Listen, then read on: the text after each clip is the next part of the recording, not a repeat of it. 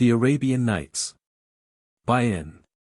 When the breeze of a joyful dawn blew free in the silken sail of infancy, the tide of time flowed back with me, the forward-flowing time of time. And many a sheeny summer morn, adown the Tigris I was borne, by Baghdad's shrines of fretted gold, high-walled gardens green and old. True Mussulman was I and sworn, for it was in the golden prime of good Haroun Rascad.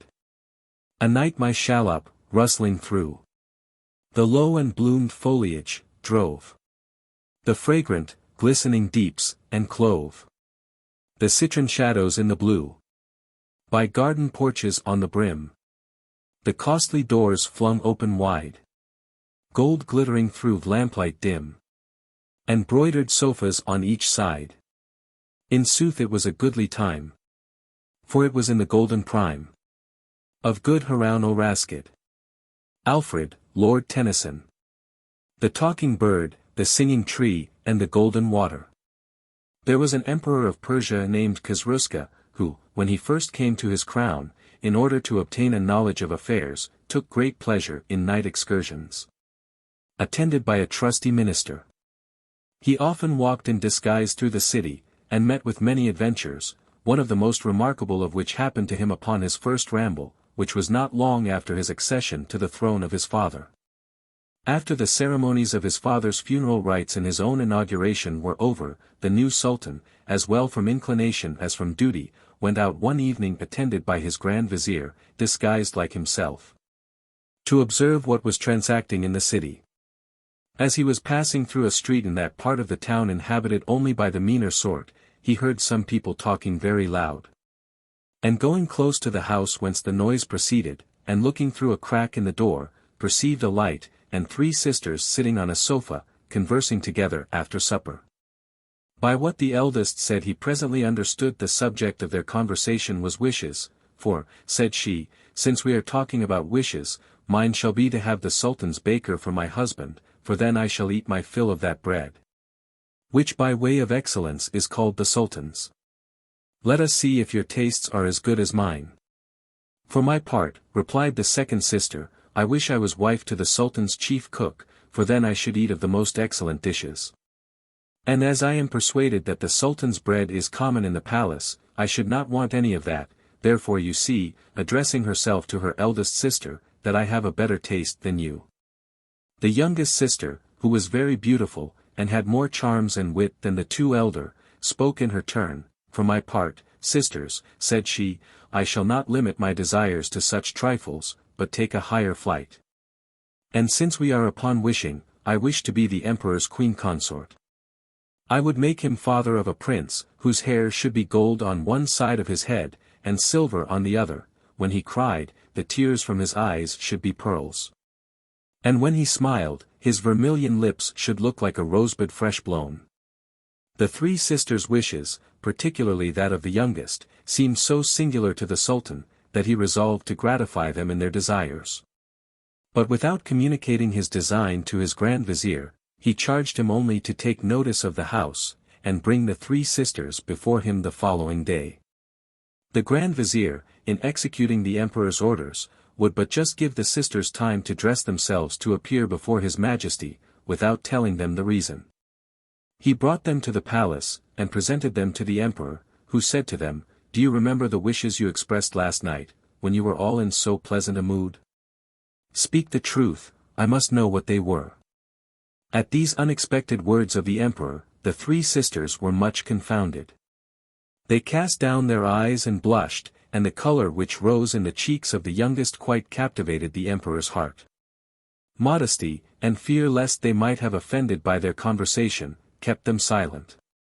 The emperor, perceiving their confusion, said to encourage them, Fear nothing, I did not send for you to distress you. And since I see that without my intending it, this is the effect of the question I asked, as I know the wish of each, I will relieve you from your fears. You, added he, who wish to be my wife, shall have your desire this day. And you, continued he, addressing himself to the 2 elder sisters, shall also be married to my chief baker and cook. As soon as the Sultan had declared his pleasure, the youngest sister, setting her elders an example, threw herself at the emperor's feet to express her gratitude. "Sir," said she, "my wish, since it has come to your majesty's knowledge, was expressed only in the way of conversation and amusement. I am unworthy of the honor you do me, and supplicate your pardon for my presumption." The other two sisters would have excused themselves also, but the emperor, interrupting them, said, "No, no, it shall be as I have declared, the wishes of all shall be fulfilled." The nuptials were all celebrated that day, as the emperor had resolved, but in a different manner. The youngest sisters were solemnized with all the rejoicings usual at the marriages of the emperors of Persia. And those of the other two sisters according to the quality and distinction of their husbands, the one as the Sultan's chief baker, and the other as head cook. The two elder felt strongly the disproportion of their marriages to that of their younger sister. This consideration made them far from being content, though they were arrived at the utmost height of their late wishes, and much beyond their hopes. They gave themselves up to an excess of jealousy, which not only disturbed their joy, but was the cause of great trouble and affliction to the queen consort, their younger sister. They had not an opportunity to communicate their thoughts to each other on the preference the emperor had given her, but were altogether employed in preparing themselves for the celebration of their marriages. Some days afterward, when they had an opportunity of seeing each other at the public baths, the eldest said to the other, "Well, what say you to our sister's great fortune? Is not she a fine person to be a queen?" "I must own," said the other sister, "I cannot conceive what charms the emperor could discover to be so bewitched by her. Was it a reason sufficient for him not to cast his eyes on you, because she was somewhat younger? You were as worthy of his throne, and in justice he ought to have preferred you." "Sister," said the elder, "I should not have regretted if his majesty had but pitched upon you, but that he should choose that little simpleton really grieves me. But I will revenge myself, and you, I think, are as much concerned as I. Therefore, I propose that we should contrive measures and act in concert. Communicate to me what you think the likeliest way to mortify her, while I, on my side, will inform you what my desire of revenge shall suggest to me." After this wicked agreement, the two sisters saw each other frequently, and consulted how they might disturb and interrupt the happiness of the queen. They proposed a great many ways, but in deliberating about the manner of executing them, found so many difficulties that they durst not attempt them. In the meantime, with a detestable dissimulation, they often went together to make her visits, and every time showed her all the marks of affection they could devise, to persuade her how overjoyed they were to have a sister raised to so high a fortune. The queen, on her part, constantly received them with all the demonstrations of esteem they could expect from so near a relative. Some time after her marriage, the expected birth of an heir gave great joy to the queen and emperor, which was communicated to all the court, and spread throughout the empire. Upon this news the two sisters came to pay their compliments, and proffered their services, desiring her, if not provided with nurses, to accept of them. The queen said to them most obligingly, "Sisters, I should desire nothing more, if it were in my power to make the choice. I am, however, obliged to you for your goodwill, but must submit to what the emperor shall order on this occasion. Let your husbands employ their friends to make interest, and get some courtier to ask this favor of his majesty, and if he speaks to me about it, be assured that I shall not only express the pleasure he does me but thank him for making choice of you." The two husbands applied themselves to some courtiers, their patrons, and begged of them to use their interest to procure their wives the honor they aspired to. Those patrons exerted themselves so much in their behalf that the emperor promised them to consider of the matter, and was as good as his word. For in conversation with the queen he told her that he thought her sisters were the most proper persons to be about her, but would not name them before he had asked her consent. The queen, sensible of the deference the emperor so obligingly paid her, said to him, "Sir, I was prepared to do as your majesty might please to command.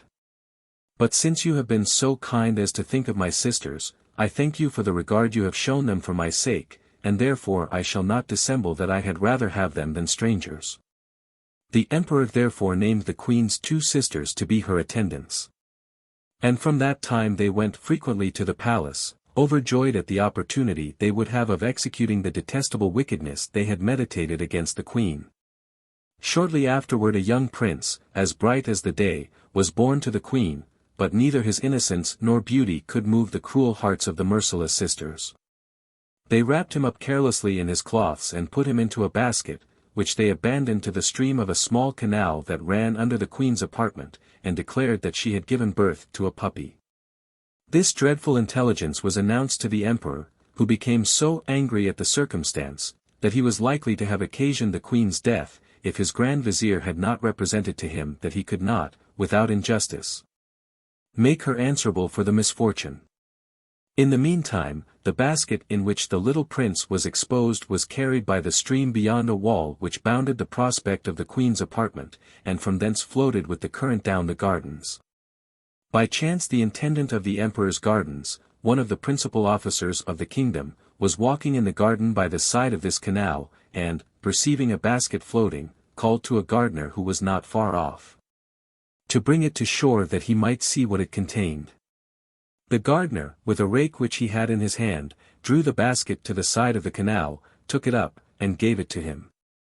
The intendant of the gardens was extremely surprised to see in the basket a child, which, though he knew it could be but just born, had very fine features. This officer had been married several years, but though he had always been desirous of having children, heaven had never blessed him with any. This accident interrupted his walk. He made the gardener follow him with the child, and when he came to his own house, which was situated at the entrance to the gardens of the palace, went into his wife's apartment. "Wife," said he, "as we have no children of our own, God has sent us one. I recommend him to you, provide him a nurse, and take as much care of him as if he were our own son, for, from this moment, I acknowledge him as such." The intendant's wife received the child with great joy, and took particular pleasure in the care of him. The intendant himself would not inquire too narrowly whence the infant came. He saw plainly it came not far off from the queen's apartment, but it was not his business to examine too closely into what had passed, nor to create disturbances in a place where peace was so necessary. The following year another prince was born, on whom the unnatural sisters had no more compassion than on his brother, but exposed him likewise in a basket and set him adrift in the canal, pretending, this time, that the sultana had given birth to a cat. It was happy also for this child that the intendant of the gardens was walking by the canal side, for he had it carried to his wife, and charged her to take as much care of it as of the former, which was as agreeable to her inclination as it was to his own. The Emperor of Persia was more enraged this time against the queen than before, and she had felt the effects of his anger if the Grand Vizier's remonstrances had not prevailed. The third year the queen gave birth to a princess, which innocent babe underwent the same fate as her brothers, for the two sisters, being determined not to desist from their detestable schemes till they had seen the queen cast off and humbled, claimed that a log of wood had been born and exposed this infant also on the canal. But the princess, as well as her brothers, was preserved from death by the compassion and charity of the intendant of the gardens. Khosrowsky could no longer contain himself, when he was informed of the new misfortune. He pronounced sentence of death upon the wretched queen and ordered the Grand Vizier to see it executed. The Grand Vizier and the courtiers who were present cast themselves at the emperor's feet, to beg of him to revoke the sentence. "Your Majesty, I hope, will give me leave," said the Grand Vizier, "to represent to you, that the laws which condemn persons to death were made to punish crimes. The three extraordinary misfortunes of the Queen are not crimes, for in what can she be said to have contributed toward them? Your Majesty may abstain from seeing her, but let her live. The affliction in which she will spend the rest of her life, after the loss of your favor, will be a punishment sufficiently distressing." The Emperor of Persia considered with himself, and, reflecting that it was unjust to condemn the Queen to death for what had happened, said, "Let her live then. I will spare her life, but it shall be on this condition, that she shall desire to die more than once every day. Let a wooden shed be built for her at the gate of the principal mosque, with iron bars to the windows, and let her be put into it, in the coarsest habit, and every Mussulman that shall go into the mosque to prayers shall heap scorn upon her. If any one fail, I will have him exposed to the same punishment, and that I may be punctually obeyed, I charge you, Vizier, to appoint persons to see this done. The emperor pronounced his sentence in such a tone that the Grand Vizier durst not further remonstrate, and it was executed, to the great satisfaction of the two envious sisters. A shed was built, and the queen, truly worthy of compassion, was put into it and exposed ignominiously to the contempt of the people. Which usage she bore with a patient resignation that excited the compassion of those who were discriminating and judged of things better than the vulgar. The two princes and the princess were, in the meantime, nursed and brought up by the intendant of the gardens and his wife with the tenderness of a father and mother. And as they advanced in age, they all showed marks of superior dignity, which discovered itself every day by a certain air which could only belong to exalted birth. All this increased the affections of the intendant and his wife, who called the eldest prince Bahman, and the second Perviz, both of them names of the most ancient emperors of Persia, and the princess, Scheherazade. Which name also had been borne by several queens and princesses of the kingdom. As soon as the two princes were old enough, the intendant provided proper masters to teach them to read and write.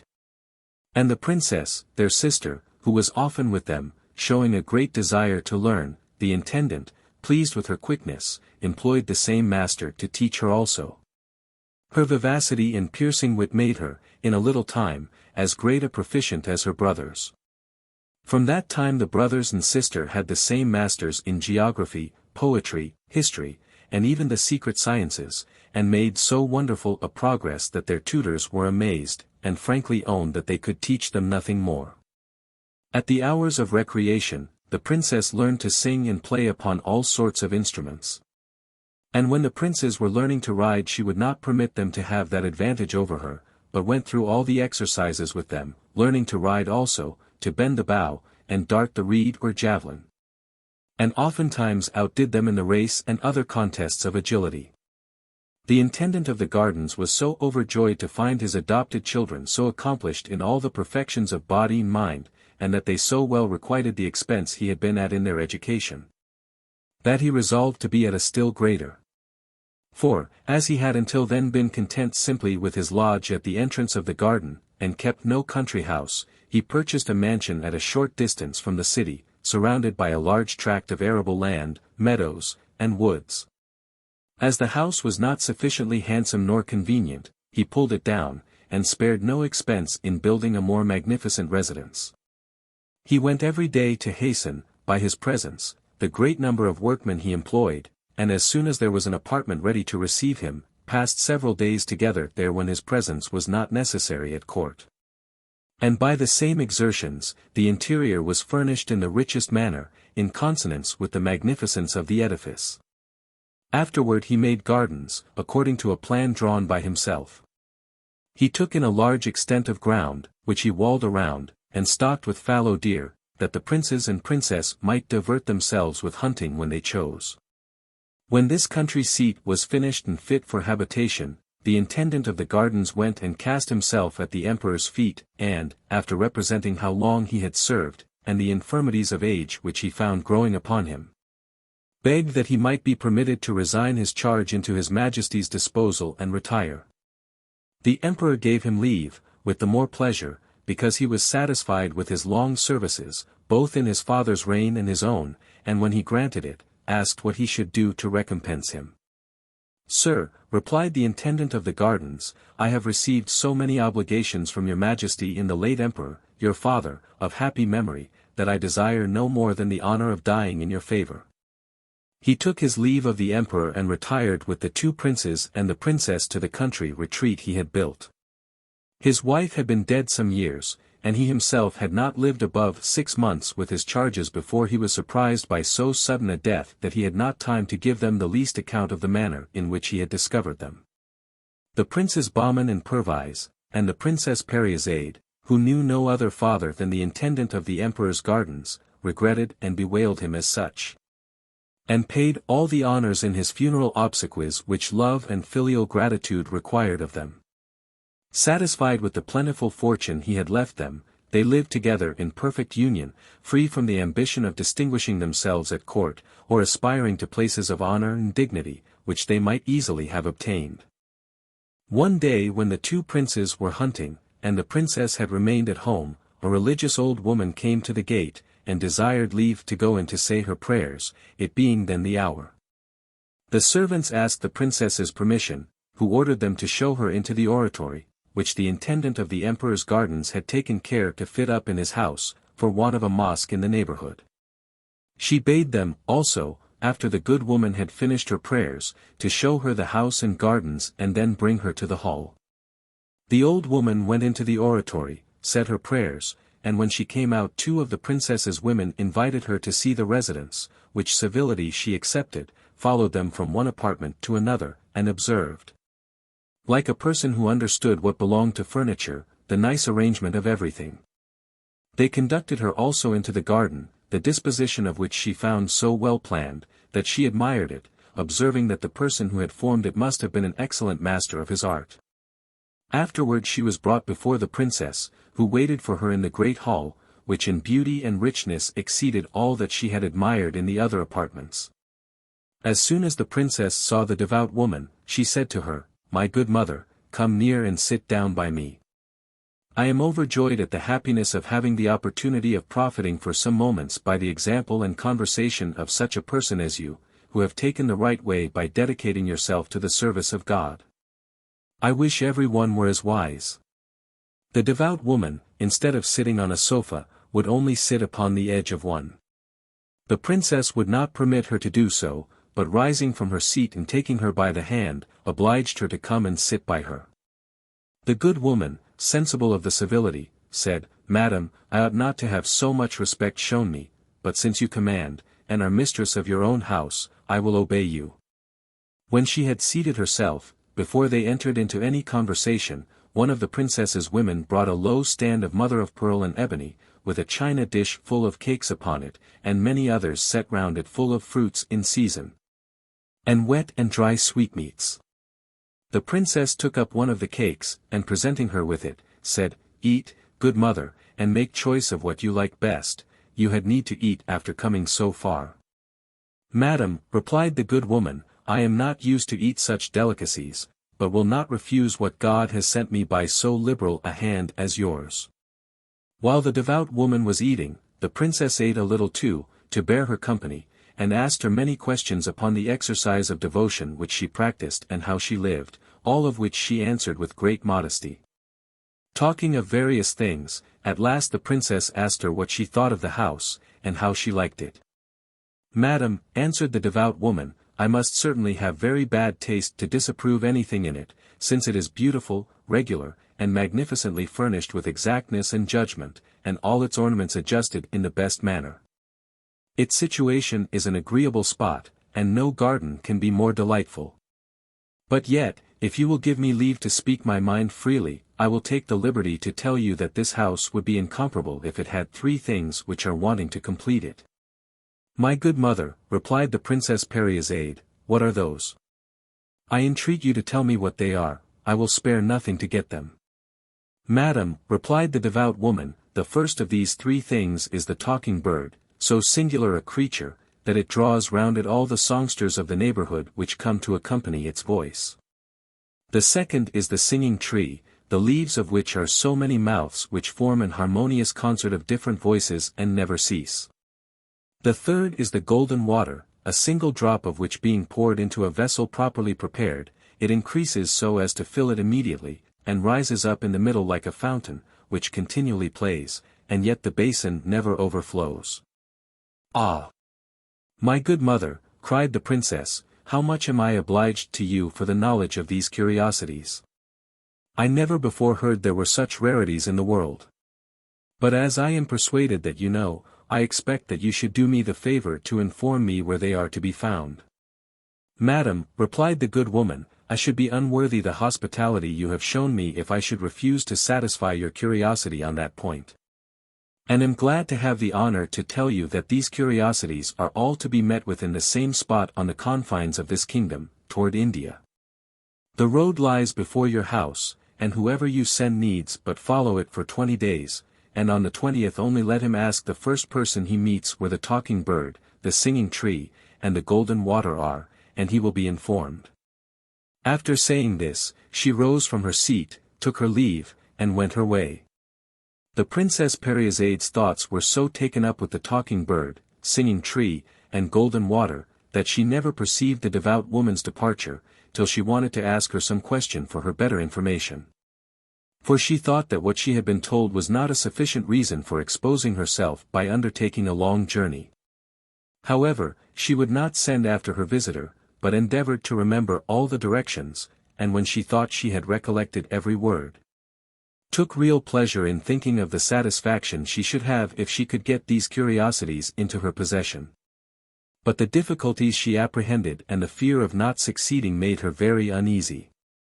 She was absorbed in these thoughts when her brothers returned from hunting, who, when they entered the great hall, instead of finding her lively and gay, as she was wont to be, were amazed to see her so pensive and hanging down her head as if something troubled her.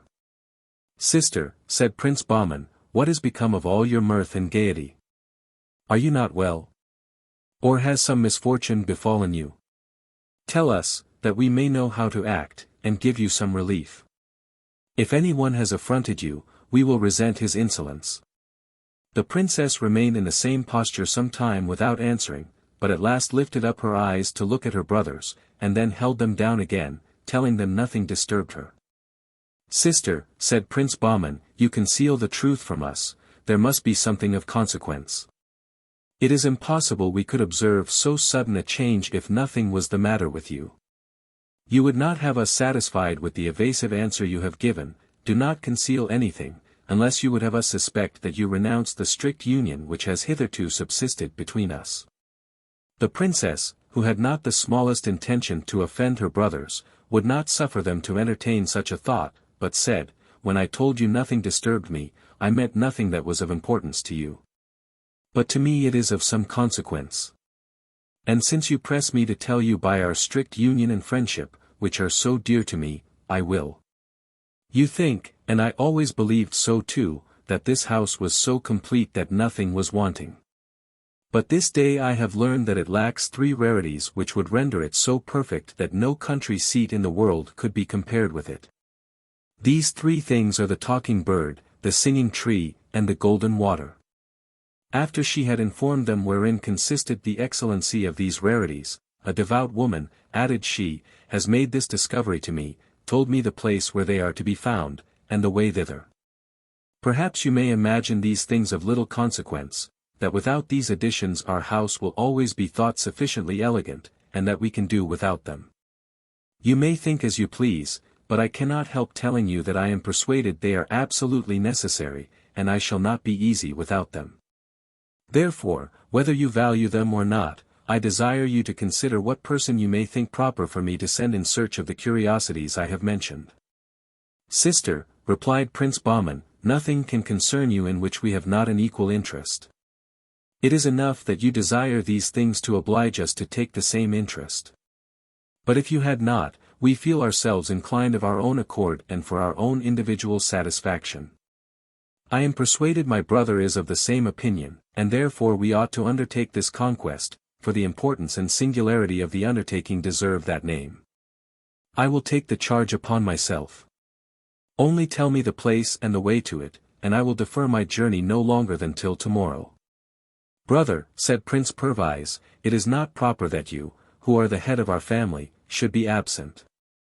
I desire my sister should join with me to oblige you to abandon your design, and allow me to undertake it. I hope to acquit myself as well as you, and it will be a more regular proceeding." "I am persuaded of your goodwill, brother," replied Prince Bahman, "and that you would succeed as well as myself in this journey, but I have resolved and will undertake it. You shall stay at home with our sister, and I need not recommend her to you." The next morning Bahman mounted his horse, and Perviz and the princess embraced and wished him a good journey. But in the midst of their adieus, the princess recollected what she had not thought of before. "Brother," said she, "I had quite forgotten the accidents which attend travelers. Who knows whether I shall ever see you again? Alight, I beseech you, and give up this journey. I would rather be deprived of the sight and possession of the talking bird, the singing tree, and the golden water, than run the risk of never seeing you more." Sister, replied Bahman, smiling at her sudden fears, my resolution is fixed. The accidents you speak of befall only those who are unfortunate, but there are more who are not so. However, as events are uncertain, and I may fail in this undertaking, all I can do is to leave you this knife. Bahman, pulling a knife from his vestband, and presenting it to the princess in the sheath, said, Take this knife, sister, and give yourself the trouble sometimes to pull it out of the sheath. While you see it clean as it is now, it will be a sign that I am alive, but if you find it stained with blood, then you may believe me dead and indulge me with your prayers. The princess could obtain nothing more of Bahman. He bade adieu to her and Prince Perviz for the last time and rode away. When he got into the road, he never turned to the right hand nor to the left, but went directly forward toward India. The 20th day he perceived on the roadside a hideous old man, who sat under a tree near a thatched house, which was his retreat from the weather. His eyebrows were as white as snow, as was also the hair of his head. His whiskers covered his mouth, and his beard and hair reached down to his feet. The nails of his hands and feet were grown to an extensive length, while a flat, broad umbrella covered his head.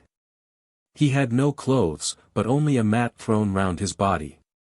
This old man was a dervish for so many years retired from the world to give himself up entirely to the service of God that at last he had become what we have described. Prince Bahman, who had been all that morning very attentive, to see if he could meet with anybody who could give him information of the place he was in search of, stopped when he came near the dervish, alighted. In conformity to the directions which the devout woman had given the Princess Scheherazade, and leading his horse by the bridle, advanced toward him and saluting him, said, God prolong your days, good father, and grant you the accomplishment of your desires. The dervish returned the prince's salutation, but so unintelligibly that he could not understand one word he said, and Prince Bahman, perceiving that this difficulty proceeded from the dervish's whiskers hanging over his mouth, and unwilling to go any further without the instructions he wanted, pulled out a pair of scissors he had about him, and having tied his horse to a branch of the tree, said, Good dervish, I want to have some talk with you. But your whiskers prevent my understanding what you say. And if you will consent, I will cut off some part of them and of your eyebrows, which disfigure you so much that you look more like a bear than a man. The dervish did not oppose the offer, and when the prince had cut off as much hair as he thought fit, he perceived that the dervish had a good complexion, and that he was not as old as he seemed. Good dervish, said he, if I had a glass I would show you how young you look. You are now a man, but before, nobody could tell what you were. The kind behavior of Prince Bahman made the dervish smile and return his compliment. Sir, said he, whoever you are, I am obliged by the good office you have performed, and am ready to show my gratitude by doing anything in my power for you. You must have alighted here upon some account or other. Tell me what it is, and I will endeavor to serve you. Good dervish, replied Prince Bahman, I am in search of the talking bird, the singing tree, and the golden water. I know these three rarities are not far from hence, but cannot tell exactly the place where they are to be found. If you know, I conjure you to show me the way, that I may not lose my labor after so long a journey. The prince, while he spoke, observed that the dervish changed countenance, held down his eyes, looked very serious, and remained silent, which obliged him to say to him again, Good father, tell me whether you know what I ask you. That I may not lose my time, but inform myself somewhere else. At last the dervish broke silence. Sir, said he to Prince Bahman, I know the way you ask of me. But the regard which I conceived for you the first moment I saw you, and which is grown stronger by the service you have done me, kept me in suspense as to whether I should give you the satisfaction you desire. What motive can hinder you? Replied the prince, and what difficulties do you find in so doing? I will tell you, replied the dervish, the danger to which you are going to expose yourself is greater than you may suppose.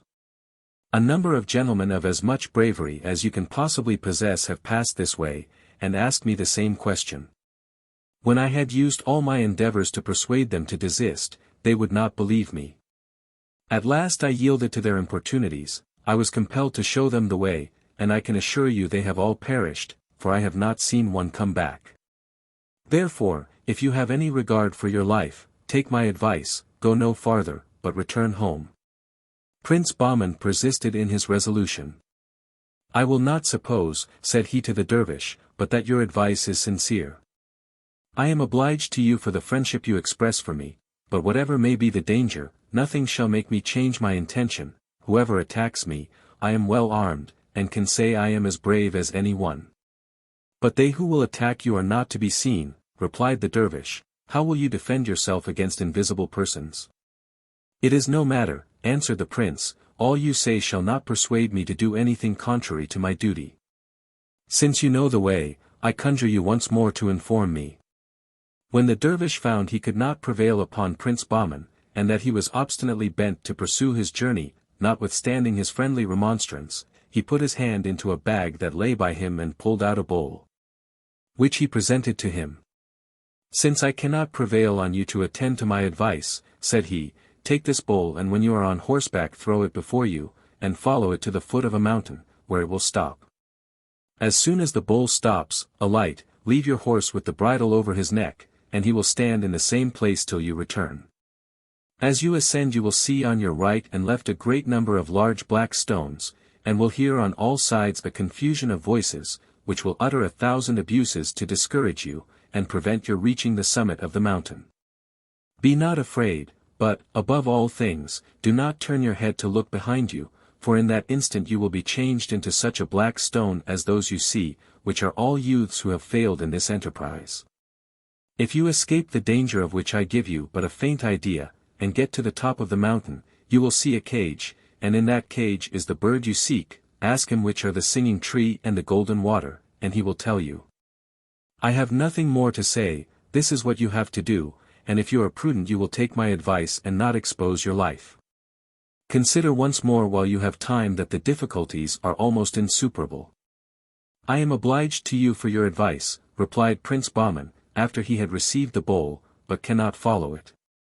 However, I will endeavor to conform myself to that part of it which bids me not to look behind me, and I hope to come and thank you when I have obtained what I am seeking.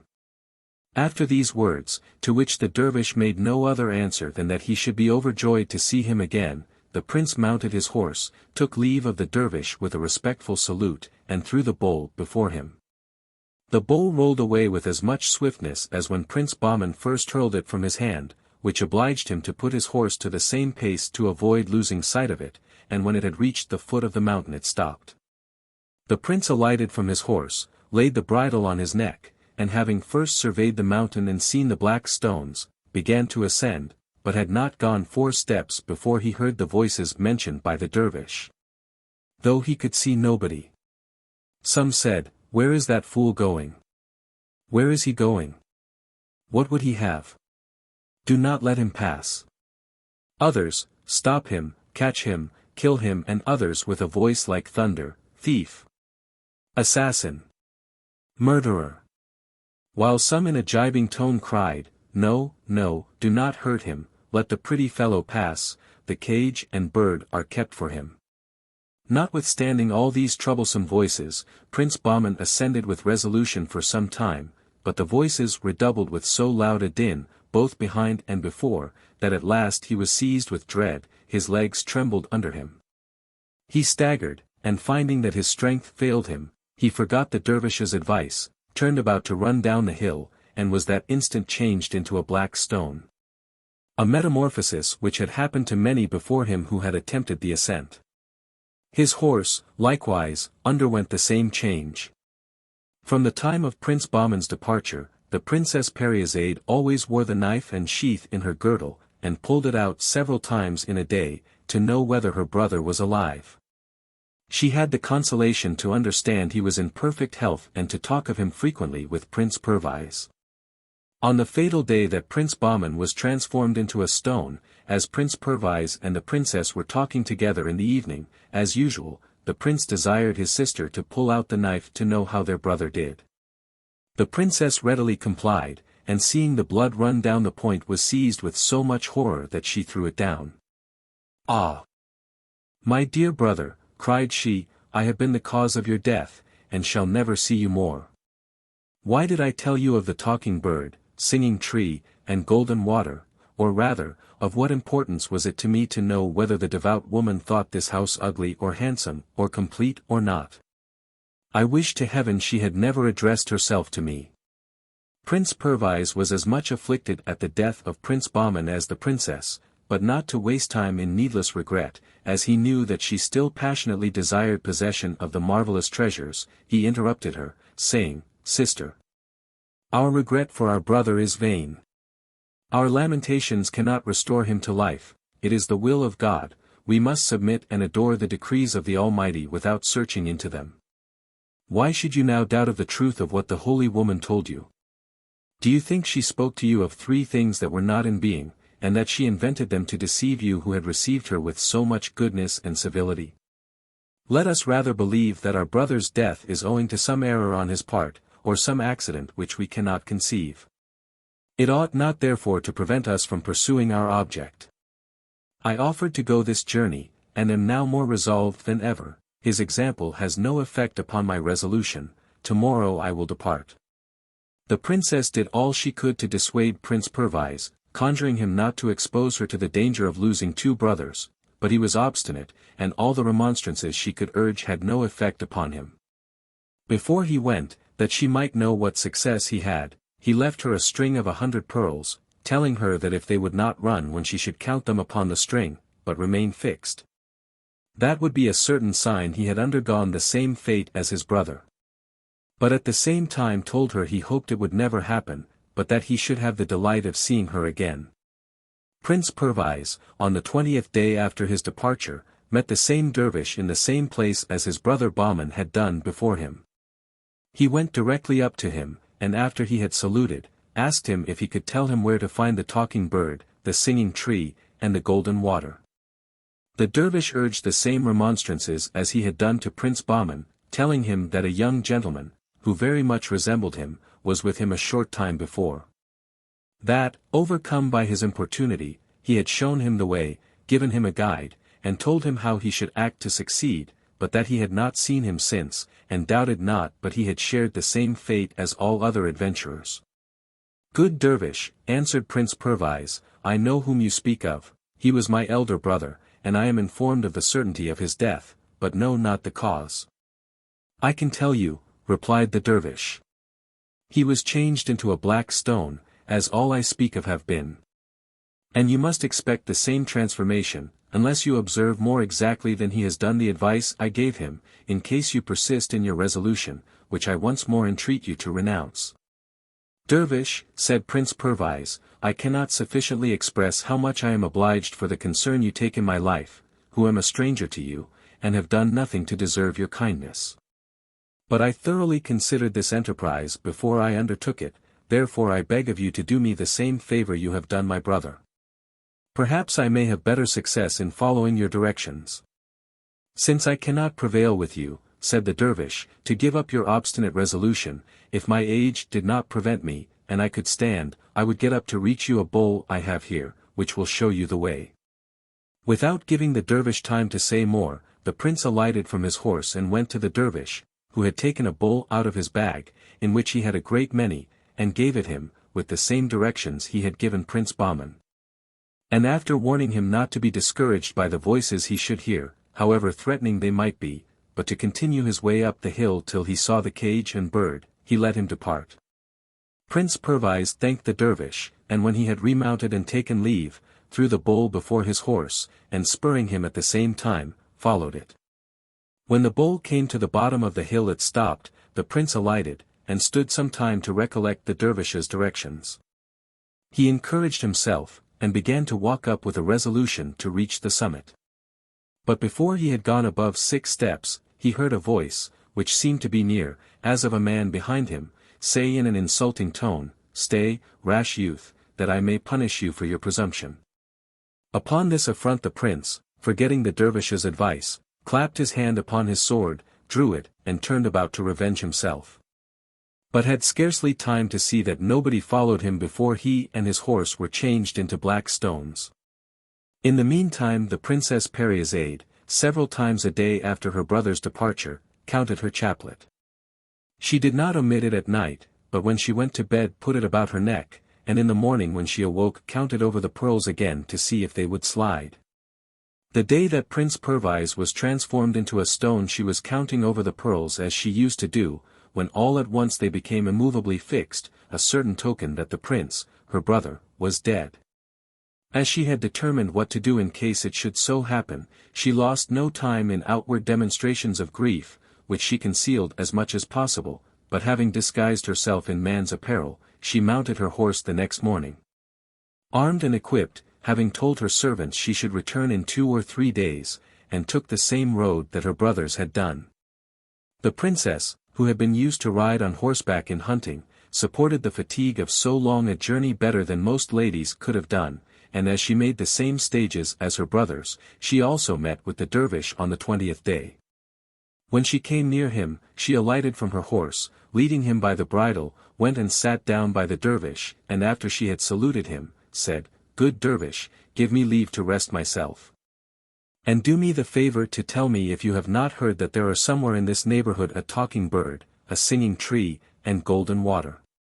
"Princess," answered the dervish, "for so I must call you, since by your voice I know you to be a woman disguised in man's apparel, I know the place well where these things are to be found, but what makes you ask me this question?"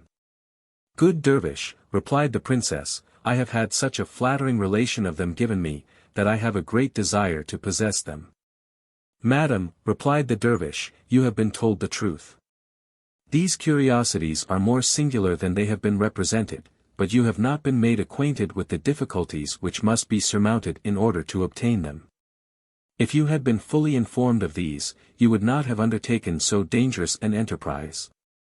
Take my advice, return, and do not urge me to contribute toward your ruin." "Good father," said the princess, "I have traveled a great way, and should be sorry to return without executing my design.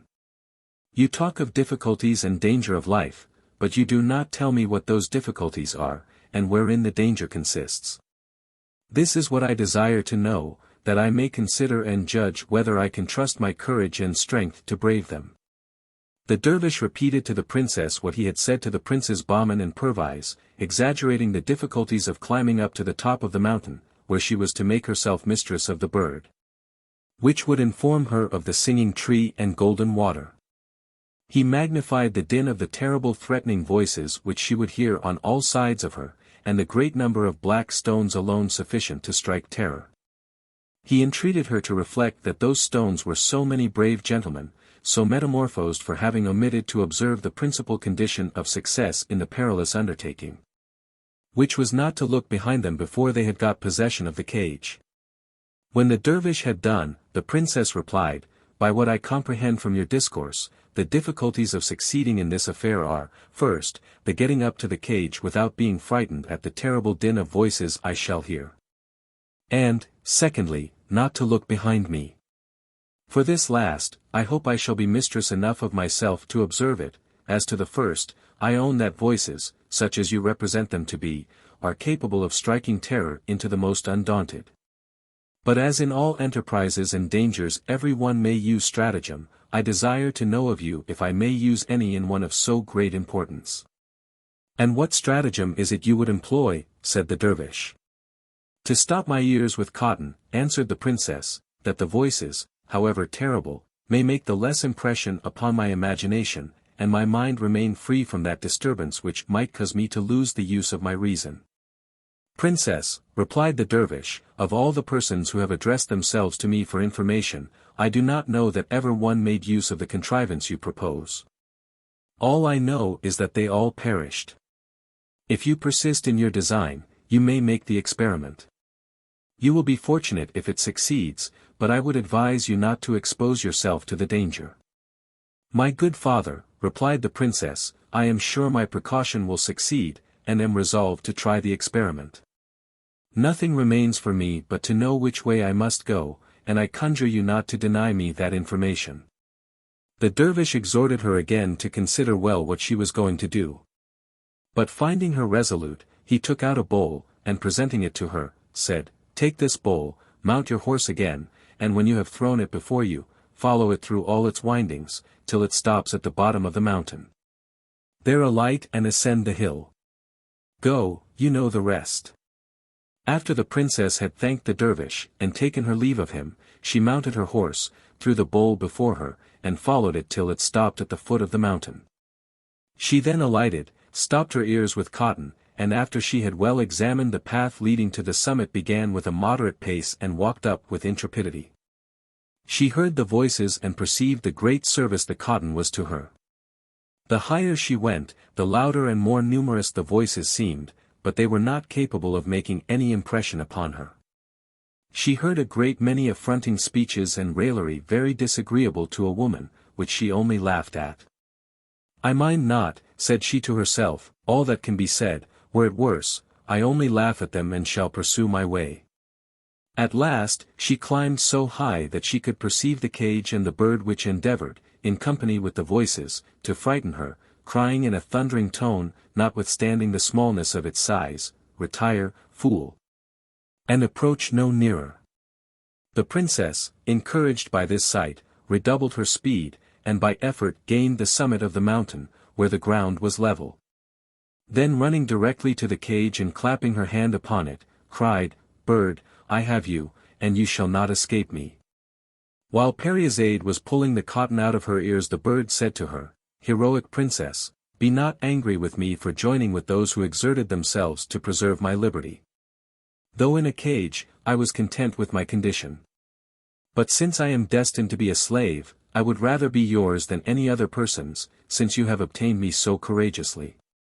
From this instant, I swear entire submission to all your commands. I know who you are. You do not. But the time will come when I shall do you essential service, for which I hope you will think yourself obliged to me. As a proof of my sincerity, tell me what you desire and I am ready to obey you. The princess's joy was the more inexpressible, because the conquest she had made had cost her the lives of 2 beloved brothers, and given her more trouble and danger than she could have imagined.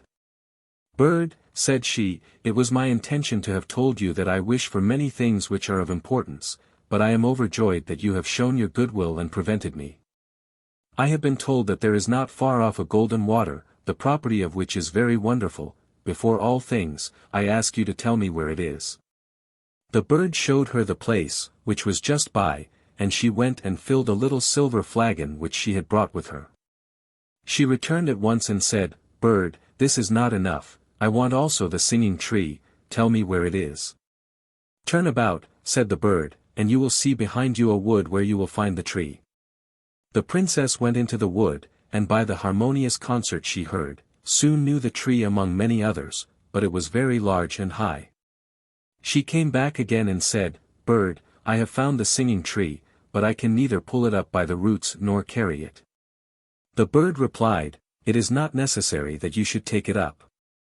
It will be sufficient to break off a branch and carry it to plant in your garden. It will take root as soon as it is put into the earth, and in a little time will grow to as fine a tree as that you have seen.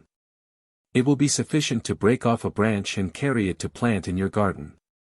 When the princess had obtained possession of the 3 things for which she had conceived so great a desire, she said again, Bird, what you have yet done for me is not sufficient. You have been the cause of the death of my 2 brothers, who must be among the black stones I saw as I ascended the mountain. I wish to take the princes home with me. The bird seemed reluctant to satisfy the princess in this point, and indeed made some difficulty to comply. Bird, said the princess, remember you told me that you were my slave. You are so, and your life is in my disposal. That I cannot deny, answered the bird, but although what you now ask is more difficult than all the rest, yet I will do it for you. Cast your eyes around, added he, and look if you can see a little pitcher. I see it already, said the princess. Take it then, said he, and as you descend the mountain, sprinkle a little of the water that is in it upon every black stone. The princess took up the pitcher accordingly, carried with her the cage and bird, the flagon of golden water, and the branch of the singing tree, and as she descended the mountain, threw a little of the water on every black stone, which was changed immediately into a man. And as she did not miss one stone, all the horses, both of her brothers and of the other gentlemen, resumed their natural forms also. She instantly recognized Bahman and Perviz, as they did her, and ran to embrace her. She returned their embraces and expressed her amazement. "What do you hear, my dear brothers?" said she, and they told her they had been asleep. "Yes," replied she, "and if it had not been for me, perhaps you might have slept till the day of judgment. Do not you remember that you came to fetch the talking bird, the singing tree, and the golden water, and did not you see, as you came along, the place covered with black stones? Look and see if there be any now. The gentlemen and their horses who surround us, and you yourselves, were these black stones. If you desire to know how this wonder was performed," continued she, showing the pitcher, which she set down at the foot of the mountain, "it was done by virtue of the water which was in this pitcher, with which I sprinkled every stone. After I had made the talking bird, which you see in this cage, my slave, by his directions I found out the singing tree, a branch of which I have now in my hand, and the golden water, with which this flagon is filled. But being still unwilling to return without taking you with me, I constrained the bird, by the power I had over him, to afford me the means. He told me where to find this pitcher, and the use I was to make of it." The Princes Bahman and Perviz learned by this relation the obligation they had to their sister, as did all the other gentlemen, who expressed to her that, far from envying her happiness in the conquest she had made, and which they all had aspired to, they thought they could not better express their gratitude for restoring them to life again, than by declaring themselves her slaves, and that they were ready to obey her in whatever she should command. "Gentlemen," replied the princess, "if you had given any attention to my words, you might have observed that I had no other intention in what I have done than to recover my brothers. Therefore, if you have received any benefit, you owe me no obligation, and I have no further share in your compliment than your politeness toward me, for which I return you my thanks. In other respects, I regard each of you as quite as free as you were before your misfortunes, and I rejoice with you at the happiness which has accrued to you by my means. Let us, however, stay no longer in a place where we have nothing to detain us, but mount our horses and return to our respective homes." The princess took her horse, which stood in the place where she had left him. Before she mounted, Prince Bahman desired her to give him the cage to carry. "Brother," replied the princess, "the bird is my slave and I will carry him myself, if you will take the pains to carry the branch of the singing tree, there it is. Only hold the cage while I get on horseback." When she had mounted her horse, and Prince Bahman had given her the cage, she turned about and said to Prince Perviz, "I leave the flagon of golden water to your care, if it will not be too much trouble for you to carry it." And Prince Perviz accordingly took charge of it with pleasure. When Bahman, Perviz, and all the gentlemen had mounted their horses, the princess waited for some of them to lead the way. The two princes paid that compliment to the gentlemen, and they again to the princess, who, finding that none of them would accept the honor, but that it was reserved for her, addressed herself to them and said, "Gentlemen, I expect that some of you should lead the way." To which one who was nearest to her, in the name of the rest, replied, "Madam, were we ignorant of the respect due to your sex? Yet after what you have done for us there is no deference we would not willingly pay you, notwithstanding your modesty. We entreat you no longer to deprive us of the happiness of following you." "Gentlemen," said the princess, "I do not deserve the honor you do me, and accept it only because you desire it." At the same time she led the way, and the two princes and the gentlemen followed. This illustrious company called upon the dervish as they passed, to thank him for his reception and wholesome advice, which they had all found to be sincere. He was dead, however, whether of old age, or because he was no longer necessary to show the way to obtaining the three rarities, did not appear. They pursued their route, but lessened in their numbers every day. The gentlemen who, as we said before, had come from different countries, after severally repeating their obligations to the princess and her brothers, took leave of them one after another as they approached the road by which they had come. As soon as the princess reached home, she placed the cage in the garden, and the bird no sooner began to warble than he was surrounded by nightingales, chaffinches, larks, linnets, goldfinches, and every species of birds of the country. The branch of the singing tree was no sooner set in the midst of the parterre, a little distance from the house, than it took root and in a short time became a large tree, the leaves of which gave as harmonious a concert as those of the parent from which it was gathered. A large basin of beautiful marble was placed in the garden, and when it was finished, the princess poured into it all the golden water from the flagon, which instantly increased and swelled so much that it soon reached up to the edges of the basin. And afterward formed in the middle a fountain 20 feet high, which fell again into the basin perpetually, without running over. The report of these wonders was presently spread abroad, and as the gates of the house and those of the gardens were shut to nobody, a great number of people came to admire them. Some days after, when the Princes Bahman and Perviz had recovered from the fatigue of their journey, they resumed their former way of living. And as their usual diversion was hunting, they mounted their horses and went for the first time since their return, not to their own domain, but 2 or 3 leagues from their house. As they pursued their sport, the Emperor of Persia came in pursuit of game upon the same ground. When they perceived, by the number of horsemen in different places, that he would soon be up, they resolved to discontinue their chase, and retire to avoid encountering him. But in the very road they took they chanced to meet him in so narrow a way that they could not retreat without being seen. In their surprise they had only time to alight and prostrate themselves before the Emperor, without lifting up their heads to look at him. The Emperor, who saw they were as well mounted and dressed as if they had belonged to his court, had a curiosity to see their faces. He stopped and commanded them to rise. The princes rose up and stood before him with an easy and graceful air, accompanied with modest countenances. The Emperor took some time to view them before he spoke, and after he had admired their good air and mien, asked them who they were and where they lived. "Sir," said Prince Bahman, "we are the sons of the late intendant of your Majesty's gardens, and live in a house which he built a little before he died. Till we should be fit to serve your Majesty and ask of you some employ when opportunity offered."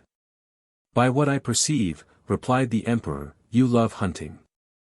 "Sir," replied Prince Bahman, "it is our common exercise, and what none of your Majesty's subjects who intend to bear arms in your armies, ought, according to the ancient custom of the kingdom, to neglect." The Emperor, charmed with so prudent an answer, said, "Since it is so, I should be glad to see your expertness in the chase. Choose your own game." The princes mounted their horses again and followed the Emperor, but had not gone far before they saw many wild beasts together. Prince Bahman chose a lion and Prince Perviz a bear, and pursued them with so much intrepidity that the Emperor was surprised. They came up with their game nearly at the same time, and darted their javelins with so much skill and address that they pierced the one the lion and the other the bear so effectually that the Emperor saw them fall one after the other. Immediately afterward Prince Bahman pursued another bear, and Prince Perviz another lion, and killed them in a short time, and would have beaten out for fresh game, but the Emperor would not let them, and sent to them to come to him. When they approached he said, "If I had given you leave, you would soon have destroyed all my game, but it is not that which I would preserve, but your persons. For I am so well assured your bravery may one time or other be serviceable to me, that from this moment your lives will be always dear to me." The Emperor, in short, conceived so great a kindness for the 2 princes, that he invited them immediately to make him a visit, to which Prince Bahman replied, "Your Majesty does us an honor we do not deserve, and we beg you will excuse us." The Emperor, who could not comprehend what reason the princes could have to refuse this token of his favor, pressed them to tell him why they excused themselves. "Sir," said Prince Bahman, "we have a sister younger than ourselves, with whom we live in such perfect union, that we undertake nothing before we consult her, nor she anything without asking our advice." "I commend your brotherly affection," answered the Emperor. "Consult your sister, meet me tomorrow, and give me an answer." The princes went home, but neglected to speak of their adventure in meeting the Emperor and hunting with him, and also of the honor he had done them, yet did not the next morning fail to meet him at the place appointed. "Well," said the Emperor, "have you spoken to your sister, and has she consented to the pleasure I expect of seeing you?" The 2 princes looked at each other and blushed. "Sir," said Prince Bahman, "we beg your Majesty to excuse us, for both my brother and I forgot." "Then remember today," replied the Emperor, "and be sure to bring me an answer tomorrow." The princes were guilty of the same fault a second time, and the Emperor was so good-natured as to forgive their negligence. But to prevent their forgetfulness the 3rd time, he pulled 3 little golden balls out of a purse, and put them into Prince Bahman's bosom. "These balls," said he, smiling, "will prevent your forgetting a third time what I wish you to do for my sake, since the noise they will make by falling on the floor when you undress will remind you, if you do not recollect it before." The event happened just as the emperor foresaw. And without these balls the princes had not thought of speaking to their sister of this affair, for as Prince Bahman unloosed his girdle to go to bed the balls dropped on the floor, upon which he ran into Prince Perviz's chamber. When both went into the Princess Paryzade's apartment, and after they had asked her pardon for coming at so unseasonable a time, they told her all the circumstances of their meeting the emperor. The princess was somewhat surprised at this intelligence. "Your meeting with the emperor," said she, "is happy and honorable and may in the end be highly advantageous to you, but it places me in an awkward position. It was on my account, I know, you refused the emperor, and I am infinitely obliged to you for doing so. I know by this that you would rather be guilty of incivility toward the emperor than violate the union we have sworn to each other. You judge right, for if you had once gone you would insensibly have been engaged to devote yourselves to him. But do you think it an easy matter absolutely to refuse the emperor what he seems so earnestly to desire?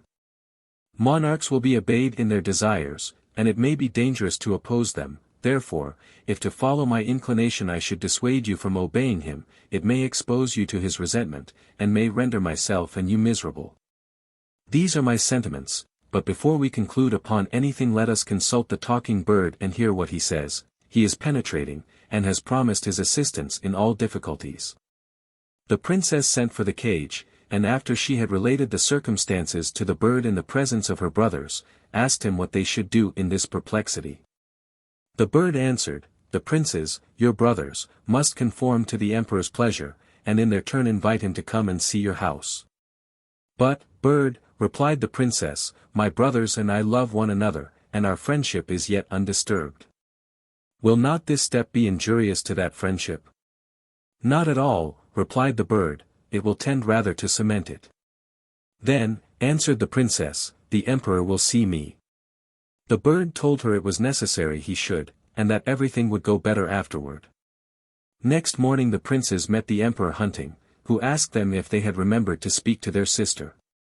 Prince Bahman approached and answered, "Sir, we are ready to obey you, for we have not only obtained our sister's consent with great ease, but she took it amiss that we should pay her that deference in a matter wherein our duty to your majesty was concerned. If we have offended, we hope you will pardon us." "Do not be uneasy," replied the emperor. "I highly approve of your conduct, and hope you will have the same deference and attachment to my person, if I have ever so little share in your friendship." The princes, confounded at the emperor's goodness, returned no other answer but a low obeisance. The emperor, contrary to his usual custom, did not hunt long that day. Presuming that the princes possessed wit equal to their courage and bravery, he longed with impatience to converse with them more at liberty. He made them ride on each side of him, an honor which was envied by the Grand Vizier, who was much mortified to see them preferred before him.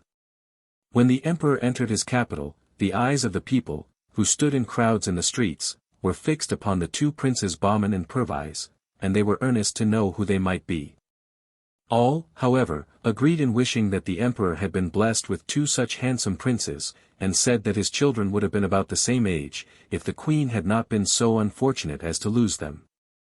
The first thing the emperor did when he arrived at his palace was to conduct the princes into the principal apartments, who praised without affectation the beauty and symmetry of the rooms, and the richness of the furniture and ornaments. Afterward a magnificent repast was served up, and the emperor made them sit with him, which they at first refused, but finding it was his pleasure, they obeyed. The emperor, who had himself much learning, particularly in history, foresaw that the princes, out of modesty and respect, would not take the liberty of beginning any conversation. Therefore, to give them an opportunity, he furnished them with subjects all dinner time. But whatever subject he introduced, they shewed so much wit, judgment, and discernment, that he was struck with admiration. "Were these my own children," said he to himself, "and I had improved their talents by suitable education, they could not have been more accomplished or better informed." In short, He took such great pleasure in their conversation, that, after having sat longer than usual, he led them into his closet, where he pursued his conversation with them. And at last said, I never supposed that there were among my subjects in the country youths so well brought up, so lively, so capable. And I never was better pleased with any conversation than yours, but it is time now we should relax our minds with some diversion. And as nothing is more capable of enlivening the mind than music, you shall hear a vocal and instrumental concert which may not be disagreeable to you. The emperor had no sooner spoken than the musicians, who had orders to attend, entered, and answered fully the expectations the princes had been led to entertain of their abilities. After the concerts, an excellent farce was acted, and the entertainment was concluded by dancers of both sexes. The two princes, seeing night approach, prostrated themselves at the emperor's feet. And having first thanked him for the favors and honors he had heaped upon them, asked his permission to retire, which was granted by the emperor, who, in dismissing them, said, I give you leave to go. But remember, you will be always welcome, and the oftener you come the greater pleasure you will do me. Before they went out of the emperor's presence, Prince Bahman said, Sir, may we presume to request that your majesty will do us and our sister the honor to pass by our house, and refresh yourself after your fatigue. The first time you take the diversion of hunting in that neighborhood? It is not worthy of your presence, but monarchs sometimes have vouchsafed to take shelter in a cottage. My children, replied the emperor, your house cannot be otherwise than beautiful and worthy of its owners. I will call and see it with pleasure, which will be the greater for having for my hosts you and your sister, who is already dear to me from the account you give me of the rare qualities with which she is endowed, and this satisfaction I will defer no longer than tomorrow. Early in the morning I will be at the place where I shall never forget that I first saw you. Meet me, and you shall be my guides. When the Princes Bahman and Perviz had returned home, they gave the princess an account of the distinguished reception the emperor had given them, and told her that they had invited him to do them the honor, as he passed by, to call at their house. And that he had appointed the next day. If it be so, replied the princess, we must think of preparing a repast fit for his majesty, and for that purpose I think it would be proper we should consult the talking bird, who will tell us, perhaps, what meats the emperor likes best. The princes approved of her plan, and after they had retired she consulted the bird alone. Bird, said she, the emperor will do us the honor tomorrow to come and see our house, and we are to entertain him. Tell us what we shall do to acquit ourselves to his satisfaction. Good mistress, replied the bird, you have excellent cooks, let them do the best they can. But above all things, let them prepare a dish of cucumbers stuffed full of pearls, which must be set before the emperor in the first course before all the other dishes. Cucumbers stuffed full of pearls, cried Princess Scheherazade with amazement. Surely, bird, you do not know what you say, it is an unheard of dish.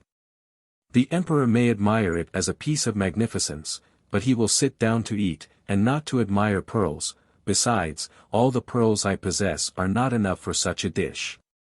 Mistress, said the bird, do what I say, and be not uneasy about what may happen.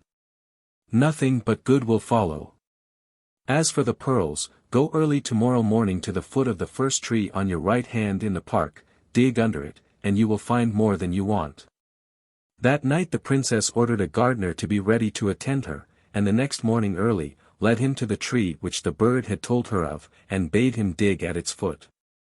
When the gardener came to a certain depth, he found some resistance to the spade, and presently discovered a gold box about a foot square, which he showed the princess. This, said she, is what I brought you for. Take care not to injure it with the spade. When the gardener took up the box, he gave it into the princess's hands, who, as it was only fastened with neat little hasps, soon opened it, and found it full of pearls of a moderate size, but equal and fit for the use that was to be made of them. Very well satisfied with having found this treasure, after she had shut the box again, she put it under her arm and went back to the house, while the gardener threw the earth into the hole at the foot of the tree as it had been before. The Princes Bahman and Perviz, who, as they were dressing themselves in their own apartments, saw their sister in the garden earlier than usual, as soon as they could get out went to her. and met her as she was returning with a gold box under her arm, which much surprised them. "Sister," said Bahman, "you carried nothing with you when we saw you before with the gardener, and now we see you have a golden box. Is this some treasure found by the gardener, and did he come and tell you of it?" "No, brother," answered the princess, "I took the gardener to the place where this casket was concealed, and showed him where to dig, but you will be more amazed when you see what it contains." The princess opened the box, and when the princes saw that it was full of pearls, which, though small, were of great value, they asked her how she came to the knowledge of this treasure. "Brothers," said she, "come with me and I will tell you." The princess, as they returned to the house, gave them an account of her having consulted the bird, as they had agreed she should, and the answer he had given her. The objection she had raised to preparing a dish of cucumbers stuffed full of pearls, and how he had told her where to find this box. The sister and brothers formed many conjectures to penetrate into what the bird could mean by ordering them to prepare such a dish, but after much conversation, they agreed to follow his advice exactly. As soon as the princess entered the house, she called for the head cook. And after she had given him directions about the entertainment for the emperor, said to him, "Besides all this, you must dress an extraordinary dish for the emperor's own eating, which nobody else must have anything to do with besides yourself. This dish must be of cucumbers stuffed with these pearls," and at the same time she opened him the box, and showed him the jewels. The chief cook, who had never heard of such a dish, started back, and showed his thoughts by his looks. Which the princess penetrating, said, "I see you take me to be mad to order such a dish, which one may say with certainty was never made. I know this as well as you, but I am not mad, and give you these orders with the most perfect recollection. You must invent and do the best you can, and bring me back what pearls are left." The cook could make no reply, but took the box and retired. And afterward the princess gave directions to all the domestics to have everything in order, both in the house and gardens, to receive the emperor. Next day the two princes went to the place appointed, and as soon as the emperor of Persia arrived the chase began and lasted till the heat of the sun obliged him to leave off. While Prince Bahman stayed to conduct the emperor to their house, Prince Perviz rode before to show the way, and when he came in sight of the house, spurred his horse, to inform the princess that the emperor was approaching. But she had been told by some servants whom she had placed to give notice, and the prince found her waiting ready to receive him. When the emperor had entered the courtyard and alighted at the portico, the princess came and threw herself at his feet, and the two princes informed him she was their sister, and besought him to accept her respects. The emperor stooped to raise her, and after he had gazed some time on her beauty, struck with her fine person and dignified air, he said, "The brothers are worthy of the sister, and she worthy of them. Since, if I may judge of her understanding by her person, I am not amazed that the brothers would do nothing without their sister's consent, but," added he, "I hope to be better acquainted with you, my daughter, after I have seen the house." "Sir," said the princess, "it is only a plain country residence, fit for such people as we are, who live retired from the great world. It is not to be compared with the magnificent palaces of emperors." "I cannot perfectly agree with you in opinion," said the emperor very obligingly, "for its first appearance makes me suspect you. However, I will not pass my judgment upon it till I have seen it all. Therefore be pleased to conduct me through the apartments." The princess led the emperor through all the rooms except the hall. And, after he had considered them very attentively, and admired their variety, "My daughter," said he to the princess, "do you call this a country house? The finest and largest cities would soon be deserted if all country houses were like yours. I am no longer surprised that you despise the town. Now let me see the garden, which I doubt not is answerable to the house." The princess opened a door which led into the garden, and the first object which presented itself to the emperor's view was the golden fountain. Surprised at so rare an object, he asked from whence that wonderful water, which gave so much pleasure to behold, had been procured, where was its source, and by what art it was made to play so high. He said he would presently take a nearer view of it. The princess then led him to the spot where the harmonious tree was planted, and there the emperor heard a concert, different from all he had ever heard before. And stopping to see where the musicians were, he could discern nobody far or near, but still distinctly heard the music which ravished his senses. "My daughter," said he to the princess, "where are the musicians whom I hear? Are they underground, or invisible in the air? Such excellent performers will hazard nothing by being seen, on the contrary, they would please the more." "Sir," answered the princess, smiling, "they are not musicians, but the leaves of the tree your majesty sees before you, which form this concert. And if you will give yourself the trouble to go a little nearer, you will be convinced, and the voices will be the more distinct." The emperor went nearer and was so charmed with the sweet harmony that he would never have been tired with hearing it, but that his desire to have a nearer view of the fountain of golden water forced him away. "Daughter," said he, "tell me, I pray you, whether this wonderful tree was found in your garden by chance, or was a present made to you, or have you procured it from some foreign country? It must certainly have come from a great distance, otherwise curious as I am after natural rarities I should have heard of it. What name do you call it by?" "Sir," replied the princess, "this tree has no other name than that of the singing tree, and is not a native of this country. It would at present take up too much time to tell your majesty by what adventures it came here. Its history is connected with the golden water and the talking bird, which came to me at the same time, and which your majesty may presently see. But if it be agreeable to your majesty, after you have rested yourself and recovered the fatigue of hunting, which must be the greater because of the sun's intense heat, I will do myself the honor of relating it to you." "My daughter," replied the emperor, "my fatigue is so well recompensed by the wonderful things you have shown me, that I do not feel it in the least. Let me see the golden water, for I am impatient to see and admire afterward the talking bird." When the emperor came to the golden water, his eyes were fixed so steadfastly upon the fountain, that he could not take them off. At last, addressing himself to the princess, he said, "As you tell me, daughter, that this water has no spring or communication, I conclude that it is foreign, as well as the singing tree." "Sir," replied the princess, "it is as your majesty conjectures. And to let you know that this water has no communication with any spring, I must inform you that the basin is one entire stone, so that the water cannot come in at the sides or underneath. But what your majesty will think most wonderful is that all this water proceeded but from one small flagon, emptied into this basin, which increased to the quantity you see, by a property peculiar to itself, and formed this fountain." "Well," said the emperor, going from the fountain, "this is enough for one time. I promise myself the pleasure to come and visit it often, but now let us go and see the talking bird." As he went toward the hall, the emperor perceived a prodigious number of singing birds in the trees around, filling the air with their songs and warblings, and asked why there were so many there and none on the other trees in the garden. "The reason, sir," answered the princess, "is because they come from all parts to accompany the song of the talking bird, which your majesty may see in a cage in one of the windows of the hall we are approaching. And if you attend, you will perceive that his notes are sweeter than those of any of the other birds, even the nightingales." The emperor went into the hall. And as the bird continued singing, the princess raised her voice, and said, "My slave, here is the emperor, pay your compliments to him."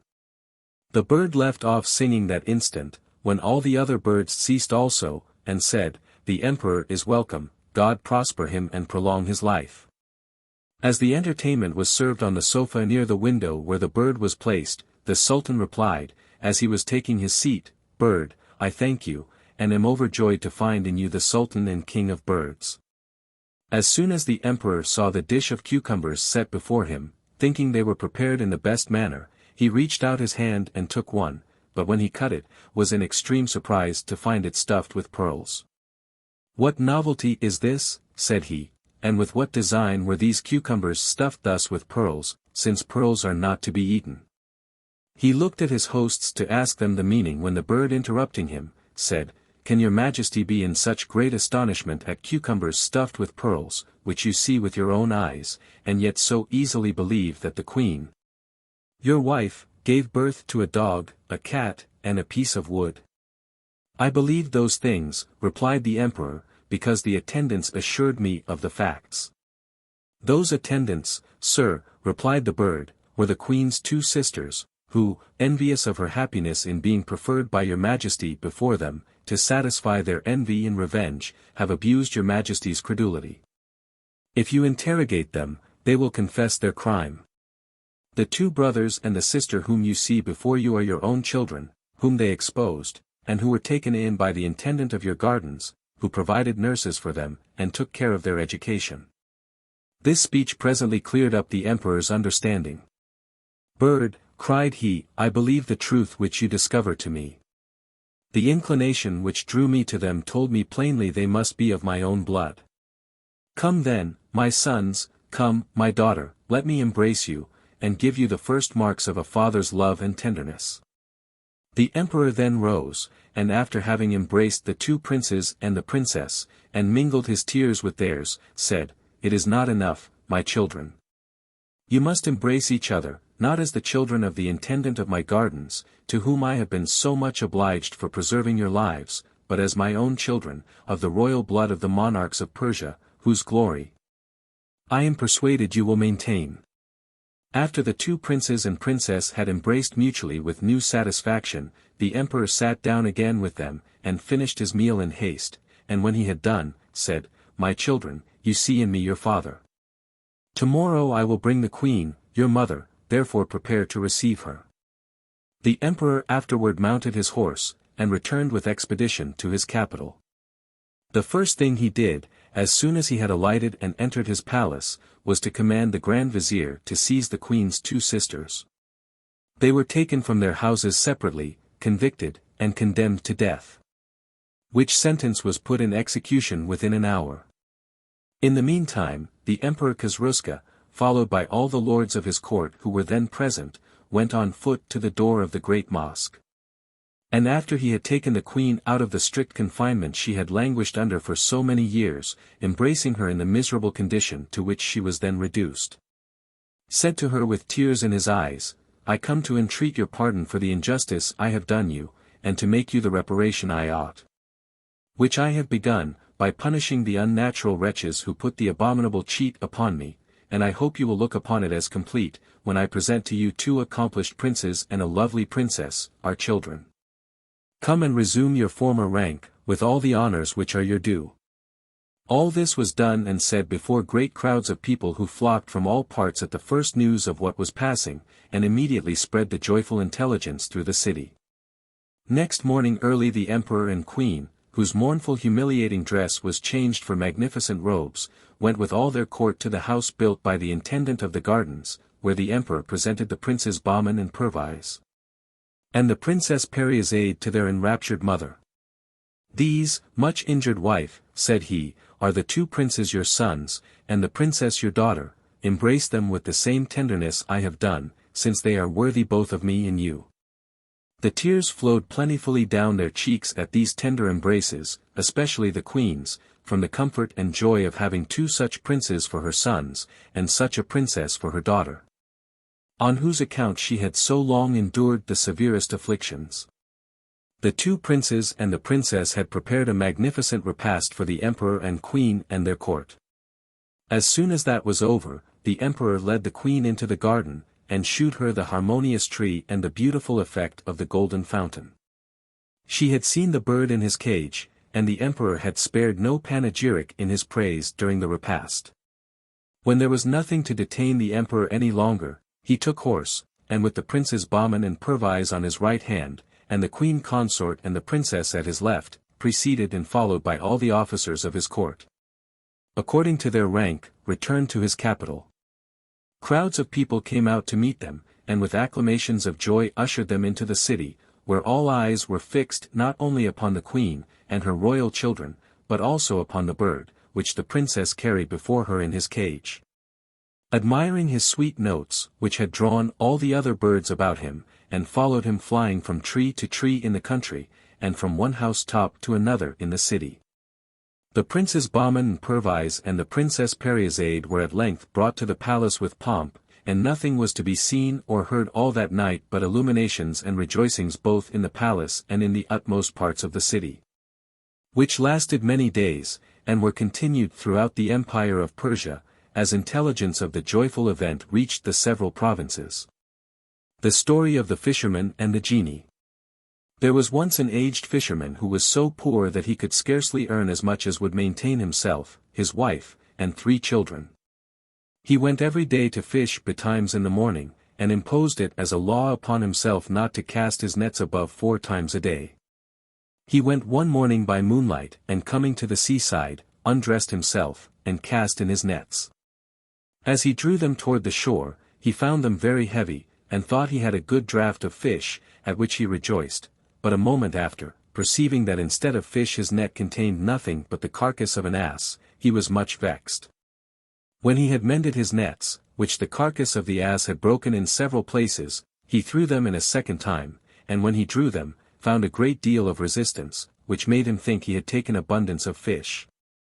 But he found nothing except a basket full of gravel and slime, which grieved him extremely.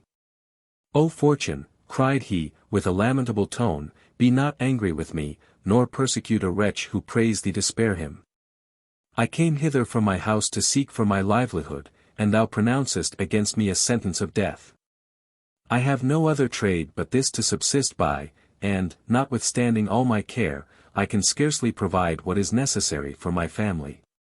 But I am to blame to complain of thee, thou takest pleasure to persecute honest people, and advancest those who have no virtue to recommend them." Having finished this complaint, he fretfully threw away the basket, and, washing his nets from the slime, cast them a 3rd time, but brought up nothing except stones, shells, and mud. No language can express his disappointment. He was almost distracted. However, when day began to appear, he did not forget to say his prayers like a good Mussulman, and he added to them this petition: "Lord, thou knowest that I cast my nets only 4 times a day. I have already drawn them 3 times, without the least reward for my labor. I am only to cast them once more. I pray thee to render the sea favorable to me, as thou didst to Moses." The fisherman, having finished this prayer, cast his nets the 4th time, and when he thought it was proper, drew them as formerly with great difficulty. But instead of fish found nothing in them but a vessel of yellow copper, which, from its weight, seemed not to be empty, and he observed that it was fastened and closed with lead, having the impression of a seal upon it. This turn of fortune rejoiced him. "I will sell it," said he, to the founder, "and with the money buy a measure of corn." He examined the vessel on all sides, and shook it to see if its contents made any noise, but heard nothing. This circumstance, with the impression of the seal upon the cover, made him think it enclosed something precious. To try this, he took a knife and opened it with very little labor. He turned the mouth downward, but nothing came out, which surprised him extremely. He placed it before him, but while he viewed it attentively, there burst forth a very thick smoke, which obliged him to retire 2 or 3 paces back.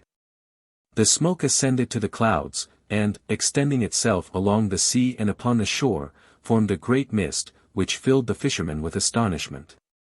When the smoke was all out of the vessel, it reunited, and became a solid body, of which was formed a genie twice as high as the greatest of giants. At the sight of such a monster the fisherman would fain have fled, but was so frightened that he could not move. The smoke ascended to the clouds, and extending itself along the sea and upon the shore formed a great mist. "Solomon," cried the genie immediately, "Solomon, the great prophet, pardon, pardon, I will never more oppose your will, I will obey all your commands." The fisherman, when he heard these words of the genie, recovered his courage and said to him, "Thou proud spirit, what is it you say? It is above 1800 years since the prophet Solomon died, and we are now at the end of time. Tell me your history, and how you came to be shut up in this vessel." The genie, turning to the fisherman with a fierce look, said, "Thou must address me with more courtesy, thou art a presumptuous fellow to call me a proud spirit. Speak to me more respectfully, or I will kill thee." "Ah," replied the fisherman, "why should you kill me? Did I not just now set you at liberty, and have you already forgotten my services?" "No, I remember it," said the genie, "but that shall not save thy life. I have only one favor to grant thee." "And what is that?" asked the fisherman. "It is," answered the genie, "to give thee thy choice in what manner thou wouldst have me put thee to death." "But wherein have I offended you?" demanded the fisherman. "Is that your reward for the service I have rendered you?" "I cannot treat thee otherwise," said the genie, "and that thou mayest know the reason, hearken to my story. I am one of those rebellious spirits that opposed the will of Solomon, the son of David, and to avenge himself, that monarch sent Asaph, the son of Barachiah, his chief minister, to apprehend me. Asaph seized my person, and brought me by force before his master's throne. Solomon commanded me to acknowledge his power, and to submit to his commands. I bravely refused, and told him I would rather expose myself to his resentment, than swear fealty as he required. To punish me, he shut me up in this copper vessel. And that I might not break my prison, he himself stamped upon this leaden cover his seal with the great name of God engraven upon it. He then gave the vessel to one of the genies who had submitted, with orders to throw me into the sea. During the first 100 years of my imprisonment, I swore that if any one should deliver me before the expiration of that period, I would make him rich, even after his death, but that century ran out, and nobody did me the good office. During the second, I made an oath that I would open all the treasures of the earth to any one that might set me at liberty, but with no better success. In the third, I promised to make my deliverer a potent monarch, and to grant him every day 3 requests, of what nature soever they might be, but this century passed as well as the 2 former, and I continued in prison. At last, being angry to find myself a prisoner so long, I swore that if afterward any one should deliver me, I would kill him without mercy, and grant him no favor but to choose the manner of his death. And, therefore, since thou hast delivered me today, I give thee that choice. This discourse afflicted the fisherman extremely. I am very unfortunate, cried he, to come hither to do such a kindness to one that is so ungrateful. I beg you to consider your injustice, and revoke such an unreasonable oath. Pardon me, and heaven will pardon you. If you grant me my life, heaven will protect you from all attempts against your own. No, thy death is resolved on, said the genie, only choose in what manner thou wilt die. The fisherman, perceiving the genie to be resolute, was extremely grieved, not so much for himself, as on account of his 3 children, and bewailed the misery they must be reduced to by his death. He endeavored still to appease the genie, and said, Alas! Be pleased to take pity on me, in consideration of the service I have done you. I have told thee already, replied the genie, it is for that very reason I must kill thee. That is strange, said the fisherman, are you resolved to reward good with evil? The proverb truly says, he who does good to one who deserves it not, is always ill rewarded. Do not lose time, interrupted the genie. All thy chattering shall not divert me from my purpose, make haste, and tell me what kind of death thou preferest. Necessity is the mother of invention. The fisherman bethought himself of a stratagem. Since I must die then, said he to the genie, I submit to the will of heaven. But before I choose the manner of my death, I conjure you, by the great name which was engraven upon the seal of the prophet Solomon, to answer me truly the question I am going to ask you. The genie, finding himself obliged to a positive answer by this adjuration, trembled, and replied to the fisherman, Ask what thou wilt, but make haste. The genie having thus promised to speak the truth, the fisherman said to him, I wish to know if you were actually in this vessel, dare you swear it by the name of the great God? Yes, replied the genie, I do swear by his great name that I was. In good faith, answered the fisherman, I cannot believe you. The vessel is not capable of holding one of your size, and how should it be possible that your whole body could lie in it? I swear to thee, notwithstanding, replied the genie, that I was there just as you see me here. Is it possible that thou dost not believe me after the solemn oath I have taken? Truly not I, said the fisherman. Nor will I believe you, unless you go into the vessel again. Upon this the body of the genie dissolved and changed itself into smoke, extending as before upon the seashore. And at last being collected, it began to re-enter the vessel, which it continued to do by a slow and equal motion, till no part remained out.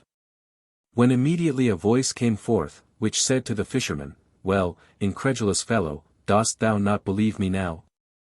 The fisherman, instead of answering the genie, took the cover of lead, and having speedily replaced it on the vessel, Genie, cried he, now it is your turn to beg my favor, and to choose which way I shall put you to death.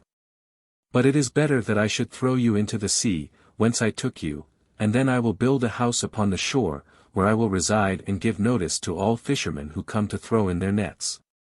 To beware of such a wicked genie as you are, who have made an oath to kill him that shall set you at liberty." The genie, enraged at these expressions, struggled to free himself, but it was impossible, for the impression of Solomon's seal prevented him. Perceiving that the fisherman had the advantage of him, he thought fit to dissemble his anger. "Fisherman," said he, "take heed you do not what you threaten, for what I spoke to you was only by way of jest." "O genie," replied the fisherman, "thou who wast but a moment ago the greatest of all genies, and now art the least of them, thy crafty discourse will signify nothing, to the sea thou shalt return. If thou hast been there already so long as thou hast told me, thou mayest very well stay there till the day of judgment. I begged of thee, in God's name, not to take away my life, and thou didst reject my prayers. I am obliged to treat thee in the same manner." The genie omitted nothing that he thought likely to prevail with the fisherman. "Open the vessel," said he, "give me my liberty, and I promise to satisfy you to your own content." "Thou art a traitor," replied the fisherman. "I should deserve to lose my life, if I were such a fool as to trust thee." "My good fisherman," replied the genie, "I conjure you once more not to be guilty of such cruelty. Consider that it is not good to avenge one's self, and that, on the other hand, it is commendable to do good for evil. Do not treat me as Imama formerly treated Ateka." "And what did Imama to Ateka?" inquired the fisherman. "Ho!" cried the genie, "if you have a mind to be informed, open the vessel.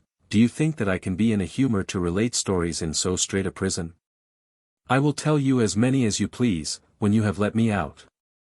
"No," said the fisherman, "I will not let thee out. It is in vain to talk of it. I am just going to throw thee into the bottom of the sea." "Hear me one word more," cried the genie, "I promise to do you no hurt. Nay, far from that, I will show you a way to become exceedingly rich." The hope of delivering himself from poverty prevailed with the fisherman. "I could listen to thee," said he, "were there any credit to be given to thy word. Swear to me, by the great name of God, that thou wilt faithfully perform what thou promisest, and I will open the vessel. I do not believe thou wilt dare to break such an oath." The genie swore to him, upon which the fisherman immediately took off the covering of the vessel. At that instant the smoke ascended, and the genie, having resumed his form, the first thing he did was to kick the vessel into the sea. This action alarmed the fisherman. "Genie," said he, "will not you keep the oath you just now made?" The genie laughed at his fear, and answered, "Fisherman, be not afraid, I only did it to divert myself, and to see if you would be alarmed at it. But to convince you that I am in earnest, take your nets and follow me." As he spoke these words, he walked before the fisherman, who having taken up his nets, followed him, but with some distrust. They passed by the town, and came to the top of a mountain, from whence they descended into a vast plain, which brought them to a lake that lay betwixt 4 hills. When they reached the side of the lake, the genie said to the fisherman, "Cast in your nets and catch fish." The fisherman did not doubt of taking some, because he saw a great number in the water. But he was extremely surprised when he found they were of 4 colors, white, red, blue, and yellow. He threw in his nets and brought out one of each color. Having never seen the like before, he could not but admire them, and, judging that he might get a considerable sum for them, he was very joyful. "Carry those fish," said the genie to him, "and present them to your sultan. He will give you more money for them. You may come daily to fish in this lake, but I give you warning not to throw in your nets above once a day, otherwise you will repent." Having spoken thus, he struck his foot upon the ground, which opened, and after it had swallowed him up, closed again. The fisherman, being resolved to follow the genie's advice, forbore casting in his nets a second time, and returned to the town very well satisfied, and making 1,000 reflections upon his adventure. He went immediately to the Sultan's palace to offer his fish, and his Majesty was much surprised when he saw the wonders which the fisherman presented. He took them up one after another, and viewed them with attention. And after having admired them a long time, "Take those fish," said he to his vizier, "and carry them to the cook whom the emperor of the Greeks has sent me. I cannot imagine but that they must be as good as they are beautiful." The vizier carried them as he was directed, and delivering them to the cook, said, "Here are 4 fish just brought to the Sultan, he orders you to dress them." He then returned to the Sultan, who commanded him to give the fisherman 400 pieces of gold, which he did accordingly. The fisherman, who had never seen so much money, could scarcely believe his good fortune, but thought the whole must be a dream, until he found it otherwise, by being able to provide necessaries for his family with the produce of his nets. As soon as the Sultan's cook had cleaned the fish, she put them upon the fire in a frying pan, with oil, and when she thought them fried enough on one side, she turned them upon the other, but, oh monstrous prodigy! Scarcely were they turned, when the wall of the kitchen divided, and a young lady of wonderful beauty entered from the opening. She held a rod in her hand and was clad in flowered satin, with pendants in her ears, a necklace of large pearls, and bracelets of gold set with rubies. She moved toward the frying pan, to the great amazement of the cook, and striking one of the fish with the end of the rod, said, "Fish, fish, are you in your duty?"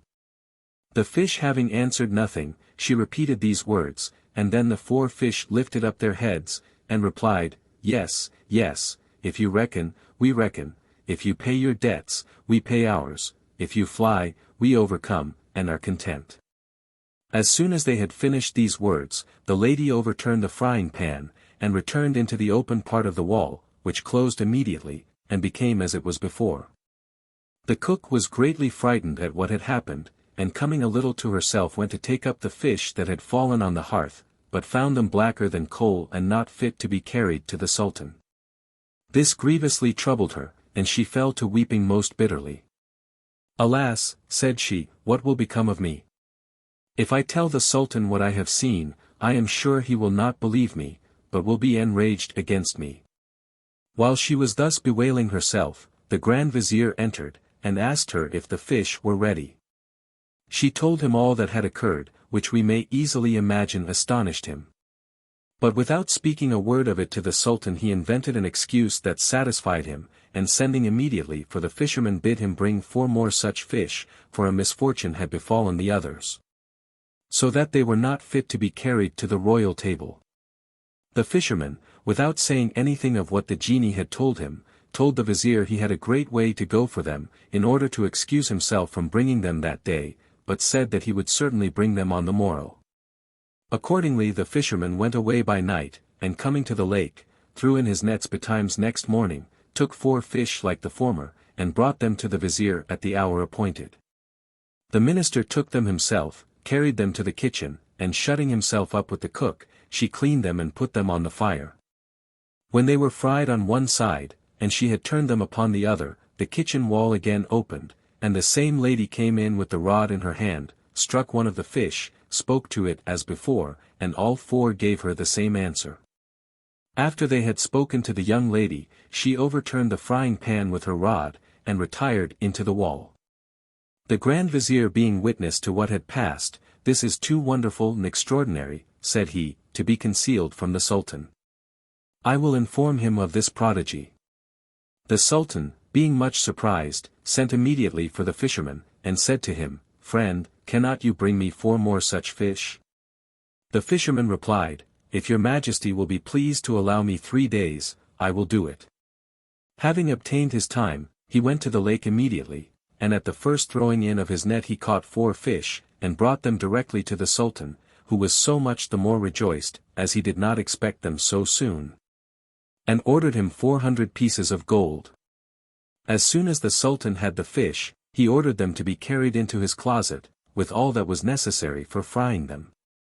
And having shut himself up with the vizier, the minister cleaned them, put them into the pan, and when they were fried on one side, turned them upon the other. Then the wall of the closet opened, but instead of the young lady, there came out a black, in the habit of a slave, and of a gigantic stature, with a great green staff in his hand. He advanced toward the pan, and touching one of the fish with his staff, said, with a terrible voice, "Fish, are you in your duty?" At these words the fish raised up their heads, and answered, "Yes, yes, we are, if you reckon, we reckon." If you pay your debts, we pay ours, if you fly, we overcome and are content. The fish had no sooner finished these words, than the black threw the pan into the middle of the closet, and reduced them to a coal.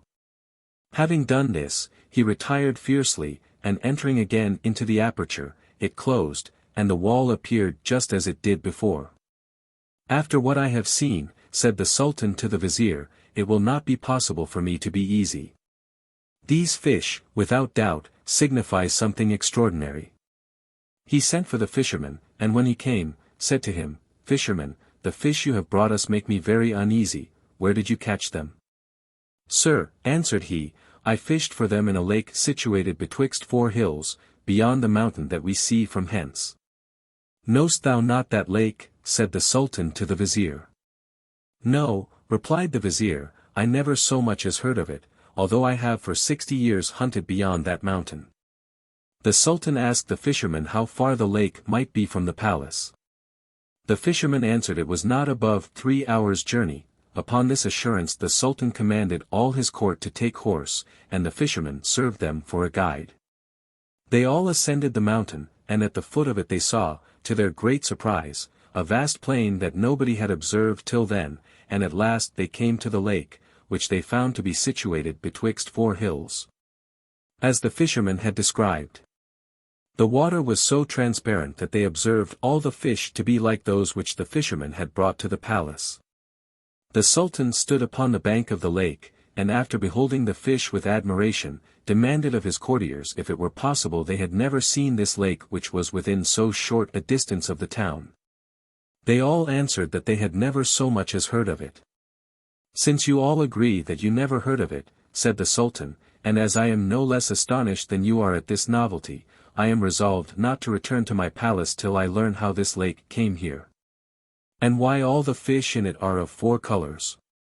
Having spoken thus, he ordered his court to encamp, and immediately his pavilion and the tents of his household were planted upon the banks of the lake. When night came the Sultan retired under his pavilion, and spoke to the Grand Vizier thus, Vizier, my mind is uneasy, this lake transported hither, the black that appeared to us in my closet, and the fish that we heard speak. All these things so much excite my curiosity that I cannot resist my impatient desire to have it satisfied. To this end I am resolved to withdraw alone from the camp, and I order you to keep my absence secret, stay in my pavilion, and tomorrow morning, when the emirs and courtiers come to attend my levee, send them away and tell them that I am somewhat indisposed and wish to be alone. And the following days tell them the same thing, till I return. The Grand Vizier endeavored to divert the Sultan from this design. He represented to him the danger to which he might be exposed, and that all his labor might perhaps be in vain. But it was to no purpose, the Sultan was resolved. He put on a suit fit for walking and took his scimitar, and as soon as he found that all was quiet in the camp, went out alone, and passed over one of the hills without much difficulty. He found the descent still more easy, and when he came to the plain, walked on till the sun arose, and then he saw before him, at a considerable distance, a vast building. He rejoiced at the sight, in hopes of receiving there the information he sought. When he drew near, he found it was a magnificent palace, or rather a strong castle, of black polished marble, and covered with fine steel, as smooth as glass. Being highly pleased that he had so speedily met with something worthy his curiosity, he stopped before the front of the castle, and considered it with attention. He then advanced toward the gate, which had 2 leaves, one of them open. Though he might immediately have entered, yet he thought it best to knock. This he did at first softly, and waited for some time. But seeing no one, and supposing he had not been heard, he knocked harder the second time, and after that he knocked again and again, but no one yet appearing, he was exceedingly surprised. For he could not think that a castle in such repair was without inhabitants. If there be no one in it, said he to himself, I have nothing to fear, and if it be inhabited, I have wherewith to defend myself. At last he entered, and when he came within the porch, he cried, Is there no one here to receive a stranger who comes in for some refreshment as he passes by? He repeated the same words 2 or 3 times. But though he spoke very loud, he was not answered. The silence increased his astonishment. He came into a spacious court, and looked on every side for inhabitants, but discovered none. Perceiving nobody in the court, he entered the grand halls, which were hung with silk tapestry, the alcoves and sofas covered with stuffs of Mecca, and the porches with the richest stuffs of India. He came afterward into a superb saloon, in the middle of which was a fountain, with a lion of massy gold at each angle. Water issued from the mouths of the 4 lions, and as it fell, formed diamonds and pearls resembling a jet d'eau, which, springing from the middle of the fountain, rose nearly to the top of a cupola painted in arabesque. The castle, on 3 sides, was encompassed by a garden, with parterres of flowers and shrubbery. And to complete the beauty of the place, an infinite number of birds filled the air with their harmonious notes, and always remained there, nets being spread over the garden, and fastened to the palace to confine them. The Sultan walked from apartment to apartment, where he found everything rich and magnificent. Being tired with walking, he sat down in a veranda, which had a view over the garden, reflecting upon what he had seen, when suddenly he heard the voice of one complaining, in lamentable tones. He listened with attention, and heard distinctly these words, "O Fortune! Thou who wouldst not suffer me longer to enjoy a happy lot, forbear to persecute me, and by a speedy death put an end to my sorrows. Alas! Is it possible that I am still alive, after so many torments as I have suffered?" The Sultan rose up, advanced toward the place whence he heard the voice, and coming to the door of a great hall, opened it, and saw a handsome young man, richly habited, seated upon a throne raised a little above the ground. Melancholy was painted on his countenance. The Sultan drew near and saluted him.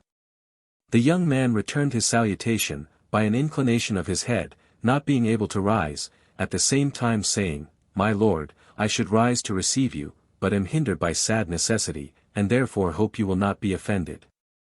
"My lord," replied the Sultan, "I am much obliged to you for having so good an opinion of me. As to the reason of your not rising, whatever your apology be, I heartily accept it. Being drawn hither by your complaints, and afflicted by your grief, I come to offer you my help. I flatter myself that you will relate to me the history of your misfortunes.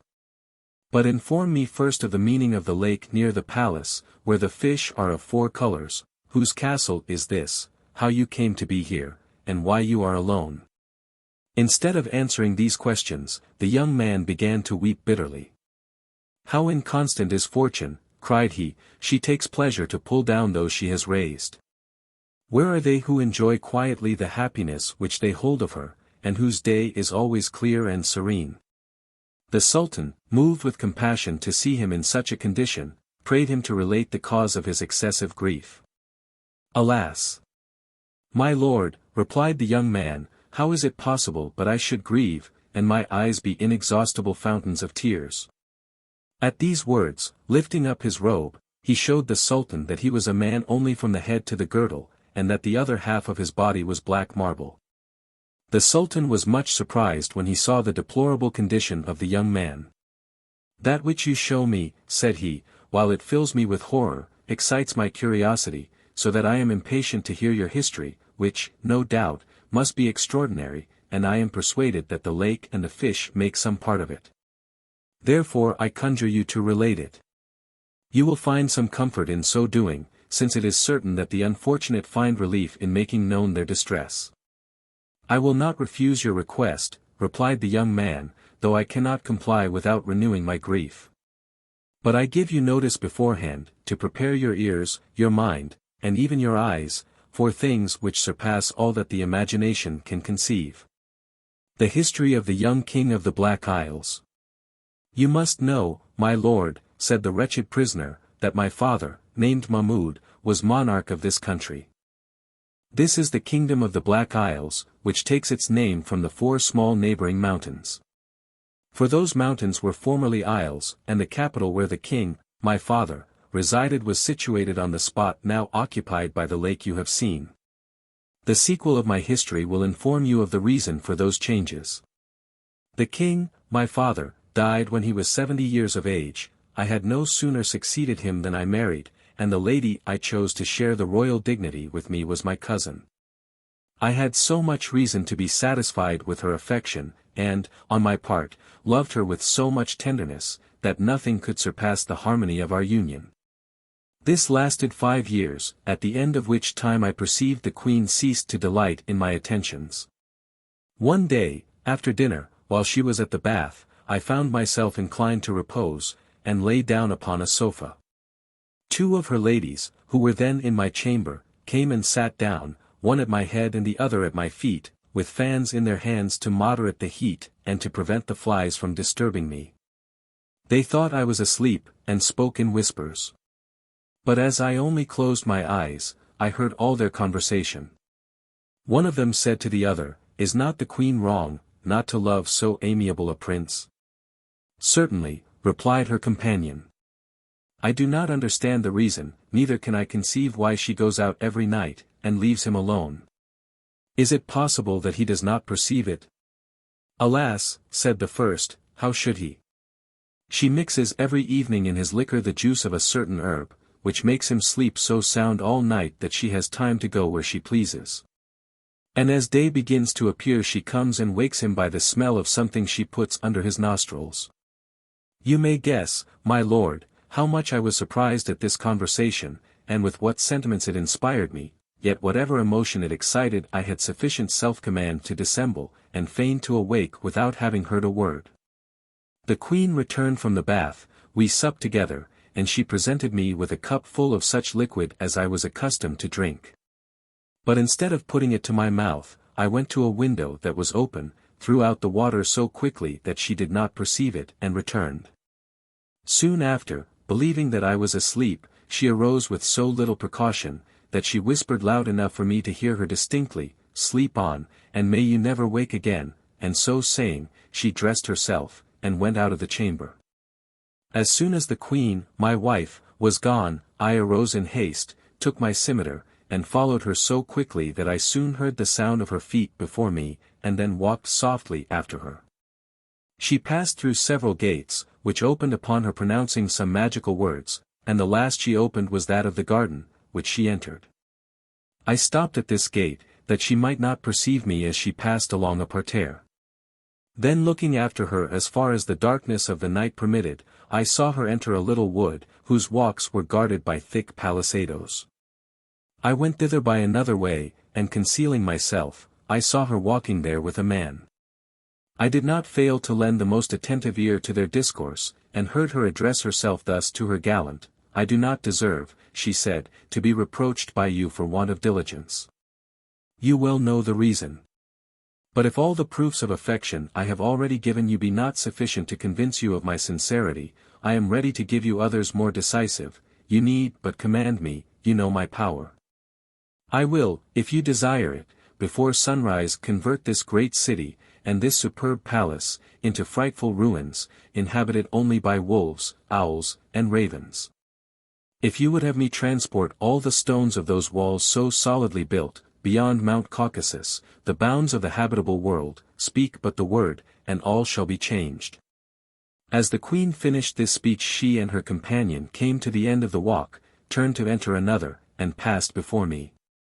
I had already drawn my scimitar, and the man being next me, I struck him on the neck, and brought him to the ground. I concluded I had killed him, and therefore retired speedily without making myself known to the queen, whom I chose to spare, because she was my kinswoman. The wound I had given her companion was mortal. But by her enchantments she preserved him in an existence in which he could not be said to be either dead or alive. As I crossed the garden to return to the palace, I heard the queen loudly lamenting, and judging by her cries how much she was grieved, I was pleased that I had spared her life. As soon as I had reached my apartment, I went to bed, and being satisfied with having punished the villain who had injured me, fell asleep. Next morning I arose, went to my closet, and dressed myself. I afterward held my council. At my return, the queen, clad in mourning, her hair dishevelled, and part of it torn off, presented herself before me, and said, "I come to beg your majesty not to be surprised to see me in this condition. My heavy affliction is occasioned by intelligence of 3 distressing events which I have just received." "Alas! What are they, madam?" said I. The death of the queen, my dear mother, she replied, that of the king, my father, killed in battle, and of one of my brothers, who has fallen down a precipice. I was not displeased that she used these pretexts to conceal the true cause of her grief. Madam, said I, so far from blaming, I assure you I heartily commiserate your sorrow. I should feel surprise if you were insensible to such heavy calamities. Weep on, your tears are so many proofs of your tenderness, but I hope that time and reflection will moderate your grief. She retired into her apartment, where, giving herself wholly up to sorrow, she spent a whole year in mourning and lamentation. At the end of that period, she begged permission to erect a burying place for herself, within the bounds of the palace, where she would continue, she told me, to the end of her days. I consented, and she built a stately edifice, and called it the Palace of Tears. When it was finished, she caused the object of her care to be conveyed thither. She had hitherto prevented his dying, by potions which she had administered to him. And she continued to convey them to him herself every day after he came to the Palace of Tears. Yet, with all her enchantments, she could not cure the wretch. He was not only unable to walk or support himself, but had also lost the use of his speech, and exhibited no sign of life except in his looks. Every day the queen made him 2 long visits. I was well apprised of this, but pretended ignorance. One day my curiosity induced me to go to the Palace of Tears, to observe how my consort employed herself, and from a place where she could not see me. I heard her thus address the wounded ruffian. I am afflicted to the highest degree to behold you in this condition, she cried. I am as sensible as yourself of the tormenting pain you endure. But, dear soul, I am continually speaking to you, and you do not answer me. How long will you remain silent? Speak only one word, alas. The sweetest moments of my life are these I spend here in partaking of your grief.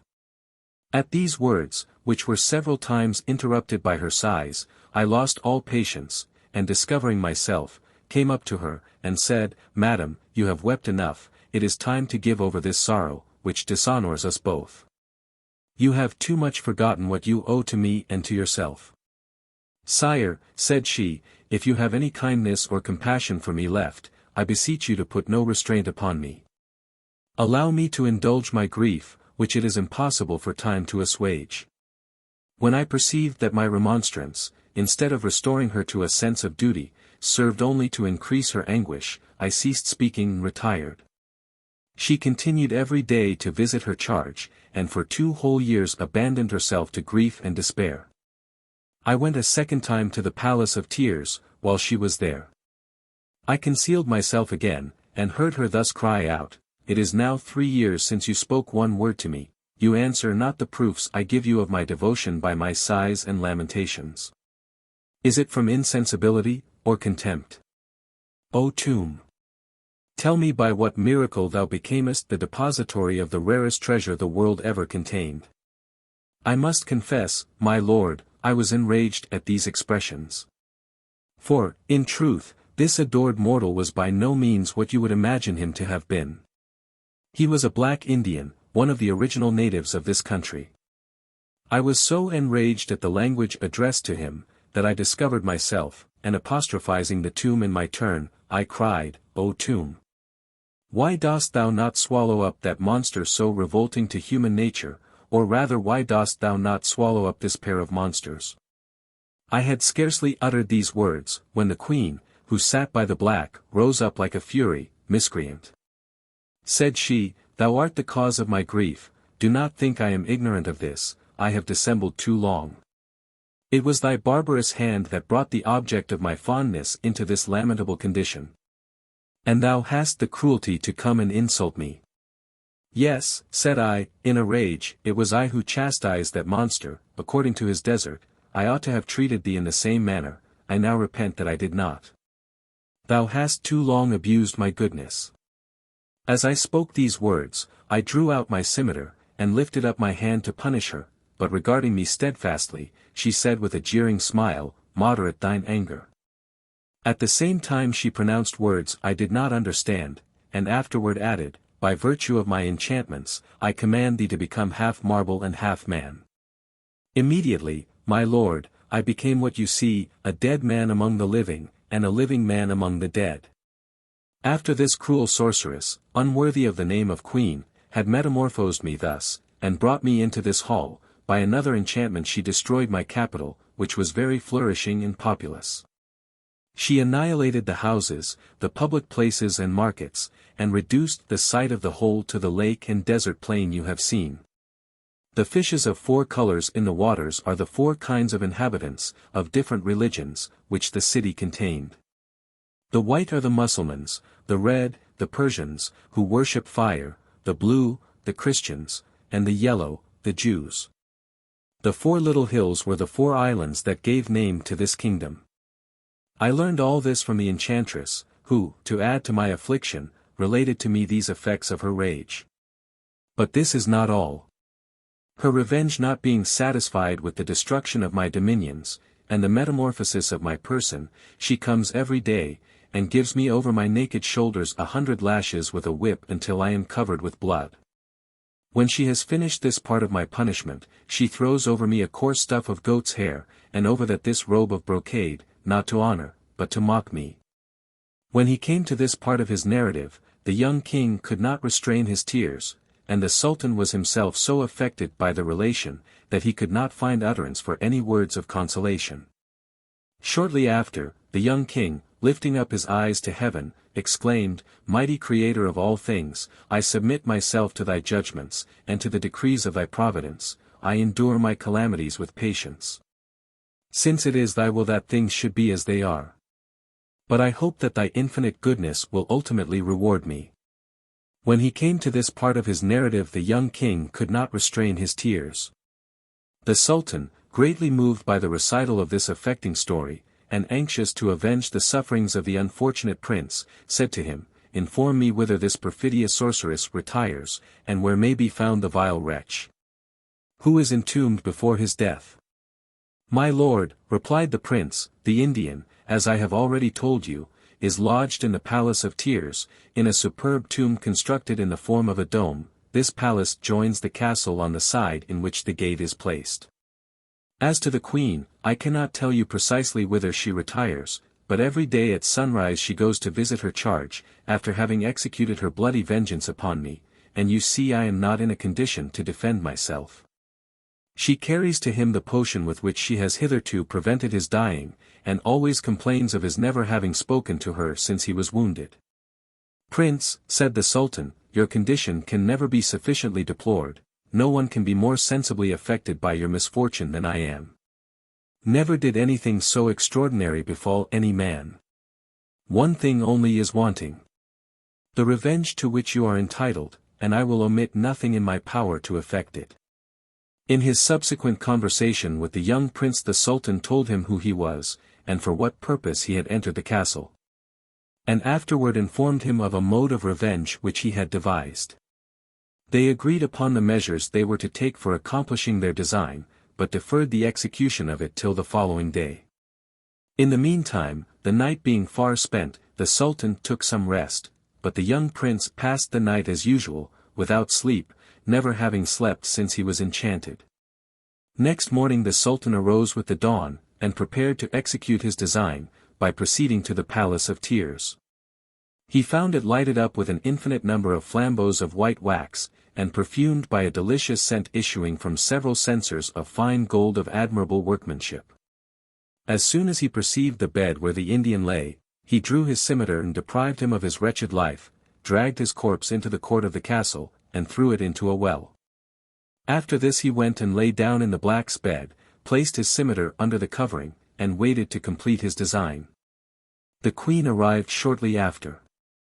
She first went into the chamber of her husband, the king of the Black Islands, stripped him, and with unexampled barbarity gave him 100 stripes. The unfortunate prince filled the palace with his lamentations, and conjured her in the most affecting tone to take pity on him, but the cruel wretch ceased not till she had given the usual number of blows. "You had no compassion," said she, "and you are to expect none from me." After the enchantress had given her husband 100 blows with the whip, she put on again his covering of goat's hair, and his brocade gown over all. She went afterward to the Palace of Tears, and as she entered renewed her tears and lamentations, then approaching the bed, where she thought the Indian lay, alas! Said she, addressing herself to the Sultan, conceiving him to be the black, my son, my life, will you always be silent? Are you resolved to let me die without affording me the comfort of hearing your voice? The Sultan, as if he had awaked out of a deep sleep, and counterfeiting the pronunciation of the blacks, answered the Queen with a grave tone, there is no strength or power but in God alone, who is Almighty. At these words the enchantress, who did not expect them, uttered a loud exclamation of joy. My dear lord, cried she, do I not deceive myself, is it certain that I hear you, and that you speak to me? Unhappy woman, said the Sultan, art thou worthy that I should answer thee? Alas, replied the Queen, why do you reproach me thus? The cries, returned the Sultan, the groans and tears of thy husband, whom thou treatest every day with so much indignity and barbarity, prevent my sleeping night or day. Hadst thou disenchanted him, I should long since have been cured, and have recovered the use of my speech. This is the cause of my silence, of which you complain. Well, said the enchantress, to pacify you, I am ready to execute your commands. Would you have me restore him? Yes, replied the Sultan, make haste to set him at liberty, that I be no longer disturbed by his lamentations. The enchantress went immediately out of the Palace of Tears. She took a cup of water, and pronounced some words over it, which caused it to boil, as if it had been on the fire. She afterward proceeded to the young king, and threw the water upon him, saying, if the Creator of all things did form thee as thou art at present, or if he be angry with thee, do not change. But if thou art in that condition merely by virtue of my enchantments, resume thy natural shape, and become what thou wast before. She had scarcely spoken these words when the prince, finding himself restored to his former condition, rose up and returned thanks to God. The enchantress then said to him, get thee from this castle, and never return on pain of death. The young king, yielding to necessity, went away without replying a word, and retired to a remote place, where he patiently awaited the event of the design which the Sultan had so happily begun. Meanwhile the enchantress returned to the Palace of Tears, and supposing that she still spoke to the black, said, dear love, I have done what you required. Nothing now prevents your rising and giving me the satisfaction of which I have so long been deprived. The Sultan, still counterfeiting the pronunciation of the black, said, what you have now done is by no means sufficient for my cure. You have only removed a part of the evil, you must cut it up by the root. My lovely black, resumed the Queen, what do you mean by the root? Wretched woman, replied the Sultan, understand you not that I allude to the town and its inhabitants, and the 4 islands, destroyed by thy enchantments? The fish every night at midnight raise their heads out of the lake, and cry for vengeance against thee and me. This is the true cause of the delay of my cure. Go speedily, restore things to their former state, and at thy return I will give thee my hand, and thou shalt help me to arise. The enchantress, inspired with hope from these words, cried out in a transport of joy, my heart, my soul, you shall soon be restored to your health, for I will immediately do as you command me. Accordingly she went that instant, and when she came to the brink of the lake she took a little water in her hand, and sprinkling it, she pronounced some words over the fish and the lake, and the city was immediately restored. The fish became men, women, and children, Mohammedans, Christians, Persians, or Jews, freemen or slaves, as they were before, every one having recovered his natural form. The houses and shops were immediately filled with their inhabitants, who found all things as they were before the enchantment. The Sultan's numerous retinue, who found themselves encamped in the largest square, were astonished to see themselves in an instant in the middle of a large, handsome, well-peopled city. To return to the enchantress, as soon as she had effected this wonderful change, she returned with all expedition to the Palace of Tears, that she might receive her reward. My dear lord, cried she, as she entered, I have done all that you required of me, then pray rise and give me your hand. Come near, said the Sultan, still counterfeiting the pronunciation of the black. She did so. You are not near enough, he continued, approach nearer. She obeyed. He then rose up, and seizing her by the arms so suddenly that she had not time to discover him, he with a blow of his scimitar cut her in two, so that one half fell one way and the other another. This done, he left the body on the spot, and going out of the Palace of Tears, went to seek the young king of the Black Isles, who waited for him with great impatience. When he found him, "Prince," said he, embracing him, "rejoice. You have now nothing to fear, your cruel enemy is dead."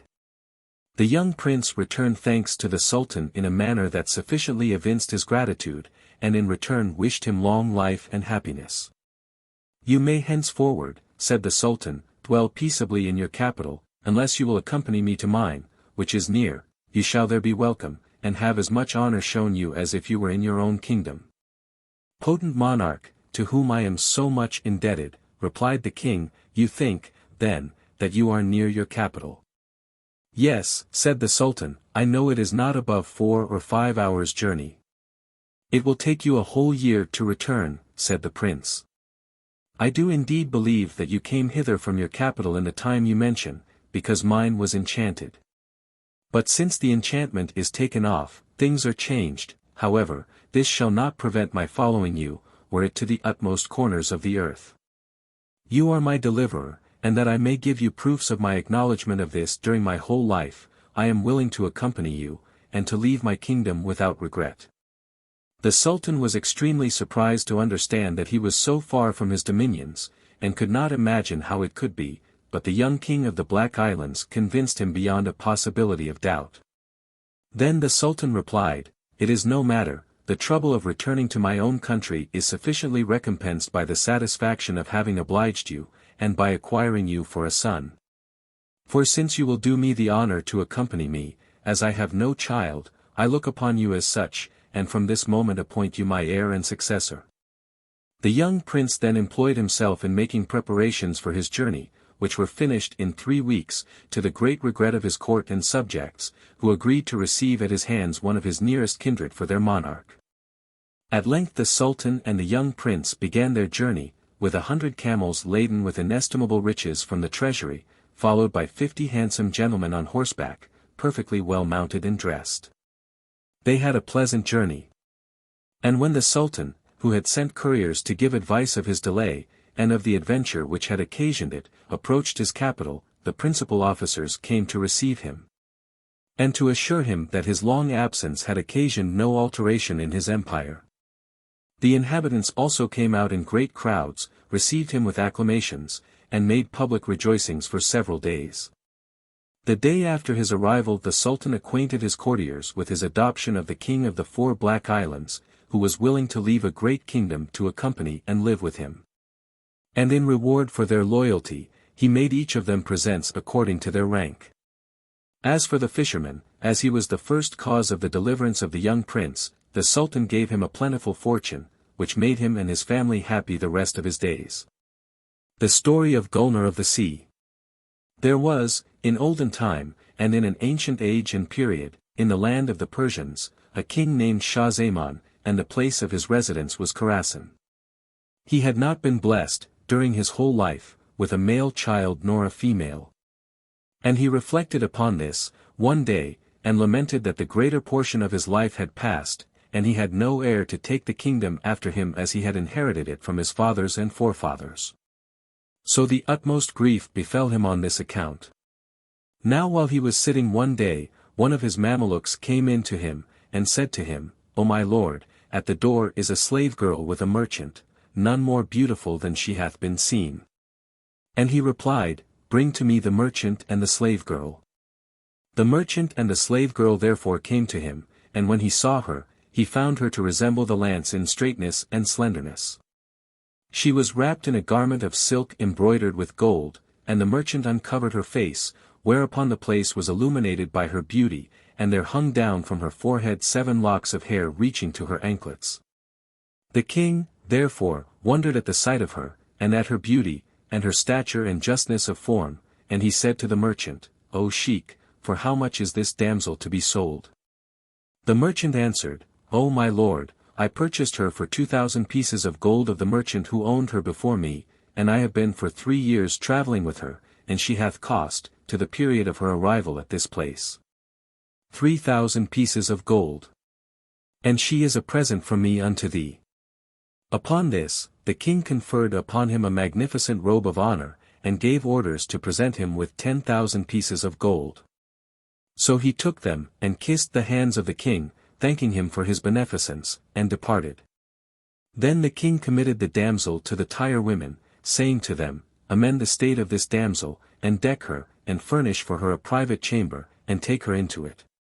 He also gave orders to his chamberlains that everything which she required should be conveyed to her. The seat of government where he resided was on the shore of the sea, and his city was called the White City. And they conducted the damsel into a private chamber, which chamber had windows overlooking the sea, and the king commanded his chamberlains to close all the doors upon her after taking to her all that she required.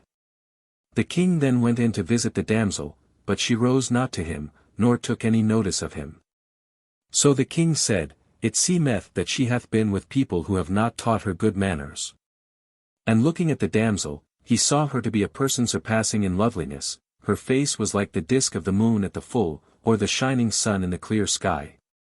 And he wondered at her beauty, extolling the perfection of God, the Creator. Then the king advanced to the damsel, and seated himself by her side, pressed her to his bosom, and kissed her lips, which he found to be sweeter than honey.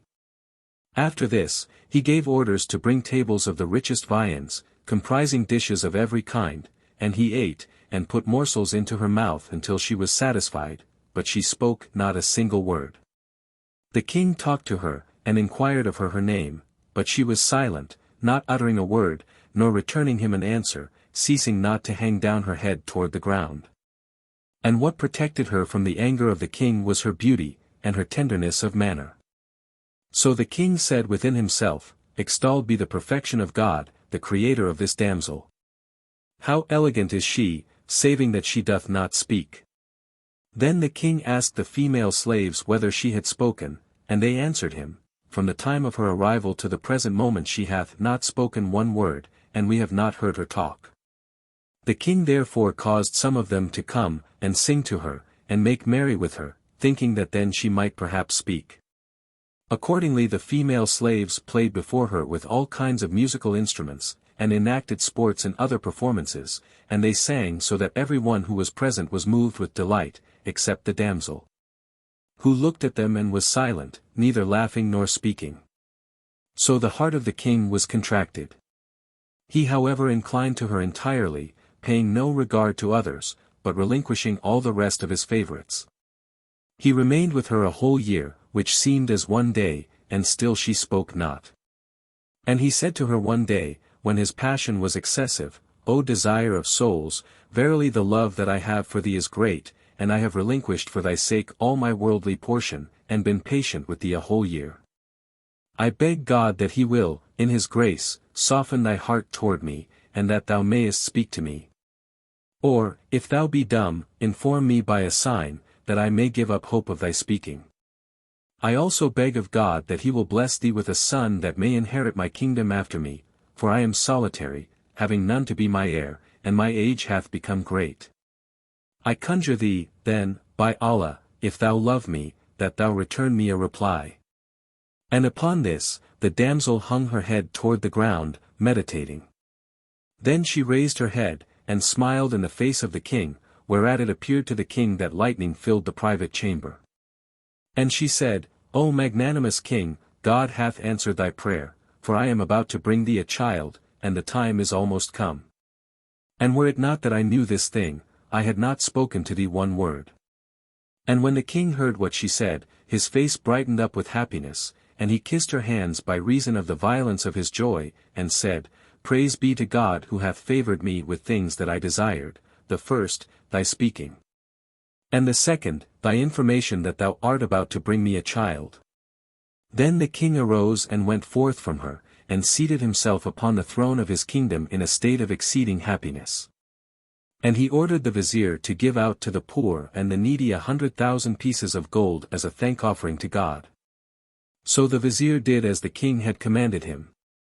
And after that, the king went in to the damsel, and embraced her, saying to her, O my mistress, wherefore hath been this silence, seeing that thou hast been with me a whole year, awake and asleep, yet hast not spoken to me, except on this day.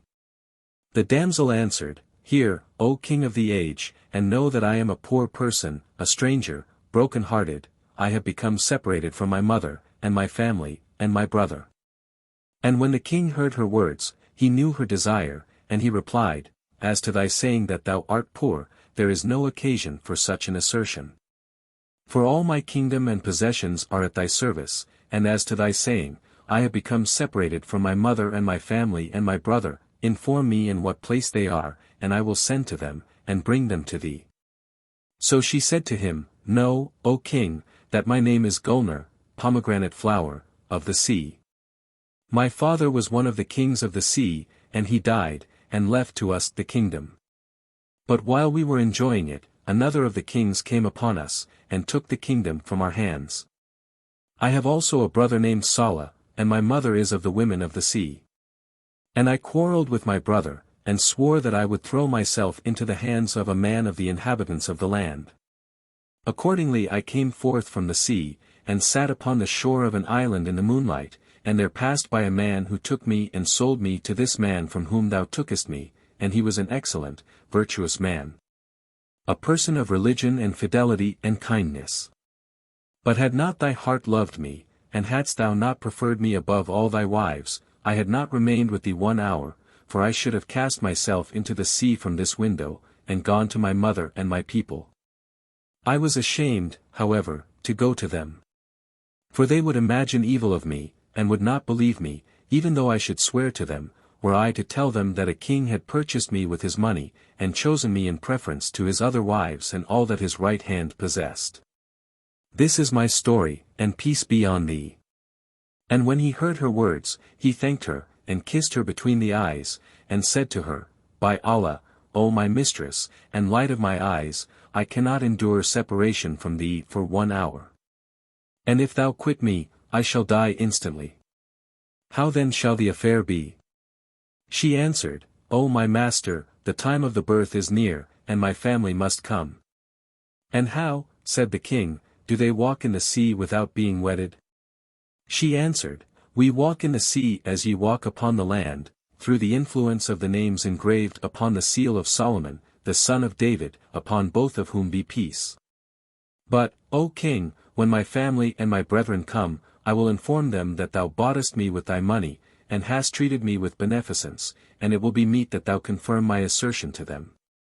They will also see thy state with their eyes, and will know that thou art a king, the son of a king. And thereupon the king said, O my mistress, do what seemeth fit to thee, and what thou wishest. For I will comply with thy desire in all that thou wilt do. And the damsel said, Know, O king of the age, that we walk in the sea with our eyes open, and see what is in it, and we see the sun, and the moon, and the stars, and the sky as on the face of the earth, and this hurteth us not. Know also, that in the sea are many peoples and various forms of all the kinds that are on the land, and know, moreover, that all that is on the land, in comparison with what is in the sea, is a very small matter. And the king wondered at her words. Then the damsel took a bit of aloes wood and, having lighted a fire in a perfuming vessel, threw into it that bit, and she proceeded to speak words which no one understood. Whereupon a great smoke arose, while the king looked on. After this, she said to the king, O my lord, arise and conceal thyself in a closet, that I may shew thee my brother and my mother and my family without their seeing thee. For I desire to bring them, and thou shalt see in this place, at this time, a wonder, and shalt marvel at the various shapes and strange forms that God hath created. So the king arose immediately, and entered a closet, and looked to see what she would do. And she proceeded to burn perfume and repeat spells until the sea foamed and was agitated, and there came forth from it a young man of comely form, of beautiful countenance, like the moon at the full, with shining forehead, and red cheeks, and hair resembling pearls and jewels. He was, of all the creation, the most like to his sister, and the tongue of the case itself seemed to recite in his praise these verses. The moon becometh perfect once in each month, but the loveliness of thy face is perfect every day. Its abode is in the heart of one sign at a time, but thine abode is in all hearts at once. And she proceeded to burn perfume and repeat spells until the sea foamed and was agitated. Afterward, there came forth from the sea a grizzly-haired old woman, and with her 5 damsels, resembling moons and bearing a likeness to the damsel whose name was GULNARE. Then the king saw the young man and the old woman and the damsels walk upon the surface of the water until they came to GULNARE, and when they drew near to the window, and she beheld them, she rose to them and met them with joy. On their seeing her, they knew her, and they went in to her and embraced her, weeping violently, and they said to her, O GULNARE, how is it that thou leavest us for 4 years, and we know not the place in which thou art? By Allah, we had no delight in food nor in drink a single day, weeping night and day on account of the excess of our longing to see thee. Then the damsel began to kiss the hand of her brother, and the hand of her mother, and so also the hands of the daughters of her uncle, and they sat with her a while, asking her respecting her state, and the things that had happened to her, and her present condition. So she said to them, Know ye, that when I quitted you, and came forth from the sea, I sat upon the shore of an island, and a man took me, and sold me to a merchant, and the merchant brought me to this city, and sold me to its king for 10,000 pieces of gold. Then he treated me with attention, and forsook all his favorites for my sake, and was diverted by his regard for me from everything that he possessed and what was in his city. And when her brother heard her words, he said, Praise be to God who hath reunited us. But it is my desire, O my sister, that thou wouldst arise and go with us to our country and our family. So when the king heard the words of her brother, his reason fled in consequence of his fear lest the damsel should accept the proposal of her kindred, and he could not prevent her, though he was inflamed with love of her. Wherefore he became perplexed in violent fear of her separation. But as to the damsel GULNARE, on hearing the words of her brother she said, By Allah, O my brother, the man who purchased me is the king of this city, and he is a great king, and a man of wisdom, generous, of the utmost liberality. He hath treated me with honor, and he is a person of kindness, and of great wealth, but hath no male child nor a female. He hath shown me favor too, and acted well to me in every respect. And from the day when I came to him to the present time, I have not heard from him a word to grieve my heart, but he hath not ceased to treat me with courtesy, and I am living with him in the most perfect of enjoyments. Moreover, if I quitted him, he would perish, for he can never endure my separation even for a single hour. I also, if I quitted him, should die of my love for him in consequence of his kindness to me during the period of my residence with him. For if my father were living, my condition with him would not be like my condition with this great, glorious king. God, whose name be exalted, afflicted me not, but compensated me well. And as the king hath not a male child or a female, I beg God to bless me with a son that may inherit of this great king these palaces and possessions. And when her brother, and the daughters of her uncle, heard her words, their eyes became cheerful thereat, and they said to her, O GULNARE, thou art acquainted with our affection for thee. And thou art assured that thou art the dearest of all persons to us, and art certain that we desire for thee comfort, without trouble or toil. Therefore if thou be not in a state of comfort, arise and accompany us to our country and our family, but if thou be comfortable here, in honor and happiness, this is our desire and wish. And GULNARE replied, By Allah, I am in a state of the utmost enjoyment, in honor and desirable happiness. So when the king heard these words from her, he rejoiced, and he thanked her for them. His love for her penetrated to his heart's core, and he knew that she loved him as he loved her, and that she desired to remain with him to see his child which she was to bring to him. Then the damsel GULNARE of the sea gave orders to the female slaves to bring forward viands of all kinds, and GULNARE herself was the person who superintended the preparation of the viands in the kitchen. So the female slaves brought to them the viands, and the sweetmeats, and the fruits, and she ate with her family. But afterward they said to her, O GULNARE, thy master is a man who is a stranger to us, and we have entered his abode without his permission, and thou praisest to us his excellence, and hast also brought to us his food, and we have eaten. But have not seen him, nor hath he seen us, nor come into our presence, nor eaten with us, that the bond of bread and salt might be established between us. And they all desisted from eating, and were enraged at her, and fire began to issue from their mouths as from cressets. So when the king beheld this, his reason fled, in consequence of the violence of his fear of them. Then Gulnare rose to them, and soothed their hearts, after which she walked along until she entered the closet in which was the king her master. And she said to him, O my master, didst thou see, and didst thou hear my thanks to thee, and my praise of thee in the presence of my family? And didst thou hear what they said to me, that they desired to take me with them to our family and our country? The king answered her, I heard and saw. May God recompense thee. By Allah, I knew not the extent of the love that thou feelest for me until this blessed hour. She replied, O my master, is the recompense of beneficence aught but beneficence? How then could my heart be happy to quit thee, and to depart from thee? Now I desire of thy goodness that thou come and salute my family, that they may see thee, and that pleasure and mutual friendship may ensue. For know, O king, that my brother and my mother and the daughters of my uncle have conceived a great love for thee in consequence of my praising thee to them, and they have said, We will not depart from thee to our country until we have an interview with the king, and salute him. And the king said to her, I hear and obey, for this is what I desire. He then rose from his place, and went to them, and saluted them with the best salutation, and they hastened to rise to him. They met him in the most polite manner, and he sat with them in the pavilion, ate with them at the table, and remained with them for a period of 30 days. Then they desired to return to their country and abode. So they took leave of the king and Queen Gulnare of the sea, and departed from them, after the king had treated them with the utmost honor.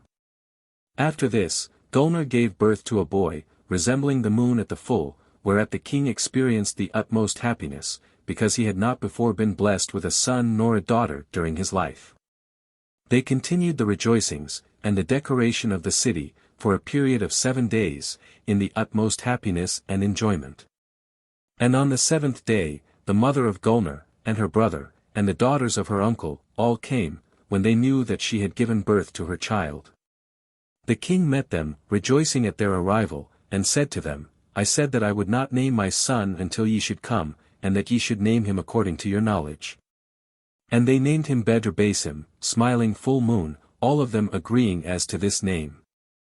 They then presented the boy to his maternal uncle, Salah, who took him upon his hands, and, rising with him from among them, walked about the palace to the right and left. After which he went forth with him from the palace, descended with him to the sea, and walked on until he became concealed from the eye of the king. So when the king saw that he had taken his son, and disappeared from him at the bottom of the sea, he despaired of him, and began to weep and wail. But Gulnare, seeing him in this state, said to him, O king of the age, fear not nor grieve for thy son, for I love my child more than thou, and my child is with my brother, therefore fear not his being drowned. If my brother knew that any injury would betide the little one, he had not done what he hath done, and presently he will bring thee thy son safe, if it be the will of God, whose name be exalted. And but a short time had elapsed when the sea was agitated, and the uncle of the little one came forth from it, having with him the king's son safe, and he flew from the sea until he came to them, with the little one in his arms, silent. And his face resembling the moon in the night of its fullness. Then the uncle of the little one looked toward the king, and said to him, Perhaps thou feared some injury to thy son when I descended into the sea, having him with me. So he replied, Yes, O my master, I feared for him, and I did not imagine that he would ever come forth from it safe. And Salah said to him, O king of the land, we applied to his eyes a lotion that we know, and repeated over him the names engraved upon the seal of Solomon, the son of David, for when a child is born among us, we do to him as I have told thee. Fear not therefore, on his account, drowning, nor suffocation, nor all the seas if he descend into them. Like as ye walk upon the land, we walk in the sea. He then took forth from his pocket a case, written upon, and sealed. And he broke its seal, and scattered its contents, whereupon there fell from it strung jewels, consisting of all kinds of jacinths and other gems, together with 300 oblong emeralds, and 300 oblong large jewels. Of the size of the eggs of the ostrich, the light of which was more resplendent than the light of the sun and the moon. And he said, O King of the age, these jewels and jacinths are a present from me unto thee, for we never brought thee a present, because we knew not the place of Gulnare's abode. So when we saw thee to have become united to her, and that we all had become one, we brought thee this present, and after every period of a few days, we will bring thee the like of it. For these jewels and jacinths with us are more plentiful than the gravel upon the land, and we know the excellent among them, and the bad, and the places where they are found, and they are easy of access to us. And when the king looked at those jewels, his reason was confounded and his mind was bewildered, and he said, By Allah, one of these jewels is worth my kingdom. Then the king thanked Salah of the sea for his generosity, and looking toward the queen Gulnare said to her, I am abashed at thy brother. For he hath shown favor to me, and presented me with this magnificent present, which the people of the earth would fail to procure. So Gulnare thanked her brother for that which he had done. But her brother said, O King of the age, to thank thee hath been incumbent on us, for thou hast treated my sister with beneficence, and we have entered thine abode, and eaten of thy provision.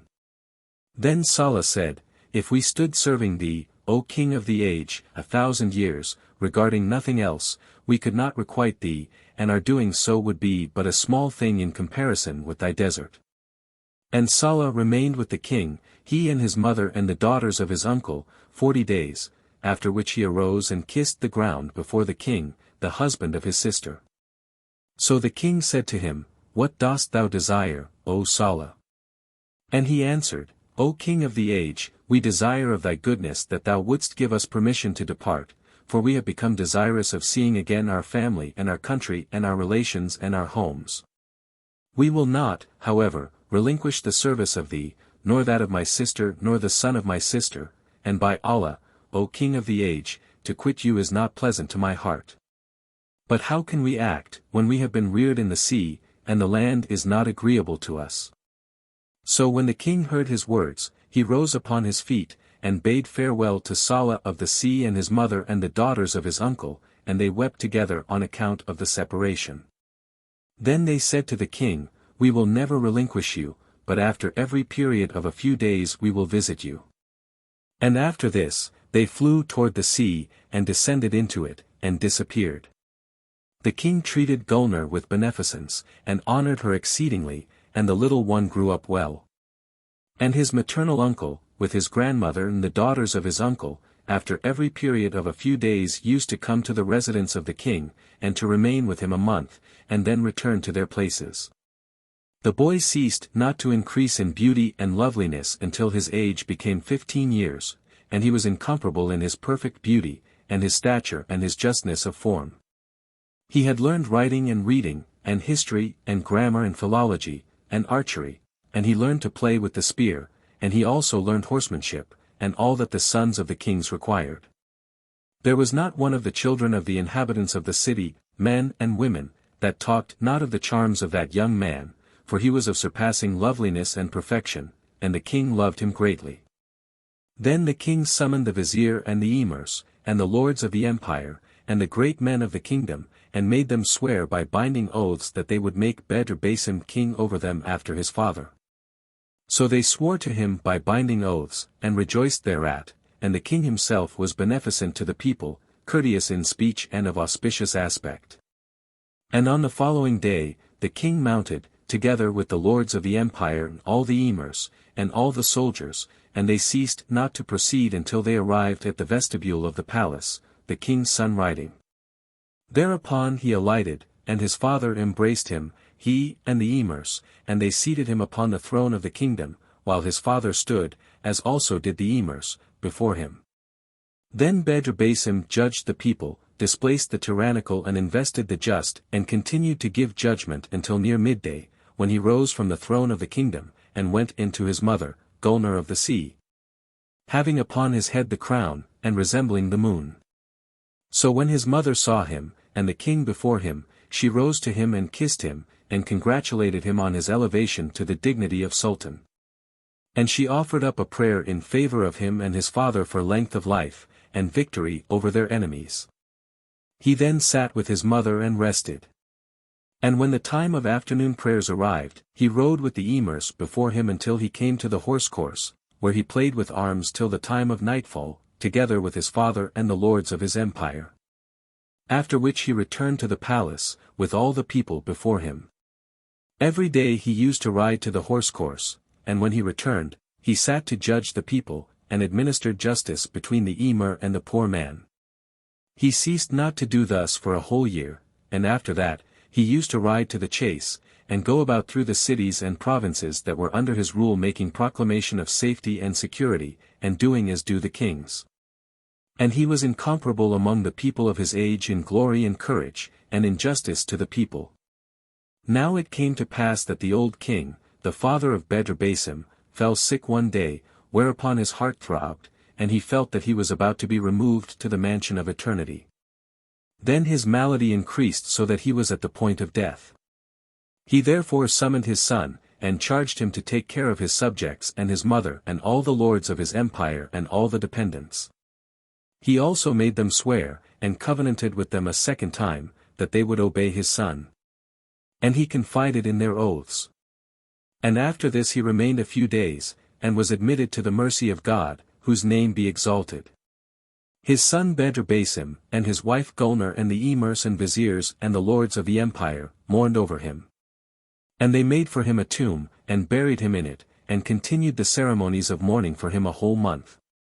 Salah, the brother of Gulnare, and her mother, and the daughters of her uncle, also came, and consoled them for the loss of the king.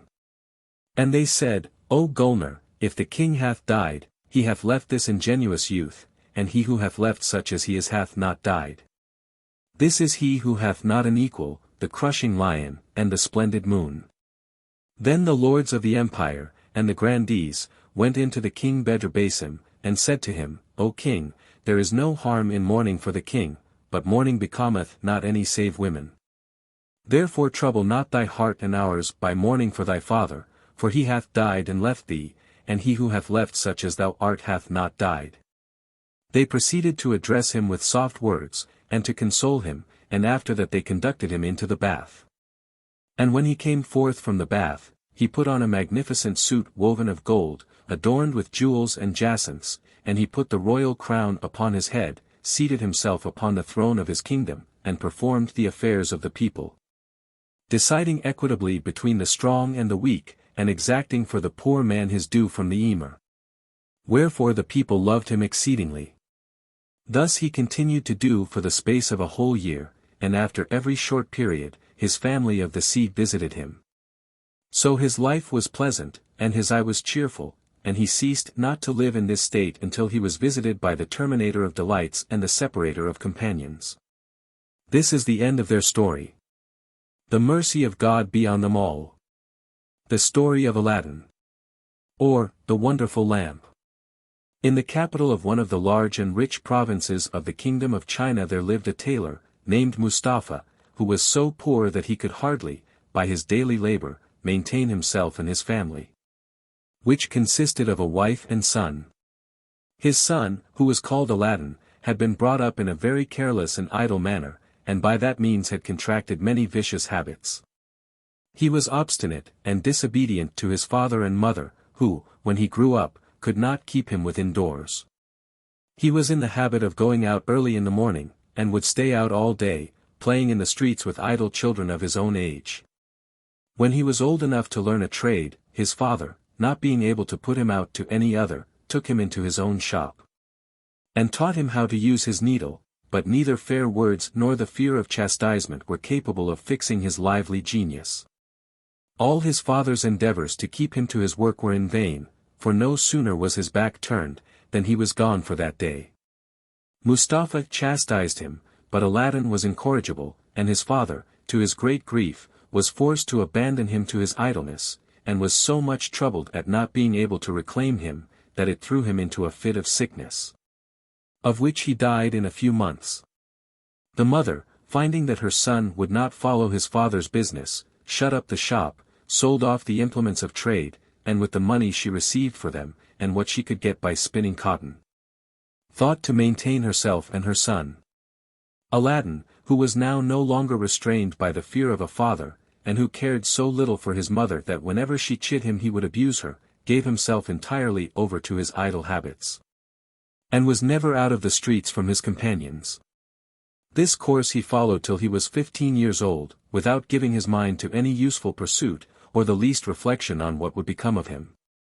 In this situation, as he was one day playing with his vagabond associates, a stranger passing by stood to observe him. This stranger was a sorcerer, called the African magician. As he was a native of Africa, and had been but 2 days arrived from thence. The African magician, who was a good physiognomist, observing in Aladdin's countenance something absolutely necessary for the execution of the design he was engaged in, inquired artfully about his family, who he was, and what were his inclinations. And when he had learned all he desired to know, went up to him, and taking him aside from his comrades, said, "Child, was not your father called Mustafa, the tailor?" "Yes, sir," answered the boy, "but he has been dead a long time." At these words, the African magician threw his arms about Aladdin's neck, and kissed him several times with tears in his eyes. Aladdin, who observed his tears, asked him what made him weep. "Alas! My son," cried the African magician with a sigh, "how can I forbear? I am your uncle, your worthy father was my own brother. I have been many years abroad, and now I am come home with the hopes of seeing him, you tell me he is dead. But it is some relief to my affliction, that I knew you at first sight, you are so like him." Then he asked Aladdin, putting his hand into his purse, where his mother lived, and as soon as he had informed him, gave him a handful of small money, saying, "Go, my son, to your mother, give my love to her. And tell her that I will visit her tomorrow, that I may have the satisfaction of seeing where my good brother lived so long." As soon as the African magician left his newly adopted nephew, Aladdin ran to his mother, overjoyed at the money his uncle had given him. "Mother," said he, "have I an uncle?" "No, child," replied his mother, "you have no uncle by your father's side, or mine." "I am just now come," said Aladdin, "from a man who says he is my uncle on my father's side. He cried and kissed me when I told him my father was dead. And to show you that what I tell you is truth," added he, pulling out the money, "see what he has given me. He charged me to give his love to you, and to tell you that tomorrow he will come and pay you a visit, that he may see the house my father lived and died in." "Indeed, child," replied the mother, "your father had a brother, but he has been dead a long time, and I never heard of another." The mother and son talked no more then of the African magician. But the next day Aladdin's uncle found him playing in another part of the town with other youths, and embracing him as before, put 2 pieces of gold into his hand, and said to him, "Carry this, child, to your mother. Tell her that I will come and see her tonight, and bid her get us something for supper. But first show me the house where you live." After Aladdin had showed the African magician the house, he carried the 2 pieces of gold to his mother, and when he had told her of his uncle's intention, she went out and bought provisions. She spent the whole day in preparing the supper, and at night, when it was ready, said to her son, "Perhaps your uncle knows not how to find our house, go and bring him if you meet with him." Though Aladdin had showed the magician the house, he was ready to go, when somebody knocked at the door, which he immediately opened, and the magician came in loaded with wine, and all sorts of fruits, which he brought for a dessert. After the African magician had given what he brought into Aladdin's hands, he saluted his mother, and desired her to shew him the place where his brother Mustafa used to sit on the sofa. And when she had so done, he fell down and kissed it several times, crying out with tears in his eyes, "My poor brother! How unhappy am I, not to have come soon enough to give you one last embrace." Aladdin's mother desired him to sit down in the same place, but he declined. "No," said he, "but give me leave to sit opposite, that although I am deprived of the satisfaction of seeing one so dear to me, I may at least have the pleasure of beholding the place where he used to sit." When the magician had sat down, he began to enter into discourse with Aladdin's mother. "My good sister," said he, "do not be surprised at your never having seen me all the time you were married to my brother Mustafa. I have been 40 years absent from this country, which is my native place, as well as my late brother's, and during that time have traveled into the Indies, Persia, Arabia, Syria, and Egypt, have resided in the finest towns of those countries. And afterward crossed over into Africa, where I made a longer stay.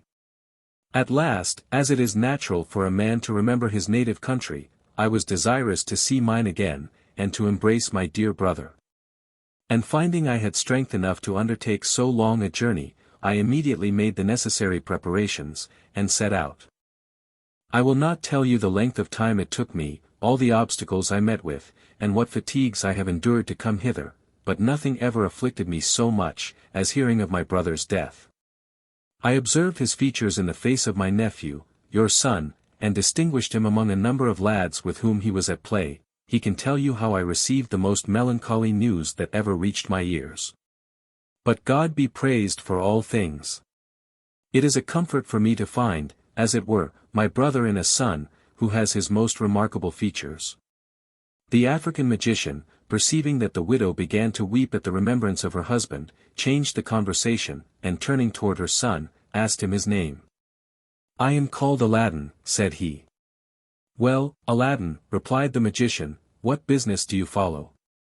Are you of any trade?" At this question the youth hung down his head, and was not a little abashed when his mother answered, "Aladdin is an idle fellow. His father, when alive, strove all he could to teach him his trade, but could not succeed, and since his death he does nothing but idle away his time in the streets, as you saw him, without considering he is no longer a child. And if you do not make him ashamed of it, I despair of his ever coming to any good. He knows that his father left him no fortune, and sees me endeavor to get bread by spinning cotton. For my part, I am resolved one of these days to turn him out of doors, and let him provide for himself." After these words, Aladdin's mother burst into tears, and the magician said, "This is not well, nephew. You must think of getting your livelihood. There are many sorts of trades. Consider if you have not an inclination to some of them. Perhaps you did not like your father's and would prefer another. Come, do not disguise your sentiments from me. I will endeavor to help you." But finding that Aladdin returned no answer, "If you have no mind," continued he, "to learn any handicraft, I will take a shop for you, furnish it with all sorts of fine stuffs and linens. And with the money you make of them lay in fresh goods, and then you will live in an honorable way. Consult your inclination, and tell me freely what you think of my proposal." This plan greatly flattered Aladdin, who hated work but had sense enough to know that such shops were much frequented and the owners respected. He told the magician he had a greater inclination to that business than to any other, and that he should be much obliged to him for his kindness. "Since this profession is agreeable to you," said the African magician, "I will carry you with me tomorrow, clothe you as handsomely as the best merchants in the city, and afterward we will think of opening a shop as I mentioned." The widow, who never till then could believe that the magician was her husband's brother, no longer doubted after his promises of kindness to her son. She thanked him for his good intentions. And after having exhorted Aladdin to render himself worthy of his uncle's favor by good behavior, served up supper, at which they talked of several indifferent matters. And then the magician, who saw that the night was pretty far advanced, took his leave, and retired. He came again the next day, as he had promised, and took Aladdin with him to a merchant, who sold all sorts of clothes for different ages and ranks ready-made, and a variety of fine stuffs. He asked to see some that suited Aladdin in size. And Aladdin, charmed with the liberality of his new uncle, made choice of one, and the magician immediately paid for it. When the boy found himself so handsomely equipped, he returned his uncle thanks. Who promised never to forsake him, but always to take him along with him, which he did to the most frequented places in the city, and particularly where the principal merchants kept their shops. When he brought him into the street where they sold the richest stuffs and finest linens, he said to Aladdin, "As you are soon to be a merchant, it is proper you should frequent these shops, and be acquainted with them." He then showed him the largest and finest mosques, carried him to the khans or inns where the merchants and travelers lodged, and afterward to the Sultan's palace, where he had free access. And at last brought him to his own khan, where, meeting with some merchants he had become acquainted with since his arrival, he gave them a treat, to bring them and his pretended nephew acquainted. This entertainment lasted till night, when Aladdin would have taken leave of his uncle to go home, but the magician would not let him go by himself, but conducted him to his mother, who, as soon as she saw him so well dressed, was transported with joy, and bestowed 1,000 blessings upon the magician, for being at so great an expense for her child. "Generous relation," said she, "I know not how to thank you for your liberality. I wish you may live long enough to witness my son's gratitude, which he cannot better shew than by regulating his conduct by your good advice." "Aladdin," replied the magician, "is a good boy, and I believe we shall do very well. But I am sorry for one thing, which is, that I cannot perform tomorrow what I promised, because, as it is Friday, the shops will be shut up, and therefore we cannot hire or furnish one till Saturday. I will, however, call on him tomorrow and take him to walk in the gardens, where people of the best fashion generally resort. Perhaps he has never seen these amusements, he has only hitherto been among children, but now he must see men." The African magician then took his leave of the mother and the son, and retired. Aladdin rose early the next morning, dressed himself to be ready, and after he had waited some time began to be impatient and stood watching at the door. But as soon as he perceived his uncle coming, he told his mother, took his leave of her, and ran to meet him. The magician caressed Aladdin, and said, "Come, my dear child, and I will shew you fine things." He then led him out at one of the gates of the city, to some magnificent palaces, to each of which belonged beautiful gardens, into which anybody might enter. At every building he came to, he asked Aladdin if he did not think it fine. And the youth was ready to answer when any one presented itself, crying out, "Here is a finer house, uncle, than any we have seen yet." By this artifice, the cunning magician led Aladdin some way into the country. And as he meant to carry him farther, pretending to be tired, he took an opportunity to sit down in one of the gardens on the brink of a fountain of clear water, which discharged itself by a lion's mouth of bronze into a basin. "Come, nephew," said he, "you must be weary as well as I.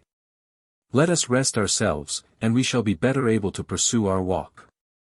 After they had sat down, the magician pulled from his girdle a handkerchief with cakes and fruit, which he had provided, and laid them on the edge of the basin. He broke a cake in two, gave one half to Aladdin and ate the other himself, and in regard to the fruit, left him at liberty to take which sort he liked best. During this short repast, he exhorted his nephew to leave off keeping company with vagabonds, and seek that of wise and prudent men, to improve by their conversation. "For," said he, "you will soon be at man's estate, and you cannot too early begin to imitate their example." When they had eaten as much as they liked, they pursued their walk through gardens separated from one another only by small ditches, which marked out the limits without interrupting the communication. So great was the confidence the inhabitants reposed in each other. By this means, the African magician drew Aladdin insensibly beyond the gardens, and crossed the country, till they nearly reached the mountains. Aladdin, who had never been so far before, began to find himself much tired, and said to the magician, "Where are we going, uncle? We have left the gardens a great way behind us, and I see nothing but mountains. If we go much farther, I do not know whether I shall be able to reach the town again." "Never fear, nephew," said the false uncle, "I will shew you another garden which surpasses all we have yet seen. And when we come there, you will say that you would have been sorry to have been so nigh, and not seen it." Aladdin was soon persuaded, and the magician, to make the way seem shorter and less fatiguing, told him a great many stories. At last they arrived between two mountains of moderate height, and equal size, divided by a narrow valley, which was the place where the magician intended to execute the design that had brought him from Africa to China. "We will go no farther now," said he to Aladdin, "I will shew you here some extraordinary things, which, when you have seen, you will thank me for, but while I strike a light, gather up all the loose dry sticks you can see, to kindle a fire with." Aladdin collected a great heap and the magician presently set them on fire, and when they were in a blaze, threw in some incense which raised a cloud of smoke. This he dispersed on each side, by pronouncing several magical words which the lad did not understand. At the same time the earth, trembling, opened just before the magician, and uncovered a stone, laid horizontally, with a brass ring fixed into the middle. Aladdin was so frightened at what he saw, that he would have run away.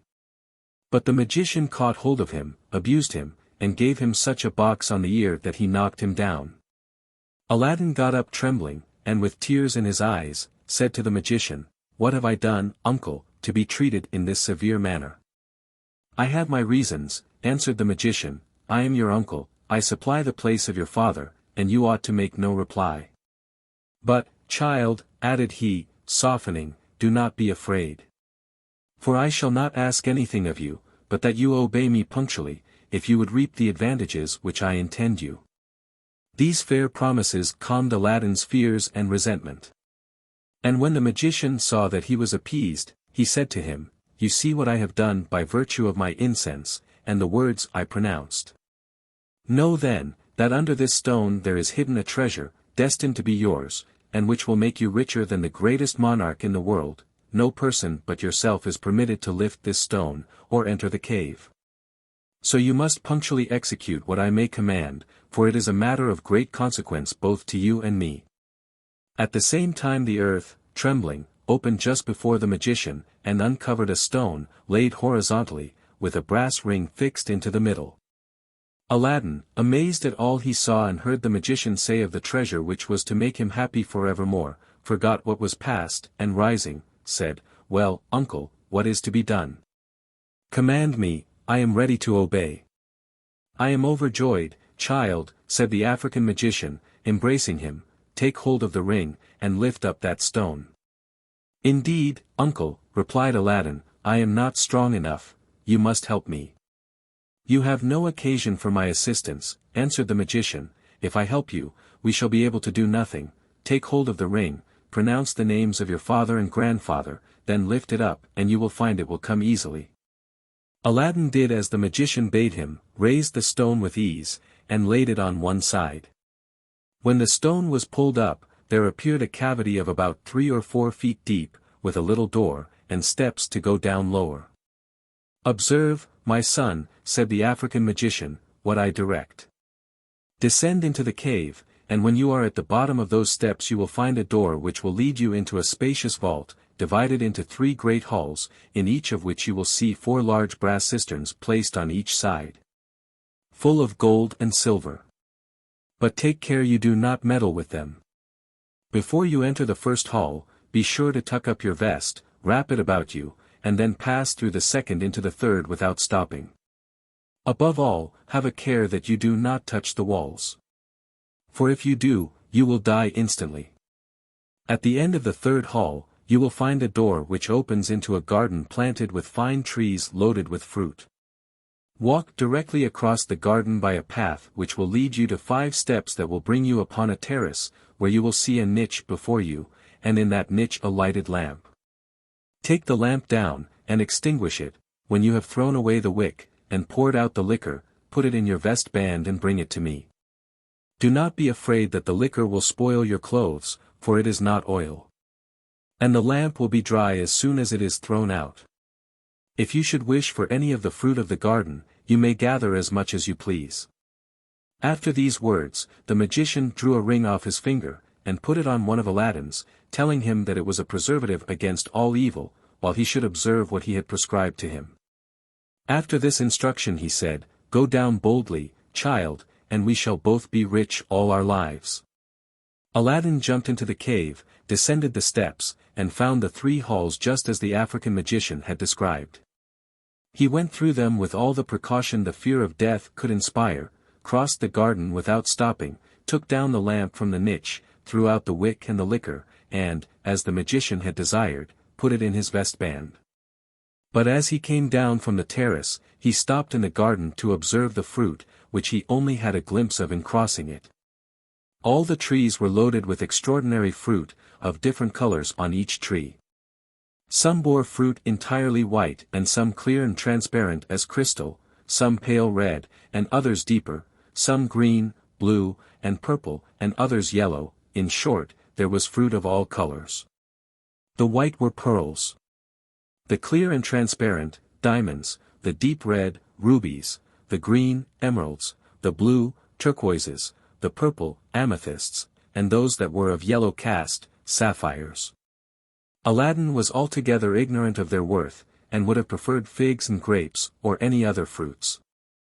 But though he took them only for colored glass of little value, yet he was so pleased with the variety of the colors, and the beauty and extraordinary size of the seeming fruit, that he resolved to gather some of every sort.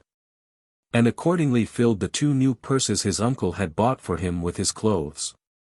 Some he wrapped up in the skirts of his vest, which was of silk, large and full, and he crammed his bosom as full as it could hold. Aladdin, having thus loaded himself with riches, returned through the 3 halls with the same precaution, made all the haste he could, that he might not make his uncle wait, and soon arrived at the mouth of the cave, where the African magician expected him with the utmost impatience. As soon as Aladdin saw him, he cried out, "Pray, uncle, lend me your hand, to help me out." "Give me the lamp first," replied the magician, "it will be troublesome to you." "Indeed, uncle," answered Aladdin, "I cannot now. It is not troublesome to me, but I will as soon as I am up." The African magician was so obstinate, that he would have the lamp before he would help him up. And Aladdin, who had encumbered himself so much with his fruit that he could not well get at it, refused to give it to him till he was out of the cave. The African magician, provoked at this obstinate refusal, flew into a passion, threw a little of his incense into the fire, which he had taken care to keep in, and no sooner pronounced 2 magical words, then the stone which had closed the mouth of the cave moved into its place, with the earth over it in the same manner as it lay at the arrival of the magician and Aladdin. This action of the African magician's plainly shewed him to be neither Aladdin's uncle, nor Mustafa the tailor's brother, but a true African.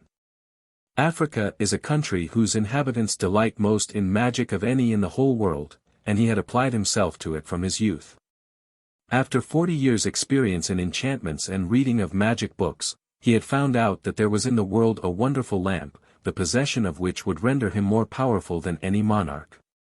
And by a late operation of geomancy, he had discovered that this lamp lay concealed in a subterranean place in the midst of China. Fully persuaded of the truth of this discovery, he set out from the farthest part of Africa. And after a long and fatiguing journey came to the town nearest to this treasure. But though he had a certain knowledge of the place where the lamp was, he was not permitted to take it himself, nor to enter the subterranean place, but must receive it from the hands of another person. For this reason he had addressed himself to Aladdin, whom he looked upon as a lad fit to serve his purpose, resolving, as soon as he should get the lamp into his hands, to sacrifice him to his avarice and wickedness. By making the fumigation mentioned before, and repeating 2 magical words, the effect of which would remove the stone into its place, so that no witness would remain of the transaction. The blow he had given Aladdin was intended to make him obey the more readily, and give him the lamp as soon as he should ask for it. But his too great precipitation, and his fear lest somebody should come that way and discover what he wished to keep secret, produced an effect quite contrary to what he had proposed. When the African magician saw that all his hopes were frustrated forever, he returned the same day for Africa. But went quite round the town, and at some distance from it, lest some persons who had observed him walk out with the boy, on seeing him come back without him, should entertain suspicions, and stop him. According to all appearances, there was no prospect of Aladdin being heard of any more. But the magician, when he had contrived his death, forgot the ring he had put upon his finger, which preserved him, though he knew not its virtue. It may seem astonishing that the loss of that, together with the lamp, did not drive the magician to despair. But magicians are so much used to misfortunes that they do not lay them to heart, but still feed themselves, to the end of life, with unsubstantial notions and chimeras. The surprise of Aladdin, who had never suspected this treachery from his pretended uncle, is more easily to be imagined than expressed. When he found himself buried alive, he cried, and called out to his uncle, to tell him he was ready to give him the lamp, but in vain, since his cries could not be heard. He descended to the bottom of the steps, with a design to get into the garden, but the door, which was opened before by enchantment, was now shut by the same means. He then redoubled his cries, sat down on the steps, without any hopes of ever seeing light again, and in a melancholy certainty of passing from the present darkness into that of a speedy death. Aladdin remained in this state 2 days, without eating or drinking, and on the 3rd looked upon death as inevitable. Clasping his hands with resignation to the will of God, he said, there is no strength or power but in the great and high God. In joining his hands he rubbed the ring which the magician had put on his finger, and of which he knew not yet the virtue. Immediately a genie of enormous size and frightful aspect rose out of the earth, his head reaching the roof of the vault, and said to him, "What wouldst thou have? I am ready to obey thee as the slave of all who may possess the ring on thy finger. I, and the other slaves of that ring." At another time, Aladdin, who had not been used to such appearances, would have been so frightened at the sight of so extraordinary a figure that he would not have been able to speak. But the danger he was in made him answer without hesitation, "Whoever thou art, deliver me from this place, if thou art able." He had no sooner spoken these words, than he found himself on the very spot where the magician had caused the earth to open. It was some time before his eyes could bear the light, after being so long in total darkness, but after he had endeavored by degrees to support it, and began to look about him, he was much surprised not to find the earth open, and could not comprehend how he had got so soon out of its bowels. There was nothing to be seen but the place where the fire had been, by which he could nearly judge the situation of the cave. Then turning himself toward the town, he perceived it at a distance in the midst of the gardens that surrounded it, and saw the way by which the magician had brought him. Returning God thanks to find himself once more in the world, he made the best of his way home. When he got within his mother's door, the joy of seeing her and his weakness for want of food for 3 days made him faint, and he remained for a long time as dead. His mother, who had given him over for lost, seeing him in this condition, omitted nothing to bring him to himself. As soon as he recovered, the first words he spoke were, "Pray, mother, give me something to eat, for I have not put a morsel of anything into my mouth these 3 days." His mother brought what she had, and set it before him. "My son," said she, "be not too eager, for it is dangerous, eat but little at a time, and take care of yourself. Besides, I would not have you talk, you will have time enough to tell me what has happened to you when you are recovered. It is a great comfort to me to see you again, after the affliction I have been in since Friday, and the pains I have taken to learn what was become of you." Aladdin took his mother's advice, and ate and drank moderately. When he had done, "Mother," said he to her, "I cannot help complaining of you, for abandoning me so easily to the discretion of a man who had a design to kill me, and who at this very moment thinks my death certain. You believed he was my uncle, as well as I, and what other thoughts could we entertain of a man who was so kind to me? But I must tell you, mother, he is a rogue and a cheat, and only made me those promises to accomplish my death. But for what reason neither you nor I can guess. You shall judge yourself, when you have heard all that passed from the time I left you, till he came to the execution of his wicked design." Aladdin then related to his mother all that had happened to him, from the Friday when the magician took him to see the palaces and gardens about the town, till they came to the place between the 2 mountains where the great deed was to be performed. How, with incense which the magician threw into the fire, and some magical words which he pronounced, the earth opened, and discovered a cave, which led to an inestimable treasure. He did not forget the blow the magician had given him, and in what manner he softened again, and engaged him by great promises, and putting a ring on his finger, to go down into the cave. He did not omit the least circumstance of what he saw in crossing the 3 halls and the garden, and his taking the lamp, which he pulled out of his bosom and shewed to his mother, as well as the transparent fruit of different colors, which he had gathered in the garden as he returned. But, though these fruits were precious stones, brilliant as the sun, she was as ignorant of their worth as her son. She had been bred in a low rank of life, and her husband's poverty prevented his being possessed of jewels, nor had she, her relations, or neighbors ever seen any, so that we must not wonder that she regarded them as things of no value. Aladdin put them behind one of the cushions of the sofa, and continued his story. When he had come to an end, Aladdin said to his mother, "I need say no more. This is my adventure, and the dangers I have been exposed to since you saw me." His mother heard with much interest this surprising relation, notwithstanding it could be no small affliction to a mother who loved her son tenderly. But yet in the most moving part, which discovered the perfidy of the African magician, she could not help showing, by marks of the greatest indignation, how much she detested him. And when her son had finished his story, she broke out into 1,000 reproaches against that vile impostor. She called him perfidious traitor, barbarian, assassin, deceiver, magician, and an enemy and destroyer of mankind. Without doubt, child, added she, he is a magician, and they are plagues to the world, and by their enchantments and sorceries have commerce with the devil. Bless God for preserving you from his wicked designs. For your death would have been inevitable, if you had not called upon him, and implored his assistance. She said a great deal more against the magician's treachery. But finding that whilst she talked, Aladdin began to doze, she left him to his repose, and retired. Aladdin, who had not closed his eyes while he was in the subterranean abode, slept very soundly till late the next morning. When the first thing he said to his mother was, that he wanted something to eat, and that she could not do him a greater kindness than to give him his breakfast. Alas! Child, said she, I have not a bit of bread to give you, you ate up all the provisions I had in the house yesterday, but have a little patience, and it shall not be long before I will bring you some. I have a little cotton, which I have spun. I will go and sell it, buy bread, and something for our dinner.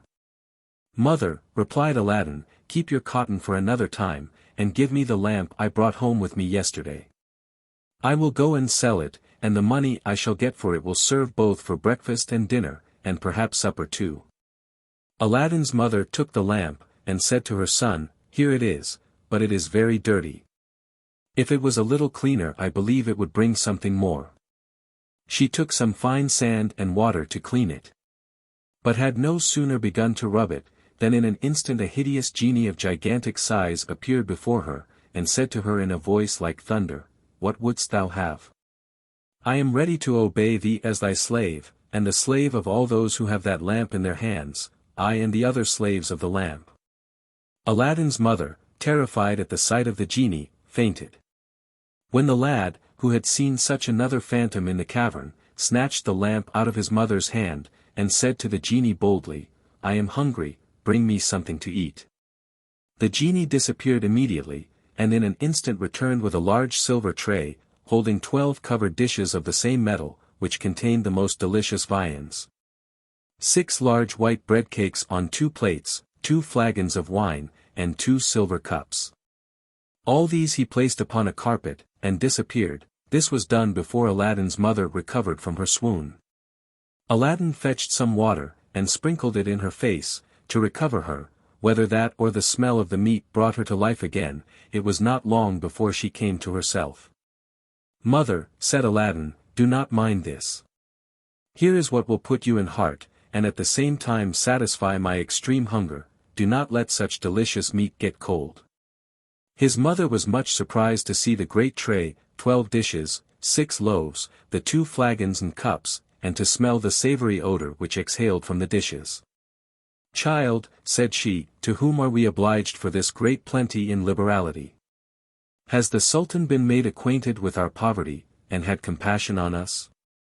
It is no matter, mother, said Aladdin, let us sit down and eat, for you have almost as much need of breakfast as myself. When we have done, I will tell you. Accordingly, both mother and son sat down, and ate with the better relish as the table was so well furnished. But all the time Aladdin's mother could not forbear looking at and admiring the dishes, though she could not judge whether they were silver or any other metal, and the novelty more than the value attracted her attention.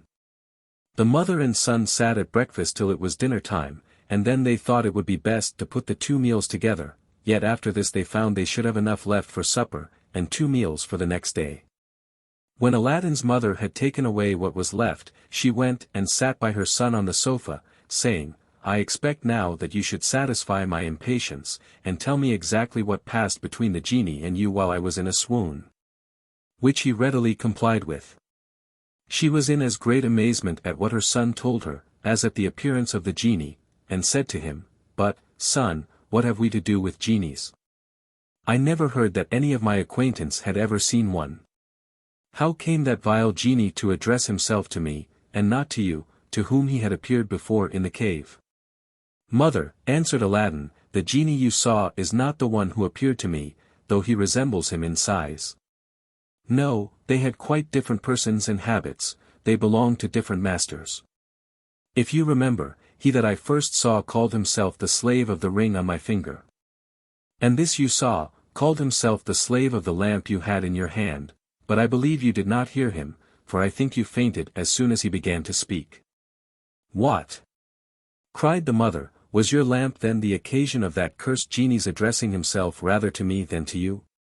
Ah! My son, take it out of my sight, and put it where you please. I will never touch it.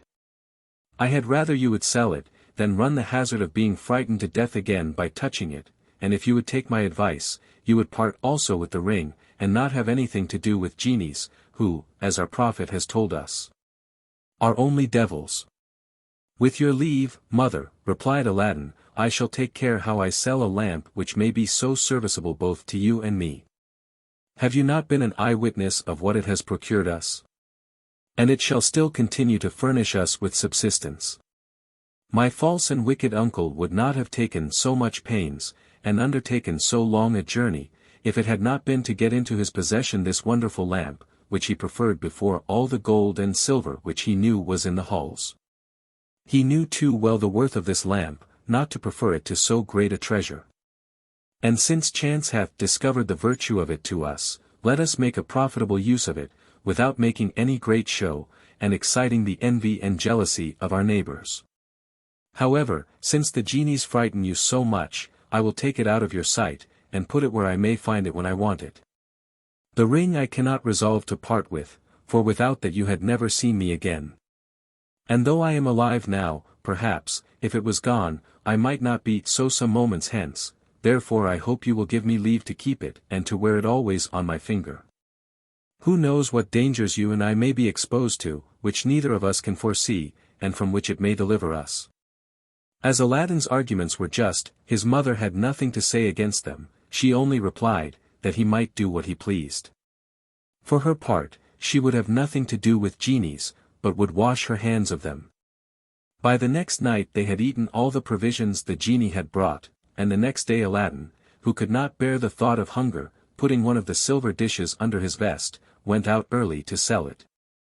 And addressing himself to a Jew whom he met in the streets, took him aside, and pulling out the plate, asked him if he would buy it. The cunning Jew took the dish, examined it, and as soon as he found that it was good silver, asked Aladdin at how much he valued it. Aladdin, who knew not its value, and never had been used to such traffic, told him he would trust to his judgment and honor. The Jew was somewhat confounded at this plain dealing. And doubting whether Aladdin understood the material or the full value of what he offered to sell, took a piece of gold out of his purse and gave it to him, though it was but the 60th part of the worth of the plate. Aladdin, taking the money very eagerly, retired with so much haste, that the Jew, not content with the exorbitancy of his profit, was vexed he had not penetrated into his ignorance, and was going to run after him, to endeavor to get some change out of the piece of gold. But the lad ran so fast, and had got so far, that it would have been impossible for him to overtake him. Before Aladdin went home, he called at a baker's, bought some cakes of bread, changed his money, and on his return gave the rest to his mother, who went and purchased provisions enough to last them some time. After this manner they lived, till Aladdin had sold the 12 dishes singly, as necessity pressed, to the Jew, for the same money, who, after the first time, durst not offer him less, for fear of losing so good a bargain. When he had sold the last dish, he had recourse to the tray, which weighed 10 times as much as the dishes, and would have carried it to his old purchaser, but that it was too large and cumbersome. Therefore he was obliged to bring him home with him to his mother's, where, after the Jew had examined the weight of the tray, he laid down 10 pieces of gold, with which Aladdin was very well satisfied. They lived on these 10 pieces in a frugal manner, for Aladdin, though formerly used to an idle life, had left off playing with young lads of his own age ever since his adventure with the African magician. He spent his time in walking about, and conversing with decent people, with whom he gradually got acquainted. Sometimes he would stop at the principal merchants' shops, where people of distinction met, and listen to their discourse, by which he gained some little knowledge of the world. When all the money was spent, Aladdin had recourse again to the lamp. He took it in his hand, looked for the part where his mother had rubbed it with the sand, and rubbed it also, when the genie immediately appeared, and said, "What wouldst thou have? I am ready to obey thee as thy slave, and the slave of all those who have that lamp in their hands, I, and the other slaves of the lamp." "I am hungry," said Aladdin, "bring me something to eat." The genie disappeared, and presently returned with a tray, and the same number of covered dishes as before, set them down, and vanished. Aladdin's mother, knowing what her son was going to do, went out about some business, on purpose to avoid being in the way when the genie came, and when she returned, was almost as much surprised as before at the prodigious effect of the lamp.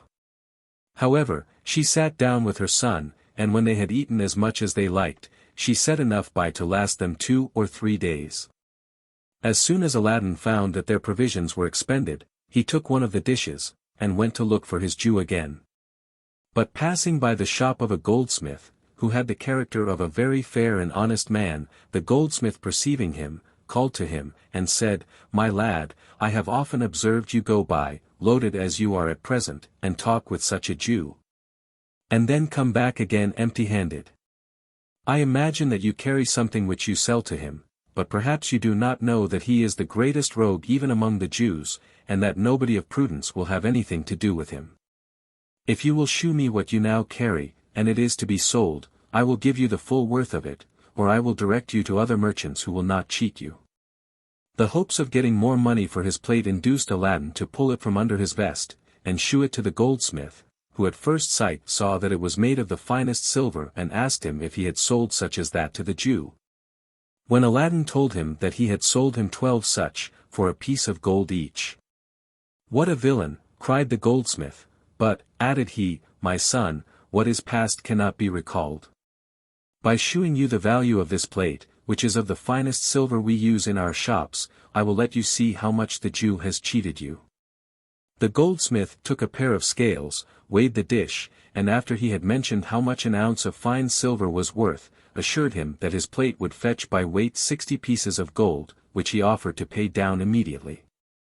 "If you dispute my honesty," said he, "you may go to any other of our trade, and if he gives you more, I will be bound to forfeit twice as much."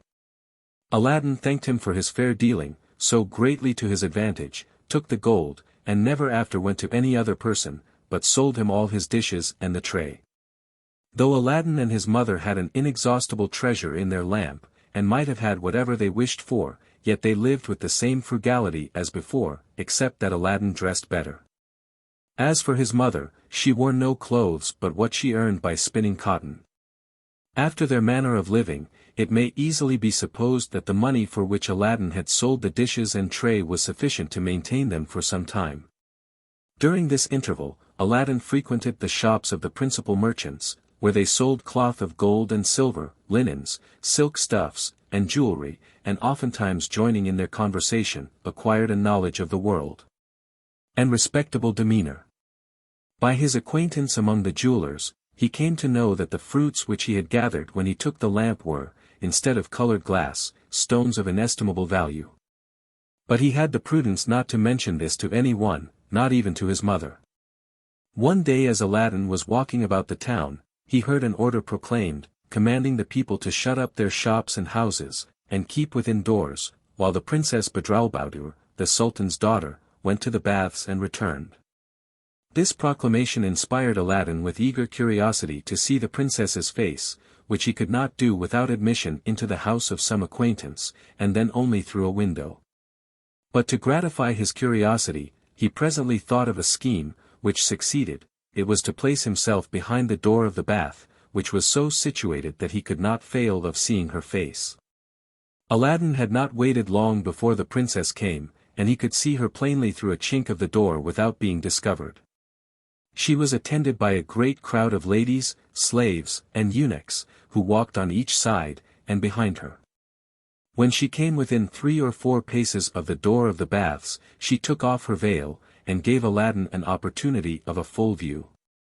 As soon as Aladdin had seen the princess, his heart could not withstand those inclinations so charming an object always inspires. She was the most beautiful brunette in the world, her eyes were large, lively, and sparkling. Her looks sweet and modest, her nose was of a just proportion and without a fault, her mouth small, her lips of a vermilion red, in a word, all the features of her face were perfectly regular. It is not therefore surprising that Aladdin, who had never before seen such a blaze of charms, was dazzled, and his senses ravished by such an assemblage.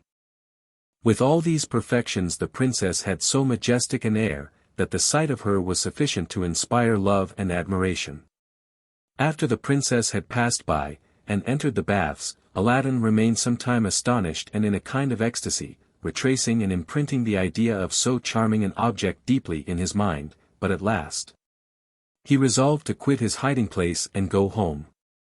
He could not so far conceal his uneasiness but that his mother perceived it, was surprised to see him so much more thoughtful than usual, and asked if he were ill. He returned her no answer, but sat carelessly down on the sofa, and remained silently musing on the image of the charming Badroulbadour. After supper, his mother asked him again why he was so melancholy, but could get no information, and he determined to go to bed rather than give her the least satisfaction. As he sat next day on the sofa, opposite his mother, however, as she was spinning cotton, he spoke to her in these words: "I perceive, mother, that my silence yesterday has much troubled you. I was not, nor am I ill. But I assure you, that what I felt then, and now endure, is worse than any disease. It was not proclaimed in this quarter of the town, and therefore you could know nothing of it, that the Sultan's daughter was yesterday to go to the baths. I had a great curiosity to see her face, and as it occurred to me that when she came nigh the bath, she would pull her veil off, I resolved to conceal myself behind the door. She did so and I had the happiness of seeing her lovely face with the greatest security. This, mother, was the cause of my silence yesterday. I love the princess with more violence than I can express. And as my passion increases every moment, I am resolved to ask her in marriage of the Sultan, her father." Aladdin's mother listened with interest to what her son told her. But when he talked of asking the princess in marriage, she could not help bursting out into a loud laugh. He would have gone on with his rhapsody, but she interrupted him. "Alas! Child," said she, "what are you thinking of? You must be mad to talk thus." "I assure you, mother," replied Aladdin, "that I am not mad, but in my right senses. I foresaw that you would reproach me with folly and extravagance. But I must tell you once more, that I am resolved to demand the princess in marriage." "Indeed, son," replied the mother seriously, "I cannot help telling you that you have forgotten yourself, and I do not see who will venture to make the proposal for you." "You yourself," replied he immediately. "I go to the Sultan," answered the mother, amazed. "I shall be cautious how I engage in such an errand." "Why, who are you, son," continued she, "that you can have the assurance to think of your Sultan's daughter? Have you forgotten that your father was one of the poorest tailors in the capital, and that I am of no better extraction, and do not you know that sultans never marry their daughters but to sons of sovereigns like themselves?" "Mother," answered Aladdin, "I foresaw all that you have said, or can say, and tell you that neither your discourse nor your remonstrances shall make me change my mind. I have told you that you must ask the princess in marriage for me. I beg of you not to refuse, unless you would rather see me in my grave, than by your compliance give me new life." The good old woman was much embarrassed, when she found Aladdin persisting in so wild a design. "My son," said she again, "I am your mother, and there is nothing that is reasonable but I would readily do for you. If I were to go and treat about your marriage with some neighbor's daughter, I would do it with all my heart. And even then they would expect you should have some little estate, or be of some trade. When such poor folks as we are wish to marry, the first thing they ought to think of, is how to live. But without reflecting on the meanness of your birth, and the little fortune you have to recommend you, you aim at the highest pitch of exaltation.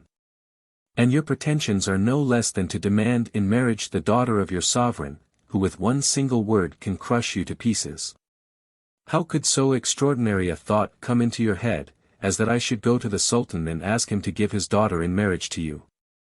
Suppose I had the impudence to present myself before the Sultan, to whom should I address myself to be introduced to his Majesty?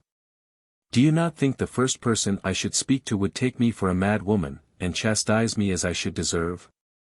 I know there is no difficulty to those who go to petition for justice, which the Sultan distributes equally among his subjects. I know, too, that to those who ask a favor he grants it with pleasure when he sees it is deserved. But do you think you have merited the honor you would have me ask? What have you done to claim such a favor, either for your prince or country? How can I open my mouth to make the proposal to the Sultan? His majestic presence and the luster of his court would absolutely confound me. There is another reason, my son, which you do not think of, which is that nobody ever goes to ask a favor of the Sultan without a present. But what presents have you to make? And what proportion could they bear to the favor you would ask? Therefore, reflect well, and consider that you aspire to an object which it is impossible for you to obtain. Aladdin heard very calmly all that his mother could say to dissuade him from his design, and after he had weighed her representations replied, I own, mother, it is great rashness in me to presume to carry my pretensions so far. And a great want of consideration to ask you to go and make the proposal to the Sultan, without first taking proper measures to procure a favorable reception, and I therefore beg your pardon. But be not surprised that I did not at first see every measure necessary to procure me the happiness I seek. I love the princess, and shall always persevere in my design of marrying her.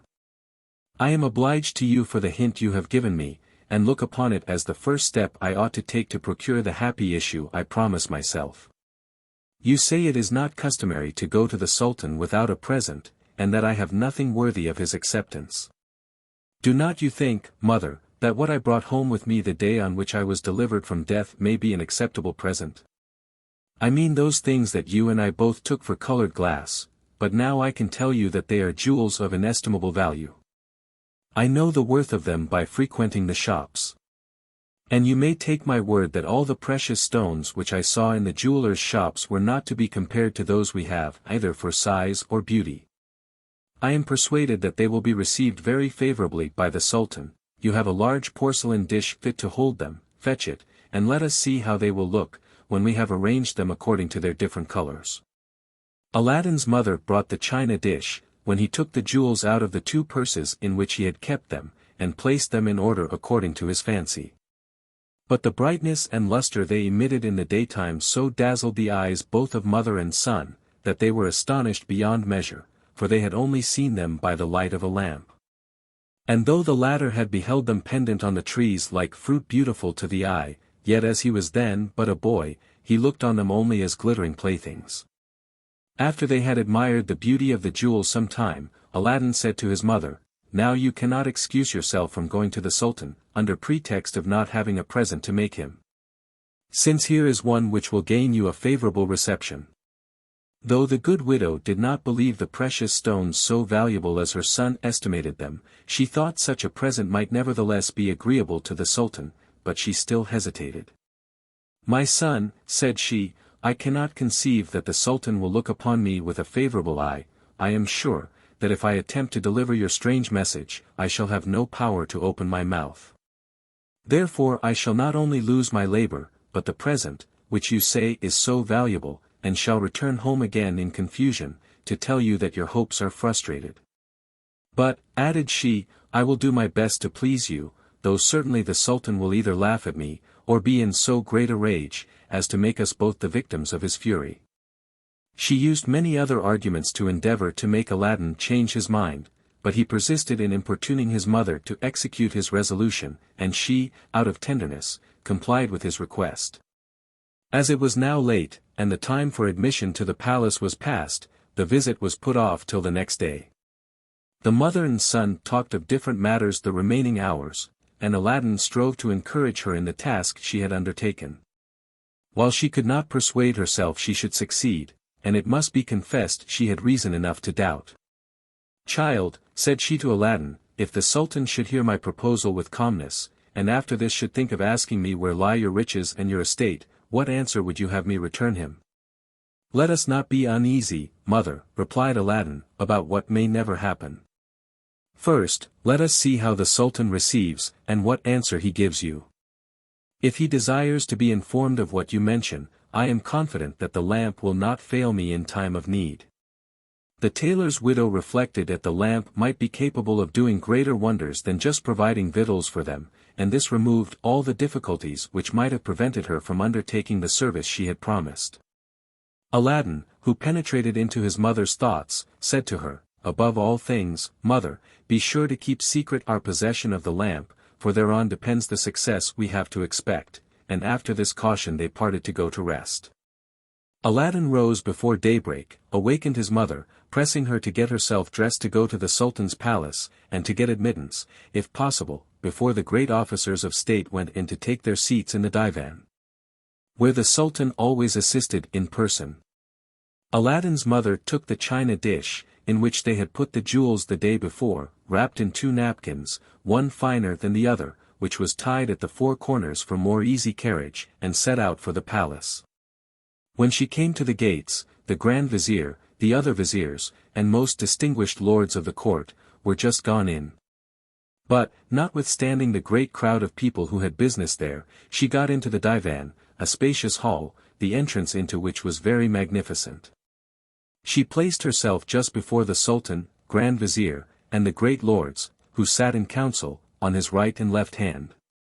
Several causes were called, according to their order, pleaded and adjudged, until the time the divan generally broke up, when the Sultan rising, returned to his apartment, attended by the Grand Vizier.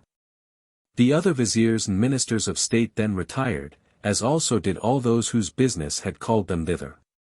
Some pleased with gaining their causes, others dissatisfied at the sentences pronounced against them, and some in expectation of being heard the next sitting. Aladdin's mother, seeing the Sultan retire, and all the people depart, judged rightly that he would not sit again that day, and resolved to go home. When Aladdin saw her return with the present, he knew not what to think, and in fear lest she should bring him some ill news, had not courage to ask her any questions.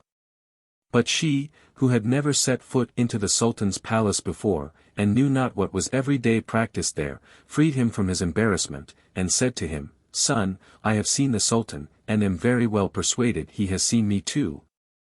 For I placed myself just before him, but he was so much taken up with those who attended on all sides of him, that I pitied him, and wondered at his patience. At last I believe he was heartily tired, for he rose up suddenly, and would not hear a great many who were ready prepared to speak to him, but went away, at which I was well pleased, for indeed I began to lose all patience, and was extremely fatigued with staying so long. But there is no harm done, I will go again tomorrow, perhaps the Sultan may not be so busy."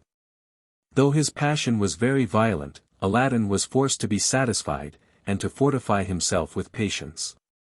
He had at least the satisfaction to find that his mother had got over the greatest difficulty, which was to procure access to the Sultan, and hoped that the example of those she saw speak to him would embolden her to acquit herself better of her commission when a favorable opportunity might offer. The next morning she repaired to the Sultan's palace with the present, as early as the day before, but when she came there, she found the gates of the divan shut, and understood that the council sat but every other day. Therefore she must come again the next. This news she carried to her son, whose only relief was to guard himself with patience. She went 6 times afterward on the days appointed and placed herself always directly before the Sultan, but with as little success as the first morning, and might have perhaps come 1,000 times to as little purpose, if luckily the Sultan himself had not taken particular notice of her. On the 6th day, after the divan was broken up, when the Sultan returned to his own apartment, he said to his Grand Vizier, "I have for some time observed a certain woman, who attends constantly every day that I give audience. With something wrapped up in a napkin, she always stands up from the beginning to the breaking up of the audience, and affects to place herself just before me. Do you know what she wants?" "Sir," replied the Grand Vizier, who knew no more than the Sultan what she wanted, but did not wish to seem uninformed, "Your Majesty knows that women often make complaints on trifles. Perhaps she may come to complain that somebody has sold her some bad flour, or some such trifling matter." The Sultan was not satisfied with this answer, but replied, "If this woman comes to our next audience, do not fail to call her, that I may hear what she has to say." The Grand Vizier made answer by lowering his hand, and then lifting it up above his head, signifying his willingness to lose it if he failed. By this time, the tailor's widow was so much used to go to audience, and stand before the Sultan, that she did not think it any trouble. If she could but satisfy her son that she neglected nothing that lay in her power to please him, so the next audience day she went to the divan and placed herself in front of the Sultan as usual. And before the Grand Vizier had made his report of business, the Sultan perceived her, and compassionating her for having waited so long, said to the Vizier, "Before you enter upon any business, remember the woman I spoke to you about. Bid her come near, and let us dispatch her business first." The Grand Vizier immediately called the chief of the mace-bearers, and pointing to her, bade him tell her to come before the Sultan. The chief of the officers went to Aladdin's mother, and at a sign he gave her, she followed him to the foot of the Sultan's throne, where he left her, and retired to his place by the Grand Vizier. The old woman bowed her head down to the carpet, which covered the platform of the throne, and remained in that posture till the Sultan bade her rise, when he said to her, "Good woman, I have observed you to stand from the beginning to the rising of the divan. What business brings you here?" After these words, Aladdin's mother prostrated herself a second time. And when she arose, said, "Monarch of monarchs, before I tell your majesty the extraordinary and incredible business which brings me before your high throne, I beg of you to pardon the boldness of the demand I am going to make, which is so uncommon that I tremble, and am ashamed to propose it to my sovereign." In order to give her the more freedom to explain herself, the Sultan ordered all to quit the divan but the Grand Vizier, and then told her she might speak without restraint. Aladdin's mother, not content with this favor of the Sultan's to save her the confusion of speaking before so many people, was, notwithstanding, a little apprehensive. Therefore, resuming her discourse, she said, "I beg of your majesty, if you should think my demand the least offensive, to assure me first of your forgiveness." "Well," replied the Sultan, "I will forgive you, be it what it may, and no hurt shall come to you, speak boldly." When Aladdin's mother had taken all these precautions, she told him faithfully how Aladdin had seen the Princess Badroulbadour, the violent love that fatal sight had inspired him with, the declaration he had made to her when he came home, and what she had said to dissuade him. "But," continued she, "my son, instead of taking my advice and reflecting on his presumption, was so obstinate as to persevere, and to threaten me with some desperate act, if I refused to come and ask the princess in marriage of your majesty. And it was not without the greatest reluctance that I was led to accede to his request, for which I beg your majesty once more to pardon not only me, but also Aladdin my son, for entertaining so rash a project." The Sultan hearkened to this discourse without shewing the least anger, but before he gave her any answer, asked her what she had brought tied up in the napkin. She took the china dish, which she had set down at the foot of the throne before she prostrated herself before him, untied it, and presented it to the Sultan. The monarch's amazement and surprise were inexpressible, when he saw so many large, beautiful, and valuable jewels collected in the dish.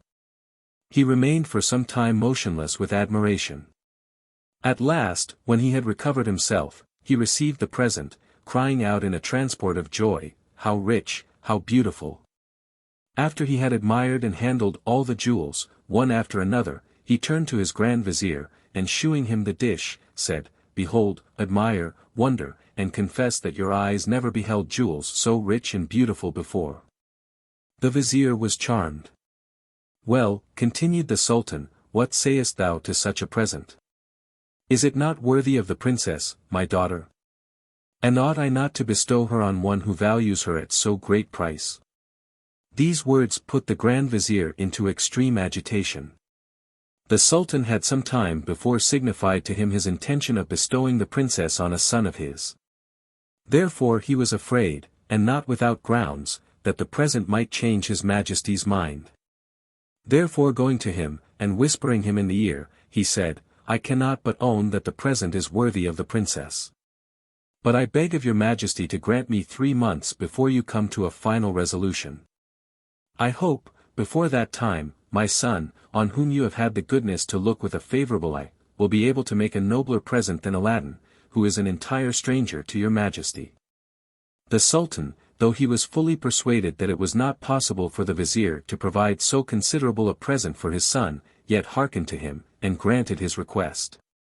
Turning therefore to the old widow, he said to her, "Good woman, go home, and tell your son that I agree to the proposal you have made me, But I cannot marry the princess, my daughter, till the paraphernalia I designed for her be got ready, which cannot be finished these 3 months, but at the expiration of that time, come again."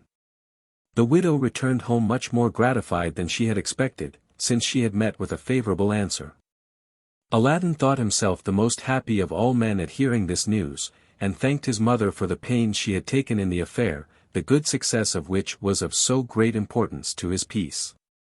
When 2 of the 3 months were past, his mother one evening going to light the lamp, and finding no oil in the house, went out to buy some, and when she came into the city, found a general rejoicing. The shops were open, dressed with foliage, silks, and carpeting, every one striving to shew their zeal in the most distinguished manner according to their ability. The streets were crowded with officers in habits of ceremony, mounted on horses richly caparisoned, each attended by a great many footmen.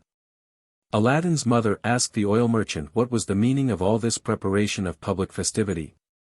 "Whence come you, good woman," said he, "that you do not know that the Grand Vizier's son is to marry the Princess Badroulbadour, the Sultan's daughter, tonight? She will presently return from the baths. And these officers whom you see are to assist at the cavalcade to the palace, where the ceremony is to be solemnest." This was news enough for Aladdin's mother. She ran till she was quite out of breath home to her son, who little suspected any such event. "Child," cried she, "you are undone. You depend upon the Sultan's fine promises, but they will come to nothing." Aladdin was alarmed at these words. "Mother," replied he, "how do you know the Sultan has been guilty of a breach of promise?" "This night," answered the mother, "the Grand Vizier's son is to marry the Princess Badroulbadour." She then related how she had heard it, so that he had no reason to doubt the truth of what she said. At this account, Aladdin was thunderstruck. Any other man would have sunk under the shock. But a sudden hope of disappointing his rival soon roused his spirits, and he bethought himself of the lamp, which had in every emergency been so useful to him. And without venting his rage in empty words against the Sultan, the Vizier, or his son, he only said, "Perhaps, mother, the Vizier's son may not be so happy tonight as he promises himself, while I go into my chamber a moment. Do you get supper ready?" She accordingly went about it, but guessed that her son was going to make use of the lamp, to prevent, if possible, the consummation of the marriage. When Aladdin had got into his chamber, he took the lamp, rubbed it in the same place as before, when immediately the genie appeared, and said to him, "What wouldst thou have?" "I am ready to obey thee as thy slave, and the slave of all those who have that lamp in their possession, I and the other slaves of the lamp." "Hear me," said Aladdin, "thou hast hitherto brought me whatever I wanted as to provisions. But now I have business of the greatest importance for thee to execute. I have demanded the Princess Badroulbadour in marriage of the Sultan, her father. He promised her to me, only requiring 3 months' delay. But instead of keeping that promise, has this night planned to marry her to the Grand Vizier's son. What I ask of you is, that as soon as the two are made one, you bring them both hither to me." "Master," replied the genie, "I will obey you. Have you any other commands?" "None at present," answered Aladdin, and then the genie disappeared. Aladdin, having left his chamber, supped with his mother, with the same tranquillity of mind as usual. And after supper talked of the princess's marriage as of an affair wherein he had not the least concern. He then retired to his own chamber again, but sat up waiting the execution of his orders to the genie. In the meantime, everything was prepared with the greatest magnificence in the Sultan's palace to celebrate the princess's nuptials, and the evening was spent with all the usual ceremonies and great rejoicings.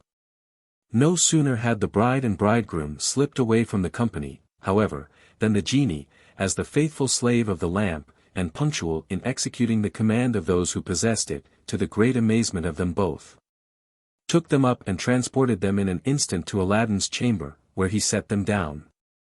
Aladdin had waited impatiently for this moment. "Take this new married man," said he to the genie, "shut him up in the house of office, and come again tomorrow morning before daybreak." The genie instantly carried the vizier's son whither Aladdin had commanded him, and after he had breathed upon him, which prevented his stirring, left him there. Passionate as was Aladdin's love for the princess, he did not talk much to her when they were alone, but only said with a respectful air, "Fear nothing, adorable princess, you are here in safety. If I have been forced to come to this extremity, it is to prevent an unjust rival's possessing you, contrary to your father's promise in favor of myself." The princess, who knew nothing of these particulars, gave very little attention to what Aladdin could say. The fright and amazement of so surprising an adventure had alarmed her so much that he could not get one word from her. Badroulbadour never passed a night so ill in her life, and if we consider the condition in which the genie left the Grand Vizier's son, we may imagine that the new bridegroom spent it much worse. Aladdin had no occasion the next morning to rub the lamp to call the genie, who appeared at the hour appointed, and said to him, "I am here, master, what are your commands?" "Go," said Aladdin, "fetch the vizier's son out of the place where you left him, and carry the pair to the sultan's palace, from whence you brought them." The genie presently returned with the vizier's son, and in an instant they were transported into the same chamber of the palace from whence they had been brought. But we must observe, that all this time the genie never was visible either to the princess or the Grand Vizier's son. His hideous form would have made them die with fear. Neither did they hear anything of the discourse between Aladdin and him. They only perceived the motion through the air, and their transportation from one place to another, which we may well imagine was enough to alarm them. The Sultan went to the room of the princess next morning and kissed her between the eyes, according to custom, wishing her a good morrow, but was extremely surprised to see her so melancholy. She only cast at him a sorrowful look, expressive of great affliction. He said a few words to her, but finding that he could not get an answer, was forced to retire. Nevertheless, he suspected that there was something extraordinary in this silence, and thereupon went immediately to the Sultaness's apartment, told her in what a state he had found the princess, and how she had received him. "Sir," said the Sultaness, "I will go and see her, I am much deceived if she receives me in the same manner." As soon as the Sultaness was dressed, she went to the princess's apartment, who was still in bed. She undrew the curtain, wished her good morrow, and kissed her. But how great was her surprise when she returned no answer. And looking more attentively at her, she perceived her to be much dejected, which made her judge that something had happened, which she did not understand. "How comes it, child," said the Sultaness, "that you do not return my caresses? Ought you to treat your mother after this manner? I am induced to believe something extraordinary has happened. Come, tell me freely, and leave me no longer in a painful suspense." At last the princess broke silence with a deep sigh, and said, "Alas! Most honored mother, forgive me if I have failed in the respect I owe you. My mind is so full of the extraordinary circumstances which have befallen me that I have not yet recovered from my amazement and alarm." She then related her surprising adventures, which the Sultaness heard very patiently, but could scarcely believe. "You did well, child," said she, "not to speak of this to your father. Take care not to mention it to anybody. For you will certainly be thought mad if you talk in this manner." "Madam," replied the princess, "I can assure you I am in my right senses. Ask my husband and he will tell you the same circumstances." "I will," said the Sultaness. "But if he should talk in the same manner, I shall not be better persuaded of the truth. Come, rise, and throw off this idle fancy. It will be strange if all the feasts and rejoicings in the kingdom should be interrupted by such a vision. Do not you hear the trumpets of congratulation, and concerts of the finest music? Cannot these inspire you with joy and make you forget the fancies of a dream?" At the same time the Sultaness called the princess's women, and after she had seen her get up, went to the Sultan's apartment, told him that her daughter had got some odd notions in her head, but that there was nothing in them but idle fantasy. She then sent for the vizier's son, to know of him something of what the princess had told her, but he, thinking himself highly honored to be allied to the Sultan, and not willing to lose the princess, denied what had happened. "That is enough," answered the Sultaness, "I ask no more. I see you are wiser than my daughter." The rejoicings lasted all that day in the palace, and the Sultaness, who never left the princess, forgot nothing to divert her, and induce her to take part in the various diversions and shows. But she was so struck with the idea of what had happened to her in the night, that it was easy to see her thoughts were entirely taken up with it. Neither was the Grand Vizier's son in less tribulation, though his ambition made him disguise his feelings so well, that nobody doubted of his being a happy bridegroom. Aladdin, who was well acquainted with what passed in the palace, was resolved that the troublesome adventure of the night before should again disturb the unhappy pair, and therefore had recourse to his lamp. And when the genie appeared and offered his service, he said to him, "Bring the Grand Vizier's son and the Princess Badroulbadour hither tonight, as thou didst yesterday." The genie obeyed as faithfully and exactly as the day before. The Grand Vizier's son passed the night as coldly and disagreeably, and the princess had the same alarm and mortification. The genie, according to orders, came the next morning, and returned the new married couple again to the palace. The Sultan, after the reception the princess had given him, was very anxious to know how she had passed the second night, and therefore went into her chamber as early as the morning before. After the same caresses he had given her the former morning, he bade her good morrow. "Well, daughter," said he, "are you in a better humor than yesterday?" Still the princess was silent, and the Sultan, perceiving her to be in greater confusion than before, doubted not that something very extraordinary was the cause. But provoked that his daughter should conceal it, he said to her in a rage, with his saber in his hand, "Daughter, tell me what is the matter, or I will cut off your head immediately." The princess, more frightened at the tone of the enraged Sultan than at the sight of the drawn saber, at last broke silence, and said with tears in her eyes, "My dear father and Sultan, I ask your majesty's pardon if I have offended you. And hope that out of your goodness you will have compassion on me." After this preamble, which appeased the Sultan, she told him what had happened to her in so moving a manner, that he, who loved her tenderly, was most sensibly grieved. She added, "If your majesty doubts the truth of this account, you may inform yourself from my husband, who will tell you the same thing." The Sultan immediately felt all the uneasiness so surprising an adventure must have given the princess. "Daughter," said he, "you are much to blame for not telling me this yesterday, since it concerns me as much as yourself. I did not marry you to make you miserable, but that you might enjoy all the happiness you might hope for from a husband, who to me seemed agreeable to you. Efface all these troublesome ideas from your memory. I will take care that you shall have no more such disagreeable experiences." As soon as the Sultan had returned to his own apartment, he sent for the Grand Vizier. "Vizier," said he, "have you seen your son, and has he told you anything?" The Vizier replied, "No." The Sultan related all the circumstances of which the princess had informed him, and afterward said, "I do not doubt but that my daughter has told me the truth. But nevertheless I should be glad to have it confirmed by your son, therefore go and ask him how it was." The Grand Vizier went immediately to his son, communicated what the Sultan had told him, and enjoined him to conceal nothing, but to relate the whole truth. "I will disguise nothing from you, father," replied the son, "for indeed all that the princess has stated is true. Yet I must tell you, that all these experiences do not in the least lessen those sentiments of love and gratitude I entertain for her.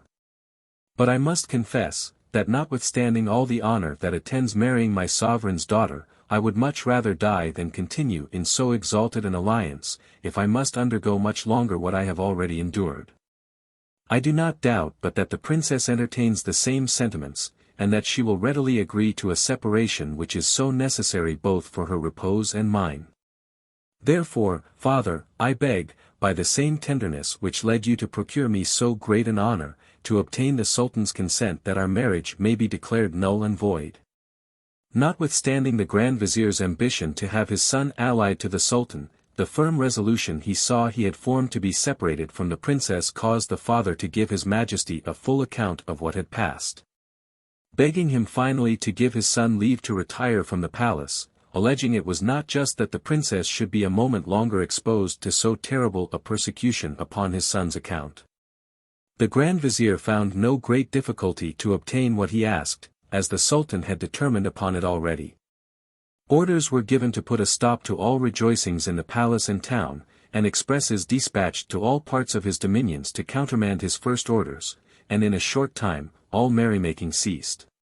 This sudden change gave rise both in the city and kingdom to various speculations and inquiries, but no other account could be given of it, except that both the vizier and his son went out of the palace much dejected. Nobody but Aladdin knew the secret, who rejoiced at the happy success procured by his lamp. Neither the Sultan nor the Grand Vizier, who had forgotten Aladdin in his request, had the least thought that he had any concern in the enchantment which caused the dissolution of the marriage. Aladdin waited till the 3 months were completed, which the Sultan had appointed for the consummation of the marriage between the Princess Badroulbadour and himself. And the next day sent his mother to the palace, to remind the Sultan of his promise. The widow went to the palace, and stood in the same place as before in the hall of audience. The Sultan no sooner cast his eyes upon her than he knew her again, remembered her business, and how long he had put her off. Therefore, when the Grand Vizier was beginning to make his report, the Sultan interrupted him, and said, "Vizier, I see the good woman who made me the present of jewels some months ago. Forbear your report, till I have heard what she has to say." The Vizier, looking about the divan, perceived the tailor's widow, and sent the chief of the mace-bearers to conduct her to the Sultan. Aladdin's mother came to the foot of the throne, prostrated herself as usual, and when she rose, the Sultan asked her what she would have. "Sir," said she, "I come to represent to your Majesty, in the name of my son, Aladdin, that the 3 months, at the end of which you ordered me to come again, are expired, and to beg you to remember your promise." The Sultan, when he had fixed a time to answer the request of this good woman, little thought of hearing any more of a marriage, which he imagined would be very disagreeable to the princess. So this summons for him to fulfill his promise was somewhat embarrassing. He declined giving an answer till he had consulted his vizier, and signified to him the little inclination he had to conclude a match for his daughter with a stranger, whose rank he supposed to be very mean. The Grand Vizier freely told the Sultan his thoughts, and said to him, "In my opinion, sir, there is an infallible way for your Majesty to avoid a match so disproportionate, without giving Aladdin, were he known to your Majesty, any cause of complaint. Which is, to set so high a price upon the princess that, however rich he may be, he cannot comply with it. This is the only way to make him desist from so bold an undertaking."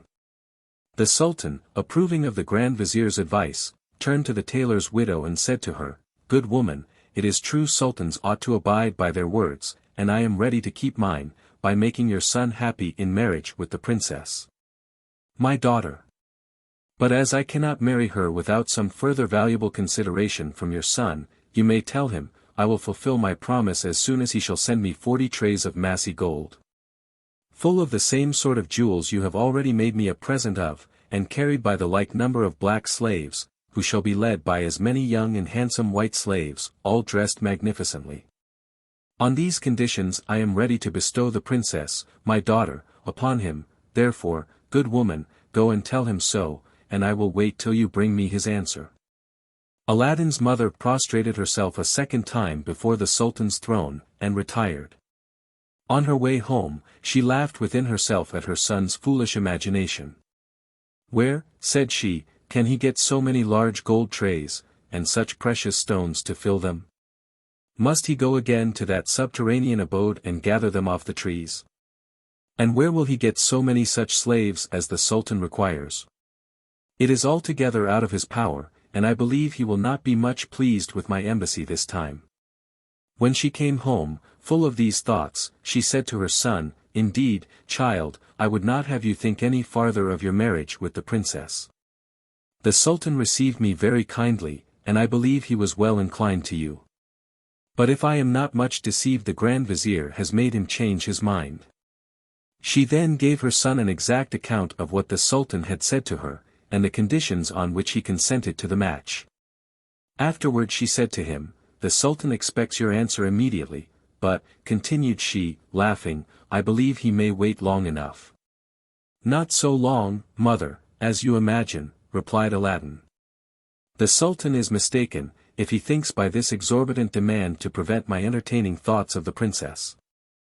I expected that he would have set a higher price upon her incomparable charms. His demand is but a trifle to what I could have done for her. But while I think of satisfying his request, go and get something for our dinner, and leave the rest to me." As soon as his mother was gone out, Aladdin took the lamp, and rubbing it, the genie appeared, and offered his service as usual. "The Sultan," said Aladdin to him, "gives me the princess his daughter in marriage. But demands first, 40 large trays of massy gold, full of the fruits of the garden from whence I took this lamp, and these he expects to have carried by as many black slaves, each preceded by a young handsome white slave, richly clothed. Go, and fetch me this present as soon as possible, that I may send it to him before the divan breaks up." The genie told him his command should be immediately obeyed, and disappeared. In a little time afterward the genie returned with 40 black slaves, each bearing on his head a heavy tray of pure gold, full of pearls, diamonds, rubies, emeralds, and every sort of precious stones. All larger and more beautiful than those formerly presented to the Sultan. Each tray was covered with silver tissue, embroidered with flowers of gold. These, together with the white slaves, quite filled the house, which was but a small one, the little court before it, and a small garden behind. The genie asked if he had any other commands, and Aladdin telling him that he wanted nothing further, he disappeared. When Aladdin's mother came from market, she was much surprised to see so many people and such vast riches. As soon as she had laid down her provisions, she was going to pull off her veil, but her son prevented her, and said, "Mother, let us lose no time. Before the Sultan and the divan rise, I would have you return to the palace with this present as the dowry demanded for the princess, that he may judge by my diligence of the ardent desire I have to procure myself the honor of this alliance." Without waiting for his mother's reply, Aladdin opened the street door, and made the slaves walk out, each white slave followed by a black with a tray upon his head. When they were all out, the mother followed the last black slave. He shut the door, and then retired to his chamber, full of hopes that the Sultan, after this present, which was such as he required, would receive him as his son-in-law. The first white slave who went out made all the people who were going by stop. And before they were all clear of the house, the streets were crowded with spectators, who ran to see so extraordinary and magnificent a procession. The dress of each slave was so rich, both for the stuff and the jewels, that those who were dealers in them valued each at no less than 1,000,000 of money. Besides, the neatness and propriety of the dress, the noble air, fine shape and proportion of each slave were unparalleled. Their grave walk at an equal distance from each other, the luster of the jewels, curiously set in their girdles of gold, and the egrets of precious stones in their turbans, put the spectators into such great admiration, that they could not avoid following them with their eyes as far as possible. As soon as the first of these slaves arrived at the palace gate, the porters formed themselves into order, taking him for a prince from the magnificence of his habit, and were going to kiss the hem of his garment. But the slave, who was instructed by the genie, prevented them, and said, "We are only slaves, our master will appear at a proper time." The first slave, followed by the rest, advanced into the second court, which was very spacious, and in which the Sultan's household was ranged during the sitting of the divan. The magnificence of the officers, who stood at the head of their troops, was considerably eclipsed by the slaves who bore Aladdin's present, of which they themselves made a part. As the Sultan, who had been informed of their approach to the palace, had given orders for them to be admitted, they went into the divan in regular order, one part filing to the right, and the other to the left. After they were all entered, and had formed a semicircle before the Sultan's throne, the black slaves laid the golden trays on the carpet, prostrating themselves, and at the same time the white slaves did the same. When they rose, the black slaves uncovered the trays, and then all stood with their arms crossed over their breasts. In the meantime Aladdin's mother advanced to the foot of the throne, and having paid her respects, said to the Sultan, "Sir, my son is sensible that this present, which he has sent your majesty, is much below the Princess Bedrulboudir's worth. But hopes, nevertheless, that your majesty will accept of it." The Sultan was not able to give the least attention to this compliment. The moment he cast his eyes on the 40 trays, full of the most precious and beautiful jewels he had ever seen, and the 80 slaves, who appeared by the elegance of their persons, and the magnificence of their dress, like so many princes, he was overwhelmed. Instead of answering the compliment of Aladdin's mother, He addressed himself to the Grand Vizier, who could not any more than the Sultan comprehend from whence such a profusion of richness could come. "Well, Vizier," said he aloud, "who do you think it can be that has sent me so extraordinary a present? Do you think him worthy of the Princess Badroulbadour, my daughter?" The Vizier, notwithstanding his envy and grief at seeing a stranger preferred to his son, durst not disguise his sentiments.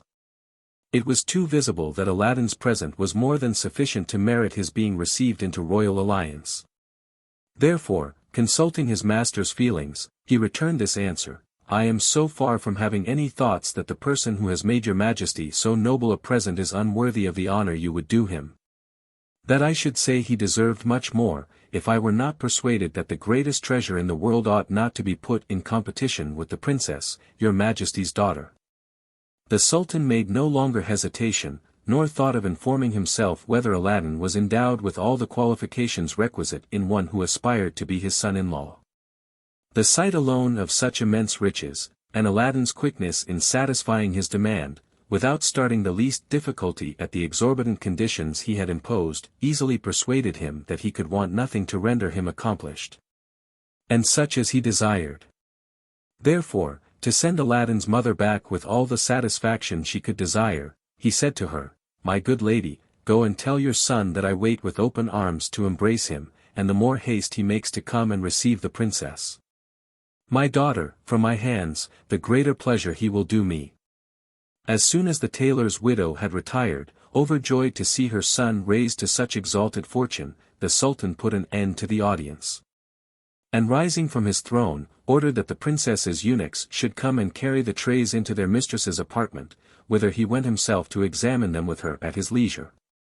The 80 slaves were conducted into the palace, and the Sultan, telling the princess of their magnificent appearance, ordered them to be brought before her apartment, that she might see through the lattices that he had not exaggerated in his account of them. In the meantime, Aladdin's mother got home, and shewed in her countenance the good news she brought her son. "My son," said she to him, "you have now all the reason in the world to be pleased. The Sultan, with the approbation of the whole court, has declared that you are worthy to possess the Princess Badroulbadour, and waits to embrace you, and conclude your marriage. Therefore, you must think of making preparations for your interview, which may answer the high opinion he has formed of your person."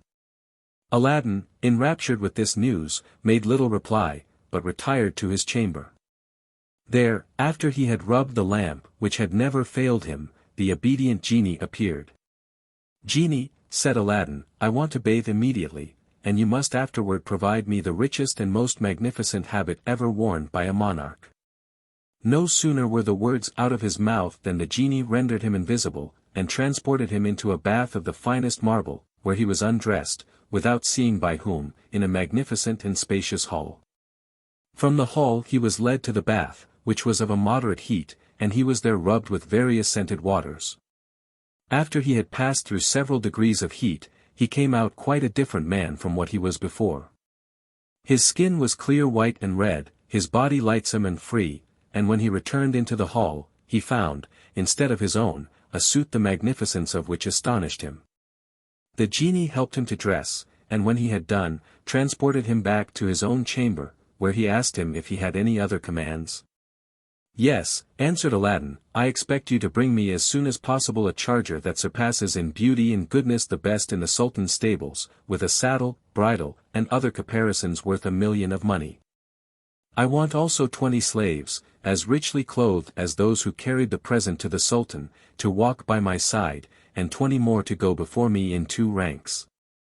Besides these, bring my mother 6 women slaves to attend her, as richly dressed at least as any of the Princess Badroulbadours, each carrying a complete dress fit for any sultaness. I want also 10,000 pieces of gold in 10 purses. Go, and make haste." As soon as Aladdin had given these orders, the genie disappeared, but presently returned with the horse, the 40 slaves, 10 of whom carried each a purse containing 10,000 pieces of gold, and 6 women slaves, each carrying on her head a different dress for Aladdin's mother, wrapped up in a piece of silver tissue. Of the 10 purses Aladdin took 4, which he gave to his mother, telling her, those were to supply her with necessaries. The other 6 he left in the hands of the slaves who brought them, with an order to throw them by handfuls among the people as they went to the Sultan's palace. The 6 slaves who carried the purses he ordered likewise to march before him, 3 on the right hand and 3 on the left. Afterward he presented the 6 women slaves to his mother, telling her that they were her slaves, and that the dresses they had brought were for her use. When Aladdin had thus settled matters, he told the genie he would call for him when he wanted him, and thereupon the genie disappeared. Aladdin's thoughts now were only upon answering, as soon as possible, the desire the Sultan had shown to see him. He dispatched one of the 40 slaves to the palace, with an order to address himself to the chief of the porters, to know when he might have the honor to come and throw himself at the Sultan's feet. The slave soon acquitted himself of his commission, and brought for answer that the Sultan waited for him with impatience. Aladdin immediately mounted his charger, and though he never was on horseback before, appeared with such extraordinary grace, that the most experienced horseman would not have taken him for a novice. The streets through which he was to pass were almost instantly filled with an innumerable concourse of people, who made the air echo with their acclamations. Especially every time the 6 slaves who carried the purses threw handfuls of gold among the populace. Neither did these shouts of joy come from those alone who scrambled for the money, but from a superior rank of people, who could not forbear applauding Aladdin's generosity. Not only those who knew him when he played in the streets like a vagabond did not recollect him, but those who saw him but a little while before hardly recognized him, so much were his features altered, such were the effects of the lamp. As to procure by degrees to those who possessed it perfections suitable to the rank to which the right use of it advanced them. Much more attention was paid to Aladdin's person than to the pomp and magnificence of his attendants, as a similar show had been seen the day before, when the slaves walked in procession with the present to the Sultan. Nevertheless, the horse was much admired by good judges, who knew how to discern his beauties, without being dazzled by the jewels and richness of his furniture. When the report was everywhere spread that the Sultan was going to give the princess in marriage to Aladdin, nobody regarded his birth, nor envied his good fortune, so worthy he seemed of it in the public opinion. When he arrived at the palace, everything was prepared for his reception. And when he came to the gate of the second court, he would have alighted from his horse, agreeably to the custom observed by the Grand Vizier, the Commander-in-Chief of the Empire, and governors of provinces of the first rank. But the chief of the mace-bearers, who waited on him by the Sultan's order, prevented him, and attended him to the grand hall of audience, where he helped him to dismount. The officers formed themselves into 2 ranks at the entrance of the hall. The chief put Aladdin on his right hand, and through the midst of them led him to the Sultan's throne. As soon as the Sultan perceived Aladdin, he was no less surprised to see him more richly and magnificently habited than ever he had been himself, than struck at his good mien, fine shape, and a certain air of unexpected dignity.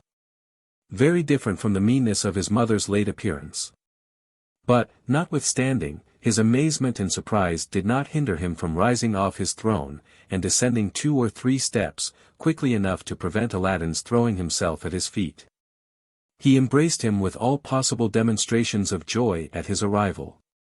After this civility Aladdin would have thrown himself at his feet again, but he held him fast by the hand, and obliged him to sit close to the throne. Aladdin then addressed the Sultan, saying, "I receive the honor which your Majesty out of your great condescension is pleased to confer. But permit me to assure you that I know the greatness of your power, and that I am not insensible how much my birth is below the luster of the high rank to which I am raised. I ask your Majesty's pardon for my rashness, but I cannot dissemble that I should die with grief were I to lose my hopes of seeing myself united to the divine princess who is the object of my wishes." "My son," answered the Sultan, embracing him a second time, "you would wrong me to doubt for a moment of my sincerity. Your life from this moment is too dear to me not to preserve it, by presenting you with the remedy which is at my disposal." After these words, the Sultan gave a signal, and immediately the air echoed with the sound of trumpets, hautboys, and other musical instruments, and at the same time he led Aladdin into a magnificent hall, where was laid out a most splendid collation. The Sultan and Aladdin ate by themselves, while the Grand Vizier and the great lords of the court, according to their dignity and rank, sat at different tables. The conversation turned on different subjects. But all the while the Sultan took so much pleasure in looking at his intended son-in-law, that he hardly ever took his eyes off him. And throughout the whole of their conversation Aladdin shewed so much good sense, as confirmed the Sultan in the high opinion he had formed of him. After the feast, the Sultan sent for the chief judge of his capital, and ordered him to draw up immediately a contract of marriage between the Princess Badroulbadour, his daughter, and Aladdin. When the judge had drawn up the contract in all the requisite forms, the Sultan asked Aladdin if he would stay in the palace, and solemnized the ceremonies of marriage that day. To which he answered, "Sir, though great is my impatience to enjoy your Majesty's goodness, yet I beg of you to give me leave to defer it till I have built a palace fit to receive the princess. Therefore I petition you to grant me a convenient spot of ground near your abode, that I may the more frequently pay my respects, and I will take care to have it finished with all diligence." "Son," said the Sultan, "take what ground you think proper, there is space enough on every quarter round my palace, but consider, I cannot see you too soon united with my daughter, which alone is wanting to complete my happiness." After these words he embraced Aladdin again, who took his leave with as much politeness as if he had been bred up and had always lived at court. Aladdin returned home in the order he had come, amidst the acclamations of the people, who wished him all happiness and prosperity. As soon as he dismounted, he retired to his own chamber, took the lamp, and called the genie as before, who in the usual manner made him a tender of his service. "Genie," said Aladdin, "I have every reason to commend your exactness in executing hitherto punctually whatever I have demanded. But now, if you have any regard for the lamp, your protector, you must shew, if possible, more zeal and diligence than ever. I would have you build me, as soon as you can, a palace opposite, but at a proper distance from, the Sultan's, fit to receive my spouse, the Princess Badroulbadour. I leave the choice of the materials to you, that is to say, porphyry, jasper, agate, lapis lazuli, or the finest marble of various colors, and also the architecture of the building. But I expect that on the terraced roof of this palace you will build me a large hall crowned with a dome, and having 4 equal fronts. And that instead of layers of bricks, the walls be formed of massy gold and silver, laid alternately, that each front shall contain 6 windows, the lattices of all of which, except one, which must be left unfinished, shall be so enriched in the most tasteful workmanship, with diamonds, rubies, and emeralds, that they shall exceed anything of the kind ever seen in the world. I would have an inner and outer court in front of the palace, and a spacious garden, but above all things, take care that there be laid in a place which you shall point out to me, a treasure of gold and silver coin. Besides, the edifice must be well provided with kitchens and offices, storehouses, and rooms to keep choice furniture in, for every season of the year. I must have stables full of the finest horses, with their equerries and grooms, and hunting equipage. There must be officers to attend the kitchens and offices, and women slaves to wait on the princess. You understand what I mean. Therefore go about it, and come and tell me when all is finished." By the time Aladdin had instructed the genie respecting the building of his palace, the sun was set. The next morning, before break of day, our bridegroom, whose love for the princess would not let him sleep, was up, when the genie presented himself and said, "Sir, your palace is finished, come and see how you like it." Aladdin had no sooner signified his consent, than the genie transported him thither in an instant, and he found it so much beyond his expectation, that he could not enough admire it. The genie led him through all the apartments, where he met with nothing but what was rich and magnificent, with officers and slaves all habited according to their rank and the services to which they were appointed. The genie then shewed him the treasury, which was opened by a treasurer, where Aladdin saw heaps of purses, of different sizes, piled up to the top of the ceiling, and disposed in most excellent order. The genie assured him of the treasurer's fidelity, and thence led him to the stables, where he shewed him some of the finest horses in the world, and the grooms busy in dressing them. From thence they went to the storehouses, which were filled with all things necessary, both for food and ornament. When Aladdin had examined the palace from top to bottom, and particularly the hall with the 24 windows, and found it much beyond whatever he could have imagined, he said, "Genie, no one can be better satisfied than I am. And indeed I should be much to blame if I found any fault. There is only one thing wanting which I forgot to mention.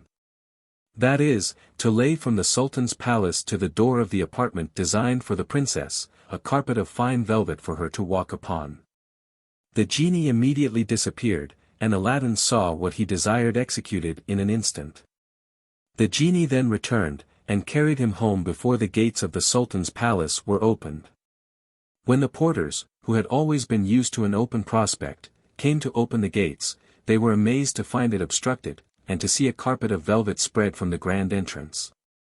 They did not immediately look how far it extended, but when they could discern Aladdin's palace distinctly, their surprise was increased. The news of so extraordinary a wonder was presently spread through the palace. The Grand Vizier, who arrived soon after the gates were open, being no less amazed than others at this novelty, ran and acquainted the Sultan, but endeavored to make him believe it to be all enchantment. "Vizier," replied the Sultan, "why will you have it to be enchantment? You know as well as I that it must be Aladdin's palace, which I gave him leave to build, for the reception of my daughter. After the proof we have had of his riches, can we think it strange that he should raise a palace in so short a time? He wished to surprise us, and let us see what wonders are to be done with money in only one night. Confess sincerely that the enchantment you talk of proceeds from a little envy on account of your son's disappointment." When Aladdin had been conveyed home, and had dismissed the genie, he found his mother up, and dressing herself in one of those suits which had been brought her. By the time the Sultan rose from the council, Aladdin had prepared his mother to go to the palace with her slaves, and desired her, if she saw the Sultan, to tell him she should do herself the honor toward evening to attend the princess to her palace. Accordingly she went. But though she and the women slaves who followed her were all dressed like sultanesses, yet the crowd was not near so great as the preceding day, because they were all veiled. And each had on an upper garment agreeable to the richness and magnificence of their habits. Aladdin, taking care not to forget his wonderful lamp, mounted his horse, left his paternal home forever, and went to the palace in the same pomp as the day before. As soon as the porters of the Sultan's palace saw Aladdin's mother, they went and informed the Sultan, who immediately ordered the bands of trumpets, cymbals, drums, fifes, and hautboys, placed in different parts of the palace, to play. So that the air resounded with concerts which inspired the whole city with joy. The merchants began to adorn their shops and houses with fine carpets and silks, and to prepare illuminations against night. The artisans of every description left their work, and the populace repaired to the great space between the royal palace and that of Aladdin. Which last drew all their attention, not only because it was new to them, but because there was no comparison between the two buildings. But their amazement was to comprehend by what unheard of miracle so magnificent a palace could have been so soon erected, it being apparent to all that there were no prepared materials, or any foundations laid the day before.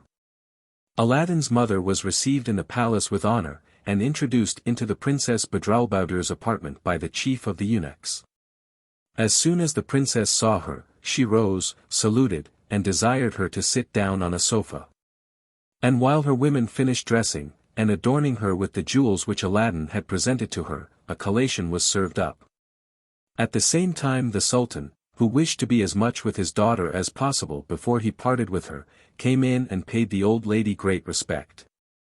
Aladdin's mother had talked to the Sultan in public, but he had never seen her with her veil off, as she was then, and though she was somewhat advanced in years, she had the remains of a good face, which showed what she had been in her youth. The Sultan, who had always seen her dressed very meanly, not to say poorly, was surprised to find her as richly and magnificently attired as the princess, his daughter. This made him think Aladdin equally prudent and wise in whatever he undertook. When it was night, the princess left her own apartment for Aladdin's palace, with his mother on her left hand carried in a superb litter, followed by 100 women slaves, dressed with surprising magnificence. All the bands of music, which had played from the time Aladdin's mother arrived, being joined together, led the procession, followed by 100 state ushers, and the like number of black eunuchs, in 2 files, with their officers at their head. 400 of the Sultan's young pages carried flambeaux on each side, which, together with the illuminations of the Sultan's and Aladdin's palaces, made it as light as day. At length the princess arrived at the new palace and Aladdin ran with all imaginable joy to receive her at the grand entrance. His mother had taken care to point him out to the princess, in the midst of the officers who surrounded him, and she was charmed with his person. "Adorable princess," said Aladdin, accosting her, and saluting her respectfully, as soon as she had entered her apartment, "if I have the misfortune to have displeased you by my boldness in aspiring to the possession of so lovely a creature, I must tell you, that you ought to blame your bright eyes and charms, not me." "Prince," answered the princess, "I am obedient to the will of my father, and it is enough for me to have seen you, to tell you that I obey without reluctance." Aladdin, charmed with so agreeable an answer, would not keep the princess standing, but took her by the hand, which he kissed with the greatest demonstration of joy, and led her into a large hall, illuminated with an infinite number of wax candles, where, by the care of the genie, a noble feast was served up. The dishes were of massy gold, and contained the most delicate viands, and all the other ornaments and embellishments of the hall were answerable to this display. The princess, dazzled to see so much riches, said to Aladdin, "I thought, Prince, that nothing in the world was so beautiful as the Sultan my father's palace, but the sight of this hall alone is sufficient to shew I was deceived." Then Aladdin led the princess to the place appointed for her, and as soon as she and his mother were seated, a band of the most harmonious instruments, accompanied with the voices of beautiful ladies, began a concert, which lasted without intermission to the end of the repast. The princess was so charmed, that she declared she had never heard anything like it in the Sultan her father's court, but she knew not that these musicians were fairies chosen by the genie, the slave of the lamp. When the supper was ended, there entered a company of female dancers, who performed, according to the custom of the country, several figure dances, singing at the same time verses in praise of the bride and bridegroom. About midnight the happy pair retired to their apartments and the nuptial ceremonies were at an end.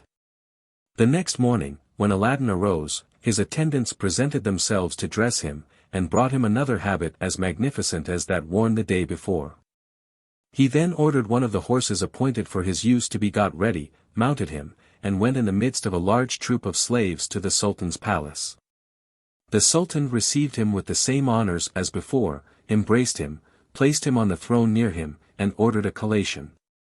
Aladdin said, "I beg your majesty will dispense with my eating with you today. I came to entreat you to take a repast in the princess's palace, attended by your grand vizier, and all the lords of your court." The Sultan consented with pleasure, rose up immediately, and, preceded by the principal officers of his palace, and followed by all the great lords of his court, accompanied Aladdin. The nearer the Sultan approached Aladdin's palace, the more he was struck with its beauty, but was much more amazed when he entered it, and could not forbear breaking out into exclamations of approbation. But when he came into the hall, and cast his eyes on the windows, enriched with diamonds, rubies, emeralds, all large perfect stones, he was so much surprised, that he remained some time motionless. After he recovered himself, he said to his vizier, "Is it possible that there should be such a stately palace so near my own, and I be an utter stranger to it till now?" "Sir," replied the grand vizier, "your majesty may remember that the day before yesterday you gave Aladdin, whom you accepted for a son-in-law, leave to build a palace opposite your own, and that very day at sunset there was no palace on this spot. But yesterday I had the honor first to tell you that the palace was built and finished." "I remember," replied the Sultan, "but never imagined that the palace was one of the wonders of the world, for where in all the world besides shall we find walls built of massy gold and silver, instead of brick, stone, or marble? And diamonds, rubies, and emeralds composing the windows." The Sultan would examine and admire the beauty of all the windows, and counting them, found that there were but 23 so richly adorned, and he was greatly astonished that the 24th was left imperfect. "Vizier," said he, for that minister made a point of never leaving him, "I am surprised that a hall of this magnificence should be left thus imperfect." "Sir," replied the grand vizier, "without doubt Aladdin only wanted time to finish this window like the rest, for it is not to be supposed but that he has sufficient jewels for the purpose, or that he will not complete it at the first opportunity." Aladdin, who had left the Sultan to go and give some orders, returned just as the vizier had finished his remark. "Son," said the Sultan to him, "this hall is the most worthy of admiration of any in the world. There is only one thing that surprises me, which is, to find one of the windows unfinished. Is it from the forgetfulness or negligence of the workmen, or want of time, that they have not put the finishing stroke to so beautiful a piece of architecture?" "Sir," answered Aladdin, "it was for none of these reasons that your Majesty sees it in this state. The omission was by design. It was by my orders that the workmen left it thus, since I wished that your Majesty should have the glory of finishing this hall." "If you did it with this intention," replied the Sultan, "I take it kindly, and will give orders about it immediately." He accordingly sent for the most considerable jewelers and goldsmiths in his capital. Aladdin then conducted the Sultan into the saloon where he had regaled his bride the preceding night. The princess entered immediately afterward, and received her father with an air that shewed how much she was satisfied with her marriage. 2 tables were immediately spread with the most delicious meats, all served up in gold dishes. The Sultan was much pleased with the cookery, and owned he had never eaten anything more excellent. He said the same of the wines, which were delicious. But what he most of all admired were 4 large buffets, profusely furnished with large flagons, basins, and cups, all of massy gold, set with jewels. When the Sultan rose from table, he was informed that the jewelers and goldsmiths attended. Upon which he returned to the hall, and shewed them the window which was unfinished. "I sent for you," said he, "to fit up this window in as great perfection as the rest. Examine well, and make all the dispatch you can." The jewelers and goldsmiths examined the 23 windows with great attention, and after they had consulted together they returned and presented themselves before the Sultan, when the principal jeweler, undertaking to speak for the rest, said, "Sir, we are all willing to exert our utmost care and industry to obey your Majesty. But among us all we cannot furnish jewels enough for so great a work." "I have more than are necessary," said the Sultan. "Come to my palace, and you shall choose what may answer your purpose." When the Sultan returned to his palace, he ordered his jewels to be brought out, and the jewelers took a great quantity, particularly those Aladdin had made him a present of, which they soon used, without making any great advance in their work. They came again several times for more, and in a month's time had not finished half their work. In short, they used all the jewels the Sultan had, and borrowed of the vizier, but yet the work was not half done. Aladdin, who knew that all the Sultan's endeavors to make this window like the rest were in vain, sent for the jewelers and goldsmiths, and not only commanded them to desist from their work, but ordered them to undo what they had begun, and to carry all their jewels back to the Sultan and to the vizier. They undid in a few hours what they had been 6 weeks about, and retired, leaving Aladdin alone in the hall. He took the lamp which he carried about him, rubbed it, and presently the genie appeared. "Genie," said Aladdin, "I ordered thee to leave one of the 24 windows of this hall imperfect, and thou hast executed my commands punctually. Now I would have thee make it like the rest." The genie immediately disappeared. Aladdin went out of the hall, and returning soon after, found the window like the others. In the meantime, the jewelers and goldsmiths repaired to the palace, and were introduced into the Sultan's presence, where the chief jeweler, presenting the precious stones which he had brought back, said, "In the name of all the rest, your Majesty knows how long we have been upon the work you were pleased to set us about, in which we used all imaginable industry. It was far advanced, when Prince Aladdin commanded us not only to leave off, but to undo what we had already begun, and bring your Majesty your jewels back." The Sultan asked them if Aladdin had given them any reason for so doing, and they answering that he had given them none, he ordered a horse to be brought, which he mounted, and rode to his son-in-law's palace, with some few attendants on foot. When he came there, he alighted at the staircase, which led to the hall with the 24 windows, and went directly up to it, without giving previous notice to Aladdin. But it happened that at that very juncture Aladdin was opportunely there, and had just time to receive him at the door.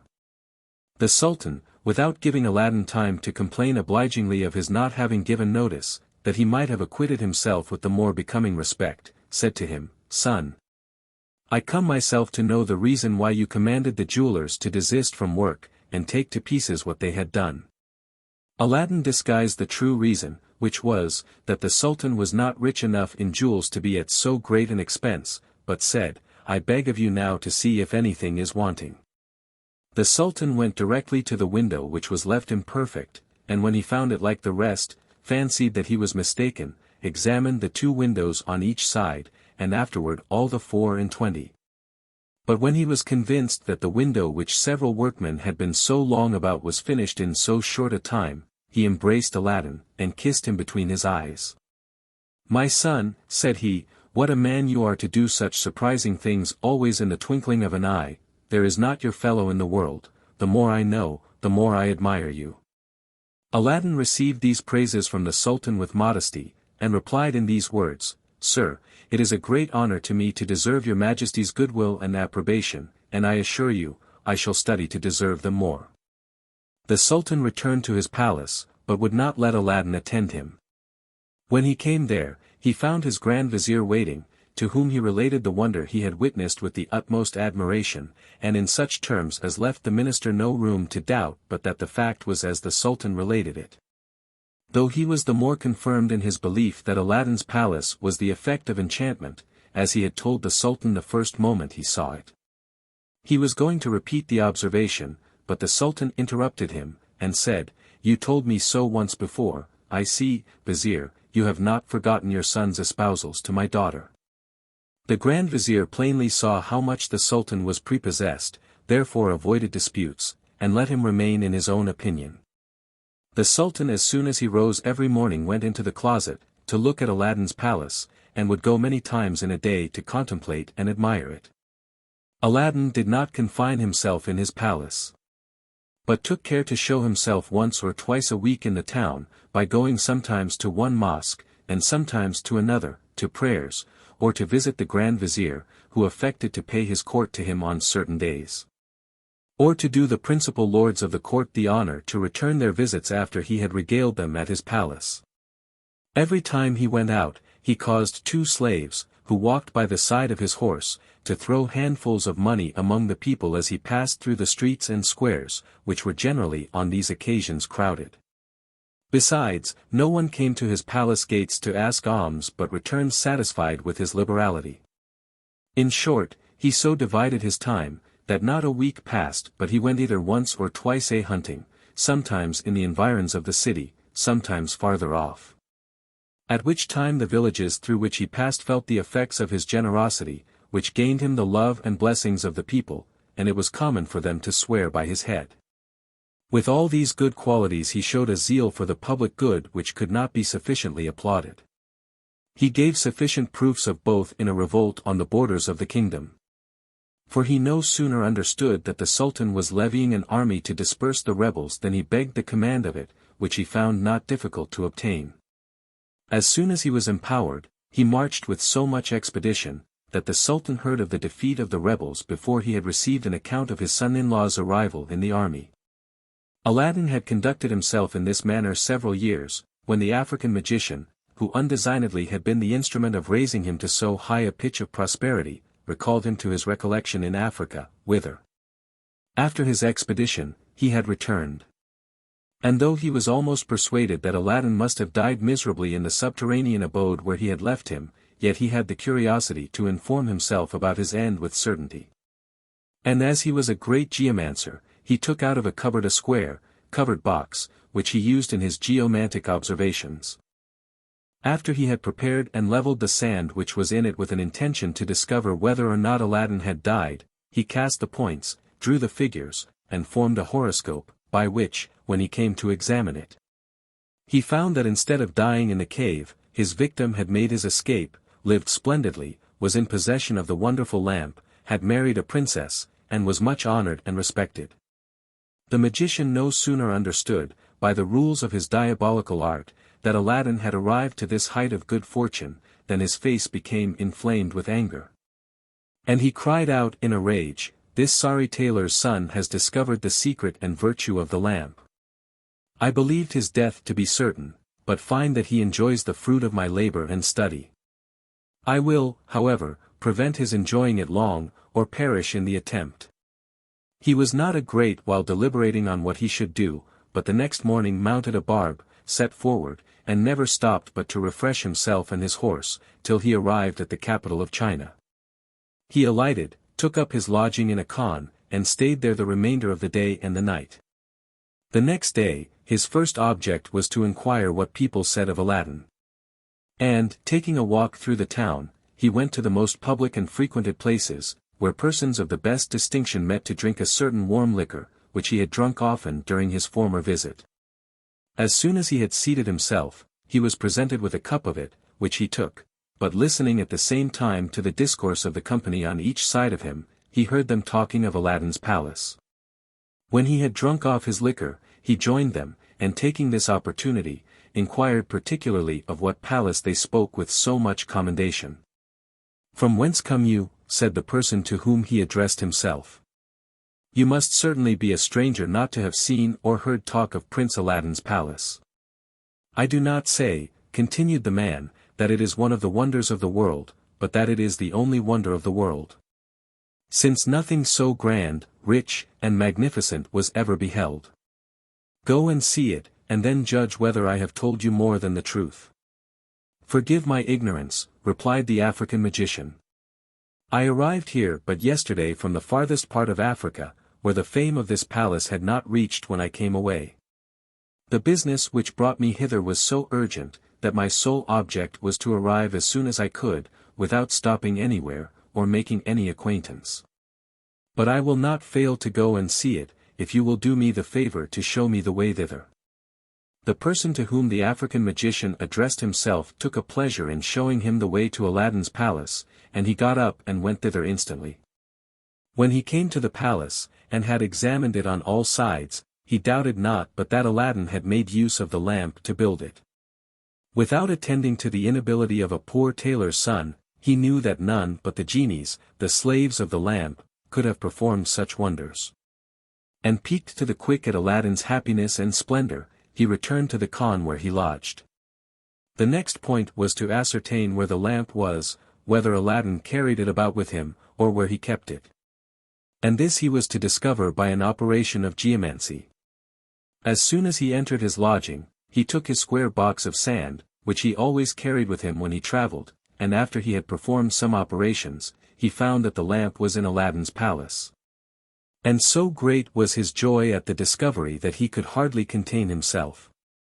"Well," said he, "I shall have the lamp, and I defy Aladdin to prevent my carrying it off," thus making him sink to his original meanness, from which he has taken so high a flight. It was Aladdin's misfortune at that time to be absent in the chase for 8 days, and only 3 were expired, which the magician came to know. After he had performed the magical operation he went to the superintendent of the khan, entered into conversation with him on indifferent subjects, and among the rest, told him he had been to see Aladdin's palace. And after exaggerating on all that he had seen most worthy of observation, added, "But my curiosity leads me further, and I shall not be satisfied till I have seen the person to whom this wonderful edifice belongs." "That will be no difficult matter," replied the master of the khan, "there is not a day passes but he gives an opportunity when he is in town, but at present he has been gone these 3 days on a hunting match, which will last 8.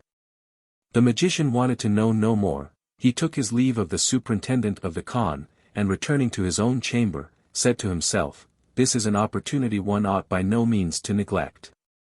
To that end, he went to a coppersmith and asked for a dozen copper lamps. The master of the shop told him he had not so many by him, but if he would have patience till the next day, he would have them ready. The magician appointed his time, and desired him to take care that they should be handsome and well polished. After promising to pay him well, he returned to his inn. The next day the magician called for the 12 lamps, paid the man his full price, put them into a basket which he bought on purpose, and with the basket hanging on his arm, went directly to Aladdin's palace. As he approached beginning to cry, "Who will change old lamps for new ones?" As he went along, a crowd of children collected, who hooted, and thought him, as did all who chanced to be passing by, a madman or a fool. The African magician regarded not their scoffs, hootings, or all they could say to him, but still continued crying, "Who will change old lamps for new?" He repeated this so often, walking backward and forward in front of the palace, that the princess, who was then in the hall with the 24 windows, hearing a man cry something and not being able to distinguish his words. Owing to the hooting of the children, an increasing mob about him, sent one of her women slaves to know what he cried. The slave was not long before she returned, and ran into the hall, laughing so heartily that the princess could not forbear herself. "Well, giggler," said the princess, "will you tell me what you laugh at?" "Madam," answered the slave, laughing still, "who can forbear laughing, to see a fool with a basket on his arm, full of fine new lamps, ask to change them for old ones?" Another female slave hearing this, said, "Now you speak of lamps, I know not whether the princess may have observed it, but there is an old one upon a shelf of the prince's robing room. If the princess chooses, she may have the pleasure of trying if this fool is so silly as to give a new lamp for an old one, without taking anything for the exchange." The lamp this slave spoke of was the wonderful lamp, which Aladdin had laid upon the shelf before he departed for the chase. This he had done several times before, but neither the princess, the slaves, nor the eunuchs had ever taken notice of it. At all other times except when hunting he carried it about his person. The princess, who knew not the value of this lamp, and the interest that Aladdin, not to mention herself, had to keep it safe, entered into the pleasantry, and commanded a eunuch to take it and make the exchange. The eunuch obeyed, went out of the hall, and no sooner got to the palace gates than he saw the African magician, called to him, and showing him the old lamp, said, "Give me a new lamp for this?" The magician never doubted but this was the lamp he wanted. There could be no other such in the palace, where every utensil was gold or silver. He snatched it eagerly out of the eunuch's hand, and thrusting it as far as he could into his breast, offered him his basket, and bade him choose which he liked best. The eunuch picked out one, and carried it to the princess. But the exchange was no sooner made than the place rang with the shouts of the children, deriding the magician's folly. The African magician gave everybody leave to laugh as much as they pleased. He stayed not long near the palace, but made the best of his way, without crying any longer, "New lamps for old ones." His end was answered, and by his silence he got rid of the children and the mob. As soon as he was out of the square between the two palaces, he hastened down the streets which were the least frequented. And having no more occasion for his lamps or basket, set all down in an alley where nobody saw him, then going down another street or two, he walked till he came to one of the city gates, and pursuing his way through the suburbs, which were very extensive, at length reached a lonely spot, where he stopped for a time to execute the design he had in contemplation, never caring for his horse which he had left at the khan, but thinking himself perfectly compensated by the treasure he had acquired. In this place the African magician passed the remainder of the day, till the darkest time of night, when he pulled the lamp out of his breast and rubbed it. At that summons the genie appeared, and said, "What wouldst thou have? I am ready to obey thee as thy slave, and the slave of all those who have that lamp in their hands, both I and the other slaves of the lamp." "I command thee," replied the magician, "to transport me immediately and the palace which thou and the other slaves of the lamp have built in this city, with all the people in it, to Africa." The genie made no reply, but with the assistance of the other genies, the slaves of the lamp immediately transported him, and the palace entire, to the spot whither he was desired to convey it. As soon as the Sultan rose the next morning, according to custom, he went into his closet, to have the pleasure of contemplating and admiring Aladdin's palace. But when he first looked that way, and instead of a palace saw an empty space such as it was before the palace was built, he thought he was mistaken, and rubbed his eyes. But when he looked again, he still saw nothing more the second time than the first, though the weather was fine, the sky clear, and the dawn advancing had made all objects very distinct. He looked again in front, to the right and left, but beheld nothing more than he had formerly been used to see from his window. His amazement was so great, that he stood for some time turning his eyes to the spot where the palace had stood, but where it was no longer to be seen. He could not comprehend how so large a palace as Aladdin's, which he had seen plainly every day for some years, and but the day before, should vanish so soon, and not leave the least remains behind. "Certainly," said he to himself, "I am not mistaken, it stood there. If it had fallen, the materials would have lain in heaps, and if it had been swallowed up by an earthquake, there would be some mark left. At last he retired to his apartment, not without looking behind him before he quitted the spot, ordered the Grand Vizier to be sent for with expedition, and in the meantime sat down. His mind agitated by so many different conjectures that he knew not what to resolve. The Grand Vizier did not make the Sultan wait long for him, but came with so much precipitation, that neither he nor his attendants, as they passed, missed Aladdin's palace.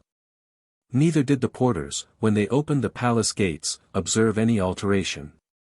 When he came into the Sultan's presence, he said to him, "The haste in which your Majesty sent for me makes me believe something extraordinary has happened, since you know this is a day of public audience. And I should not have failed of attending at the usual time." "Indeed," said the Sultan, "it is something very extraordinary, as you say, and you will allow it to be so. Tell me what has become of Aladdin's palace." "His palace," replied the Grand Vizier in amazement. "I thought as I passed it stood in its usual place." "Go into my closet," said the Sultan, "and tell me if you can see it." The Grand Vizier went into the closet, where he was struck with no less amazement than the Sultan had been. When he was well assured that there was not the least appearance of the palace, he returned to the Sultan. "Well," said the Sultan, "have you seen Aladdin's palace?" "No," answered the Vizier, "but your Majesty may remember, that I had the honor to tell you, that the edifice, which was the subject of your admiration, was only the work of magic and a magician. But your Majesty would not pay the least attention to what I said." The Sultan, who could not deny what the Grand Vizier had represented to him, flew into the greater passion. "Where is that impostor, that wicked wretch," said he, "that I may have his head taken off immediately?" "Sir," replied the Grand Vizier, "it is some days since he came to take his leave of your Majesty, on pretence of hunting. He ought to be sent for, to know what has become of his palace, since he cannot be ignorant of what has been transacted." "To send for him would be too great an indulgence," replied the Sultan. "Command a detachment of horse to bring him to me loaded with chains." The Grand Vizier gave orders for a detachment, and instructed the officer who commanded the men how they were to act, that Aladdin might not escape. The detachment pursued its orders. And about 5 or 6 leagues from the town met him returning from the chase. The officer advanced respectfully, and informed him the Sultan was so impatient to see him, that he had sent his party to accompany him home. Aladdin had not the least suspicion of the true reason of their meeting him, but when he came within half a league of the city, the detachment surrounded him, when the officer addressed himself to him, and said, "Prince, it is with great regret that I declare to you the Sultan's order to arrest you, and to carry you before him as a criminal. I beg of you not to take it ill that we acquit ourselves of our duty, and to forgive us." Aladdin, who felt himself innocent, was much surprised at this declaration, and asked the officer if he knew what crime he was accused of, who replied, he did not. Then Aladdin, finding that his retinue was much inferior to this detachment, alighted from his horse, and said to the officers, "Execute your orders. I am not conscious that I have committed any offense against the Sultan's person or government." A heavy chain was immediately put about his neck, and fastened round his body, so that both his arms were pinioned down. The officer then put himself at the head of the detachment, and one of the troopers taking hold of the end of the chain and proceeding after the officer, led Aladdin, who was obliged to follow him on foot, into the city. When this detachment entered the suburbs, the people, who saw Aladdin thus led as a state criminal, never doubted but that his head was to be cut off, and as he was generally beloved, some took sabres and other arms. And those who had none gathered stones, and followed the escort. Their numbers presently increased so much, that the soldiery began to think it would be well if they could get into the Sultan's palace before Aladdin was rescued. To prevent which, according to the different extent of the streets, they took care to cover the ground by extending or closing.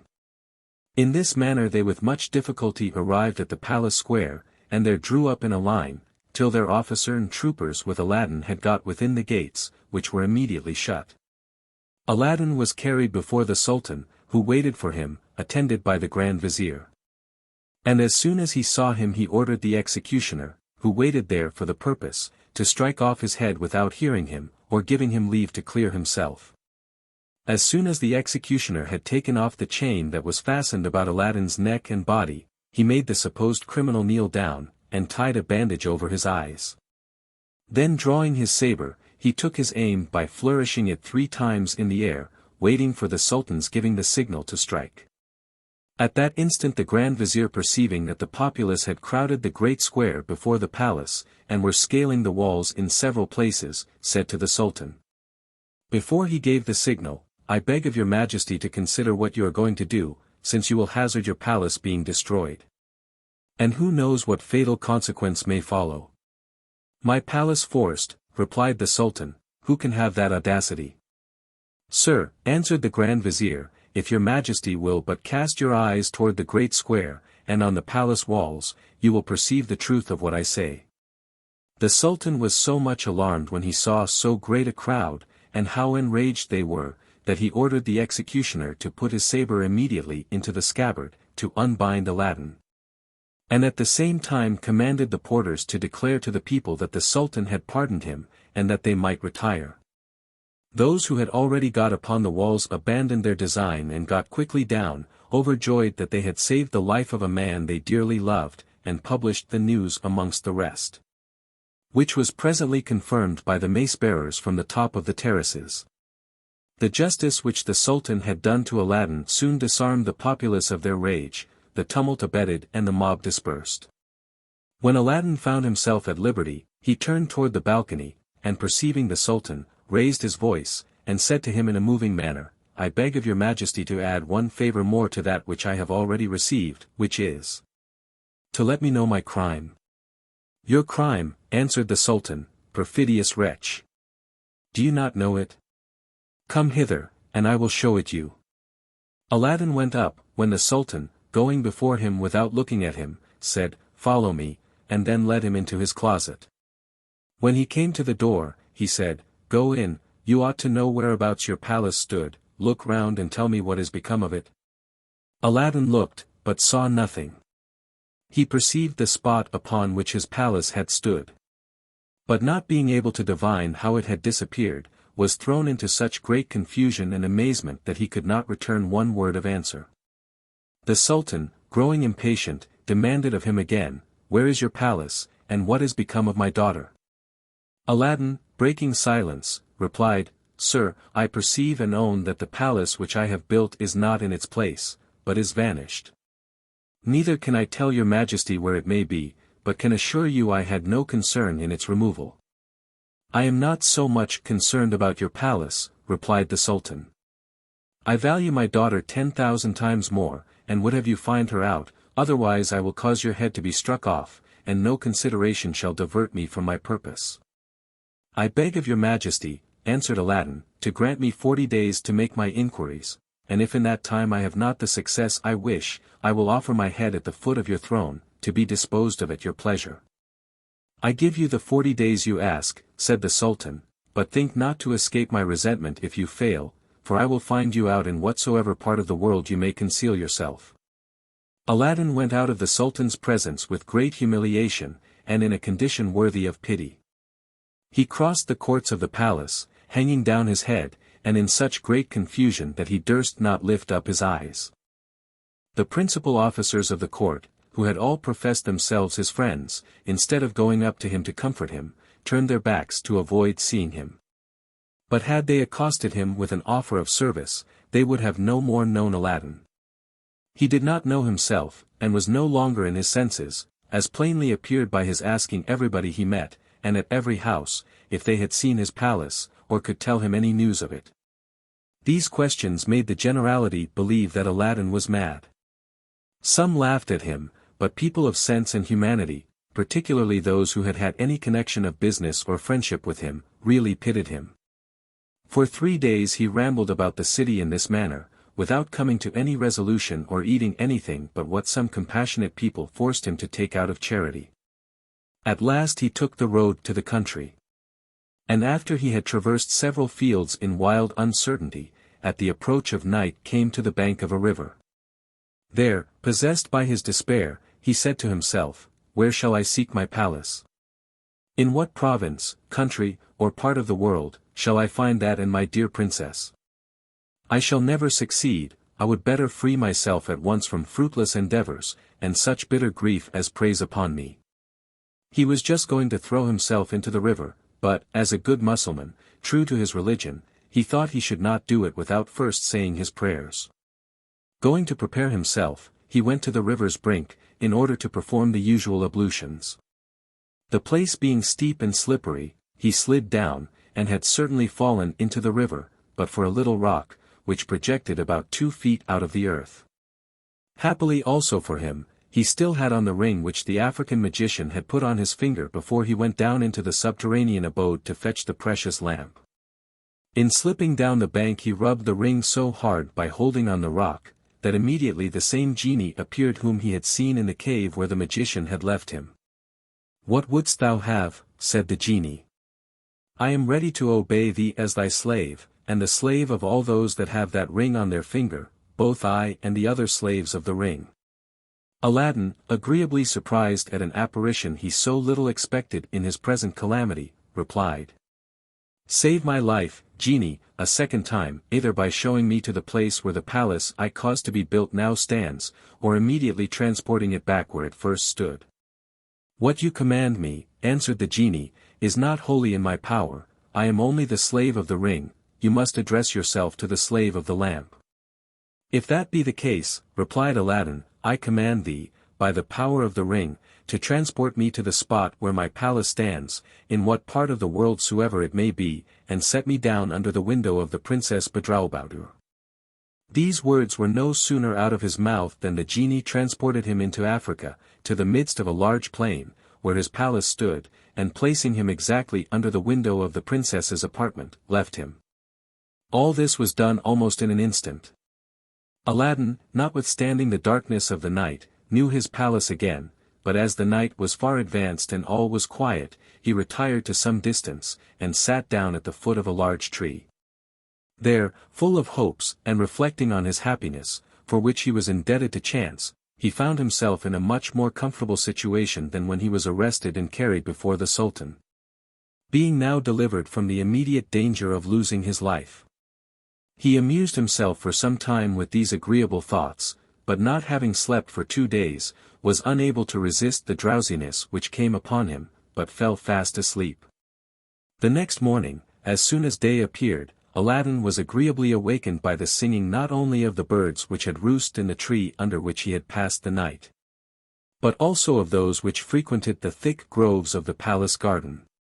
When he cast his eyes on that wonderful edifice, he felt inexpressible joy at thinking he might soon be master of it again, and once more greet his dear Princess Bedrulbudur.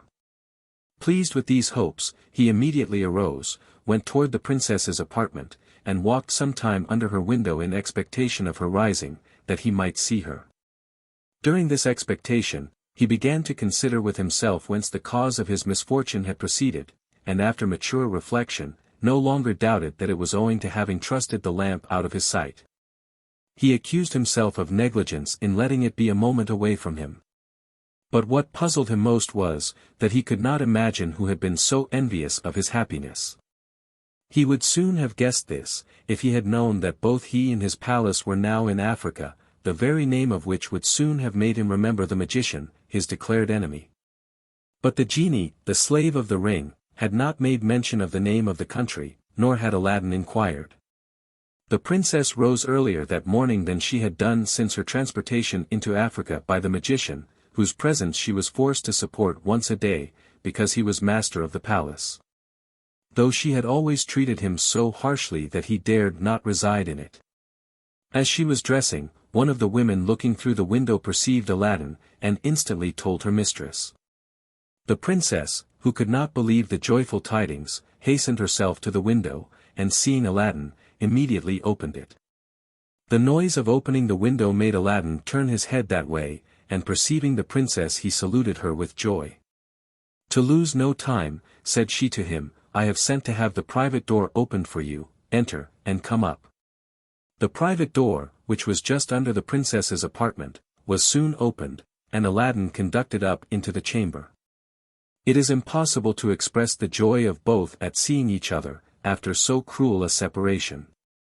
After embracing and shedding tears of joy, they sat down, and Aladdin said, "I beg of you, princess, in heaven's name, before we talk of anything else, to tell me, both for your own sake, the Sultan your father's, and mine.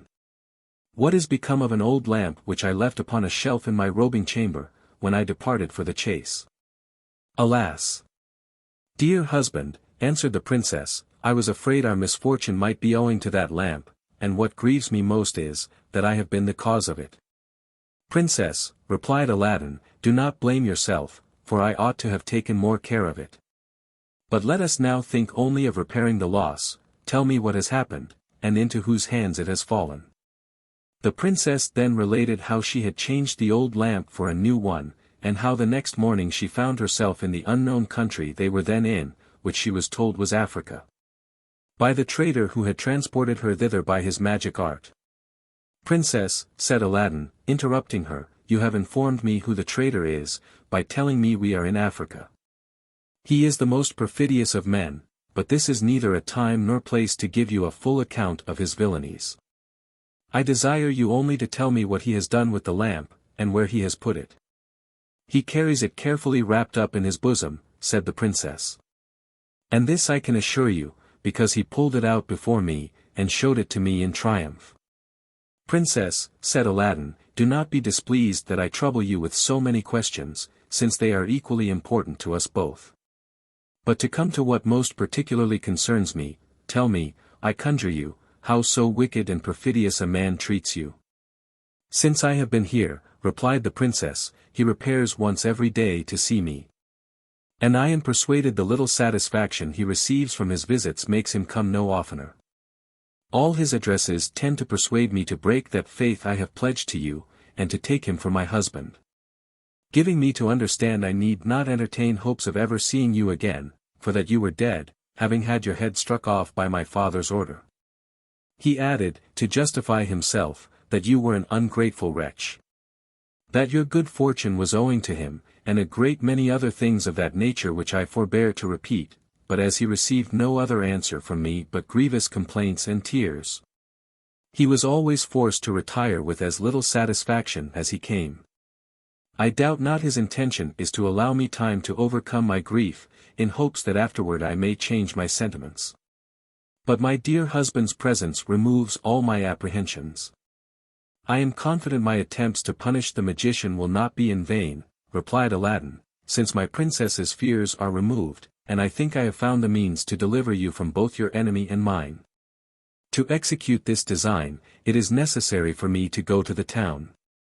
I shall return by noon, will then communicate my design, and what must be done by you to ensure success.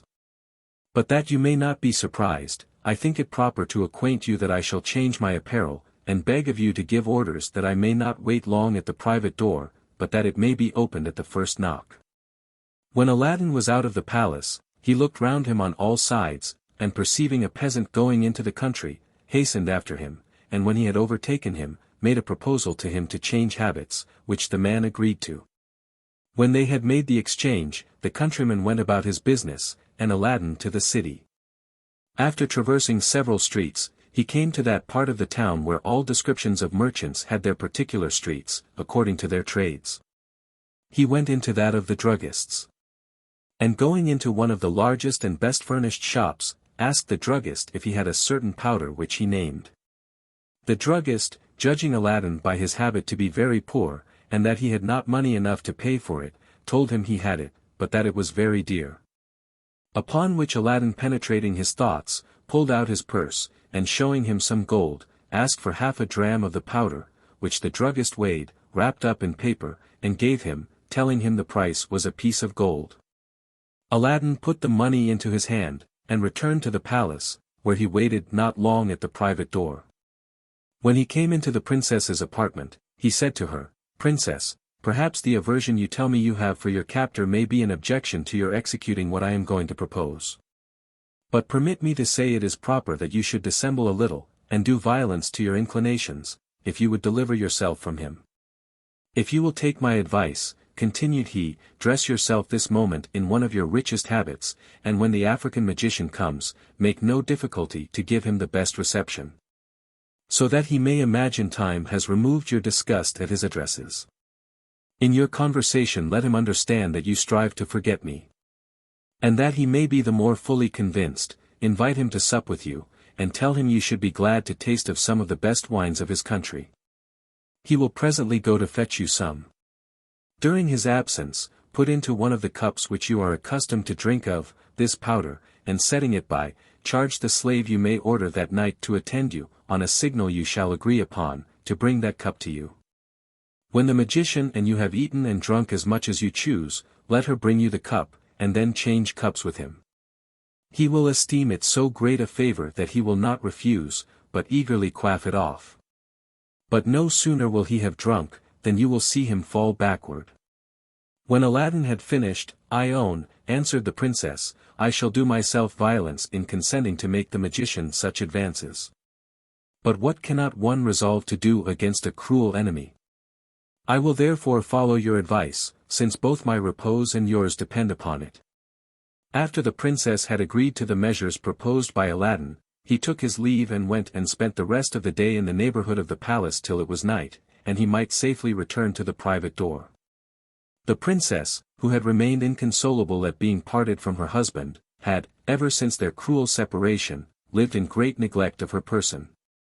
She had almost forgotten the neatness so becoming persons of her sex and quality, particularly after the first time the magician paid her a visit, and she had understood by some of the women, who knew him again, that it was he who had taken the old lamp in exchange for a new one. However, the opportunity of taking the revenge he deserved made her resolve to gratify Aladdin. As soon, therefore, as he was gone, she sat down to dress, and was attired by her women to the best advantage in the richest habit of her wardrobe.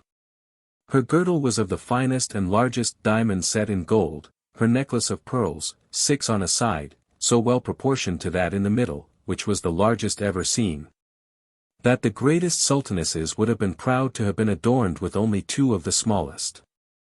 Her bracelets, which were of diamonds and rubies intermixed, corresponded admirably to the richness of the girdle and necklace.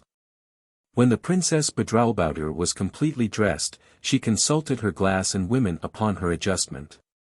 And when she found she wanted no charms to flatter the foolish passion of the African magician, she sat down on a sofa expecting his arrival.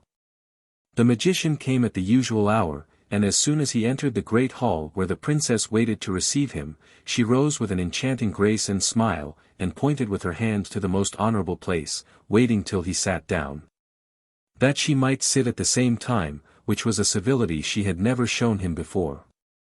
The African magician, dazzled more with the luster of the princess's eyes than the glittering of her jewels, was much surprised. The smiling air with which she received him, so opposite to her former behavior, quite fascinated his heart. When he was seated, the princess, to free him from his embarrassment, broke silence first, looking at him all the time in such a manner as to make him believe that he was not so odious to her as she had given him to understand hitherto, and said, "You are doubtless amazed to find me so much altered today. But your surprise will not be so great when I acquaint you, that I am naturally of a disposition so opposite to melancholy and grief, that I always strive to put them as far away as possible when I find the subject of them is past.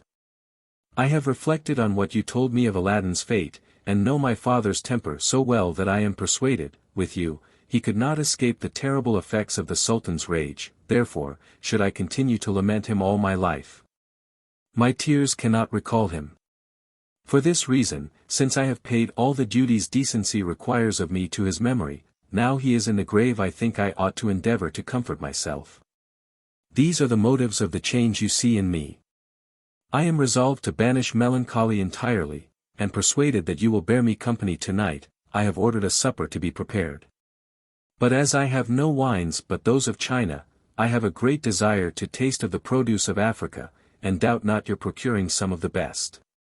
The African magician, who had looked upon the happiness of getting so soon and so easily into the Princess Badroulbadour's good graces as impossible, could not think of words expressive enough to testify how sensible he was of her favors, but to put an end the sooner to a conversation which would have embarrassed him, if he had engaged farther in it, he turned it upon the wines of Africa, and said, "Of all the advantages Africa can boast, that of producing the most excellent wines is one of the principal. I have a vessel of 7 years old, which has never been broached, and it is indeed not praising it too much to say it is the finest wine in the world. If my princess, added he, will give me leave, I will go and fetch 2 bottles, and return again immediately. I should be sorry to give you that trouble, replied the princess, you had better send for them. It is necessary I should go myself, answered the African magician, for nobody but myself knows where the key of the cellar is laid, or has the secret to unlock the door. If it be so, said the princess, make haste back. For the longer you stay the greater will be my impatience, and we shall sit down to supper as soon as you return. The African magician, full of hopes of his expected happiness, rather flew than ran, and returned quickly with the wine. The princess, not doubting but he would make haste, put with her own hand the powder Aladdin had given her into the cup set apart for that purpose. They sat down at the table opposite to each other, the magician's back toward the buffet. The princess presented him with the best at the table, and said to him, if you please, I will entertain you with a concert of vocal and instrumental music, but as we are only 2, I think conversation may be more agreeable. This the magician took as a new favor. After they had eaten some time, the princess called for some wine, drank the magician's health, and afterward said to him, indeed you had a full right to commend your wine, since I never tasted any so delicious. Charming princess, said he, holding in his hand the cup which had been presented to him, my wine becomes more exquisite by your approbation. Then drink my health, replied the princess, you will find I understand wines. He drank the princess's health, and returning the cup said, I think myself fortunate, princess, that I reserved this wine for so happy an occasion, and own I never before drank any in every respect so excellent. When they had each drunk 2 or 3 cups more, the princess, who had completely charmed the African magician by her obliging behavior, gave the signal to the slave who served them with wine, bidding her bring the cup which had been filled for herself, and at the same time bring the magician a full goblet. When they both had their cups in their hands, she said to him, I know not how you express your loves in these parts when drinking together. With us in China lovers reciprocally exchange cups, and drink each other's health. At the same time she presented to him the cup which was in her hand, and held out her hand to receive his. He hastened to make the exchange with the more pleasure, because he looked upon this favor as a token of conquest over the princess, which raised his rapture to the highest pitch. Before he drank, he said to her, with the cup in his hand, indeed, princess, we Africans are not so refined in the art of love as you Chinese, and your instructing me in a lesson I was ignorant of informs me how sensible I ought to be of the favor done me. I shall never, lovely princess, forget my recovering, by drinking out of your cup, that life, which your cruelty, had it continued, must have made me despair of. The princess, who began to be tired with his declarations, interrupted him and said, let us drink first, and then say what you will afterward. At the same time she set the cup to her lips, while the African magician, who was eager to get his wine off first, drank up the very last drop. In finishing it, he leaned his head back to show his eagerness, and remained some time in that state. The princess kept the cup at her lips till she saw his eyes turn in his head, when he fell backward lifeless on the sofa. The princess had no occasion to order the private door to be opened to Aladdin. For her women were so disposed from the great hall to the foot of the staircase, that the word was no sooner given that the magician was fallen, than the door was immediately opened. As soon as Aladdin entered the hall, he saw the magician stretched backward on the sofa. The princess rose from her seat, and ran overjoyed to embrace him, but he stopped her and said, Princess, it is not yet time. Let me be left alone a moment, while I endeavor to transport you back to China as speedily as you were brought from thence. When the princess, her women and eunuchs, were gone out of the hall, Aladdin shut the door, and, going directly to the dead body of the magician, opened his vest, took out the lamp which was carefully wrapped up, as the princess had told him. And unfolding and rubbing it, the genie immediately appeared. Genie, said Aladdin, I have called to command thee, on the part of thy good mistress, this lamp, to transport this palace instantly into China, to the place from whence it was brought hither. The genie bowed his head in token of obedience, and disappeared. Immediately the palace was transported into China, and its removal was only felt by 2 little shocks, the one when it was lifted up, the other when it was set down, and both in a very short interval of time. From the time of the transportation of Aladdin's palace, the princess's father had been inconsolable for the loss of her. Before the disaster he used to go every morning into his closet to please himself with viewing the palace. He went now many times in the day to renew his tears, and plunge himself into the deepest melancholy, by reflecting how he had lost what was most dear to him in this world. The very morning of the return to the palace, the Sultan went into his closet to indulge his sorrows. Absorbed in himself, and in a pensive mood, he cast his eyes toward the spot, expecting only to see an open space. But perceiving the vacancy filled up, he at first imagined the appearance to be the effect of a fog. Looking more attentively, he was convinced beyond the power of doubt that it was his son-in-law's palace. Joy and gladness succeeded to sorrow and grief. He returned immediately into his apartment, and ordered a horse to be saddled and brought to him without delay, which he mounted that instant, thinking he could not make haste enough to the palace. Aladdin, who foresaw what would happen, rose that morning by daybreak, put on one of the most magnificent habits his wardrobe afforded, and went up into the hall of 24 windows, from whence he perceived the Sultan approaching. And got down soon enough to receive him at the foot of the great staircase. "Aladdin," said the Sultan, "I cannot speak to you till I have seen and embraced my daughter." The happy father was then led to the princess's apartment and embraced her with his face bathed in tears of joy. The Sultan was some time before he could open his lips, so great was his surprise and joy to find his daughter again, after he had given her up for lost, and the princess, upon seeing her father, let fall tears of rapture and affection. At last the Sultan broke silence, and said, "I would believe, daughter, your joy to see me makes you seem as little changed as if no misfortune had befallen you, yet I cannot be persuaded but that you have suffered much alarm. For a large palace cannot be so suddenly transported as yours has been, without causing great fright and apprehension. I would have you tell me all that has happened, and conceal nothing from me." The princess, who took great pleasure in giving the Sultan the satisfaction he demanded, said, "If I appear so little altered, I beg of your majesty to consider that I received new life yesterday morning by the presence of my dear husband and deliverer, Aladdin, whom I looked upon and bewailed as lost to me. My greatest suffering was to find myself forced not only from your majesty, but from my dear husband.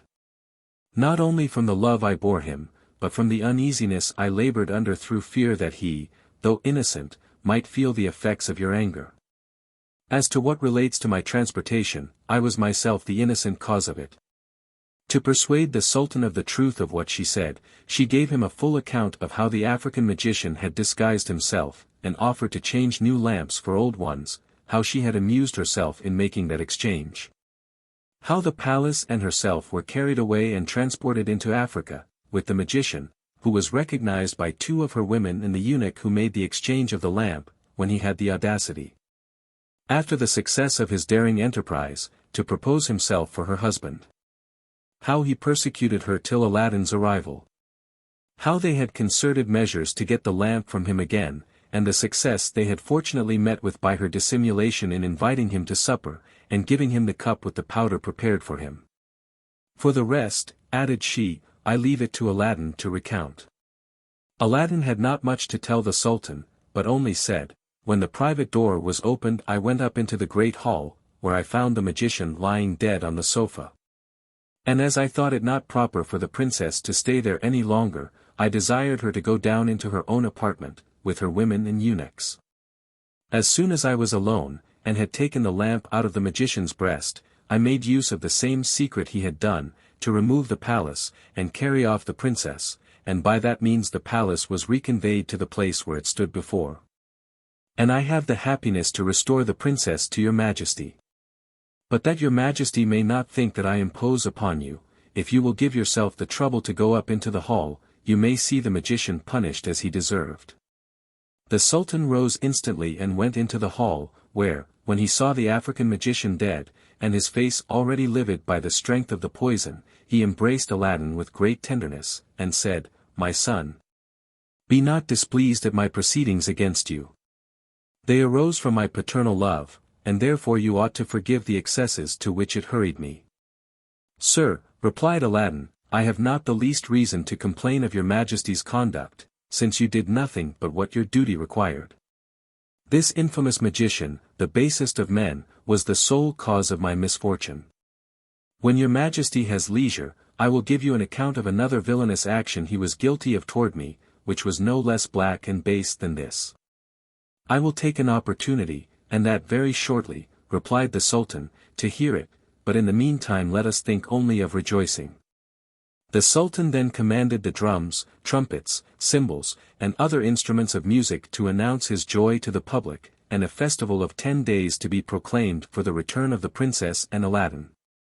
Within a few years afterward, the Sultan died in a good old age, and as he left no male children, the Princess Badroulbadour, as lawful heir of the throne, succeeded him, and communicating the power to Aladdin, they reigned together many years. And left a numerous and illustrious progeny. The story of Prince AGIB.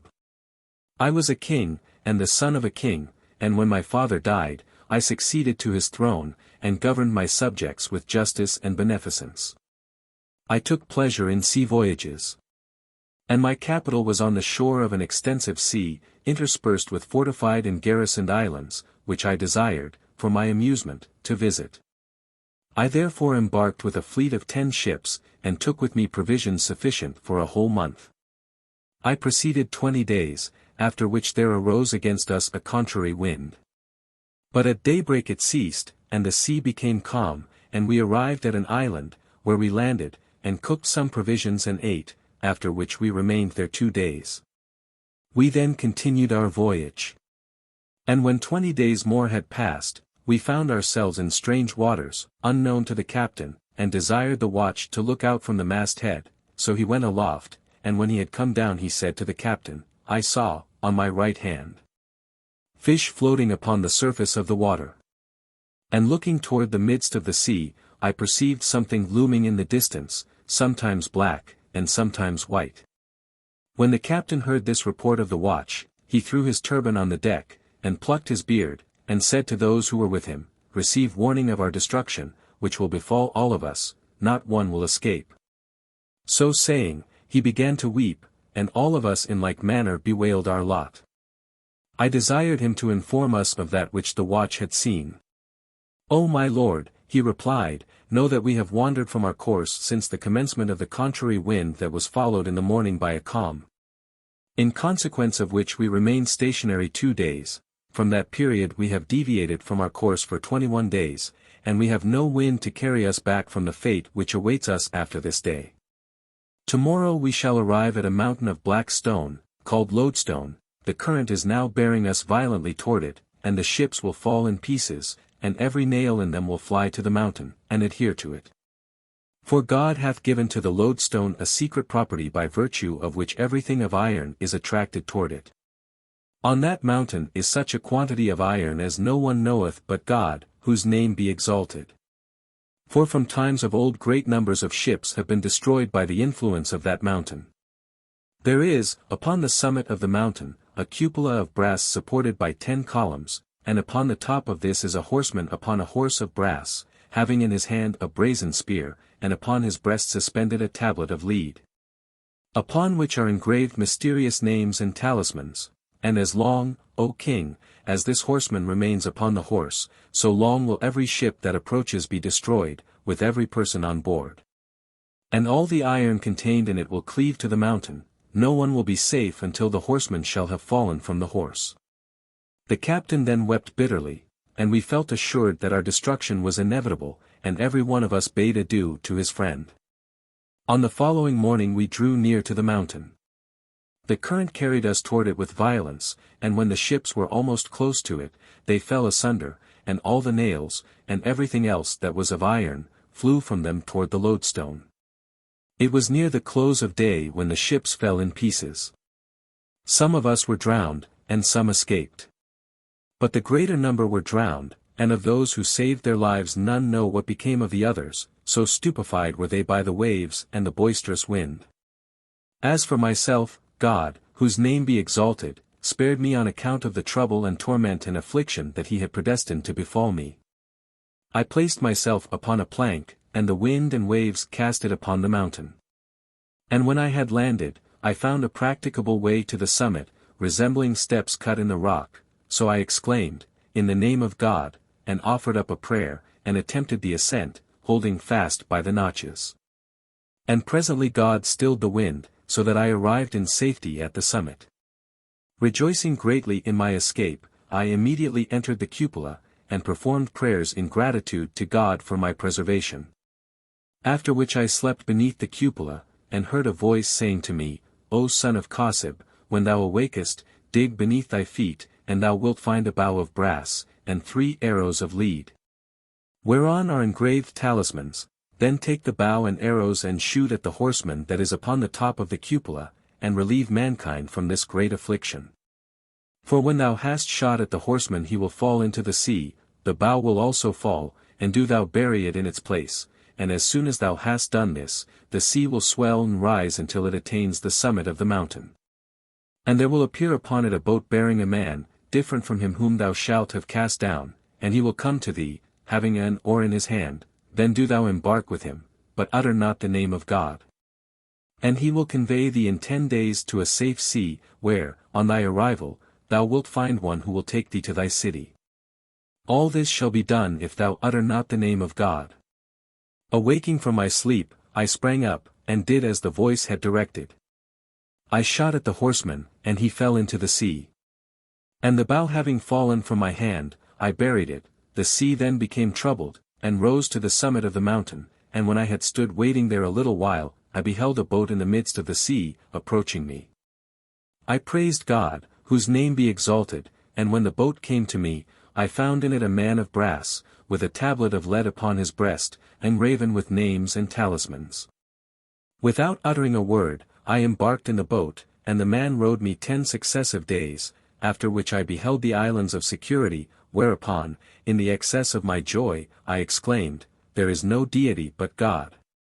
God is most great. And as soon as I had done this, the man cast me out of the boat, and sank in the sea. And when the boat came to me I found in it a man of brass, with a tablet of lead upon his breast, engraven with names and talismans. Being able to swim, I swam until night, when my arms and shoulders were tired, and, in this perilous situation, I repeated the profession of the faith, and gave myself up as lost. But the sea rose with the violence of the wind, and a wave like a vast castle threw me upon the land, in order to the accomplishment of the purpose of God. I ascended the shore, and after I had wrung out my clothes, and spread them upon the ground to dry, I slept, and in the morning I put on my clothes again, and, looking about to see which way I should go, I found a tract covered with trees. And when I had walked round it, I found that I was upon a small island in the midst of the sea. Upon which I said within myself, Every time that I escape from one calamity I fall into another that is worse. But while I was reflecting upon my unfortunate case, and wishing for death, I beheld a vessel bearing a number of men. I arose immediately, and climbed into a tree, and lo, the vessel came to the shore, and there landed from it 10 black slaves bearing axes. They proceeded to the middle of the island, and, digging up the earth, uncovered and lifted up a trapdoor, after which they returned to the vessel, and brought from it bread and flour, and clarified butter and honey, and sheep and everything that the wants of an inhabitant would require, continuing to pass backward and forward between the vessel and the trapdoor, bringing loads from the former, and entering the latter, until they had removed all the stores from the ship. They then came out of the vessel with various clothes of the most beautiful description, and in the midst of them was an old sheik, enfeebled and wasted by extreme age, leading by the hand a young man cast in the mold of graceful symmetry, and invested with such perfect beauty as deserved to be a subject for proverbs. He was like a fresh and slender twig, enchanting and captivating every heart by his elegant form. The party proceeded to the trapdoor, and, entering it, became concealed from my eyes. They remained beneath about 2 hours, or more. After which, the sheik and the slaves came out, but the youth came not with them, and they replaced the earth, and embarked and set sail. Soon after, I descended from the tree, and went to the excavation. I removed the earth, and, entering the aperture, saw a flight of wooden steps, which I descended, and, at the bottom, I beheld a handsome dwelling place, furnished with a variety of silken carpets. And there was the youth, sitting upon a high mattress, with sweet-smelling flowers and fruits placed before him. On seeing me, his countenance became pale. But I saluted him, and said, "Let thy mind be composed, my master, thou hast nothing to fear, for I am a man, and the son of a king, like thyself. Fate hath impelled me to thee, that I may cheer thee in thy solitude." The youth, when he heard me thus address him, and was convinced that I was one of his own species, rejoiced exceedingly at my arrival, his color returned, and, desiring me to approach him, he said, "O my brother! My story is wonderful. My father is a jeweler. He had slaves who made voyages by his orders, for the purposes of commerce, and he had dealings with kings, but he had never been blessed with a son, and he dreamt that he was soon to have a son, but one whose life would be short. And he awoke sorrowful. Shortly after, in accordance with the decrees of God, my mother gave birth to me. And my father was greatly rejoiced. The astrologers, however, came to him, and said, "Thy son will live 15 years, his fate is intimated by the fact that there is in the sea a mountain called the mountain of Lodestone, whereon is a horseman on a horse of brass, on the former of which is a tablet of lead suspended to his neck. And when the horseman shall be thrown down from his horse, thy son will be slain. The person who is to slay him is he who will throw down the horseman, and his name is King AGIB, the son of King Qassib." My father was greatly afflicted at this announcement. And when he had reared me until I had nearly attained the age of 15 years, the astrologers came again, and informed him that the horseman had fallen into the sea, and that it had been thrown down by King AGIB, the son of King Qassib. On hearing which, he prepared for me this dwelling, and here left me to remain until the completion of the term, of which there now remain 10 days. All this he did from fear lest King AGIB should kill me. When I heard this, I was filled with wonder, and said within myself, "I am King AGIB, the son of King Qassib, and it was I who threw down the horseman, but, by Allah, I will neither kill him nor do him any injury." Then said I to the youth, "Far from thee be both destruction and harm, if it be the will of God, thou hast nothing to fear, I will remain with thee to serve thee, and will go forth with thee to thy father. And beg of him to send me back to my country, for the which he will obtain a reward." The youth rejoiced at my words, and I sat and conversed with him until night, when I spread his bed for him, and covered him, and slept near to his side. And in the morning I brought him water, and he washed his face, and said to me, "May God requite thee for me with every blessing. If I escape from King AGIB, I will make my father reward thee with abundant favors." "Never," I replied, "may the day arrive that would bring thee misfortune." I then placed before him some refreshments, and after we had eaten together, we passed the day conversing with the utmost cheerfulness. I continued to serve him for 9 days. And on the 10th day the youth rejoiced at finding himself in safety, and said to me, "O my brother, I wish that thou wouldst in thy kindness warm for me some water, that I may wash myself and change my clothes. For I have smelt the odor of escape from death, in consequence of thy assistance." "With pleasure," I replied, and I arose, and warmed the water. After which, he entered a place concealed from my view, and, having washed himself and changed his clothes, laid himself upon the mattress to rest after his bath. He then said to me, "Cut up for me, O my brother, a watermelon, and mix its juice with some sugar." So I arose, and, taking a melon, brought it upon a plate, and said to him, "Knowest thou, O my master, where is the knife?" "See, here it is," he answered, "upon the shelf over my head." I sprang up hastily, and took it from its sheath, and as I was drawing back, my foot slipped, as God had decreed, and I fell upon the youth, grasping in my hand the knife, which entered his body, and he died instantly. When I perceived that he was dead, and that I had killed him, I uttered a loud shriek, and beat my face, and rent my clothes, saying, "This is, indeed, a calamity. O my Lord, I implore thy pardon, and declare to thee my innocence of his death. Would that I had died before him." With these reflections I ascended the steps, and, having replaced the trapdoor, returned to my first station, and looked over the sea, where I saw the vessel that had come before, approaching, and cleaving the waves in its rapid course. Upon this I said within myself, "Now will the men come forth from the vessel, and find the youth slain, and they will slay me also. So I climbed into a tree, and concealed myself among its leaves. And sat there till the vessel arrived and cast anchor, when the slaves landed with the old sheik, the father of the youth, and went to the place, and removed the earth.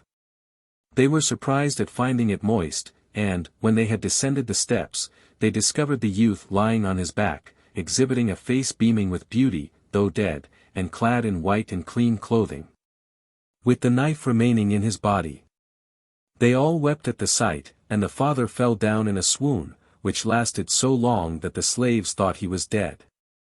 At length, however, he recovered, and came out with the slaves, who had wrapped the body of the youth in his clothes. They then took back all that was in the subterranean dwelling to the vessel, and departed. I remained, by day hiding myself in a tree, and at night walking about the open part of the island. Thus I continued for the space of 2 months. And I perceived that, on the western side of the island, the water of the sea every day retired, until, after 3 months, the land that had been beneath it became dry. Rejoicing at this, and feeling confident now in my escape, I traversed this dry tract, and arrived at an expanse of sand, whereupon I emboldened myself, and crossed it. I then saw in the distance an appearance of fire, and, advancing toward it, found it to be a palace, overlaid with plates of red copper, which, reflecting the rays of the sun, seemed from a distance to be fire, and when I drew near to it, reflecting upon this sight, there approached me an old sheik, accompanied by 10 young men who were all blind of one eye, at which I was extremely surprised. As soon as they saw me, they saluted me, and asked me my story, which I related to them from first to last, and they were filled with wonder. They then conducted me into the palace, where I saw 10 benches, upon each of which was a mattress covered with a blue stuff, and each of the young men seated himself upon one of these benches, while the sheik took his place upon a smaller one. After which they said to me, "Sit down, O young man, and ask no question respecting our condition, nor respecting our being blind of one eye." Then the sheik arose, and brought to each of them some food, and the same to me also. And next he brought to each of us some wine, and after we had eaten, we sat drinking together until the time for sleep, when the young men said to the sheik, "Bring to us our accustomed supply," upon which the sheik arose, and entered a closet, from which he brought, upon his head, 10 covered trays. Placing these upon the floor, he lighted 10 candles, and stuck one of them upon each tray, and, having done this, he removed the covers, and there appeared beneath them ashes mixed with pounded charcoal. The young men then tucked up their sleeves above the elbow, and blackened their faces, and slapped their cheeks, exclaiming, "We were reposing at our ease, and our impertinent curiosity suffered us not to remain so." Thus they did until the morning, when the sheik brought them some hot water, and they washed their faces, and put on other clothes. On witnessing this conduct, my reason was confounded, my heart was so troubled that I forgot my own misfortunes, and I asked them the cause of their strange behavior. Upon which they looked toward me, and said, "O young man, ask not respecting that which doth not concern thee, but be silent, for in silence is security from error." I remained with them a whole month, during which every night they did the same, and at length I said to them, "I conjure you by Allah to remove this disquiet from my mind, and to inform me of the cause of your acting in this manner, and of your exclaiming, 'We were reposing at our ease, and our impertinent curiosity suffered us not to remain so.' If ye inform me not, I will leave you, and go my way." On hearing these words, they replied, "We have not concealed this affair from thee but in our concern for thy welfare, lest thou shouldst become like us, and the same affliction that hath befallen us happen also to thee." I said, however, "Ye must positively inform me of this matter." "We give thee good advice," said they, "and do thou receive it, and ask us not respecting our case. Otherwise thou wilt become blind of one eye, like us." But I still persisted in my request, whereupon they said, "O young man, if this befall thee, know that thou wilt be banished from our company." They then all arose, and, taking a ram, slaughtered and skinned it, and said to me, "Take this knife with thee, and introduce thyself into the skin of the ram, and we will sew thee up in it, and go away. Whereupon a bird called the roc will come to thee, and, taking thee up by its talons, will fly away with thee, and set thee down upon a mountain, then cut open the skin with this knife, and get out, and the bird will fly away. Thou must arise, as soon as it hath gone, and journey for half a day, and thou wilt see before thee a lofty palace, encased with red gold, set with various precious stones such as emeralds and rubies, and if thou enter it thy case will be as ours. For our entrance into that palace was the cause of our being blind of one eye, and if one of us would relate to thee all that hath befallen him, his story would be too long for thee to hear. They then sewed me up in the skin, and entered their palace, and soon after, there came an enormous white bird, which seized me, and flew away with me, and set me down upon the mountain, whereupon I cut open the skin, and got out. And the bird, as soon as it saw me, flew away. I rose up quickly, and proceeded toward the palace, which I found to be as they had described it to me. And when I had entered it, I beheld, at the upper end of a saloon, 40 young damsels, beautiful as so many moons, and magnificently attired, who, as soon as they saw me, exclaimed, Welcome! Welcome! O, our Master and our Lord! We have been for a month expecting thee. Praise be to God who hath blessed us with one who is worthy of us, and one of whom we are worthy. After having thus greeted me, they seated me upon a mattress, and said, Thou art from this day our master and prince, and we are thy handmaids, and entirely under thy authority. They then brought to me some refreshments, and, when I had eaten and drunk, they sat and conversed with me, full of joy and happiness. So lovely were these ladies, that even a devotee, if he saw them, would gladly consent to be their servant, and to comply with all that they would desire. At the approach of night they all assembled around me, and placed before me a table of fresh and dried fruits, with other delicacies that the tongue cannot describe, and wine, and one began to sing, while another played upon the lute. The wine-cup circulated among us, and joy overcame me to such a degree as to obliterate from my mind every earthly care, and make me exclaim, This is indeed a delightful life. I passed a night of such enjoyment as I had never before experienced. And on the morrow I entered the bath, and, after I had washed myself, they brought me a suit of the richest clothing, and we again sat down to a repast. In this manner I lived with them a whole year. But on the first day of the new year, they seated themselves around me, and began to weep, and bade me farewell, clinging to my skirts. What calamity hath befallen you, said I, ye are breaking my heart. They answered, Would that we had never known thee, for we have associated with many men, but have seen none like thee. May God, therefore, not deprive us of thy company. And they wept afresh. I said to them, I wish that you would acquaint me with the cause of this weeping. Thou, they replied, art the cause, yet now, if thou wilt attend to what we tell thee, we shall never be parted. But if thou act contrary to it, we are separated from this time, and our hearts whisper to us that thou wilt not regard our warning. Inform me, said I, and I will attend to your directions. And they replied, If then thou wouldst inquire respecting our history, know that we are the daughters of kings. For many years it hath been our custom to assemble here, and every year we absent ourselves during a period of 40 days. Then returning, we indulge ourselves for a year in feasting and drinking. This is our usual practice, and now we fear that thou wilt disregard our directions when we are absent from thee. We deliver to thee the keys of the palace, which are 100 in number, belonging to 100 closets. Open each of these, and amuse thyself, and eat and drink, and refresh thyself, excepting the closet that hath a door of red gold. For if thou open this, the consequence will be a separation between us and thee. We conjure thee, therefore, to observe our direction, and to be patient during this period. Upon hearing this, I swore to them that I would never open the closet to which they alluded, and they departed, urging me to be faithful to my promise. I remained alone in the palace, and at the approach of evening I opened the first closet, and, entering it, found a mansion like paradise, with a garden containing green trees loaded with ripe fruits, abounding with singing birds, and watered by copious streams.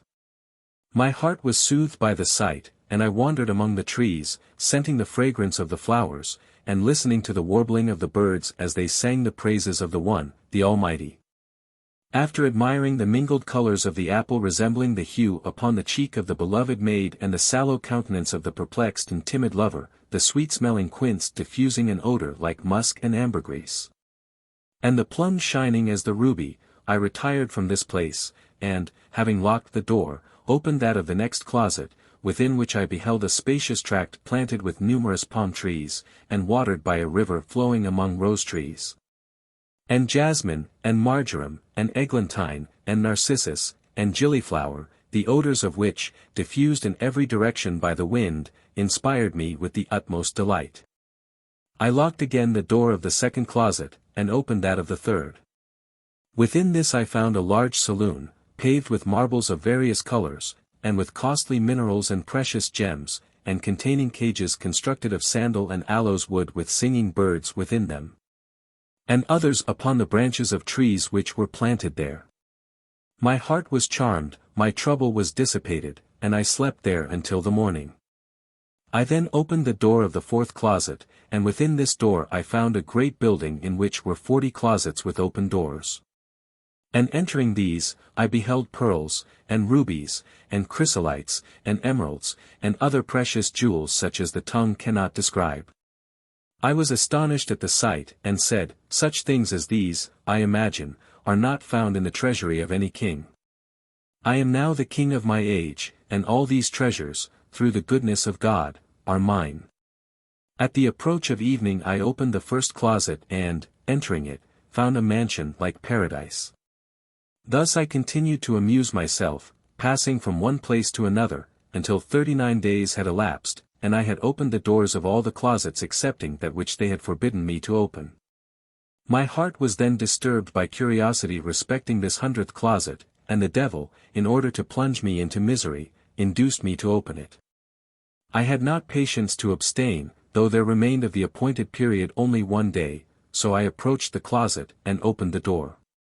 And when I had entered, I perceived a fragrant odor, such as I had never before smelt, which intoxicated me so that I fell down insensible, and remained some time in this state, but at length recovering, I fortified my heart, and proceeded.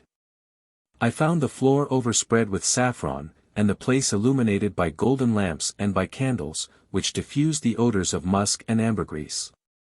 I saw also a black horse, of the hue of the darkest night, before which was a manger of white crystal filled with cleansed sesame, and another, similar to it, containing rosewater infused with musk. He was saddled and bridled, and his saddle was of red gold. Wondering at the sight of him, I said within myself, this must be an animal of extraordinary qualities, and, seduced by the devil, I led him out, and mounted him, but he moved not from his place. I kicked him with my heel, but still he moved not, so I took a switch and struck him with it. And as soon as he felt the blow he uttered a sound like thunder, and, expanding a pair of wings, soared with me to an immense height through the air, and then alighted upon the roof of another palace, where he threw me from his back, and, by a violent blow with his tail upon my face, struck out my eye, and left me. Thus it was I became blind of one eye. I then recollected the predictions of the 10 young men. The horse again took wing, and soon disappeared. I got up much vexed at the misfortune I had brought upon myself. I walked upon the terrace, covering my eye with one of my hands, for it pained me exceedingly, and then descended, and entered into a hall. I soon discovered by the 10 benches in a circle, and the 11th in the middle, smaller than the rest, that I was in the castle whence I had been carried by the roc. The 10 young men were not in the hall when I entered, but came in soon after, attended by the sheik. They seemed not at all surprised to see me, nor at the loss of my eye, but said, we are sorry that we cannot congratulate you on your return, as we could wish. But we are not the cause of your misfortune. I should do you wrong, I replied, to lay it to your charge. I have only myself to accuse. If, said they, it be a subject of consolation to the afflicted to know that others share their sufferings, you have in us this alleviation of your misfortune. All that has happened to you we have also endured. We each of us tasted the same pleasures during a year, and we had still continued to enjoy them, had we not opened the golden door, when the princesses were absent. You have been no wiser than we, and have incurred the same punishment. We would gladly receive you into our company, to join with us in the penance to which we are bound, and the duration of which we know not. But we have already stated to you the reasons that render this impossible. Depart, therefore, and proceed to the court of Baghdad, where you will meet with the person who is to decide your destiny. After they had explained to me the road I was to travel, I departed from them, with mournful heart and weeping eye, and, God having decreed me a safe journey hither, I arrived at Baghdad, after I had shaved my beard, and become a mendicant. Praise be to God, whose name be exalted, and whose purposes concerning me are as yet hid in darkness. The story of the city of brass. There was, in olden time, in Damascus of Syria, a king, named Abd-el-Melik the son of Marwan. And he was sitting, one day, having with him the great men of his empire, consisting of kings and sultans, when a discussion took place among them, respecting the traditions of former nations. They called to mind the stories of Solomon, son of David, and the dominion which God had bestowed upon him over mankind, and the genies, and the birds, and the wild beasts, and they said, We have heard from those who were before us, that God bestowed not upon any one the power which he bestowed upon Solomon, so that he used to imprison the genies and the devils in bottles of brass, and pour molten lead over them, and seal a cover over them with his signet. Then Talib, one of the sultans, related, that a man once embarked in a ship with a company of others. And they voyaged to the island of Sicily and ceased not in their course until there arose against them a wind which bore them away to an unknown land. This happened during the black darkness of night, and when the day shone forth, there came out to them, from caves in that land, people of black complexion and with naked bodies, like wild beasts, not understanding speech. They had a king of their own race, and none of them knew Arabic save their king. So when they saw the ship and those who were in her, he came forth to them attended by a party of his companions, and saluted them and welcomed them. They acquainted him with their state, and he said to them, No harm shall befall you. There hath not come to us any one of the sons of Adam before you. And he entertained them with a banquet of the flesh of birds and of wild beasts and of fish. And after this, the people of the ship went down to divert themselves in the city, and they found one of the fishermen who had cast his net in the sea to catch fish, and he drew it up, and, lo, in it was a bottle of brass stopped with lead, which was sealed with the signet of Solomon the son of David. And the fisherman came forth and broke it, whereupon there proceeded from it a blue smoke, which united with the clouds of heaven, and they heard a horrible voice, saying, Repentance! Repentance! O prophet of God! Then, of that smoke there was formed a person of terrible aspect, of terrific make, whose head would reach as high as a mountain, and he disappeared from before their eyes. As to the people of the ship, their hearts were almost eradicated. But the blacks thought nothing of the event. And a man returned to the king, and asked him respecting this. And the king answered him, Know that this is one of the genies whom Solomon, the son of David, when he was incensed against them, imprisoned in these bottles, and he poured lead over them, and threw them into the sea. When the fisherman casteth his net, it generally bringeth up these bottles, and when they are broken, there cometh forth from them a genie, who imagineth that Solomon is still living, wherefore he repenteth, and saith, Repentance! O prophet of God! And the prince of the faithful, Abd-el-Melik, wondered at these words, and said, By Allah, I desire to see some of these bottles. So Talib replied, O prince of the faithful, thou art able to do so, and yet remain in thy country. Send to thy brother Abd-el-Aziz, that he may write orders to the Emir Musa to journey from the western country to this mountain which we have mentioned, and to bring thee what thou desirest of these bottles. For the furthest tract of his province is adjacent to this mountain. And the prince of the faithful approved of his advice, and said, O Talib, thou hast spoken truth and I desire that thou be my messenger to Musa for this purpose. To this, Talib replied, Most willingly, O prince of the faithful. And the king said to him, Go in dependence on the blessing of God, and his aid. Then he gave orders that they should write for him a letter to his brother Abd-el-Aziz, his viceroy in Egypt, and another letter to Musa, his viceroy in the western country, commanding him to journey, himself, in search of the bottles of Solomon. He sealed the 2 letters, and delivered them to Talib, commanding him to hasten, and he gave him riches and riders and footmen to aid him in his way. So Talib went forth on his way to Egypt, and when the Emir Musa knew of his approach, he went forth to him and met him, and rejoiced at his arrival, and Talib handed to him the letter. So he took it and read it, and understood its meaning. And he put it upon his head, saying, I hear and obey the command of the Prince of the Faithful. He determined to summon his great men, and they presented themselves.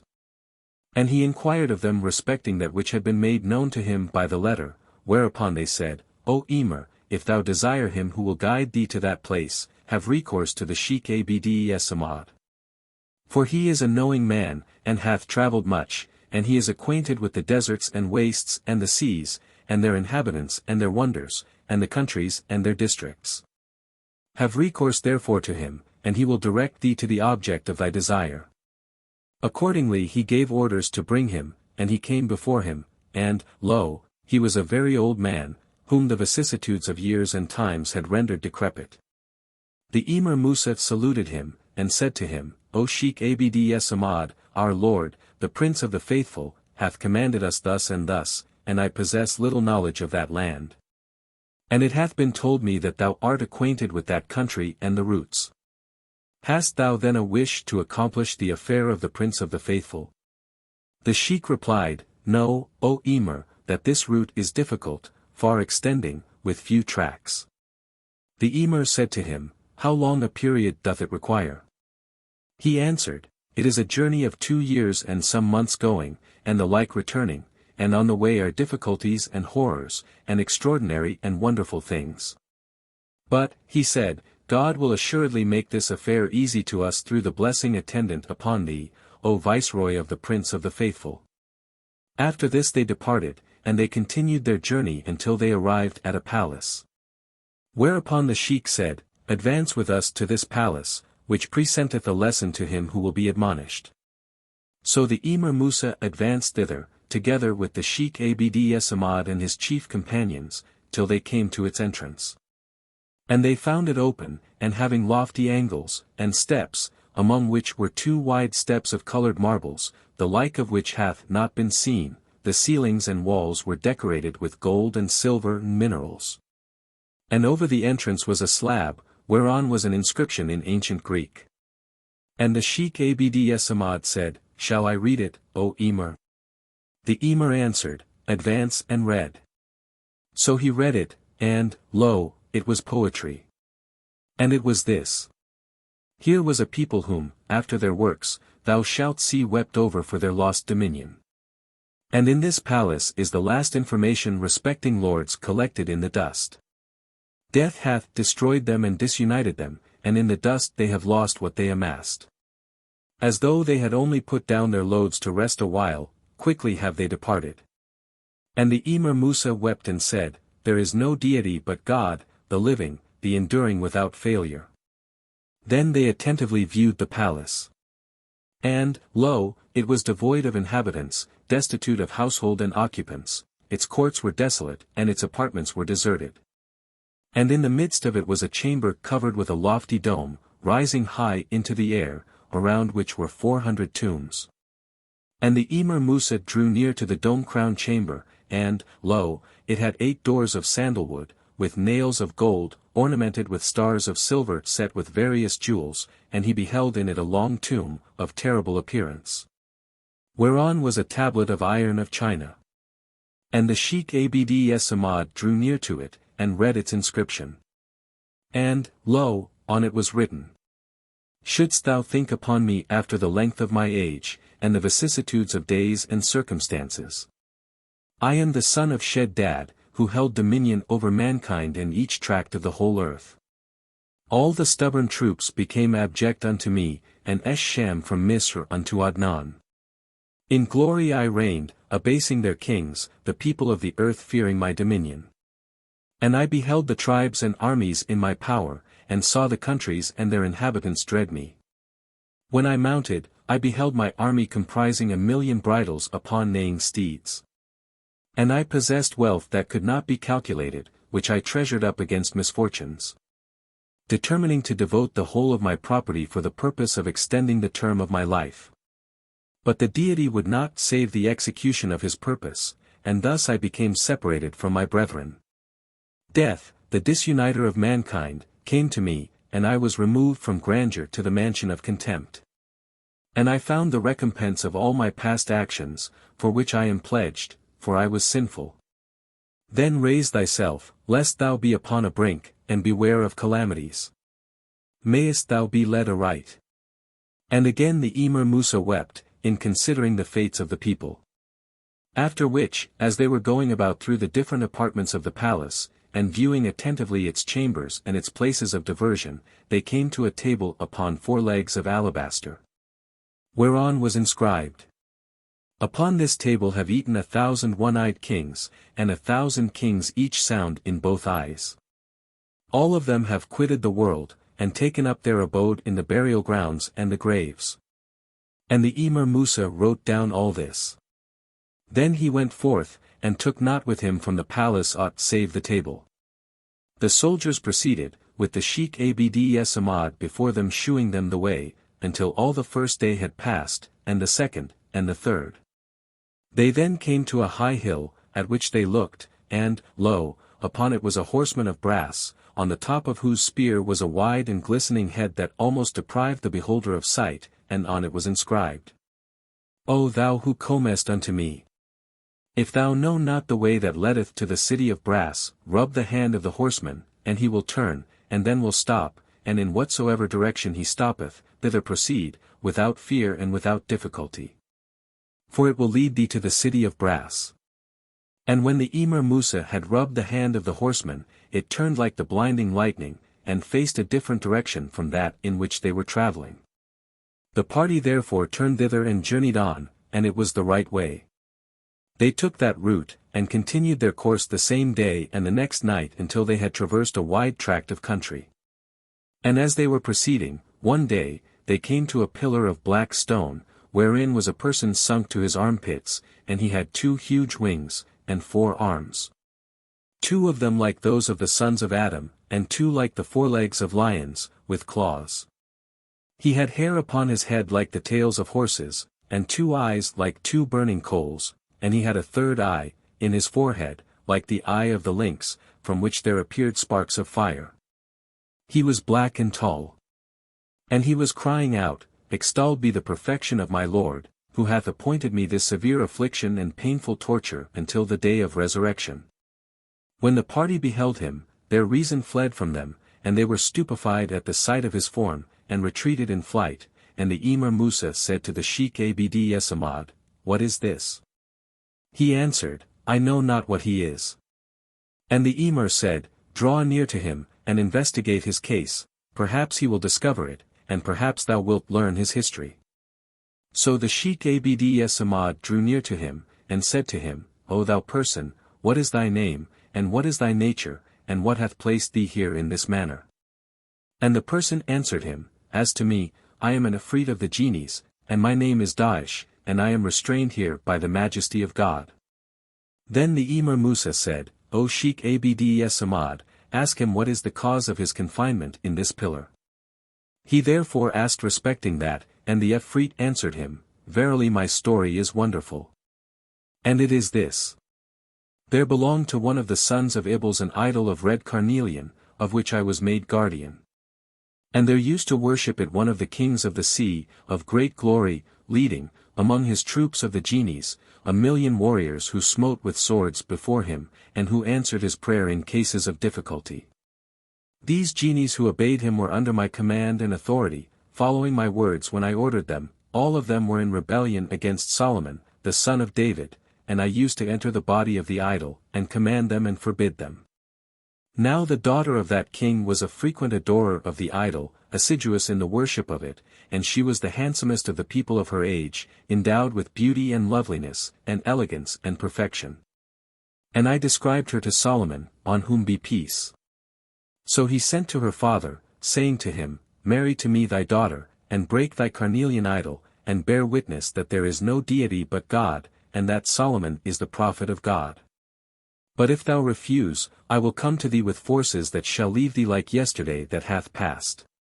And when the messenger of Solomon came to him, the king of the sea was insolent, and magnified himself and was proud. Then he said to his viziers, What say ye respecting the affair of Solomon? For he hath sent demanding my daughter, and commanding me to break my carnelian idol, and to adopt his faith. And they replied, O great king, can Solomon do aught unto thee, when thou art in the midst of this vast sea? He cannot prevail against thee, since the genies will fight on thy side. And thou shalt seek aid against him of thine idol that thou worshippest. The right opinion is, that thou consult thy red carnelian idol, and hear what will be his reply. If he counsel thee to fight him, but otherwise, do not. And upon this the king went immediately, and, going in to his idol, after he had offered a sacrifice and slain victims, fell down before it prostrate, and began to weep, and to seek counsel. Thereupon I entered the body of the idol, by reason of my ignorance, and my solicitude respecting the affair of Solomon, and recited this couplet. As for me, I am not in fear of him, for I am acquainted with everything. If he wish to wage war with me, I will go forth, and I will snatch his soul from him. So when the king heard my reply to him, his heart was strengthened, and he determined to wage war with Solomon the prophet of God and to fight against him. Accordingly, when the messenger of Solomon came, he inflicted upon him a painful beating, and returned him a shameful reply, and he sent to threaten Solomon, saying to him, By the messenger, dost thou threaten me with false words? Either come thou to me, or I will go to thee. Then the messenger returned to Solomon, and acquainted him with all that had occurred. And when the prophet of God heard that, his resolution was roused, and he prepared his forces, consisting of genies and men, and wild beasts, and birds, and reptiles. He commanded his vizier, Ed-Demiriat, the king of the genies, to collect them from every place, so he collected for him, of the devils, 600 millions. He also commanded Asaph, his vizier of men, to collect his soldiers of mankind. And their number was 1 million, or more. He made ready the accoutrements and weapons, and mounted, with his forces, upon the magic carpet, with the birds flying over his head, and the wild beasts beneath the carpet marching, until he alighted upon his enemy's coast. And surrounded his island, having filled the land with the forces. He then sent to our king, saying to him, Behold, I have arrived, therefore submit thyself to my authority, and acknowledge my mission, and break thine idol, and worship the one, the adored God, and marry to me thy daughter according to law. And say thou, and those who are with thee, I testify that there is no deity but God, and I testify that Solomon is the prophet of God. If thou say that, peace and safety shall be thy lot. But if thou refuse, thy defending thyself from me in this island shall not prevent thee, for God hath commanded the wind to obey me, and I will order it to convey me unto thee on the carpet, and will make thee an example to restrain others. So the messenger came to him, and communicated to him the message of the prophet. But the king said to him, There is no way for the accomplishment of this thing that he requireth, therefore inform him that I am coming forth unto him. Accordingly the messenger returned to Solomon, and gave him the reply. The king then sent to the people of his country, and collected for himself, of the genies that were under his authority, 1 million. And to these he added others, of the devils that were in the islands and on the mountains, after which he made ready his forces, and opened the armories, and distributed to them the weapons. And as to the prophet of God, he disposed his troops, commanding the wild beasts to form themselves into 2 divisions, on the right of the people and on their left, and commanding the birds to be upon the islands. He ordered them also when the assault should be made, to tear out the eyes of their antagonists with their beaks, and to beat their faces with their wings, and he ordered the wild beasts to tear in pieces their horses. And they replied, We hear and obey God and thee, O prophet of God. Then Solomon set for himself a couch of alabaster adorned with jewels, and plated with plates of red gold, and he placed his vizier Asaph on the right side, and his vizier, Ed-Demiriat, on the left side, and the kings of mankind on his right.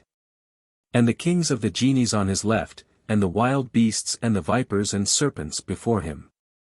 After this, they came upon us all together, and we contended with him in a wide tract for a period of 2 days, and calamity befell us on the 3rd day, and the decree of God was executed among us. The first who charged upon Solomon were I and my troops, and I said to my companions, Keep in your places in the battlefield while I go forth to them and challenge Ed-Demiriat. And, lo, he came forth, like a great mountain, his fires flaming, and his smoke ascending, and he approached, and smote me with a flaming fire, and his arrow prevailed over my fire. He cried out at me with a prodigious cry, so that I imagined the heaven had fallen, and the mountains shook at his voice. Then he commanded his companions, and they charged upon us all together, we also charged upon them, the fires rose and the smoke ascended, the hearts of the combatants were almost cleft asunder, and the battle raged. The birds fought in the air, and the wild beasts in the dust, and I contended with Ed-Demiriat until he wearied me and I wearied him, after which my companions and troops were enervated, and my tribes were routed. I flew from before Ed-Demiriat. But he followed me a journey of 3 months, until he overtook me. I had fallen down through fatigue, and he rushed upon me, and made me a prisoner.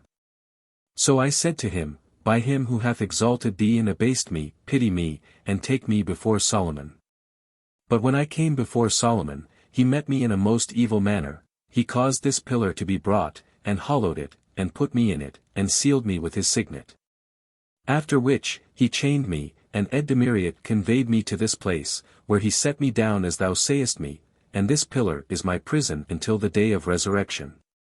The party therefore wondered at him, and at the horrible nature of his form. And the Emir Musa said, There is no deity but God. And the Sheikh Abd Samad said to the Ifrit, O thou, I ask thee concerning a thing of which do thou inform us. The Ifrit replied, Ask concerning what thou wilt. And the Sheikh said, Are there in this place any of the Afrits confined in bottles of brass from the time of Solomon? He answered, Yes, in the sea of El-Karkar, where are a people of the descendants of Noah, whose country the deluge reached not, and they are separated there from the rest of the sons of Adam. And where, said the Sheikh, is the way to the city of brass, and the place wherein are the bottles? What distance is there between us and it? The Ifrit answered, It is near. So the party left him, and proceeded. And there appeared to them in the distance a great black object, with 2 fires corresponding with each other in position, whereupon the Emir Musa said to the Sheikh, What is this great black object, and these 2 corresponding fires? The guide answered him, Be rejoiced, O Emir, for this is the city of brass, and this is the appearance of it that I find described in the book of hidden treasures. That its wall is of black stones, and it hath 2 towers of brass, which the beholder seeth resembling 2 corresponding fires, and thence it is named the city of brass. They ceased not to proceed until they arrived at it. And, lo, it was lofty, strongly fortified, rising high into the air, impenetrable, the height of its walls was 80 cubits, and it had 25 gates, none of which would open but by means of some artifice. They stopped before it, and endeavored to discover one of its gates, but they could not, and the Emir Musa said to the Sheikh Abd Samad, O Sheikh, I see not to this city any gate. The Sheikh replied, O Emir, thus do I find it described in the book of hidden treasures, that it hath 25 gates, and that none of its gates may be opened but from within the city.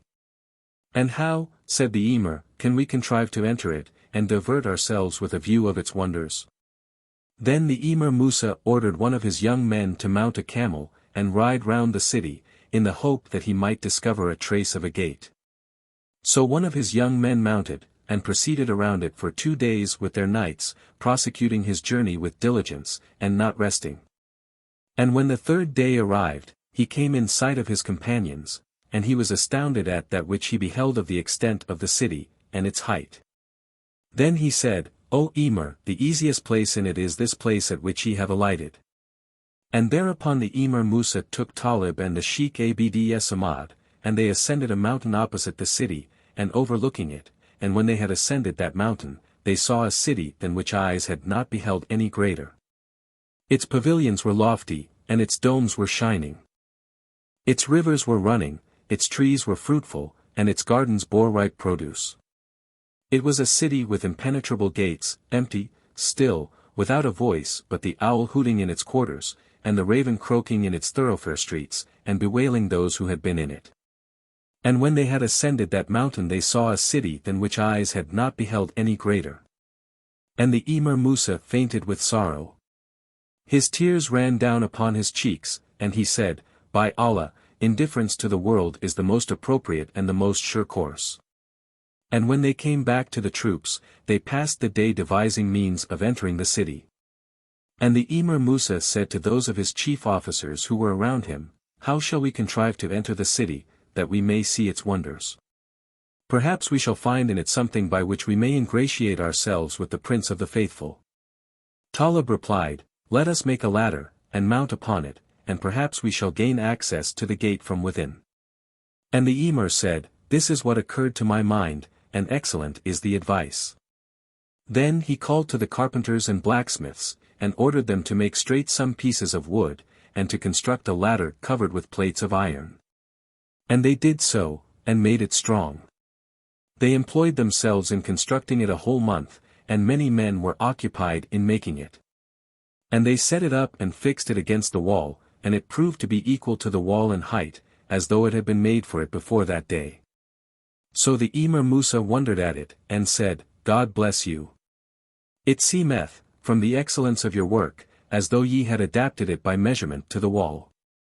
He then said to the people, "Which of you will ascend this ladder, and mount upon the wall, and walk along it, and contrive means of descending into the city, that he may see how the case is, and then inform us of the mode of opening the gate?"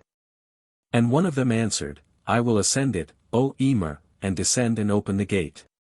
The Emir therefore replied, "Mount. God bless thee." Accordingly, the man ascended the ladder until he reached the top of it. When he stood, and fixed his eyes toward the city, clapped his hands, and cried out with his loudest voice, saying, "Thou art beautiful." Then he cast himself down into the city, and was destroyed. So the Emir Musa said, "If we do thus with all our companions, there will not remain of them one, and we shall be unable to accomplish our affair, and the affair of the Prince of the Faithful. Depart ye, for we have no concern with this city." But one of them said, "Perhaps another than this may be more steady than he." And a second ascended, and a third, and a fourth, and a fifth. And they ceased not to ascend by that ladder to the top of the wall, one after another, until 12 men of them had gone, acting as acted the first. Therefore the Sheikh Abd Samad said, "There is none for this affair but myself, and the experienced is not like the inexperienced." But the Emir Musa said to him, "Thou shalt not do that, nor will I allow thee to ascend to the top of this wall. For shouldst thou die, thou wouldst be the cause of the death of us all, and there would not remain of us one, since thou art the guide of the party." The Sheikh, however, replied, "Perhaps the object will be accomplished by my means, through the will of God, whose name be exalted." And thereupon all the people agreed to his ascending. Then Abd Samad arose, and, having said, "In the name of God, the Compassionate, the Merciful," he ascended the ladder, repeating the praises of God, and reciting the verses of safety, until he reached the top of the wall. When he clapped his hands, and fixed his eyes. The people therefore all called out to him, and said, "O Sheikh Abd Samad, do not cast thyself down. If Abd Samad fall, we all perish." Then Abd Samad sat a long time repeating the praises of God, and reciting the verses of safety, after which he rose with energy, and called out with his loudest voice, "O Emir, no harm shall befall you. For God hath averted from me the effect of the artifice of the devil." So the Emir said to him, "What hast thou seen, O Sheikh?" He answered, "When I reached the top of the wall I beheld 10 damsels, like moons, who made a sign with their hands, as though they would say, 'Come to us.' And it seemed to me that beneath me was a sea of water. Whereupon I desired to cast myself down, as our companions did, but I beheld them dead, so I withheld myself from them, and recited some words of the Book of God, whereupon he averted from me the influence of those damsels, and they departed. Therefore I cast not myself down. There is no doubt that this is an enchantment which the people of this city contrived in order to repel from it every one who should wish to obtain access to it. He then walked along the wall till he came to the 2 towers of brass, when he saw that they had gates of gold, without any sign of the means of opening them. Therefore the sheik, looking attentively, saw in the middle of one of the gates a figure of a horseman of brass, having one hand extended, as though he were pointing with it, and on it was an inscription, which the sheik read, and, lo! It contained these words: "Turn the pin that is in the middle of the front of the horseman's body 12 times, and then the gate will open." So he turned the pin 12 times, whereupon the gate opened immediately, with a noise like thunder, and the sheik entered. He was a learned man, acquainted with all languages and characters.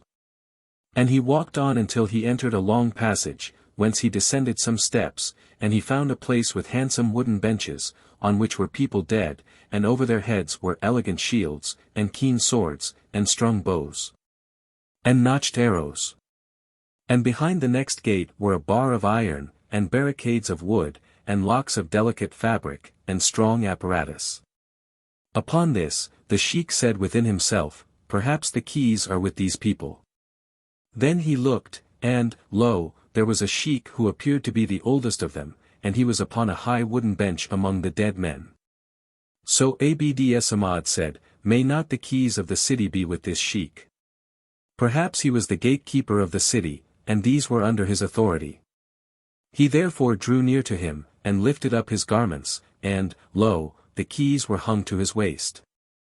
At the sight of them, Abd Samad rejoiced exceedingly. And he took the keys, opened the locks, and pulled the gate and the barricades and other apparatus, which opened, and the gate also opened, with a noise like thunder. Upon this the sheik exclaimed, "God is most great." And the people made the same exclamation with him, rejoicing at the event. The Emir Musa also rejoiced at the safety of Abd Samad, and at the opening of the gate of the city. The people thanked him for that which he had done, and all the troops hastened to enter the gate. But the Emir Musa cried out to them, saying to them, "O people, if all of us enter, we shall not be secure from accident. Half shall enter, and half shall remain behind." The Emir Musa then entered the gate, and with him half of the people, who bore their weapons of war. And the party saw their companions lying dead, so they buried them. They saw also the gatekeepers and servants and chamberlains and lieutenants lying upon beds of silk, all of them dead. And they entered the market of the city, and beheld that the shops were open, and the scales hung up, and the utensils of brass ranged in order, and the stores were full of all kinds of goods. And they saw the merchants dead in their shops, their skins were dried, and they had become examples to him who would be admonished. And they left this place, and passed on to the silk market, in which were silks and brocades interwoven with red gold and white silver upon various colors, and the owners were dead, lying upon skins, and appearing almost as though they would speak. Leaving these, they went on to the market of jewels and pearls and jacinths. And they left it, and passed on to the market of the money changers, whom they found dead, with varieties of silks beneath them, and their shops were filled with gold and silver. These they left, and they proceeded to the markets of the perfumers. And, lo, their shops were filled with varieties of perfumes, and bags of musk, and ambergris, and aloes wood, and camphor, and the owners were all dead, not having with them any food. And when they went forth from the market of the perfumers, they found near unto it a palace, decorated, and strongly constructed. And they entered it, and found banners unfurled, and drawn swords, and strung bows and shields hung up by chains of gold and silver, and helmets gilded with red gold. And in the passages of that palace were benches of ivory, ornamented with plates of brilliant gold, and with silk, on which were men whose skins had dried upon the bones. The ignorant would imagine them to be sleeping. But, from the want of food, they had died, and tasted mortality. And the Emir Musa went on into the interior of the palace.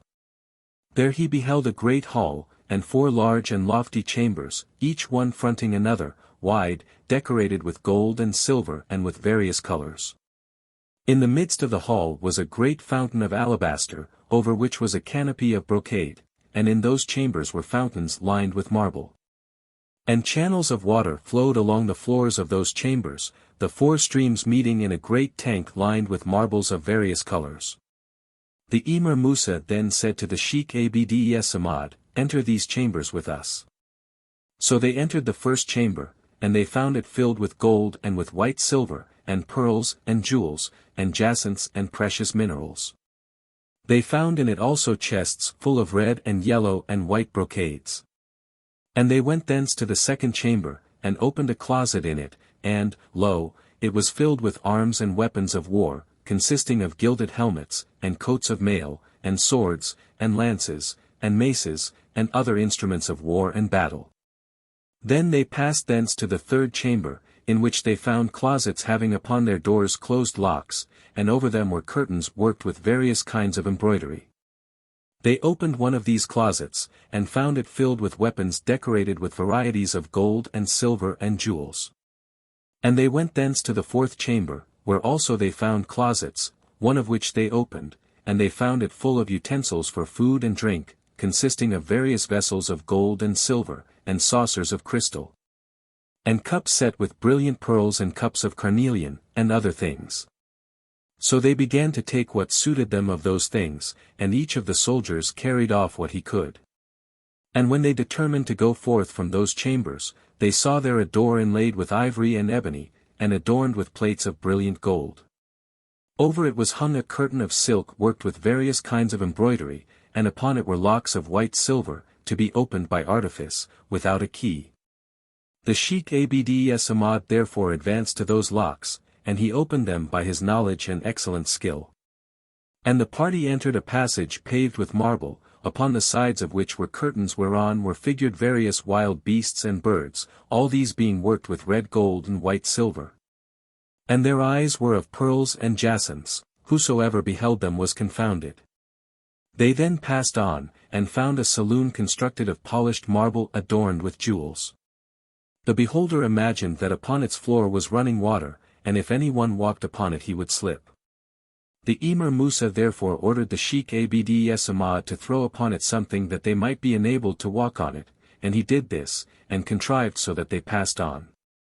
And they found in it a great dome constructed of stones gilded with red gold. The party had not beheld, in all that they had seen, anything more beautiful than it. And in the midst of that dome was a great dome-crowned structure of alabaster, around which were lattice windows, decorated, and adorned with oblong emeralds, such as none of the kings could procure. In it was a pavilion of brocade, raised upon columns of red gold, and within this were birds, the feet of which were of emeralds, beneath each bird was a net of brilliant pearls, spread over a fountain. And by the brink of the fountain was placed a couch adorned with pearls and jewels and jacinths, whereon was a damsel resembling the shining sun. Eyes had not beheld one more beautiful. Upon her was a garment of brilliant pearls, on her head was a crown of red gold, with a fillet of jewels, on her neck was a necklace of jewels in the middle of which were refulgent gems. And upon her forehead were 2 jewels the light of which was like that of the sun. And she seemed as though she were looking at the people, and observing them to the right and left.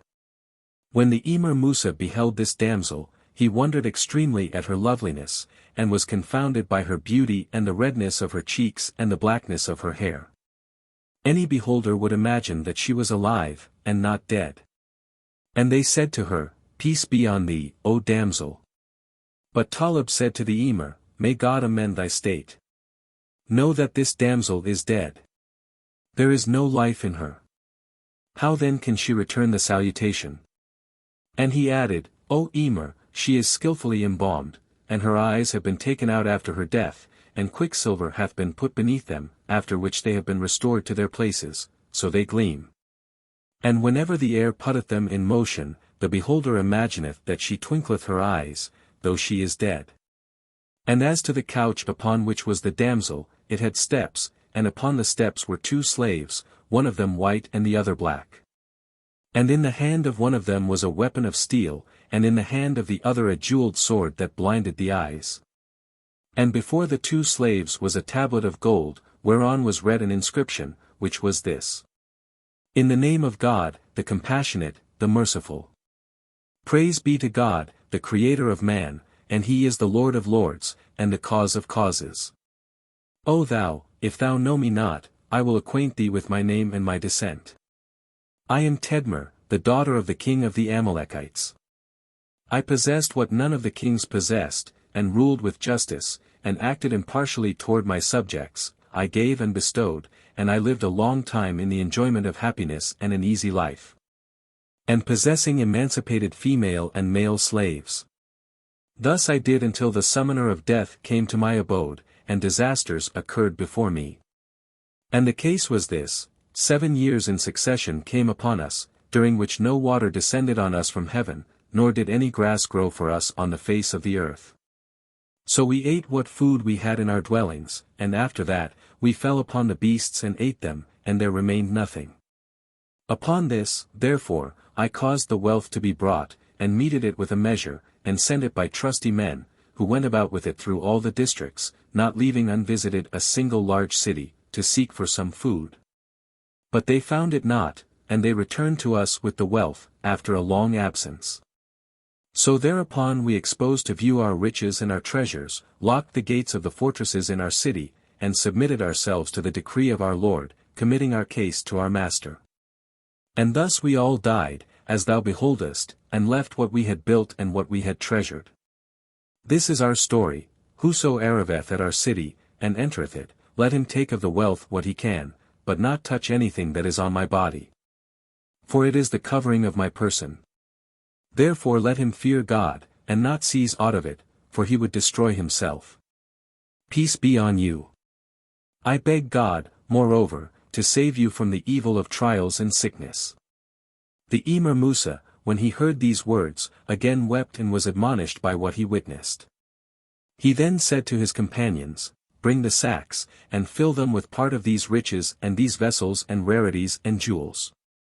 And thereupon, Talib, the son of Saul, said to the Emir Musa, O Emir, shall we leave this damsel with the things that are upon her? They are things that have no equal, nor is the like of them at any time found, and they are more than the riches thou hast taken, and will be the best present by which thou mayest ingratiate thyself with the Prince of the Faithful.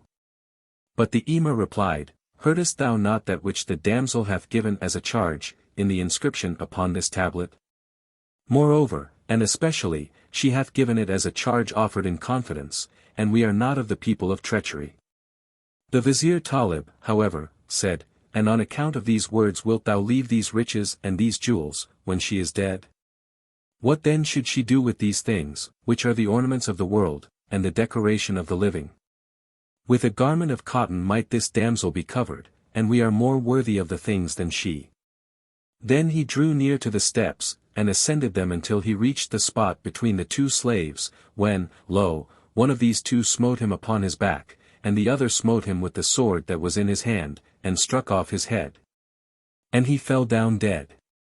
So the Emir Musa said, May God not regard with mercy thy resting place. There was, in these riches, a sufficiency, and covetousness doth dishonour the person in whom it existeth. He thereupon gave orders for the entry of the troops, who accordingly entered, and they loaded the camels with part of those riches and minerals, after which the Emir Musa commanded them to close the gate as it was before. They then proceeded along the sea coast until they came in sight of a high mountain overlooking the sea. In it were many caves, and, lo, in these was a people of the blacks, clad in hides, and with burnouses of hides upon their heads, whose language was not known. And when they saw the troops, they ran away from them, and fled, while their women and their children stood at the entrances of the caves. So the Emir Musa said, O Sheikh Abds Ahmad, what are these people? And he answered, These are the objects of the inquiry of the Prince of the Faithful. They therefore alighted, and the tents were pitched, and the riches were put down. And they had not rested when the king of the blacks came down from the mountain, and drew near to the troops. He was acquainted with the Arabic language, wherefore, when he came to the Emir Musa, he saluted him. And the Emir returned his salutation, and treated him with honor. Then the king of the blacks said to the Emir, Are ye of mankind, or of the genies? The Emir answered, As to us, we are of mankind. And as to you, there is no doubt but that ye are of the genies, because of your seclusion in this mountain that is separated from the world, and because of the greatness of your make. But the king of the blacks replied, Nay, we are a people of the race of Adam, of the sons of Ham, the son of Noah, on whom be peace. And as to this sea, it is known by the name of El-Karkar. The Emir Musa then said to him, We are the associates of the king of El-Islam, Abd el-Melik the son of Marwan. And we have come on account of the bottles of brass that are here in your sea, and wherein are the devils imprisoned from the time of Solomon, the son of David. He hath commanded us to bring him some of them, that he may see them, and divert himself by the view of them. And the king of the blacks replied, Most willingly. Then he feasted him with fish, and ordered the divers to bring up from the sea some of the bottles of Solomon, and they brought up for them 12 bottles. Wherewith the Emir Musa was delighted, and the Sheikh Abd Samad also, and the soldiers, on account of the accomplishment of the affair of the Prince of the Faithful. The Emir Musa thereupon presented to the king of the blacks many presents, and gave him large gifts. In like manner, too, the king of the blacks gave to the Emir Musa a present consisting of wonders of the sea. Then they bade him farewell, and they journeyed back until they came to the land of Syria, and went in to the Prince of the Faithful. Whereupon the Emir Musa acquainted him with all that he had seen, and all that had occurred to him with respect to the verses and histories and admonitions, and told him of the case of Talib the son of Saul. And the Prince of the Faithful said to him, Would that I had been with you, that I might have beheld what ye beheld. He then took the bottles, and proceeded to open one after another, and the devils came forth from them, saying, Repentance, O Prophet of God! We will not return to the like conduct ever. And Abd el-Melik the son of Marwan wondered at this. After this, the Prince of the Faithful caused the riches to be brought before him, and divided them among the people. And he said, God hath not bestowed upon any one the like of what he bestowed upon Solomon the son of David. This is the end of that which hath come down to us, of the history of the city of brass, in Tyre. And God is all-knowing. The story of Ali Baba and the 40 Thieves. In a town in Persia, there lived 2 brothers, one named Qasim, the other Ali Baba. Their father left them scarcely anything. But as he had divided his little property equally between them, it would seem that their fortune ought to have been equal, but chance determined otherwise. Qasim married a wife, who soon after became heiress to a large sum, and to a warehouse full of rich goods, so that he all at once became one of the richest and most considerable merchants, and lived at his ease. Ali Baba, on the other hand, who had married a woman as poor as himself, lived in a very wretched habitation, and had no other means to maintain his wife and children but his daily labor of cutting wood, and bringing it to town to sell. Upon 3 asses, which were his whole substance. One day, when Ali Baba was in the forest, and had just cut wood enough to load his asses, he saw at a distance a great cloud of dust, which seemed to be driven toward him. He observed it very attentively, and distinguished soon after a body of horse. Though there had been no rumor of robbers in that country, Ali Baba began to think that they might prove such, and without considering what might become of his asses, was resolved to save himself. He climbed up a large, thick tree, whose branches, at a little distance from the ground, were so close to one another that there was but little space between them. He placed himself in the middle, from whence he could see all that passed without being discovered, and the tree stood at the base of a single rock, so steep and craggy that nobody could climb up it.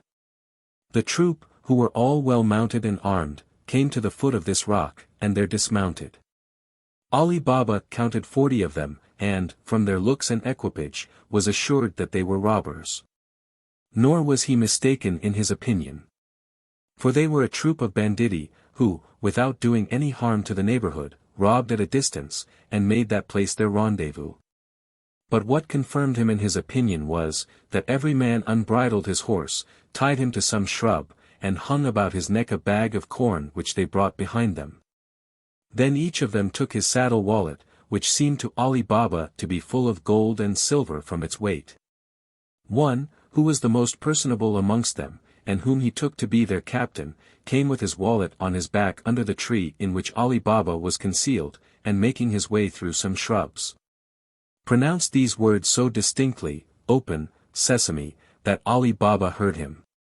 As soon as the captain of the robbers had uttered these words, a door opened in the rock, and after he had made all his troop enter before him, he followed them, when the door shut again of itself. The robbers stayed some time within the rock, and Ali Baba, who feared that some one, or all of them together, might come out and catch him, if he should endeavor to make his escape, was obliged to sit patiently in the tree. He was nevertheless tempted to get down, mount one of their horses, and lead another, driving his asses before him with all the haste he could to town, but the uncertainty of the event made him choose the safest course. At last the door opened again, and the 40 robbers came out. As the captain went in last, he came out first, and stood to see them all pass by him, when Ali Baba heard him make the door close by pronouncing these words, "Shut, Sesame." Every man went and bridled his horse, fastened his wallet, and mounted again, and when the captain saw them all ready, he put himself at their head, and they returned the way they had come. Ali Baba did not immediately quit his tree. For, said he to himself, they may have forgotten something and may come back again, and then I shall be taken. He followed them with his eyes as far as he could see them, and afterward stayed a considerable time before he descended. Remembering the words the captain of the robbers used to cause the door to open and shut, he had the curiosity to try if his pronouncing them would have the same effect. Accordingly, he went among the shrubs, and perceiving the door concealed behind them, stood before it, and said, "Open, Sesame." The door instantly flew wide open. Ali Baba, who expected a dark dismal cavern, was surprised to see it well lighted and spacious, in the form of a vault, which received the light from an opening at the top of the rock. He saw all sorts of provisions, rich bales of silk stuff, brocade, and valuable carpeting, piled upon one another, gold and silver ingots in great heaps, and money in bags. The sight of all these riches made him suppose that this cave must have been occupied for ages by robbers, who had succeeded one another. Ali Baba did not stand long to consider what he should do, but went immediately into the cave, and as soon as he had entered, the door shut of itself, but this did not disturb him, because he knew the secret to open it again. He never regarded the silver, but made the best use of his time in carrying out as much of the gold coin as he thought his 3 asses could carry. He collected his asses, which were dispersed, and when he had loaded them with the bags, laid wood over in such a manner that they could not be seen. When he had done he stood before the door, and pronouncing the words, "Shut, Sesame." The door closed after him, for it had shut of itself while he was within, but remained open while he was out. He then made the best of his way to town. When Ali Baba got home, he drove his asses into a little yard, shut the gates very carefully, threw off the wood that covered the bags, carried them into his house, and ranged them in order before his wife, who sat on a sofa. His wife handled the bags, and finding them full of money, suspected that her husband had been robbing, insomuch that she could not help saying, "Ali Baba, have you been so unhappy as to—" "Be quiet, wife," interrupted Ali Baba. "Do not frighten yourself. I am no robber, unless he may be one who steals from robbers. You will no longer entertain an ill opinion of me, when I shall tell you my good fortune." He then emptied the bags, which raised such a great heap of gold as dazzled his wife's eyes.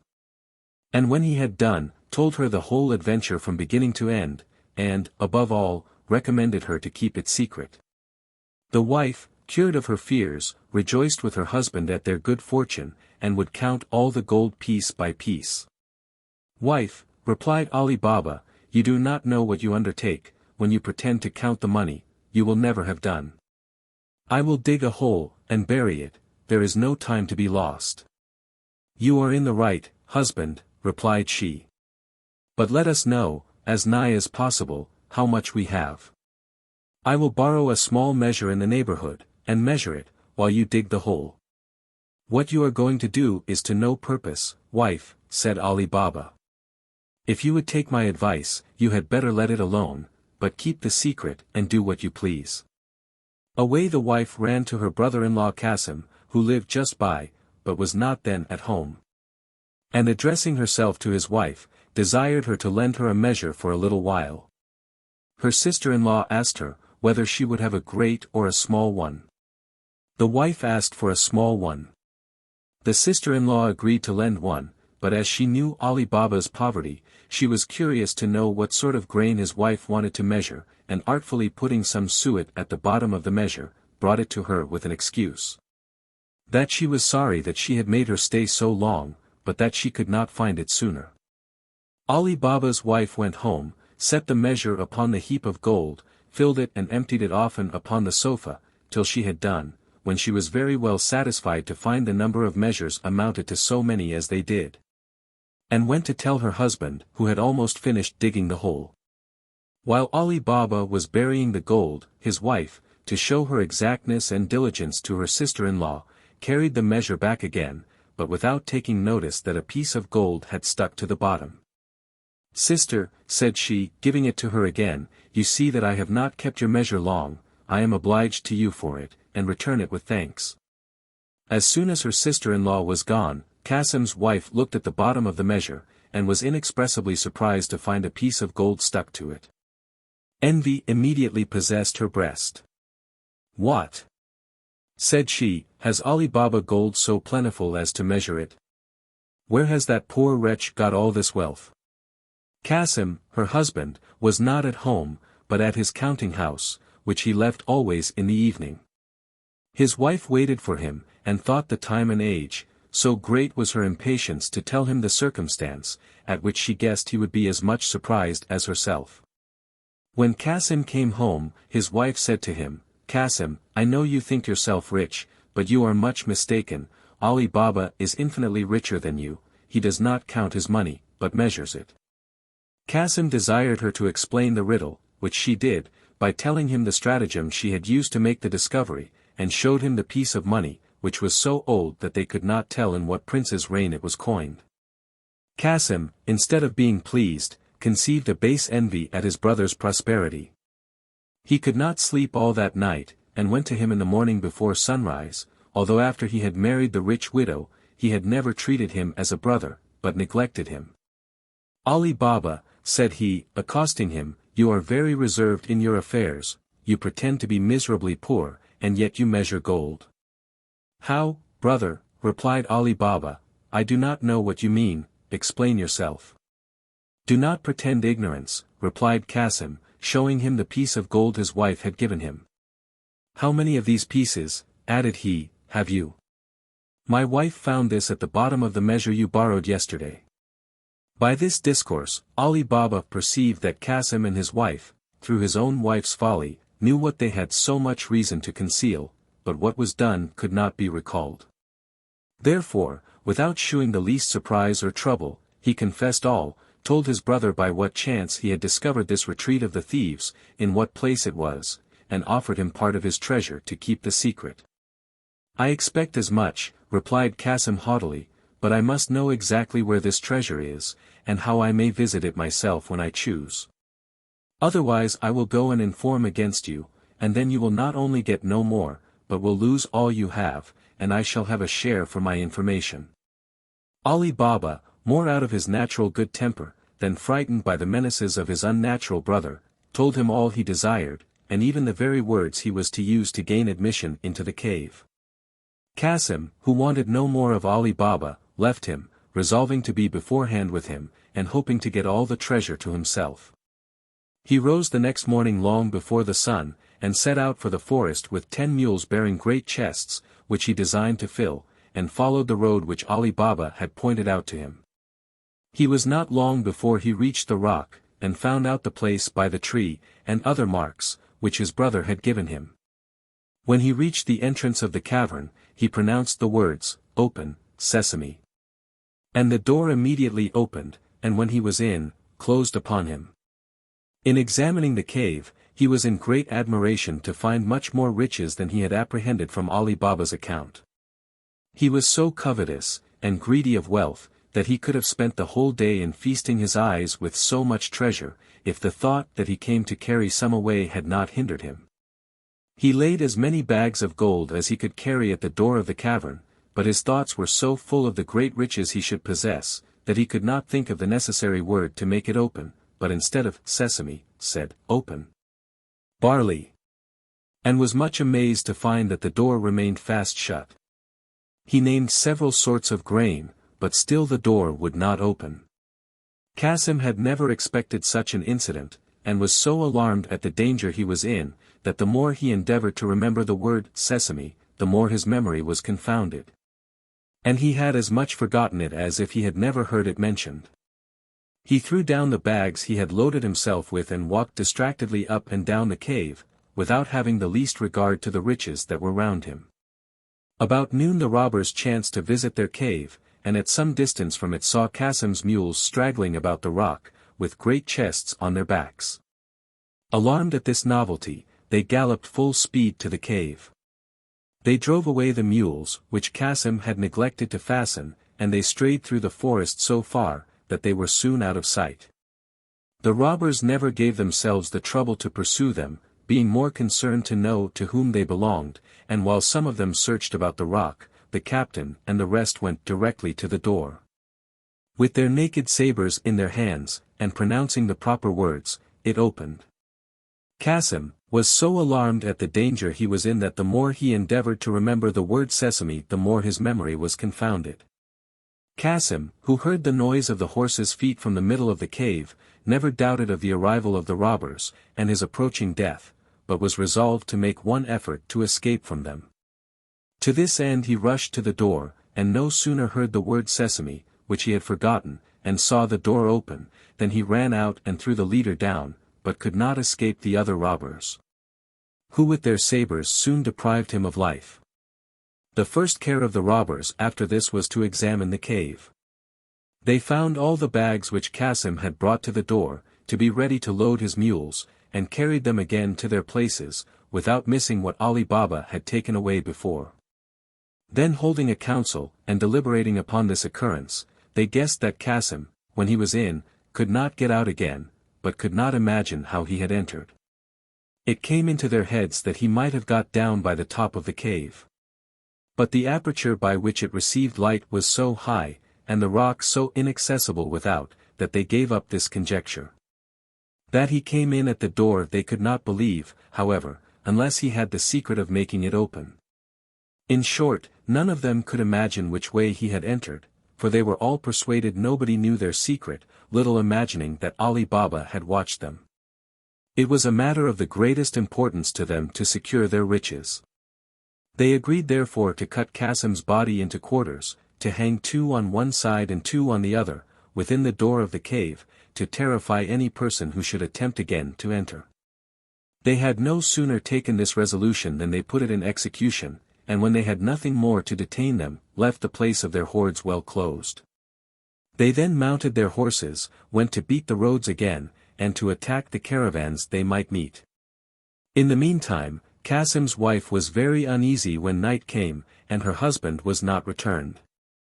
She ran to Ali Baba in alarm, and said, "I believe, brother-in-law, that you know Qasim, your brother, is gone to the forest, and upon what account, it is now night, and he is not returned. I am afraid some misfortune has happened to him." Ali Baba, who had expected that his brother, after what he had said, would go to the forest, had declined going himself that day, for fear of giving him any umbrage. Therefore told her, without any reflection upon her husband's unhandsome behavior, that she need not frighten herself, for that certainly Qasim would not think it proper to come into the town till the night should be pretty far advanced. Qasim's wife, considering how much it concerned her husband to keep the business secret, was the more easily persuaded to believe her brother-in-law. She went home again, and waited patiently till midnight. She repented of her foolish curiosity, and cursed her desire of penetrating into the affairs of her brother and sister-in-law. She spent all the night in weeping. And as soon as it was day, went to them, telling them, by her tears, the cause of her coming. Ali Baba did not wait for his sister-in-law to desire him to go and see what was become of Qasim, but departed immediately with his 3 asses, begging of her first to moderate her affliction. He went to the forest, and when he came near the rock, having seen neither his brother nor the mules in his way, was seriously alarmed at finding some blood spilt near the door, which he took for an ill omen. But when he had pronounced the word, and the door had opened, he was struck with horror at the dismal sight of his brother's body. Without adverting to the little fraternal affection his brother had shown for him, Ali Baba went into the cave to find something to enshroud his remains, and having loaded one of his asses with them, covered them over with wood. The other 2 asses he loaded with bags of gold, covering them with wood also as before, and then bidding the door shut, came away, but was so cautious as to stop some time at the end of the forest, that he might not go into the town before night. When he came home, he drove the 2 asses loaded with gold into his little yard, and left the care of unloading them to his wife, while he led the other to his sister-in-law's house. Ali Baba knocked at the door, which was opened by Morgiana, an intelligent slave, fruitful in inventions to ensure success in the most difficult undertakings, and Ali Baba knew her to be such. When he came into the court, he unloaded the ass, and taking Morgiana aside, said to her, "The first thing I ask of you is an inviolable secrecy, both for your mistress's sake and mine. Your master's body is contained in these 2 bundles, and our business is, to bury him as if he had died a natural death. Go, tell your mistress I want to speak with her, and mind what I have said to you." Morgiana went to her mistress, and Ali Baba followed her. "Well, brother," said she, with impatience, "what news do you bring me of my husband? I perceive no comfort in your countenance." "Sister," answered Ali Baba, "I cannot satisfy your inquiries unless you hear my story without speaking a word, for it is of as great importance to you as to me to keep what has happened secret." "Alas!"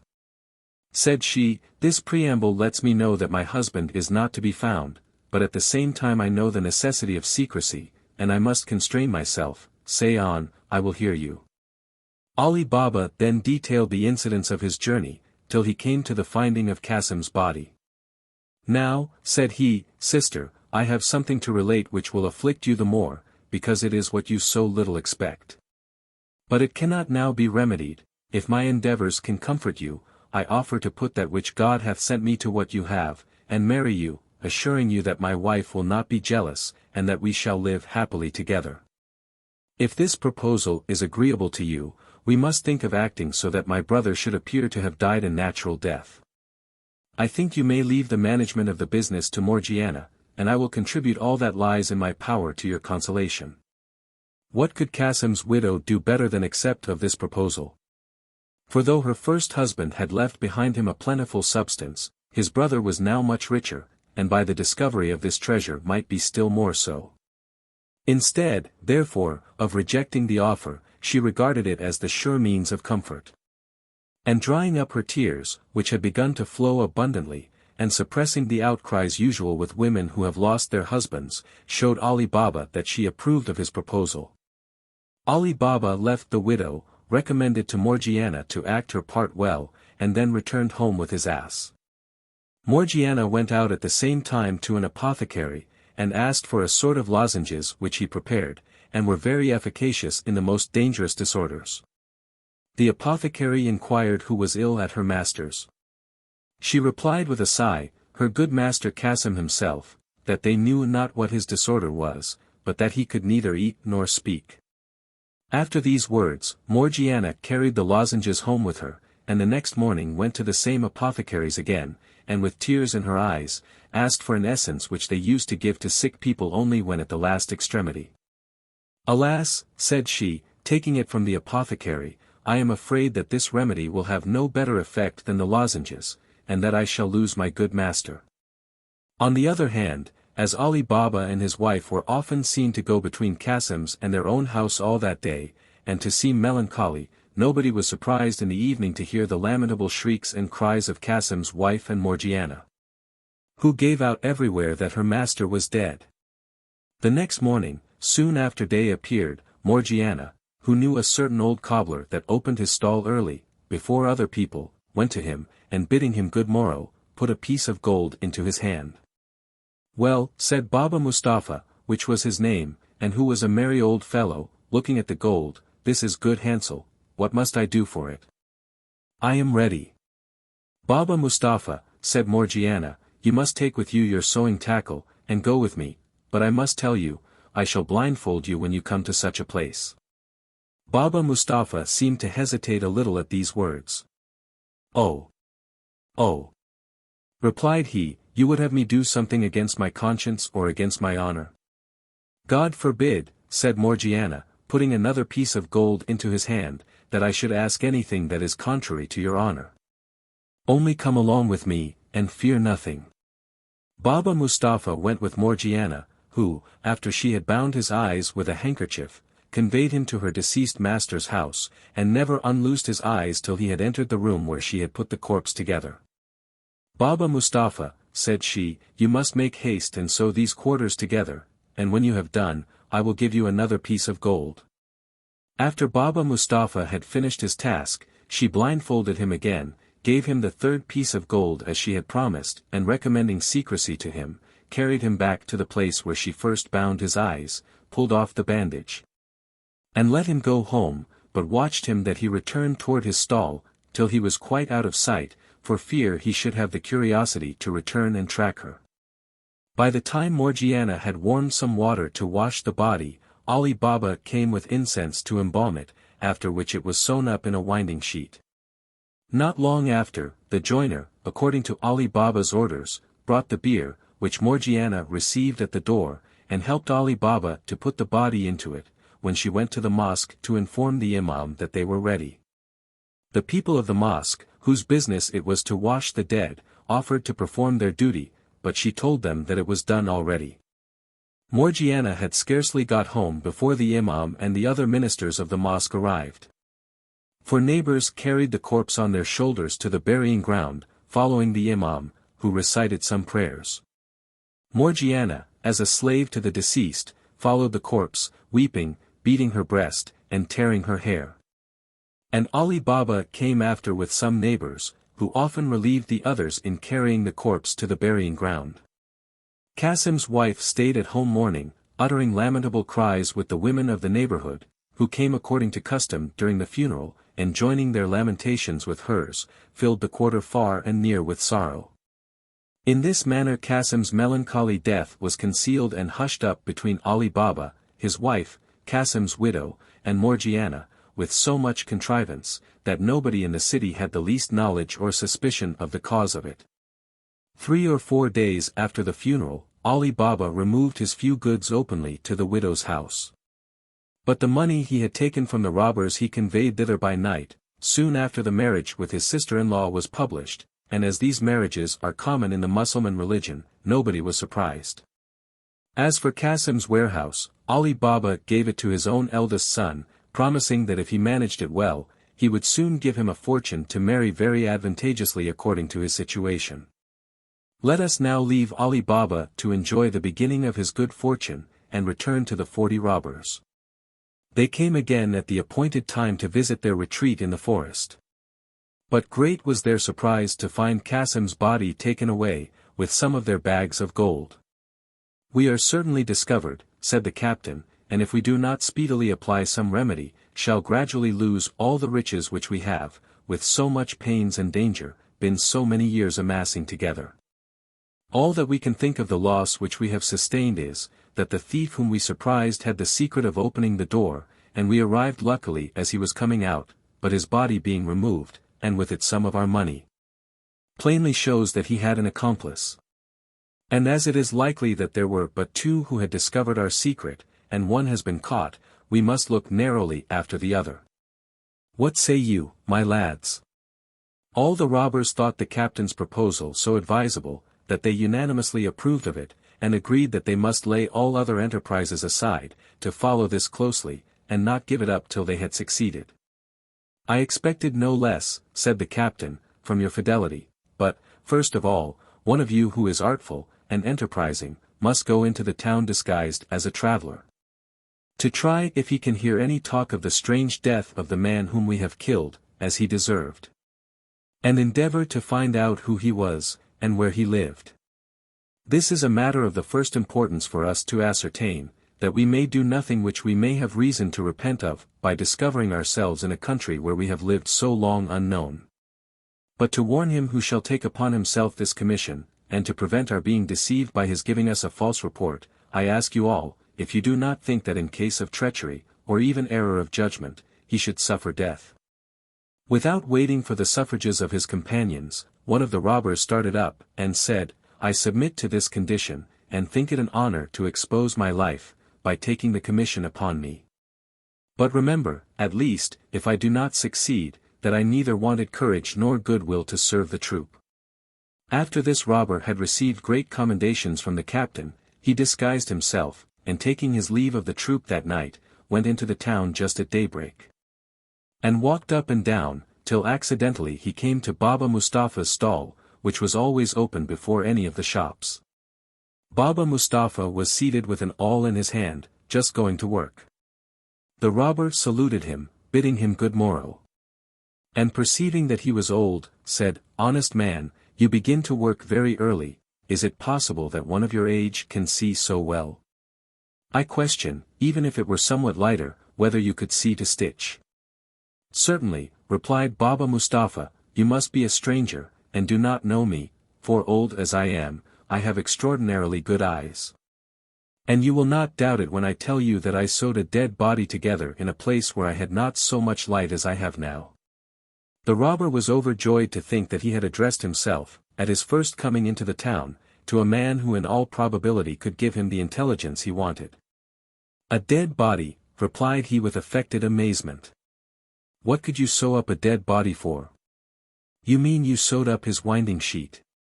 "No, no," answered Baba Mustafa, "I perceive your meaning, you want to have me speak out, but you shall know no more." The robber wanted no farther assurance to be persuaded that he had discovered what he sought. He pulled out a piece of gold, and putting it into Baba Mustafa's hand, said to him, "I do not want to learn your secret, though I can assure you I would not divulge it, if you trusted me with it. The only thing which I desire of you is, to do me the favor to shew me the house where you stitched up the dead body." "If I were disposed to do you that favor," replied Baba Mustafa, holding the money in his hand, ready to return it, "I assure you I cannot. I was taken to a certain place, where I was blinded, I was then led to the house, and afterward brought back again in the same manner. You see, therefore, the impossibility of my doing what you desire." "Well," replied the robber, "you may, however, remember a little of the way that you were led blindfolded. Come, let me blind your eyes at the same place. We will walk together, perhaps you may recognize some part. And as everybody ought to be paid for his trouble, there is another piece of gold for you, gratify me in what I ask you." So saying, he put another piece of gold into his hand. The 2 pieces of gold were great temptations to Baba Mustafa. He looked at them a long time in his hand, without saying a word, thinking with himself what he should do, but at last he pulled out his purse, and put them in. "I cannot assure you," said he to the robber, "that I can remember the way exactly. But since you desire, I will try what I can do." At these words Baba Mustafa rose up, to the great joy of the robber, and without shutting his shop, where he had nothing valuable to lose, he led the robber to the place where Morgiana had bound his eyes. "It was here," said Baba Mustafa, "I was blindfolded, and I turned as you see me." The robber, who had his handkerchief ready, tied it over his eyes, walked by him till he stopped, partly leading, and partly guided by him. "I think," said Baba Mustafa, "I went no farther," and he had now stopped directly at Qasim's house, where Ali Baba then lived. The thief, before he pulled off the band, marked the door with a piece of chalk, which he had ready in his hand. And then asked him if he knew whose house that was, to which Baba Mustafa replied, that as he did not live in that neighborhood he could not tell. The robber, finding he could discover no more from Baba Mustafa, thanked him for the trouble he had taken, and left him to go back to his stall, while he returned to the forest, persuaded that he should be very well received. A little after the robber and Baba Mustafa had parted, Morgiana went out of Ali Baba's house upon some errand, and upon her return, seeing the mark the robber had made, stopped to observe it. "What can be the meaning of this mark?" said she to herself. "Somebody intends my master no good, however, with whatever intention it was done, it is advisable to guard against the worst." Accordingly, she fetched a piece of chalk, and marked 2 or 3 doors on each side in the same manner, without saying a word to her master or mistress. In the meantime the thief rejoined his troop in the forest, and recounted to them his success. All the robbers listened to him with the utmost satisfaction, when the captain, after commending his diligence, addressing himself to them all, said, "Comrades, we have no time to lose, let us set off well armed. But that we may not excite any suspicion, let only one or two go into the town together, and join at our rendezvous, which shall be the great square. In the meantime, our comrade who brought us the good news, and I, will go and find out the house, that we may consult what had best be done." This plan was approved of by all, and they were soon ready. They filed off in parties of 2 each, and got into the town without being in the least suspected. The captain, and he who had visited the town in the morning as spy, came in the last. He led the captain into the street where he had marked Ali Baba's residence, and when they came to the first of the houses which Morgiana had marked, he pointed it out. But the captain observed that the next door was chalked in the same manner, and shewing it to his guide, asked him which house it was, that, or the first. The guide was so confounded, that he knew not what answer to make. But still more puzzled, when he saw 5 or 6 houses similarly marked. He assured the captain, with an oath, that he had marked but one, and could not tell who had chalked the rest, so that he could not distinguish the house which the cobbler had stopped at. The captain, finding that their design had proved abortive, went directly to the place of rendezvous, and told the first of his troop whom he met that they had lost their labor, and must return to their cave. When the troop was all got together, the captain told them the reason of their returning, and presently the conductor was declared by all worthy of death. He condemned himself, acknowledging that he ought to have taken better precaution, and prepared to receive the stroke from him who was appointed to cut off his head. Another of the gang, who promised himself that he should succeed better, immediately presented himself, and his offer being accepted, he went and corrupted Baba Mustafa, as the other had done. And being shown the house, marked it in a place more remote from sight, with red chalk.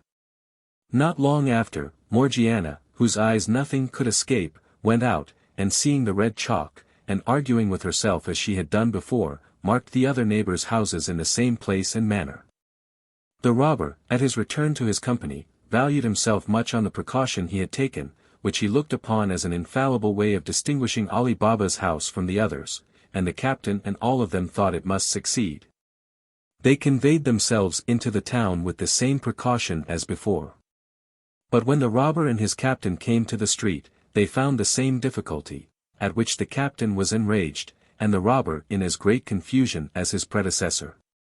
Thus the captain and his troop were forced to retire a second time, and much more dissatisfied, while the unfortunate robber, who had been the author of the mistake, underwent the same punishment, which he willingly submitted to.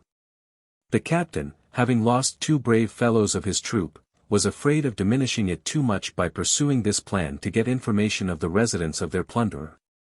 He found by their example that their heads were not so good as their hands on such occasions, and therefore resolved to take upon himself the important commission. Accordingly, he went and addressed himself to Baba Mustafa, who did him the same service he had done to the other robbers. He did not set any particular mark on the house, but examined and observed it so carefully, by passing often by it, that it was impossible for him to mistake it. The captain, well satisfied with his attempt, and informed of what he wanted to know, returned to the forest. And when he came into the cave, where the troop waited for him, said, "Now, comrades, nothing can prevent our full revenge, as I am certain of the house, and in my way hither I have thought how to put it into execution. But if any one can form a better expedient, let him communicate it." He then told them his contrivance, and as they approved of it, ordered them to go into the villages about, and buy 19 mules, with 38 large leather jars, one full of oil, and the others empty. In 2 or 3 days' time the robbers had purchased the mules and jars, and as the mouths of the jars were rather too narrow for his purpose, the captain caused them to be widened. And after having put one of his men into each, with the weapons which he thought fit, leaving open the seam which had been undone to leave them room to breathe, he rubbed the jars on the outside with oil from the full vessel. Things being thus prepared, when the 19 mules were loaded with 37 robbers in jars, and the jar of oil, the captain, as their driver, set out with them, and reached the town by the dusk of the evening, as he had intended. He led them through the streets till he came to Ali Baba's, at whose door he designed to have knocked, but was prevented by his sitting there after supper to take a little fresh air. He stopped his mules, addressed himself to him, and said, "I have brought some oil a great way, to sell at tomorrow's market, and it is now so late that I do not know where to lodge. If I should not be troublesome to you, do me the favor to let me pass the night with you, and I shall be very much obliged by your hospitality." Though Ali Baba had seen the captain of the robbers in the forest, and had heard him speak, it was hardly possible to know him in the disguise of an oil merchant. He told him he should be welcome, and immediately opened his gates for the mules to go into the yard. At the same time he called to a slave, and ordered him, when the mules were unloaded, to put them into the stable, and give them fodder. And then went to Morgiana, to bid her get a good supper. He did more. When he saw the captain had unloaded his mules, and that they were put into the stables as he had ordered, and he was looking for a place to pass the night in the air, he brought him into the hall where he received his company, telling him he would not suffer him to be in the court. The captain excused himself on pretense of not being troublesome, but really to have room to execute his design, and it was not till after the most pressing importunity that he yielded. Ali Baba, not content to keep company, till supper was ready, with the man who had a design on his life, continued talking with him till it was ended, and repeating his offer of service. The captain rose up at the same time with his host. And while Ali Baba went to speak to Morgiana he withdrew into the yard, under pretense of looking at his mules. Ali Baba, after charging Morgiana afresh to take care of his guest, said to her, "Tomorrow morning I design to go to the bath before day. Take care my bathing linens be ready, give them to Abdullah, which was the slave's name, and make me some good broth against I return." After this he went to bed. In the meantime, the captain went from the stable to give his people orders what to do. And beginning at the first jar, and so on to the last, said to each man, "As soon as I throw some stones out of the chamber window where I lie, do not fail to cut the jar open with the knife you have about you for the purpose, and come out. And I will immediately join you." After this he returned into the house, when Morgiana, taking up a light, conducted him to his chamber, where she left him. And he, to avoid any suspicion, put the light out soon after, and laid himself down in his clothes, that he might be the more ready to rise. Morgiana, remembering Ali Baba's orders, got his bathing linens ready, and ordered Abdullah to set on the pot for the broth, but while she was preparing it, the lamp went out, and there was no more oil in the house, nor any candles. What to do she did not know, for the broth must be made. Abdullah, seeing her very uneasy, said, "Do not fret and tease yourself, but go into the yard, and take some oil out of one of the jars." Morgiana thanked Abdullah for his advice, took the oil pot, and went into the yard. When as she came nigh the first jar, the robber within said softly, "Is it time?" Though the robber spoke low, Morgiana was struck with the voice the more, because the captain, when he unloaded the mules, had taken the lids off this and all the other jars to give air to his men, who were ill enough at their ease, almost wanting room to breathe. As much surprised as Morgiana naturally was at finding a man in a jar, instead of the oil she wanted, many would have made such an outcry as to have given an alarm. Whereas Morgiana, comprehending immediately the importance of keeping silence, and the necessity of applying a speedy remedy without noise, conceived at once the means, and collecting herself without shewing the least emotion, answered, "Not yet. But presently." She went in this manner to all the jars, giving the same answer, till she came to the jar of oil. By this means, Morgiana found that her master Ali Baba, who thought that he had entertained an oil merchant, had admitted 38 robbers into his house, regarding this pretended merchant as their captain. She made what haste she could to fill her oil pot, and returned into her kitchen, where, as soon as she had lighted her lamp, she took a great kettle, went again to the oil jar, filled the kettle, set it on a large wood fire, and as soon as it boiled went and poured enough into every jar to stifle and destroy the robber within.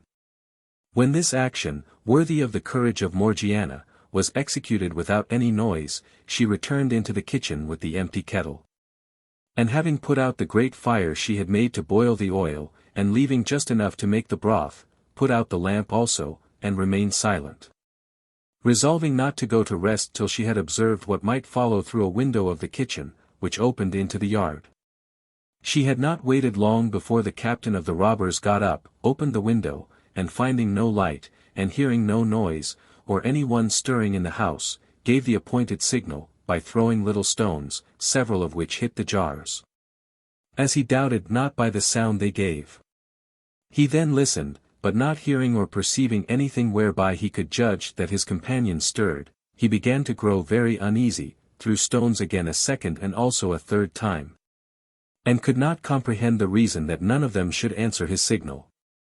Much alarmed, he went softly down into the yard, and going to the first jar, whilst asking the robber, whom he thought alive, if he was in readiness, smelt the hot boiled oil, which sent forth a steam out of the jar.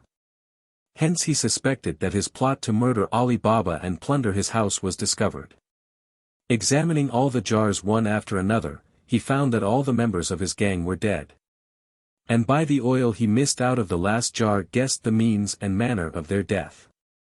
Enraged to despair at having failed in his design, he forced the lock of a door that led from the yard to the garden, and climbing over the walls, made his escape. When Morgiana heard no noise, and found, after waiting some time, that the captain did not return, she concluded that he had chosen rather to make his escape by the garden than the street door, which was double-locked. Satisfied and pleased to have succeeded so well, in saving her master and family, she went to bed. Ali Baba rose before day, and, followed by his slave, went to the baths, entirely ignorant of the important event which had happened at home. For Morgiana had not thought it safe to wake him before, for fear of losing her opportunity, and after her successful exploit she thought it needless to disturb him. When he returned from the baths, the sun was risen. He was very much surprised to see the oil jars and that the merchant was not gone with the mules. He asked Morgiana, who opened the door, and had let all things stand as they were, that he might see them, the reason of it. "My good master," answered she, "God preserve you and all your family, you will be better informed of what you wish to know when you have seen what I have to show you, if you will but give yourself the trouble to follow me." As soon as Morgiana had shut the door, Ali Baba followed her, when she requested him to look into the first jar and see if there was any oil. Ali Baba did so, and seeing a man, started back in alarm, and cried out. "Do not be afraid," said Morgiana. "The man you see there can neither do you nor anybody else any harm. He is dead." "Ah, Morgiana," said Ali Baba, "what is it you show me? Explain yourself." "I will," replied Morgiana. "Moderate your astonishment, and do not excite the curiosity of your neighbors. Look into all the other jars." Ali Baba examined all the other jars, and when he came to that which had the oil in, found it prodigiously sunk, and stood for some time motionless, sometimes looking at the jars, and sometimes at Morgiana, without saying a word. So great was his surprise, at last, when he had recovered himself, he said, "And what has become of the merchant?" "Merchant," answered she, "he is as much one as I am, I will tell you who he is, and what has become of him, but you had better hear the story in your own chamber, for it is time for your health that you had your broth after your bathing." While Ali Baba retired to his chamber, Morgiana went into the kitchen to fetch the broth, but before he would drink it, he first entreated her to satisfy his impatience, and tell him what had happened, with all the circumstances, and she obeyed him. "This," she said, when she had completed her story, "is the account you asked of me, and I am convinced it is the consequence of what I observed some days ago, but did not think fit to acquaint you with. For when I came in one morning early I found our street door marked with white chalk, and the next morning with red. Upon which, both times without knowing what was the intention of those chalks, I marked 2 or 3 neighbors' doors on each side in the same manner. If you reflect on this, and what has since happened, you will find it to be a plot of the robbers of the forest, of whose gang there are 2 wanting, and now they are reduced to 3, all this shows that they had sworn your destruction. And it is proper you should be upon your guard, while there is one of them alive. For my part, I shall neglect nothing necessary to your preservation, as I am in duty bound." When Morgiana had left off speaking, Ali Baba was so sensible of the great service she had done him, that he said to her, "I will not die without rewarding you as you deserve. I owe my life to you, and for the first token of my acknowledgment, give you your liberty from this moment, till I can complete your recompense as I intend. I am persuaded with you, that the 40 robbers have laid snares for my destruction. God, by your means, has delivered me from them as yet, and I hope will continue to preserve me from their wicked designs, and deliver the world from their persecution. All that we have to do is to bury the bodies of these pests of mankind immediately, and with all the secrecy imaginable, that nobody may suspect what is become of them. But that labor Abdullah and I will undertake. Ali Baba's garden was very long, and shaded at the farther end by a great number of large trees. Under these he and the slave dug a trench, long and wide enough to hold all the robbers. Afterward they lifted the bodies out of the jars, took away their weapons, carried them to the end of the garden, laid them in the trench, and leveled the ground again. When this was done, Ali Baba hid the jars and weapons. And as he had no occasion for the mules, he sent them at different times to be sold in the market by his slave. While Ali Baba took these measures to prevent the public from knowing how he came by his riches in so short a time, the captain of the 40 robbers returned to the forest with inconceivable mortification. And in his confusion at his ill success, so contrary to what he had promised himself, entered the cave, not being able, all the way from the town, to come to any resolution how to revenge himself of Ali Baba. The loneliness of the gloomy cavern became frightful to him. "Where are you, my brave lads?" cried he, "old companions of my watchings, inroads, and labor? What can I do without you? Did I collect you only to lose you by so base a fate, and so unworthy of your courage? Had you died with your sabers in your hands, like brave men, my regret had been less. When shall I enlist so gallant a troop again? And if I could, can I undertake it without exposing so much gold and treasure to him who hath already enriched himself out of it?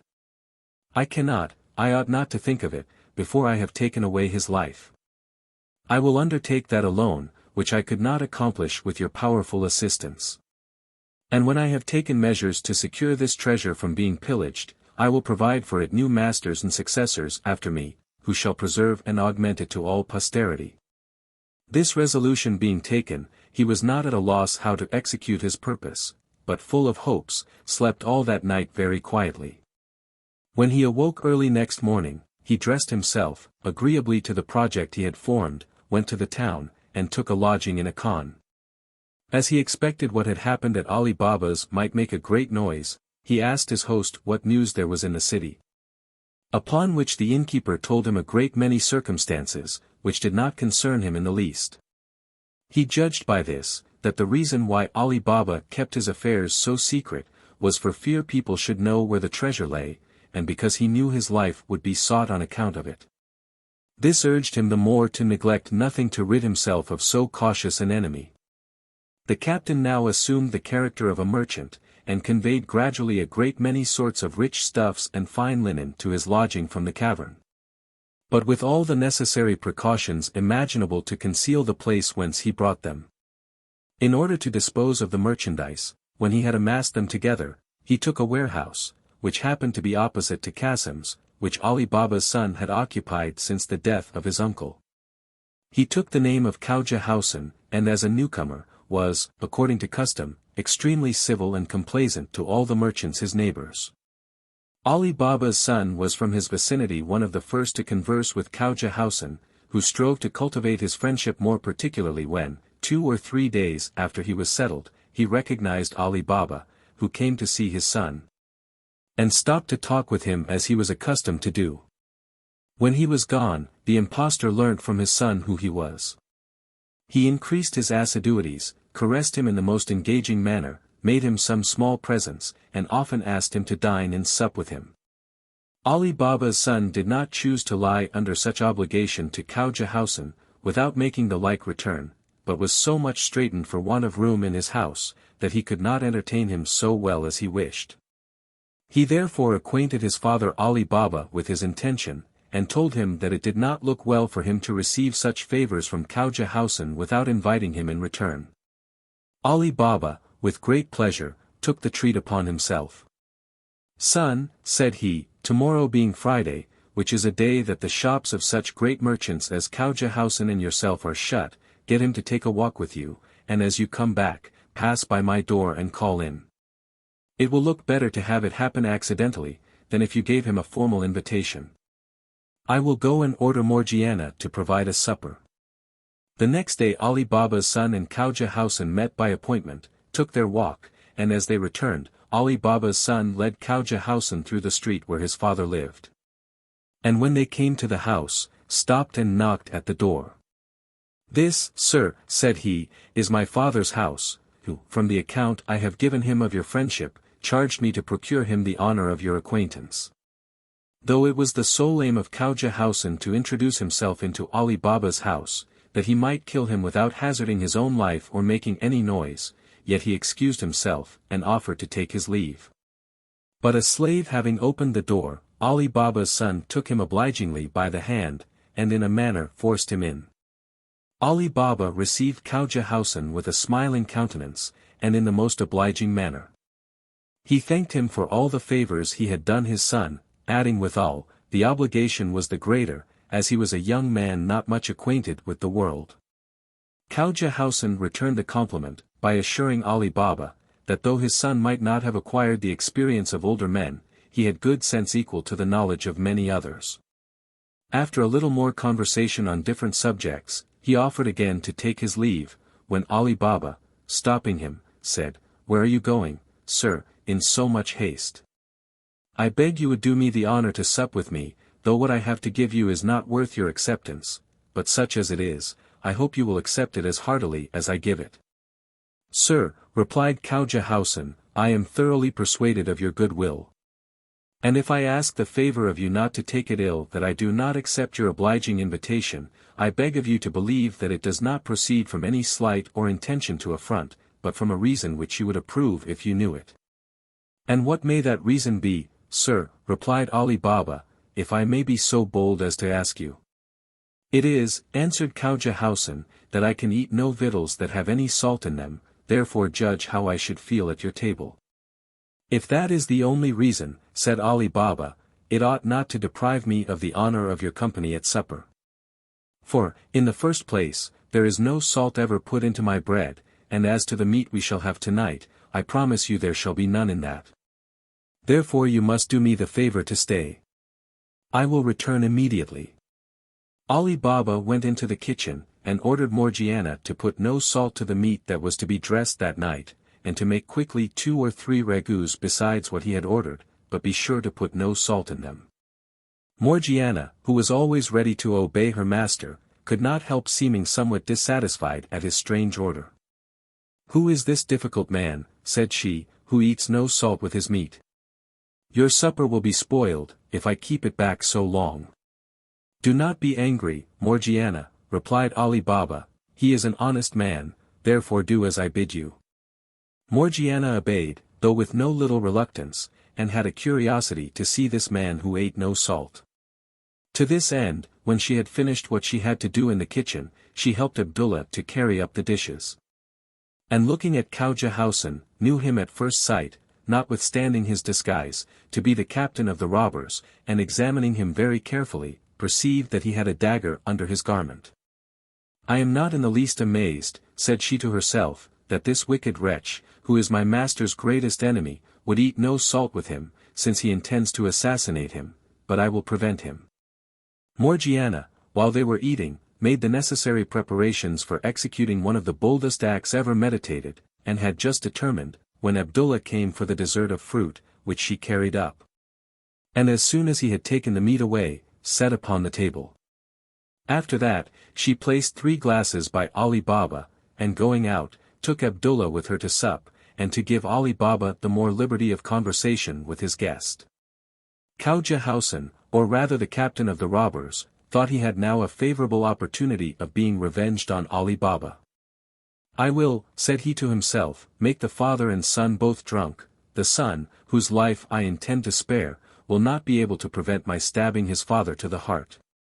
And while the slaves are at supper, or asleep in the kitchen, I can make my escape over the gardens as before." Instead of going to supper, Morgiana, who had penetrated the intentions of the counterfeit Coudahousen, would not give him time to put his villainous design into execution, but dressed herself neatly with a suitable headdress like a dancer.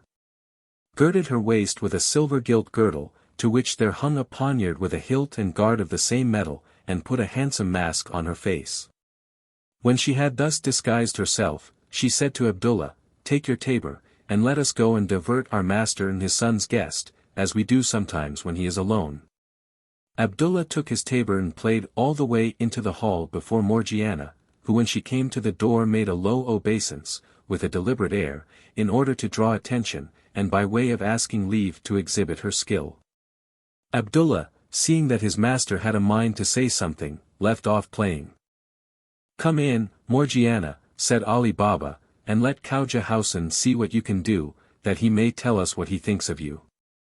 "But, sir," said he, turning toward his guest, "do not think that I put myself to any expense to give you this diversion, since these are my slave and my cook and housekeeper, and I hope you will not find the entertainment they give us disagreeable." Khaujah Hausan, who did not expect this diversion after supper, began to fear he should not be able to improve the opportunity he thought he had found, but hoped, if he now missed his aim, to secure it another time, by keeping up a friendly correspondence with the father and son. Therefore, though he could have wished Ali Baba would have declined the dance, he had the complaisance to express his satisfaction at what he saw pleased his host. As soon as Abdullah saw that Ali Baba and Khaujah Hausan had done talking, he began to play on the tabor, and accompanied it with an air. To which Morgiana, who was an excellent performer, danced in such a manner as would have created admiration in any other company besides that before which she now exhibited, among whom, perhaps, none but the false Khaujah Hausan was in the least attentive to her, the rest having seen her so frequently. After she had danced several dances with equal propriety and grace, she drew the poniard, and holding it in her hand, began a dance, in which she outdid herself, by the many different figures, light movements, and the surprising leaps and wonderful exertions with which she accompanied it. Sometimes she presented the poniard to one person's breast, sometimes to another's, and oftentimes seemed to strike her own. At last, as if she was out of breath, she snatched the tabor from Abdullah with her left hand, and holding the dagger in her right, presented the other side of the tabor, after the manner of those who get a livelihood by dancing, and solicit the liberality of the spectators. Ali Baba put a piece of gold into the tabor, as did also his son, and Khaujah Hausan, seeing that she was coming to him, had pulled his purse out of his bosom to make her a present. But while he was putting his hand into it, Morgiana, with a courage and resolution worthy of herself, plunged the poniard into his heart. Ali Baba and his son, shocked at this action, cried out aloud. "Unhappy wretch!" exclaimed Ali Baba, "what have you done to ruin me and my family?" "It was to preserve, not to ruin you," answered Morgiana. "For see here," continued she, opening the pretended Khaujah Hausan's garment, and showing the dagger, "what an enemy you had entertained. Look well at him, and you will find him to be both the fictitious oil merchant, and the captain of the gang of 40 robbers. Remember, too, that he would eat no salt with you, and what would you have more to persuade you of his wicked design? Before I saw him, I suspected him as soon as you told me you had such a guest. I knew him, and you now find that my suspicion was not groundless."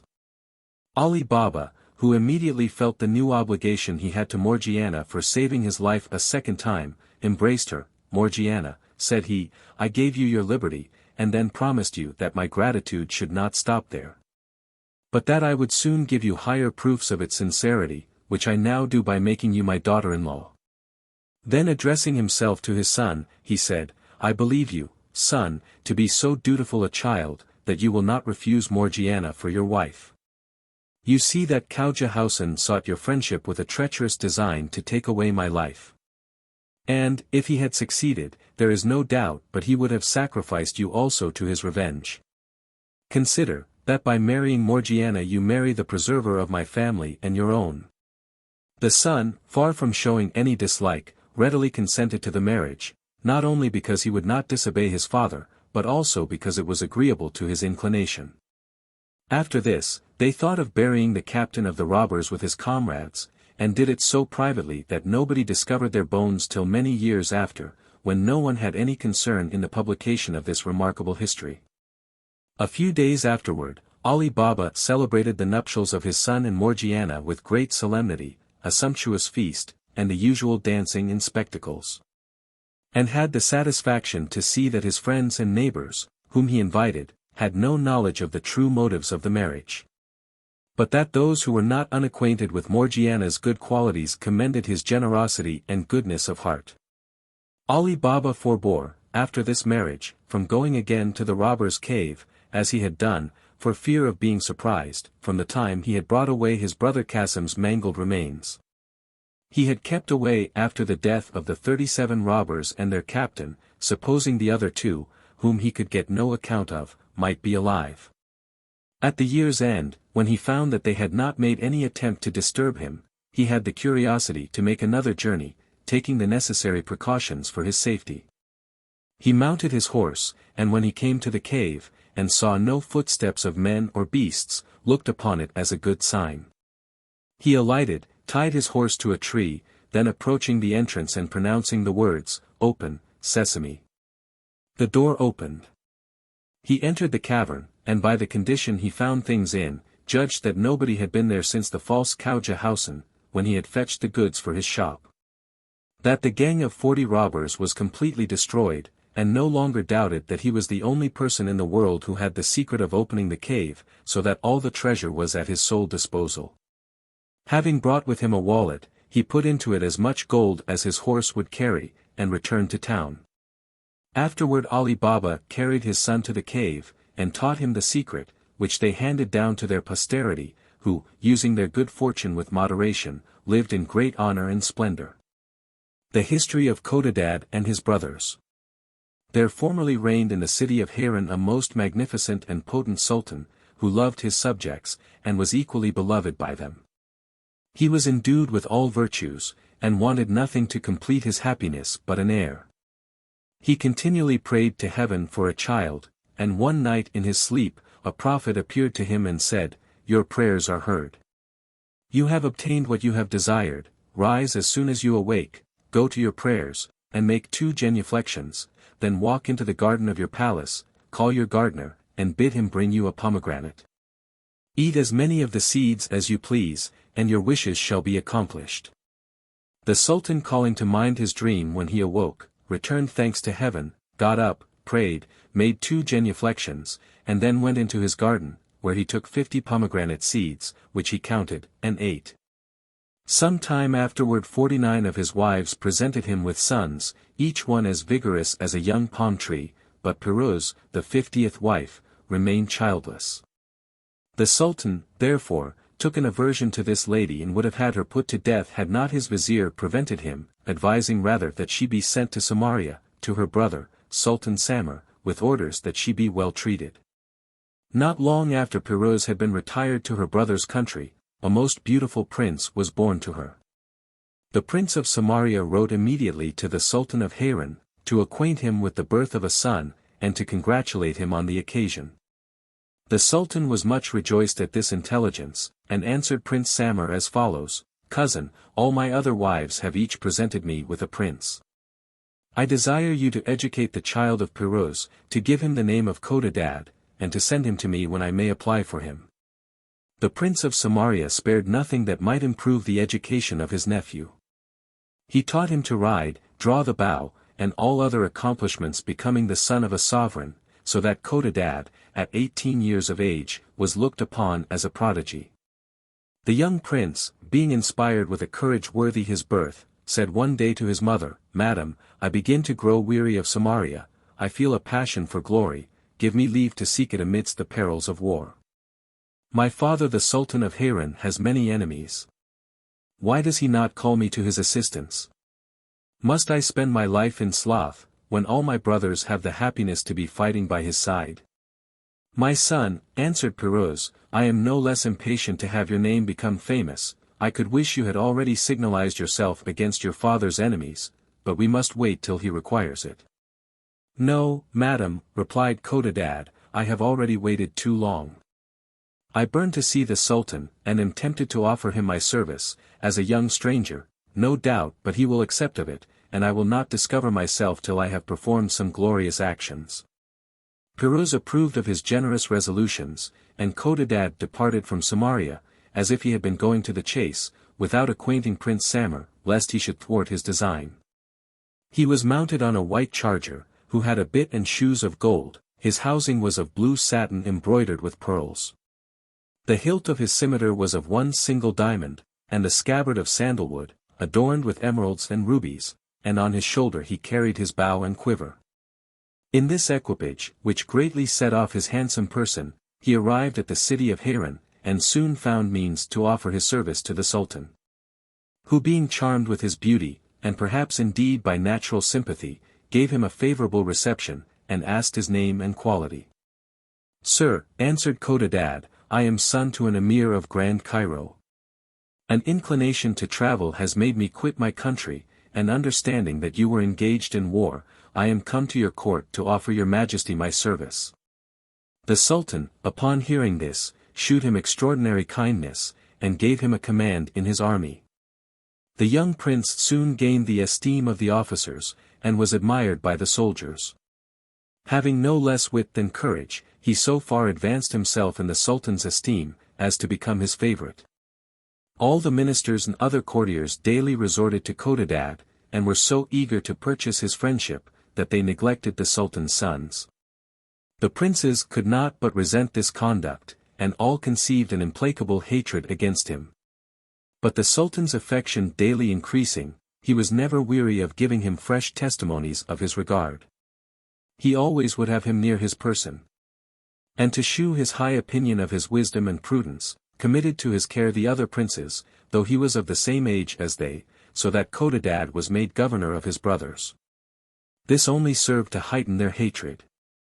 "Is it come to this," said they, "that the Sultan, not satisfied with loving a stranger more than us, will have him to be our governor, and not allow us to act without his leave?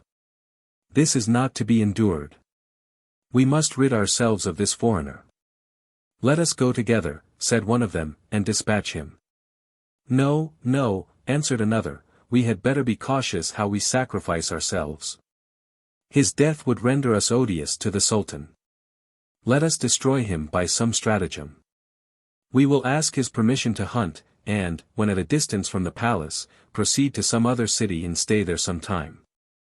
The Sultan will wonder at our absence, and perceiving we do not return, perhaps put the stranger to death, or at least will banish him from court, for suffering us to leave the palace." All the princes applauded this artifice. They went together to CODADAD, and desired him to allow them to take the diversion of hunting, promising to return the same day. Piruz's son was taken in the snare, and granted the permission his brothers desired. They set out, but never returned. They had been 3 days absent, when the Sultan asked CODADAD where the princes were, for it was long since he had seen them. "Sir," answered CODADAD, after making a profound reverence, "they have been hunting these 3 days, but they promised me they would return sooner." The Sultan grew uneasy, and his uneasiness increased when he perceived the princes did not return the next day. He could not check his anger. "Indiscreet stranger," said he to CODADAD, "why did you let my sons go without bearing them company? Go, seek them immediately, and bring them to me, or your life shall be forfeited." These words chilled with alarm Piruz's unfortunate son. He armed himself, departed from the city, and like a shepherd who had lost his flock, searched the country for his brothers, inquiring at every village whether they had been seen. But hearing no news of them, abandoned himself to the most lively grief. He was inconsolable for having given the princes permission to hunt, or for not having borne them company. After some days spent in fruitless search, he came to a plain of prodigious extent, in the midst whereof was a palace built of black marble. He drew near, and at one of the windows beheld a most beautiful lady. But set off with no other ornament than her own charms, for her hair was dishevelled, her garments torn, and on her countenance appeared all the marks of affliction.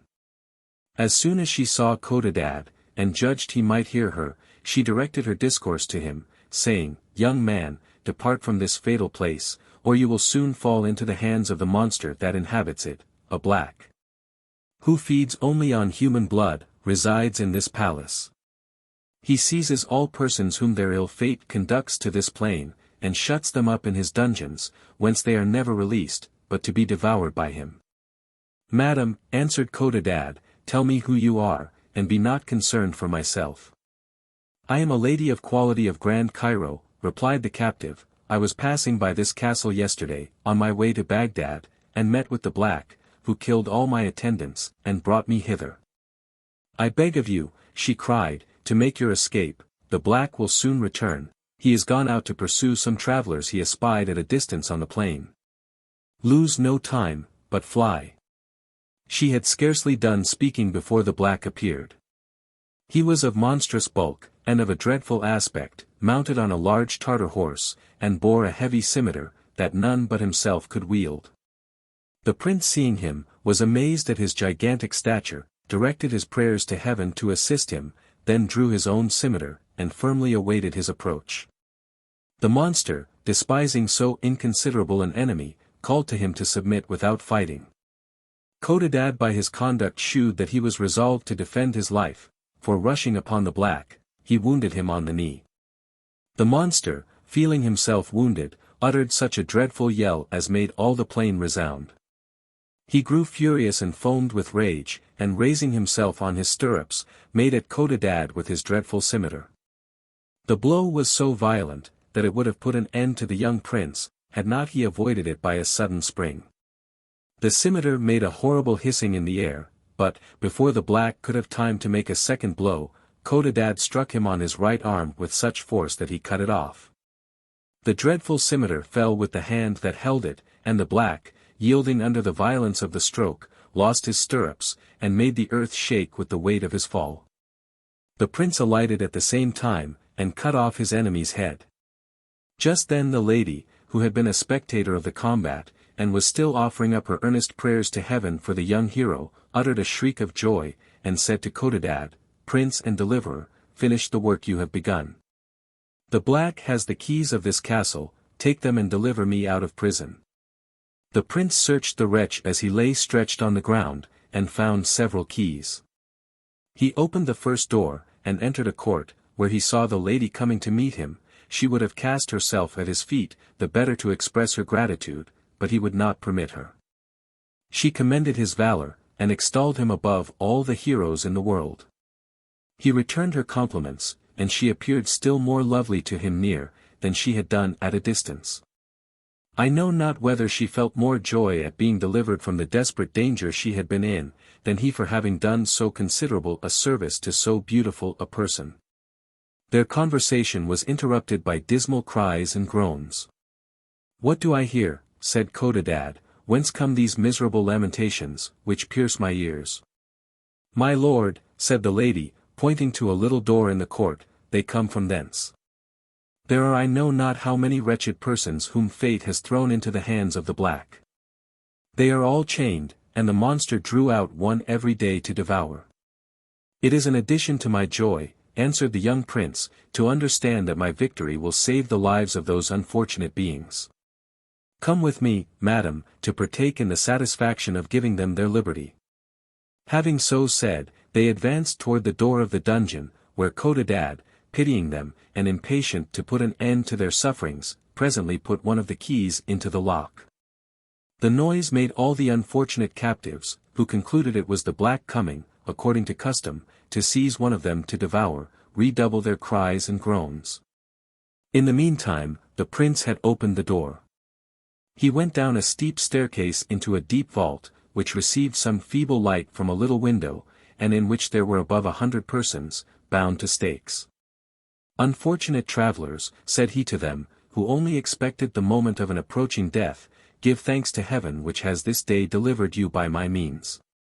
I have slain the black by whom you were to be devoured, and am come to knock off your chains. The prisoners hearing these words, gave a shout of mingled joy and surprise. CODADAD and the lady began to unbind them. And as soon as any of them were loose, they helped to take off the fetters from the rest, so that in a short time they were all at liberty. They then kneeled down, and having returned thanks to CODADAD for what he had done for them, went out of the dungeon. But when they were come into the court, how was the prince surprised to see among the prisoners those he was in search of, and almost without hopes to find. "Princes," cried he, "is it you whom I behold?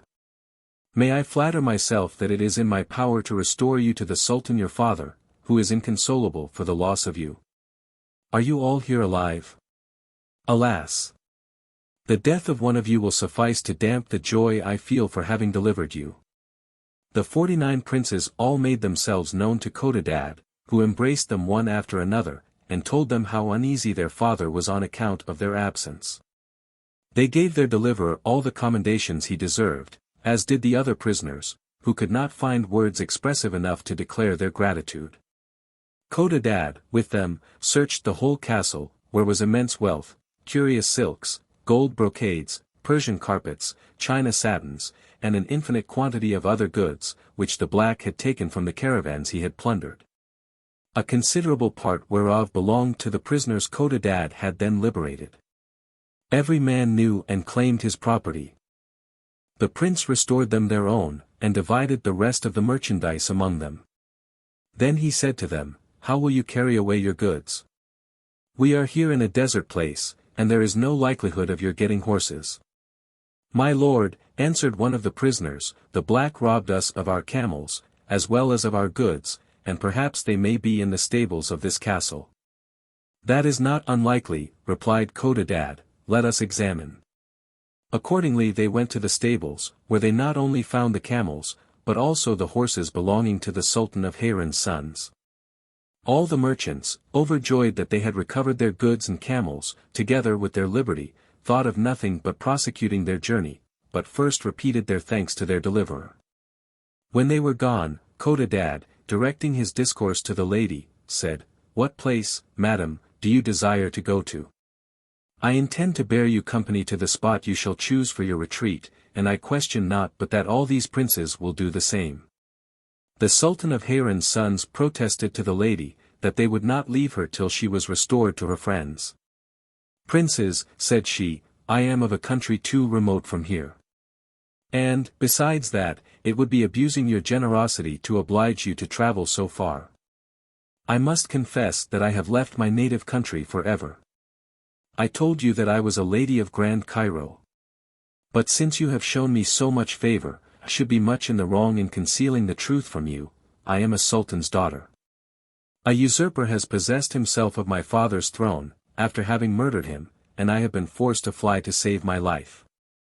CODADAD and his brothers requested the princess to tell them her story, and after thanking them for their repeated protestations of readiness to serve her, she could not refuse to satisfy their curiosity, and began the recital of her adventures in the following manner.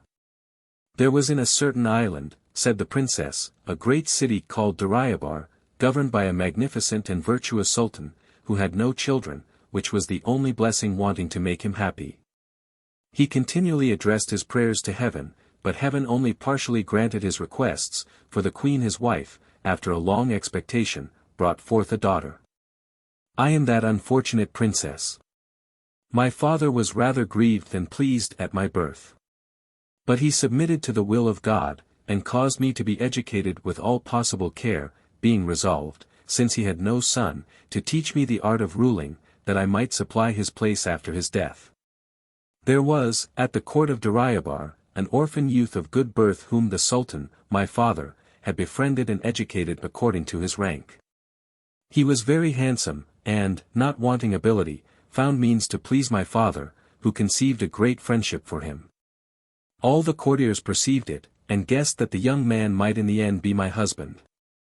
In this idea, and looking on him already as heir to the crown, they made their court to him, and every one endeavored to gain his favor.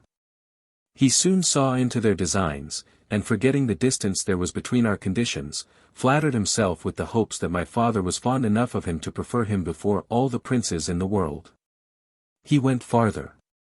For the Sultan not offering me to him as soon as he could have wished, he had the boldness to ask me of him. Whatever punishment his insolence deserved, my father was satisfied with telling him he had other thoughts in relation to me.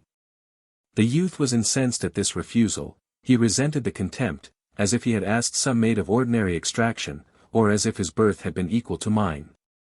Nor did he stop here, but resolved to be revenged on the Sultan, and with unparalleled ingratitude conspired against him.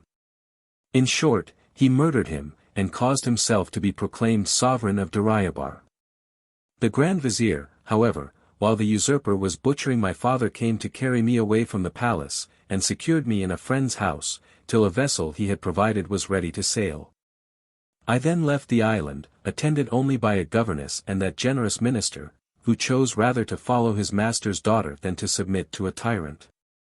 The Grand Vizier designed to carry me to the courts of the neighboring sultans, to implore their assistance, and excite them to revenge my father's death, but heaven did not concur in a resolution we thought so just.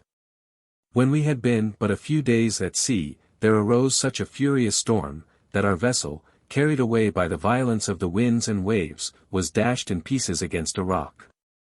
My governess, the Grand Vizier, and all that attended me, were swallowed up by the sea. I lost my senses. And whether I was thrown upon the coast, or whether heaven wrought a miracle for my deliverance, I found myself on shore when my senses returned. In my despair and horror I was on the point of casting myself into the sea again, when I heard behind me a great noise of men and horses. I looked about to see what it might be, and espied several armed horsemen, among whom was one mounted on an Arabian charger. He had on a garment embroidered with silver, a girdle set with precious stones, and a crown of gold on his head. Though his habit had not convinced me that he was chief of the company, I should have judged it by the air of grandeur which appeared in his person. He was a young man extraordinarily well shaped, and perfectly beautiful. Surprised to see a young lady alone in that place, he sent some of his officers to ask who I was. I answered only by weeping. The shore being covered with the wreck of our ship, they concluded that I was certainly some person who had escaped from the vessel. This conjecture excited the curiosity of the officers, who began to ask me 1,000 questions, with assurances that their master was a generous prince, and that I should receive protection at his court. The Sultan, impatient to know who I was, grew weary of waiting the return of his officers, and drew near to me. He gazed on me very earnestly, and observing that I did not cease weeping, without being able to return an answer to their questions, he forbade them troubling me any more. And directing his discourse to me, "Madam," said he, "I conjure you to moderate your excessive affliction. I dare assure you that, if your misfortunes are capable of receiving any relief, you shall find it in my dominions. You shall live with the Queen my mother, who will endeavor by her kindness to ease your affliction. I know not yet who you are, but I find I already take an interest in your welfare." I thanked the young Sultan for his goodness to me, accepted his obliging offer, and to convince him that I was not unworthy of them, told him my condition. When I had done speaking, the prince assured me that he was deeply concerned at my misfortunes. He then conducted me to his palace, and presented me to the queen his mother, to whom I was obliged again to repeat my misfortunes. The queen seemed very sensible of my trouble, and conceived extreme affection for me. On the other hand, the Sultan her son fell desperately in love with me, and soon offered me his hand and his crown. I was so taken up with the thoughts of my calamities, that the prince, though so lovely a person, did not make so great an impression on me as he might have done at another time. However, gratitude prevailing, I did not refuse to make him happy, and our nuptials were concluded with all imaginable splendor. While the people were taken up with the celebration of their sovereign's nuptials, a neighboring prince, his enemy, made a descent by night on the island with a great number of troops and surprised and cut to pieces my husband's subjects. We escaped very narrowly, for he had already entered the palace with some of his followers, but we found means to slip away and to get to the sea coast, where we threw ourselves into a fishing boat which we had the good fortune to meet with. 2 days we were driven about by the winds, without knowing what would become of us. The 3rd day we espied a vessel making toward us under sail. We rejoiced at first, believing it had been a merchant ship which might take us aboard. But what was our consternation, when, as it drew near, we saw 10 or 12 armed pirates appear on the deck. Having boarded, 5 or 6 of them leaped into our boat, seized us, bound the prince, and conveyed us into their ship, where they immediately took off my veil. My youth and features touched them, and they all declared how much they were charmed at the sight of me. Instead of casting lots, each of them claimed the preference, and me as his right. The dispute grew warm, they came to blows, and fought like madmen. The deck was soon covered with dead bodies, and they were all killed but one, who, being left sole possessor of me, said, "You are mine. I will carry you to Grand Cairo, to deliver you to a friend of mine, to whom I have promised a beautiful slave." "But who," added he, looking upon the Sultan, "my husband, is that man? What relation does he bear to you? Are you allied by blood or love?" "Sir," answered I, "he is my husband." "If so," replied the pirate, "in pity I must rid myself of him, it would be too great an affliction to him to see you disposed of to another." Having spoken these words, he took up the unhappy prince, who was bound, and threw him into the sea, notwithstanding all my endeavors to prevent him. I shrieked in a dreadful manner at the sight of what he had done, and had certainly cast myself into the sea also, but that the pirate held me. He saw my design, and therefore bound me with cords to the mainmast, then hoisting sail, made toward the land, and got ashore. He unbound me and led me to a little town, where he bought camels, tents, and slaves, and then set out for Grand Cairo, designing, as he still said, to present me to his friend, according to his promise. We had been several days upon the road, when, as we were crossing this plain yesterday, we descried the black who inhabited this castle. At a distance we took him for a tower, and when near us, could scarcely believe him to be a man. He drew his huge scimitar, and summoned the pirate to yield himself prisoner, with all his slaves and the lady he was conducting. You know the end of this dreadful adventure and can foresee what would have been my fate had you, generous prince, not come to my deliverance. As it drew near we saw 10 or 12 armed pirates appear on the deck. As soon as the princess had finished the recital of her adventures, CODADAD declared to her that he was deeply concerned at her misfortunes. "But, madam," added he, "it shall be your own fault if you do not live at ease for the future. The Sultan of Harran's sons offer you a safe retreat in the court of their father, be pleased to accept of it, and if you do not disdain the affection of your deliverer, permit me to assure you of it and to espouse you before all these princes. Let them be witnesses to our contract." The princess consented, and the marriage was concluded that very day in the castle, where they found all sorts of provisions, with an abundance of delicious wine and other liquors. They all sat down at table, and after having eaten and drunk plentifully, took with them the rest of the provisions, and set out for the Sultan of Harran's court. They travelled several days, encamping in the pleasantest places they could find, and were within 1 day's journey of Harran, when CODADAD, directing his discourse to all his company, said, "Princes, I have too long concealed from you who I am. Behold your brother CODADAD. I, as well as you, received my being from the Sultan of Harran, the Prince of Samaria brought me up, and the Princess Piruz is my mother. Madam," added he, addressing himself to the Princess of Dariabar, "do you also forgive me for having concealed my birth from you? Perhaps, by discovering it sooner, I might have prevented some disagreeable reflections, which may have been occasioned by a match you may have thought unequal." "No, sir," answered the princess, "the opinion I at first conceived of you heightened every moment and you did not stand in need of the extraction you now discover to make me happy." The princes congratulated CODADAD on his birth, and expressed much satisfaction at being made acquainted with it. But in reality, instead of rejoicing, their hatred of so amiable a brother was increased. They met together at night, and forgetting that had it not been for the brave son of Piruz they must have been devoured by the black, agreed among themselves to murder him. "We have no other course to choose," said one of them, "for the moment our father shall come to understand that this stranger, of whom he is already so fond, is our brother, he will declare him his heir. And we shall all be obliged to obey and fall down before him." He added much more, which made such an impression on their unnatural minds, that they immediately repaired to CODADAD, then asleep, stabbed him repeatedly, and leaving him for dead in the arms of the Princess of Dariabar, proceeded on their journey to the city of Harran, where they arrived the next day. The Sultan their father conceived the greater joy at their return, because he had despaired of ever seeing them again. He asked what had been the occasion of their stay. But they took care not to acquaint him with it, making no mention either of the black or of CODADAD, and only said, that being curious to see different countries, they had spent some time in the neighboring cities.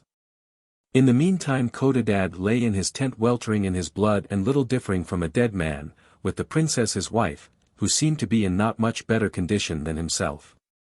She rent the air with her dismal shrieks, tore her hair, and bathing her husband's body with her tears, alas! CODADAD, my dear CODADAD, cried she, is it you whom I behold just departing this life? Can I believe these are your brothers who have treated you so unmercifully, those brothers whom thy valor had saved? O heaven! Which has condemned me to lead a life of calamities? If you will not permit me to have a consort, why did you permit me to find one? Behold, you have now robbed me of two, just as I began to be attached to them. By these and other moving expressions the afflicted princess of Dariabar vented her sorrow, fixing her eyes on the unfortunate CODADAD, who could not hear her. But he was not dead, and his consort, observing that he still breathed, ran to a large town she espied in the plain, to inquire for a surgeon. She was directed to one, who went immediately with her.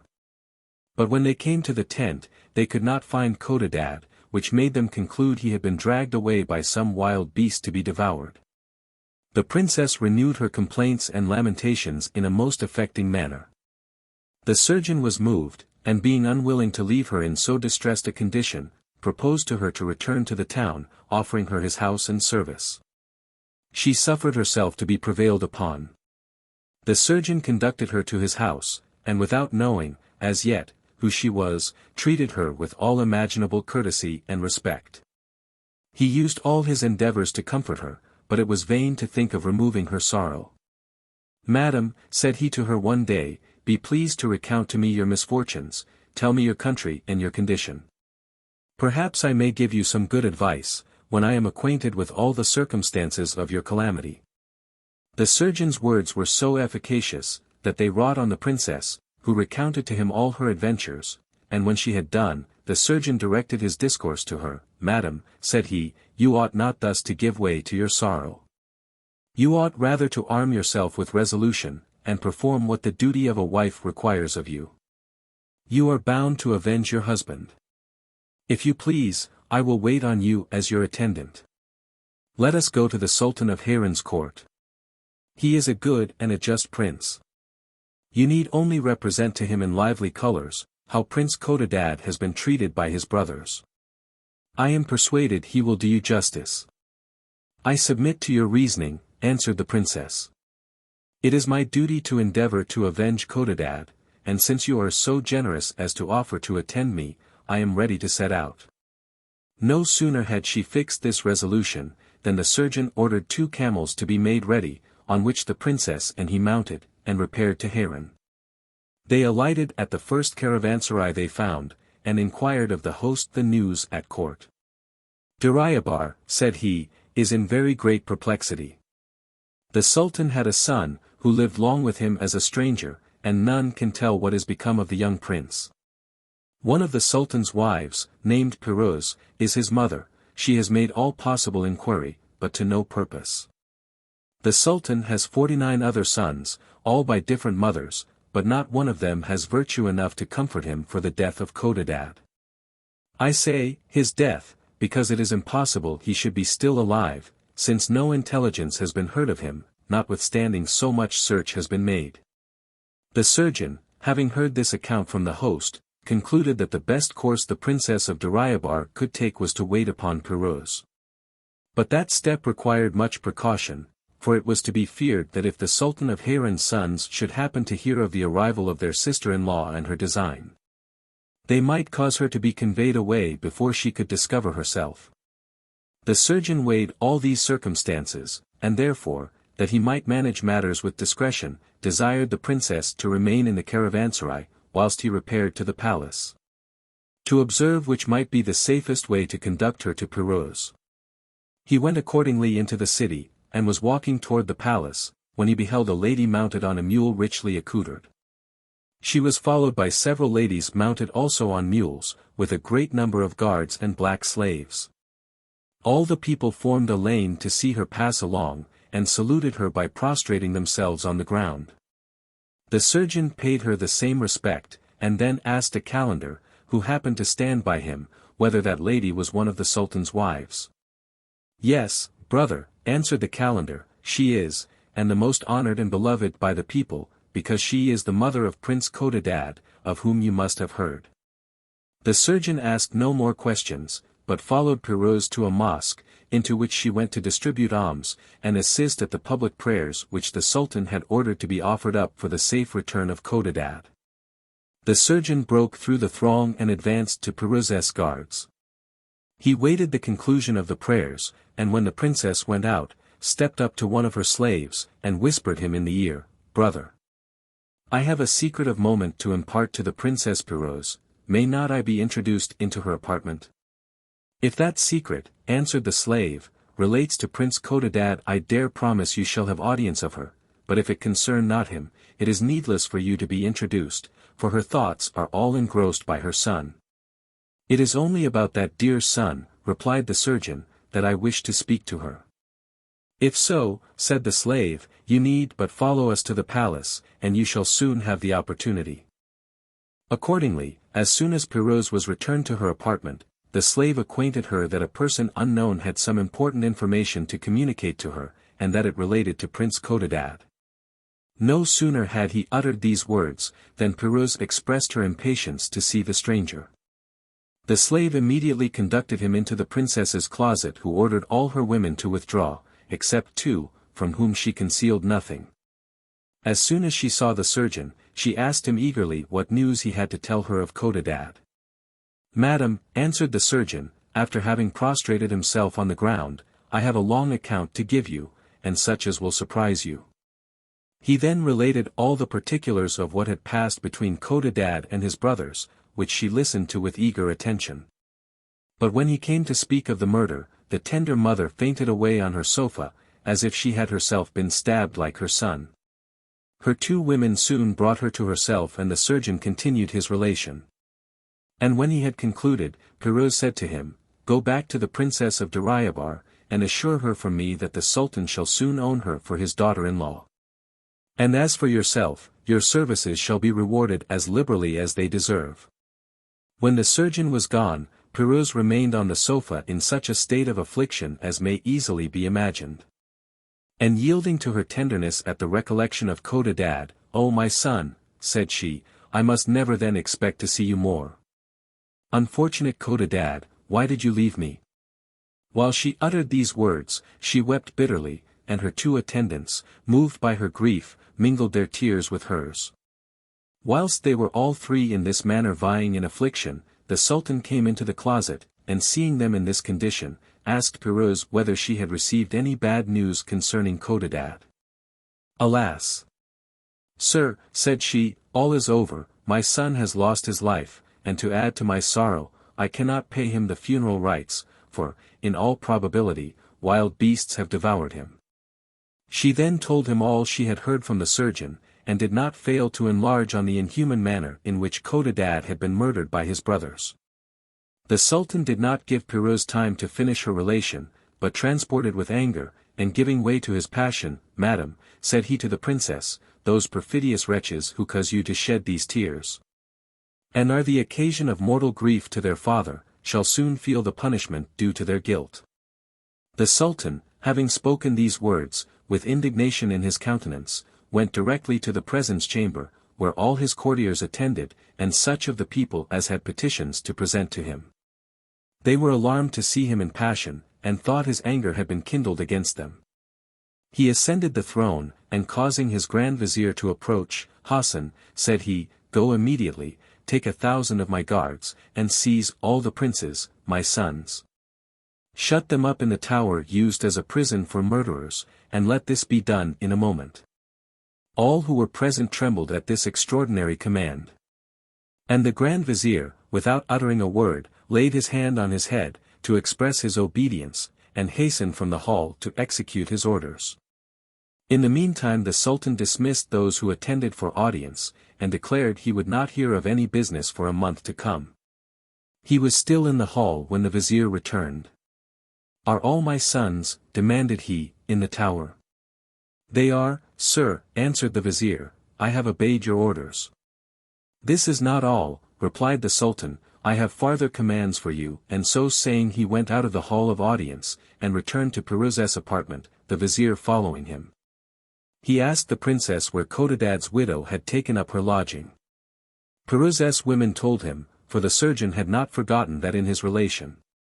The Sultan then turning to his minister, Go, said he, to this caravanserai, and conduct a young princess who lodges there, with all the respect due to her quality, to my palace. The vizier was not long in performing what he was ordered. He mounted on horseback with all the emirs and courtiers, and repaired to the caravanserai, where the princess of Durayabar was lodged, whom he acquainted with his orders. And presented her, from the Sultan, with a fine white mule, whose saddle and bridle were adorned with gold, rubies, and diamonds. She mounted, and proceeded to the palace. The surgeon attended her, mounted on a beautiful Tartar horse which the vizier had provided for him. All the people were at their windows, or in the streets, to see the cavalcade. And it being given out that the princess, whom they conducted in such state to court, was CODADAD's wife, the city resounded with acclamations, the air rung with shouts of joy, which would have been turned into lamentations had that prince's fatal adventure been known, so much was he beloved by all. The princess of Durayabar found the Sultan at the palace gate waiting to receive her. He took her by the hand and led her to Piruz's apartment, where a very moving scene took place. CODADAD's wife found her affliction redouble at the sight of her husband's father and mother, as, on the other hand, those parents could not look on their son's wife without being much affected. She cast herself at the Sultan's feet, and having bathed them with tears, was so overcome with grief that she was not able to speak. Piruz was in no better state, and the Sultan, moved by these affecting objects, gave way to his own feelings and wept. At length the princess of Durayabar, being somewhat recovered, recounted the adventure of the castle and CODADAD's disaster. Then she demanded justice for the treachery of the princes. Yes, madam, said the Sultan, those ungrateful wretches shall perish. But CODADAD's death must be first made public, that the punishment of his brothers may not cause my subjects to rebel, and though we have not my son's body, we will not omit paying him the last duties. This said, he directed his discourse to the vizier, and ordered him to cause to be erected a dome of white marble, in a delightful plain, in the midst of which the city of Harran stands. Then he appointed the princess of Durayabar a suitable apartment in his palace, acknowledging her for his daughter-in-law. Hassan caused the work to be carried on with such diligence, and employed so many workmen, that the dome was soon finished. Within it was erected a tomb, which was covered with gold brocade. When all was completed, the Sultan ordered prayers to be said, and appointed a day for the obsequies of his son. On that day all the inhabitants of the city went out upon the plain to see the ceremony performed. The gate of the dome was then closed, and all the people returned to the city. Next day there were public prayers in all the mosques, and the same was continued for 8 days successively. On the 9th the king resolved to cause the princes his sons to be beheaded. The people, incensed at their cruelty toward CODADAD, impatiently expected to see them executed. The scaffolds were erecting, but the execution was respite, because, on a sudden, intelligence was brought that the neighboring princes who had before made war on the Sultan of Harran were advancing with more numerous forces than on the first invasion, and were then not far from the city. This news gave new cause to lament the loss of CODADAD, who had signalized himself in the former war against the same enemies. The Sultan, nothing dismayed, formed a considerable army, and being too brave to await the enemy's attack within his walls, marched out to meet them. They, on their side, being informed that the Sultan of Harran was marching to engage them, halted in the plain, and formed their army. As soon as the Sultan discovered them, he also drew up his forces, and ranged them in order of battle. The signal was given, and he attacked them with extraordinary vigor, nor was the opposition inferior. Much blood was shed on both sides, and the victory long remained dubious. But at length it seemed to incline to the Sultan of Harran's enemies, who, being more numerous, were upon the point of surrounding him, when a great body of cavalry appeared on the plain, and approached the two armies. The sight of this fresh party daunted both sides, neither knowing what to think of them, but their doubts were soon cleared. For they fell upon the flank of the Sultan of Harran's enemies with such a furious charge, that they soon broke and routed them. Nor did they stop here, they pursued them, and cut most of them in pieces. The Sultan of Harran, who had attentively observed all that passed, admired the bravery of this strange body of cavalry, whose unexpected arrival had given the victory to his army. But, above all, he was charmed with their chief, whom he had seen fighting with a more than ordinary valor. He longed to know the name of the generous hero. Impatient to see and thank him, he advanced toward him, but perceived he was coming to prevent him. The two princes drew near, and the Sultan of Harran, discovering CODADAD in the brave warrior who had just defeated his enemies, became motionless with joy and surprise. "Father," said CODADAD to him, "you have sufficient cause to be astonished at the sudden appearance of a man whom perhaps you concluded to be dead. I should have been so, had not heaven preserved me still to serve you against your enemies." "Oh my son," cried the Sultan, "is it possible that you are restored to me? Alas! I despaired of seeing you more." So saying, he stretched out his arms to the young prince, who flew to such a tender embrace. "I know all, my son," said the Sultan again, after having long held him in his arms. "I know what return your brothers have made you for delivering them out of the hands of the black, but you shall be revenged tomorrow. Let us now go to the palace where your mother, who has shed so many tears on your account, expects to rejoice with us on the defeat of our enemies. What a joy will it be to her to be informed that my victory is your work." "Sir," said CODADAD, "give me leave to ask how you could know the adventure of the castle. Have any of my brothers, repenting, owned it to you?" "No," answered the Sultan. "The Princess of Durayabar has given us an account of everything, for she is in my palace, and came thither to demand justice against your brothers." CODADAD was transported with joy, to learn that the princess his wife was at the court. "Let us go, sir," cried he to his father in rapture, "let us go to my mother, who waits for us. I am impatient to dry her tears, as well as those of the Princess of Durayabar." The Sultan immediately returned to the city with his army, and re-entered his palace victorious, amidst the acclamations of the people, who followed him in crowds, praying to heaven to prolong his life, and extolling CODADAD to the skies. They found Piruz and her daughter-in-law waiting to congratulate the Sultan. But words cannot express the transports of joy they felt when they saw the young prince with him. Their embraces were mingled with tears of a very different kind from those they had before shed for him. When they had sufficiently yielded to all the emotions that the ties of blood and love inspired, they asked CODADAD by what miracle he came to be still alive. He answered that a peasant mounted on a mule happening accidentally to come into the tent where he lay senseless, and perceiving him alone and stabbed in several places, had made him fast on his mule, and carried him to his house, where he applied to his wounds certain herbs, which recovered him. "When I found myself well," added he, "I returned thanks to the peasant, and gave him all the diamonds I had. I then made for the city of Harran. But being informed by the way that some neighboring princes had gathered forces, and were on their march against the Sultan's subjects, I made myself known to the villagers, and stirred them up to undertake his defense.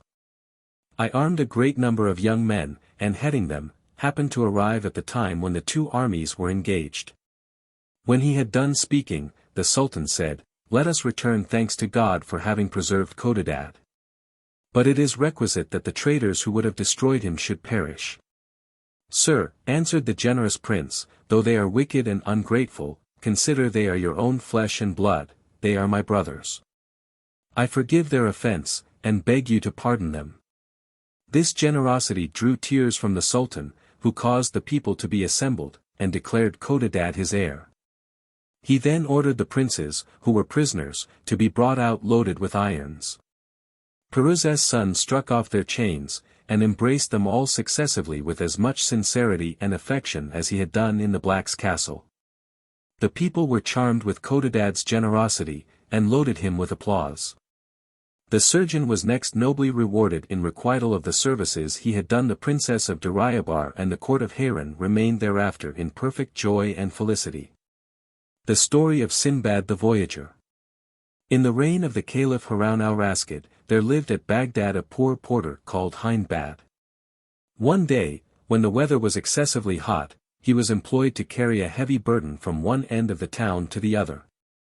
Having still a great way to go, he came into a street where a refreshing breeze blew on his face, and the pavement was sprinkled with rose water. As he could not desire a better place to rest, he took off his load, and sat upon it, near a large mansion. He was much pleased that he stopped in this place. For the agreeable smell of wood of aloes, and of pastils, that came from the house, mixing with the scent of the rosewater, completely perfumed the air. Besides, he heard from within a concert of instrumental music, accompanied with the harmonious notes of nightingales. This charming melody, and the smell of savory dishes, made the porter conclude there was a feast within. His business seldom leading him that way, he knew not to whom the mansion belonged, but to satisfy his curiosity he went to some of the servants, whom he saw standing at the gate in magnificent apparel, and asked the name of the proprietor. "How," replied one of them, "do you live in Baghdad, and know not that this is the house of Sinbad the Sailor, that famous voyager, who has sailed round the world?" The porter, who had heard of this Sinbad's riches, lifted up his eyes to heaven, and said, loud enough to be heard, "Almighty Creator of all things, consider the difference between Sinbad and me. I am every day exposed to fatigues and calamities, and can scarcely get barley bread for myself and my family, whilst happy Sinbad expends immense riches and leads a life of pleasure. What has he done to obtain a lot so agreeable? And what have I done to deserve one so wretched?" Whilst the porter was thus indulging his melancholy, a servant came out of the house, and taking him by the arm, bade him follow him, for Sinbad, his master, wanted to speak to him. The servants brought him into a great hall, where a number of people sat round a table, covered with all sorts of savory dishes. At the upper end sat a venerable gentleman, with a long white beard, and behind him stood a number of officers and domestics, all ready to attend his pleasure. This personage was Sinbad. The porter, whose fear was increased at the sight of so many people, and of a banquet so sumptuous, saluted the company trembling. Sinbad bade him draw near, and seating him at his right hand, served him himself, and gave him a cup of excellent wine. When the repast was over, Sinbad addressed his conversation to Sinbad, and inquired his name and employment. "My lord," answered he, "my name is Sinbad." "I am very glad to see you," replied Sinbad, "but I wish to hear from your own mouth what it was you lately said in the street." Sinbad had himself heard the porter complain through the window, and this it was that induced him to have him brought in. At this request, Sinbad hung down his head in confusion, and replied, "My lord, I confess that my fatigue put me out of humor, and occasioned me to utter some indiscreet words, which I beg you to pardon." "Do not think I am so unjust," resumed Sinbad, "as to resent such a complaint, but I must rectify your error concerning myself. You think, no doubt, that I have acquired, without labor and trouble, the ease which I now enjoy. But do not mistake. I did not attain to this happy condition, without enduring for several years more trouble of body and mind than can well be imagined. Yes, gentlemen," he added, speaking to the whole company, "I can assure you my troubles were so extraordinary, that they were calculated to discourage the most covetous from undertaking such voyages as I did, to acquire riches. Perhaps you have never heard a distinct account of my wonderful adventures, and since I have this opportunity, I will give you a faithful account of them, not doubting but it will be acceptable. The first voyage. I inherited from my father considerable property, the greater part of which I squandered in my youth in dissipation. But I perceived my error, and reflected that riches were perishable, and quickly consumed by such ill managers as myself. I further considered, that by my irregular way of living I wretchedly misspent my time. Which is, of all things, the most valuable. Struck with these reflections, I collected the remains of my fortune, and sold all my effects by public auction. I then entered into a contract with some merchants who traded by sea. I took the advice of such as I thought most capable, and resolving to improve what money I had, I embarked with several merchants on board a ship which we had jointly fitted out. We set sail, and steered our course toward the Indies through the Persian Gulf, which is formed by the coasts of Arabia Felix on the right, and by those of Persia on the left. At first I was troubled with seasickness, but speedily recovered my health, and was not afterward subject to that complaint. In our voyage we touched at several islands, where we sold or exchanged our goods. One day, whilst under sail, we were becalmed near a small island, but little elevated above the level of the water, and resembling a green meadow. The captain ordered his sails to be furled, and permitted such persons as were so inclined to land. Of which number I was one. But while we were enjoying ourselves in eating and drinking, and recovering ourselves from the fatigue of the sea, the island on a sudden trembled, and shook us terribly. The motion was perceived on board the ship, and we were called upon to re-embark speedily, or we should all be lost, for what we took for an island proved to be the back of a sea monster. The nimblest got into the sloop, others betook themselves to swimming, but for myself, I was still upon the back of the creature when he dived into the sea, and I had time only to catch hold of a piece of wood that we had brought out of the ship. Meanwhile, the captain, having received those on board who were in the sloop, and taken up some of those that swam, resolved to improve the favourable gale that had just risen, and hoisting his sails, pursued his voyage. So that it was impossible for me to recover the ship. Thus was I exposed to the mercy of the waves all the rest of the day and the following night. By this time I found my strength gone, and despaired of saving my life, when happily a wave threw me against an island. The bank was high and rugged, so that I could scarcely have got up, had it not been for some roots of trees, which chance placed within reach. Having gained the land, I lay down upon the ground half dead, until the sun appeared. Then, though I was very feeble, both from hard labor and want of food, I crept along to find some herbs fit to eat, and had the good luck not only to procure some, but likewise to discover a spring of excellent water, which contributed much to recover me. After this I advanced farther into the island, and at last reached a fine plain, where at a great distance I perceived some horses feeding. I went toward them, and as I approached heard the voice of a man, who immediately appeared, and asked me who I was. I related to him my adventure, after which, taking me by the hand, he led me into a cave, where there were several other people, no less amazed to see me than I was to see them. I partook of some provisions which they offered me. I then asked them what they did in such a desert place, to which they answered, that they were grooms belonging to the Maharaja, sovereign of the island, and that every year, at the same season they brought thither the king's horses for pasturage. They added, that they were to return home on the morrow, and had I been one day later, I must have perished, because the inhabited part of the island was at a great distance. And it would have been impossible for me to have got thither without a guide. Next morning they returned to the capital of the island, took me with them, and presented me to the Maharaja. He asked me who I was, and by what adventure I had come into his dominions. After I had satisfied him, he told me he was much concerned for my misfortune, and at the same time ordered that I should want nothing, which commands his officers were so generous as to see exactly fulfilled.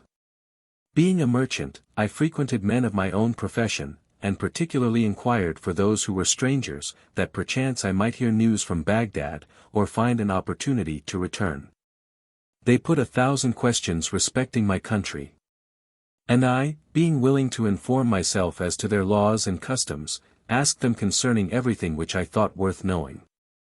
There belongs to this king an island named Castle. They assured me that every night a noise of drums was heard there, whence the mariners fancied that it was the residence of Djil. I determined to visit this wonderful place, and in my way thither saw fishes of 100 and 200 cubits long, that occasion more fear than hurt, for they are so timorous, that they will fly upon the rattling of 2 sticks or boards. I saw likewise other fish about a cubit in length, that had heads like owls. As I was one day at the port after my return, a ship arrived, and as soon as she cast anchor, they began to unload her, and the merchants on board ordered their goods to be carried into the custom house. As I cast my eye upon some bales, and looked to the name, I found my own, and perceived the bales to be the same that I had embarked at Bassora. I also knew the captain. But being persuaded that he believed me to be drowned, I went, and asked him whose bales these were. He replied that they belonged to a merchant of Baghdad, called Sinbad, who came to sea with him. but had unfortunately perished on the voyage, and that he had resolved to trade with the bales, until he met with some of his family, to whom he might return the profit. I am that Sinbad, said I, whom you thought to be dead, and those bales are mine.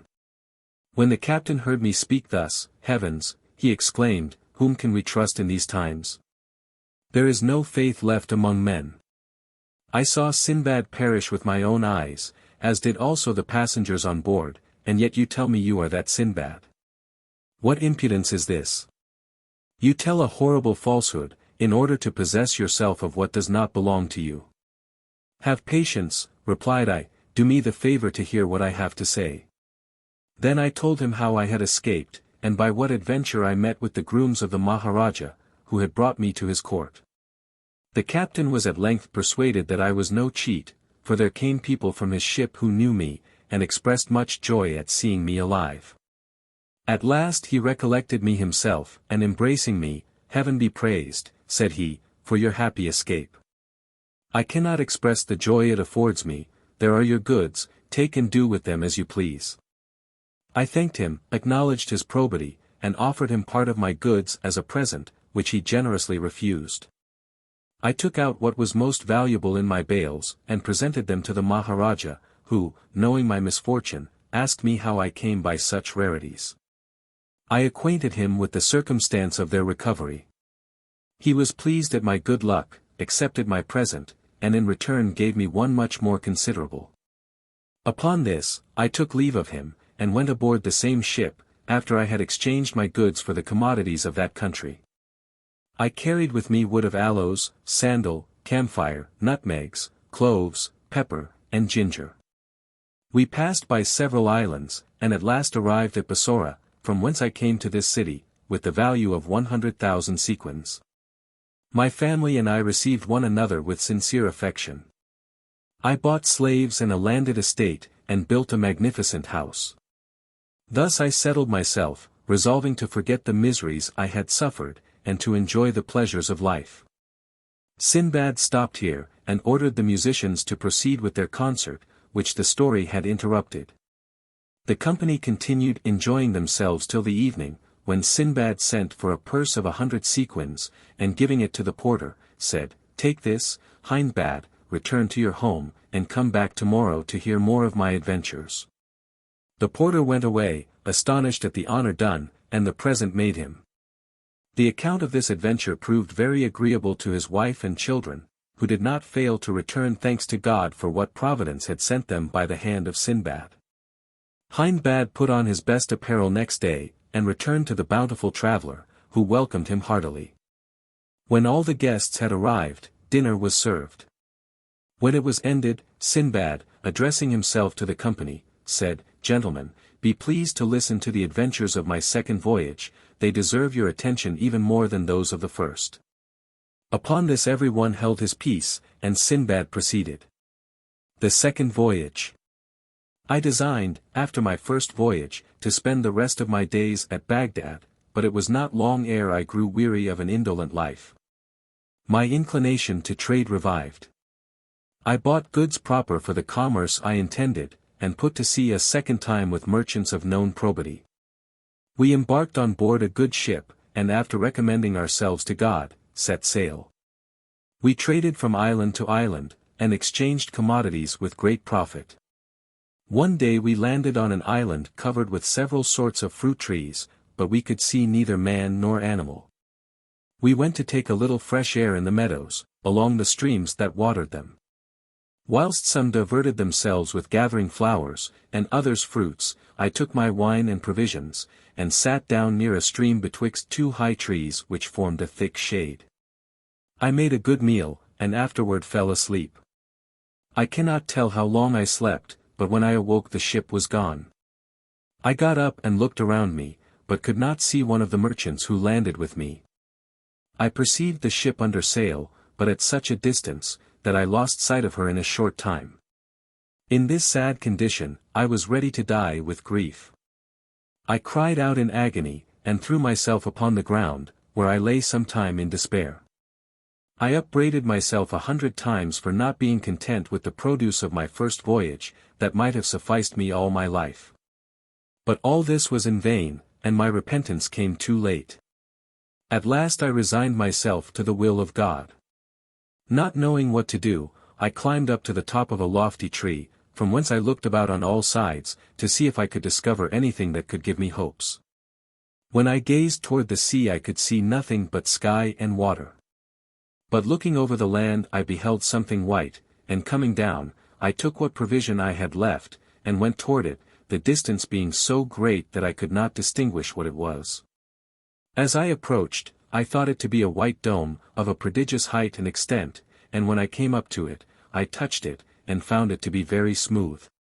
I went round to see if it was open on any side, but saw that it was not, and that there was no climbing up to the top, as it was so smooth. It was at least 50 paces round. By this time the sun was about to set, and all of a sudden the sky became as dark as if it had been covered with a thick cloud. I was much astonished at this sudden darkness, but much more when I found it occasioned by a bird of a monstrous size, that came flying toward me. I remembered that I had often heard mariners speak of a miraculous bird called the roc, and conceived that the great dome which I so much admired must be its egg. As I perceived the roc coming, I crept close to the egg, so that I had before me one of the bird's legs, which was as big as the trunk of a tree. I tied myself strongly to it with my turban, in hopes that next morning she would carry me with her out of this desert island. After having passed the night in this condition, the bird flew away as soon as it was daylight, and carried me so high, that I could not discern the earth. She afterward descended with so much rapidity that I lost my senses. But when I found myself on the ground, I speedily untied the knot, and had scarcely done so, when the roc, having taken up a serpent of a monstrous length in her bill, flew away. The spot where she left me was encompassed on all sides by mountains, that seemed to reach above the clouds, and so steep that there was no possibility of getting out of the valley. This was a new perplexity, so that when I compared this place with the desert island from which the roc had brought me I found that I had gained nothing by the change.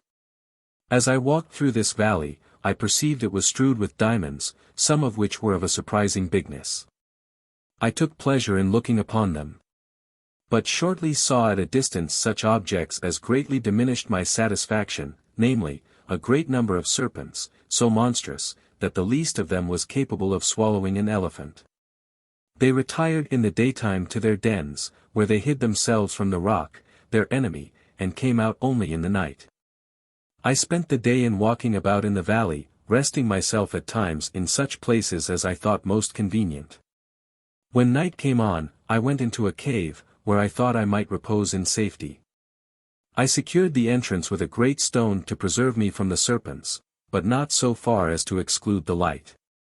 I supped on part of my provisions, but the serpents, which began hissing round me, put me into such extreme fear, that I could not sleep.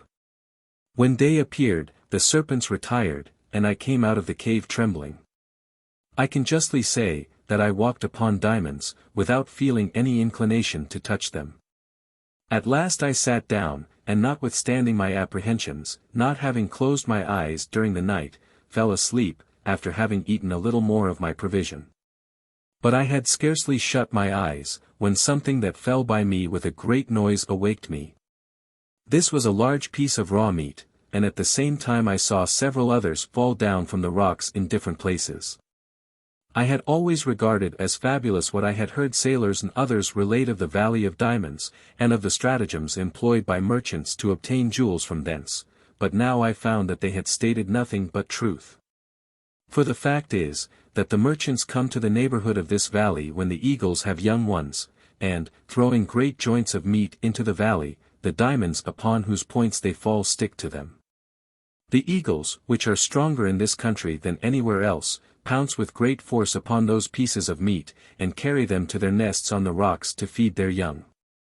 The merchants at this time run to the nests, drive off the eagles by their shouts, and take away the diamonds that stick to the meat. Until I perceived the device I had concluded it to be impossible for me to leave this abyss, which I regarded as my grave, but now I changed my opinion, and began to think upon the means of my deliverance. I began to collect the largest diamonds I could find, and put them into the leather bag in which I used to carry my provisions. I afterward took the largest of the pieces of meat, tied it close round me with the cloth of my turban, and then laid myself upon the ground with my face downward, the bag of diamonds being made fast to my girdle. I had scarcely placed myself in this posture when the eagles came. Each of them seized a piece of meat, and one of the strongest having taken me up, with the piece of meat to which I was fastened, carried me to his nest on the top of the mountain. The merchants immediately began their shouting to frighten the eagles, and when they had obliged them to quit their prey, one of them came to the nest where I was. He was much alarmed when he saw me. But recovering himself, instead of inquiring how I came thither, began to quarrel with me, and asked, why I stole his goods. You will treat me, replied I, with more civility when you know me better. Do not be uneasy, I have diamonds enough for you and myself, more than all the other merchants together. Whatever they have, they owe to chance, but I selected for myself in the bottom of the valley those which you see in this bag. I had scarcely done speaking, when the other merchants came crowding about us, much astonished to see me, but they were much more surprised when I told them my story. They conducted me to their encampment, and there having opened my bag, they were surprised at the largeness of my diamonds, and confessed that in all the courts which they had visited they had never seen any of such size and perfection. I prayed the merchant who owned the nest to which I had been carried, for every merchant had his own, to take as many for his share as he pleased. He contented himself with one, and that the least of them. And when I pressed him to take more, no, said he, I am very well satisfied with this, which is valuable enough to save me the trouble of making any more voyages, and will raise as great a fortune as I desire. I spent the night with the merchants, to whom I related my story a second time, for the satisfaction of those who had not heard it. I could not moderate my joy when I found myself delivered from the danger I have mentioned. I thought myself in a dream, and could scarcely believe myself out of danger. The merchants had thrown their pieces of meat into the valley for several days, and each of them being satisfied with the diamonds that had fallen to his lot, we left the place the next morning and travelled near high mountains, where there were serpents of a prodigious length, which we had the good fortune to escape. We took shipping at the first port we reached, and touched at the Isle of Roa, where the trees grow that yield camphire. This tree is so large, and its branches so thick, that 100 men may easily sit under its shade. The juice of which the camphire is made exudes from a hole bored in the upper part of the tree, is received in a vessel, where it thickens to a consistency, and becomes what we call camphire. After the juice is thus drawn out, the tree withers and dies. In this island is also found the rhinoceros, an animal less than the elephant, but larger than the buffalo. It has a horn upon its nose, about a cubit in length. This horn is solid, and cleft through the middle. The rhinoceros fights with the elephant, runs his horn into his belly, and carries him off upon his head. But the blood and the fat of the elephant running into his eyes, and making him blind, he falls to the ground, and then, strange to relate, the roc comes and carries them both away in her claws, for food for her young ones. In this island I exchanged some of my diamonds for merchandise. From hence we went to other ports, and at last, having touched at several trading towns of the continent, we landed at Bassora, from whence I proceeded to Baghdad. There I immediately gave large presents to the poor, and lived honorably upon the vast riches I had gained with so much fatigue. The spot where she left me was encompassed on all sides by mountains that seemed to reach above the clouds, and so steep that there was no possibility of getting out of the valley.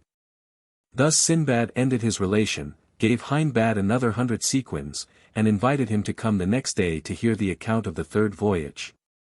The third voyage.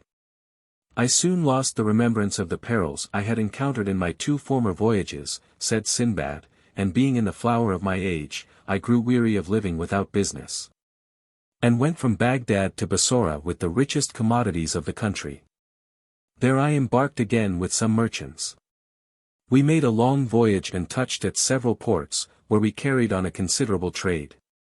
One day, being out in the main ocean, we were overtaken by a dreadful tempest, which drove us from our course. The tempest continued several days, and brought us before the port of an island, which the captain was very unwilling to enter, but we were obliged to cast anchor.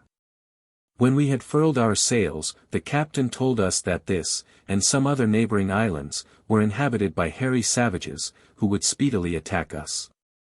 And, though they were but dwarfs, yet we must make no resistance, for they were more in number than the locusts, and if we happened to kill one of them they would all fall upon us and destroy us. We soon found that what he had told us was but too true. An innumerable multitude of frightful savages, about 2 feet high, covered all over with red hair, came swimming towards us, and encompassed our ship. They spoke to us as they came near, but we understood not their language, and they climbed up the sides of the ship with such agility as surprised us. They took down our sails, cut the cables, and hauling to the shore, made us all get out, and afterward carried the ship into another island, from whence they had come. We went forward into the island, where we gathered some fruits and herbs to prolong our lives as long as we could, but we expected nothing but death. As we advanced, we perceived at a distance a vast pile of buildings, and made toward it. We found it to be a palace, elegantly built, and very lofty, with a gate of ebony, which we forced open. We entered the court, where we saw before us a large apartment, with a porch, having on one side a heap of human bones, and on the other a vast number of roasting spits. We trembled at this spectacle, and being fatigued with travelling, fell to the ground, seized with deadly apprehension, and lay a long time motionless. The sun set, the gate of the apartment opened with a loud crash, and there came out the horrible figure of a black man, as tall as a lofty palm tree. He had but one eye, and that in the middle of his forehead, where it looked as red as a burning coal. His 4 teeth were very long and sharp, and stood out of his mouth, which was as deep as that of a horse. His upper lip hung down upon his breast.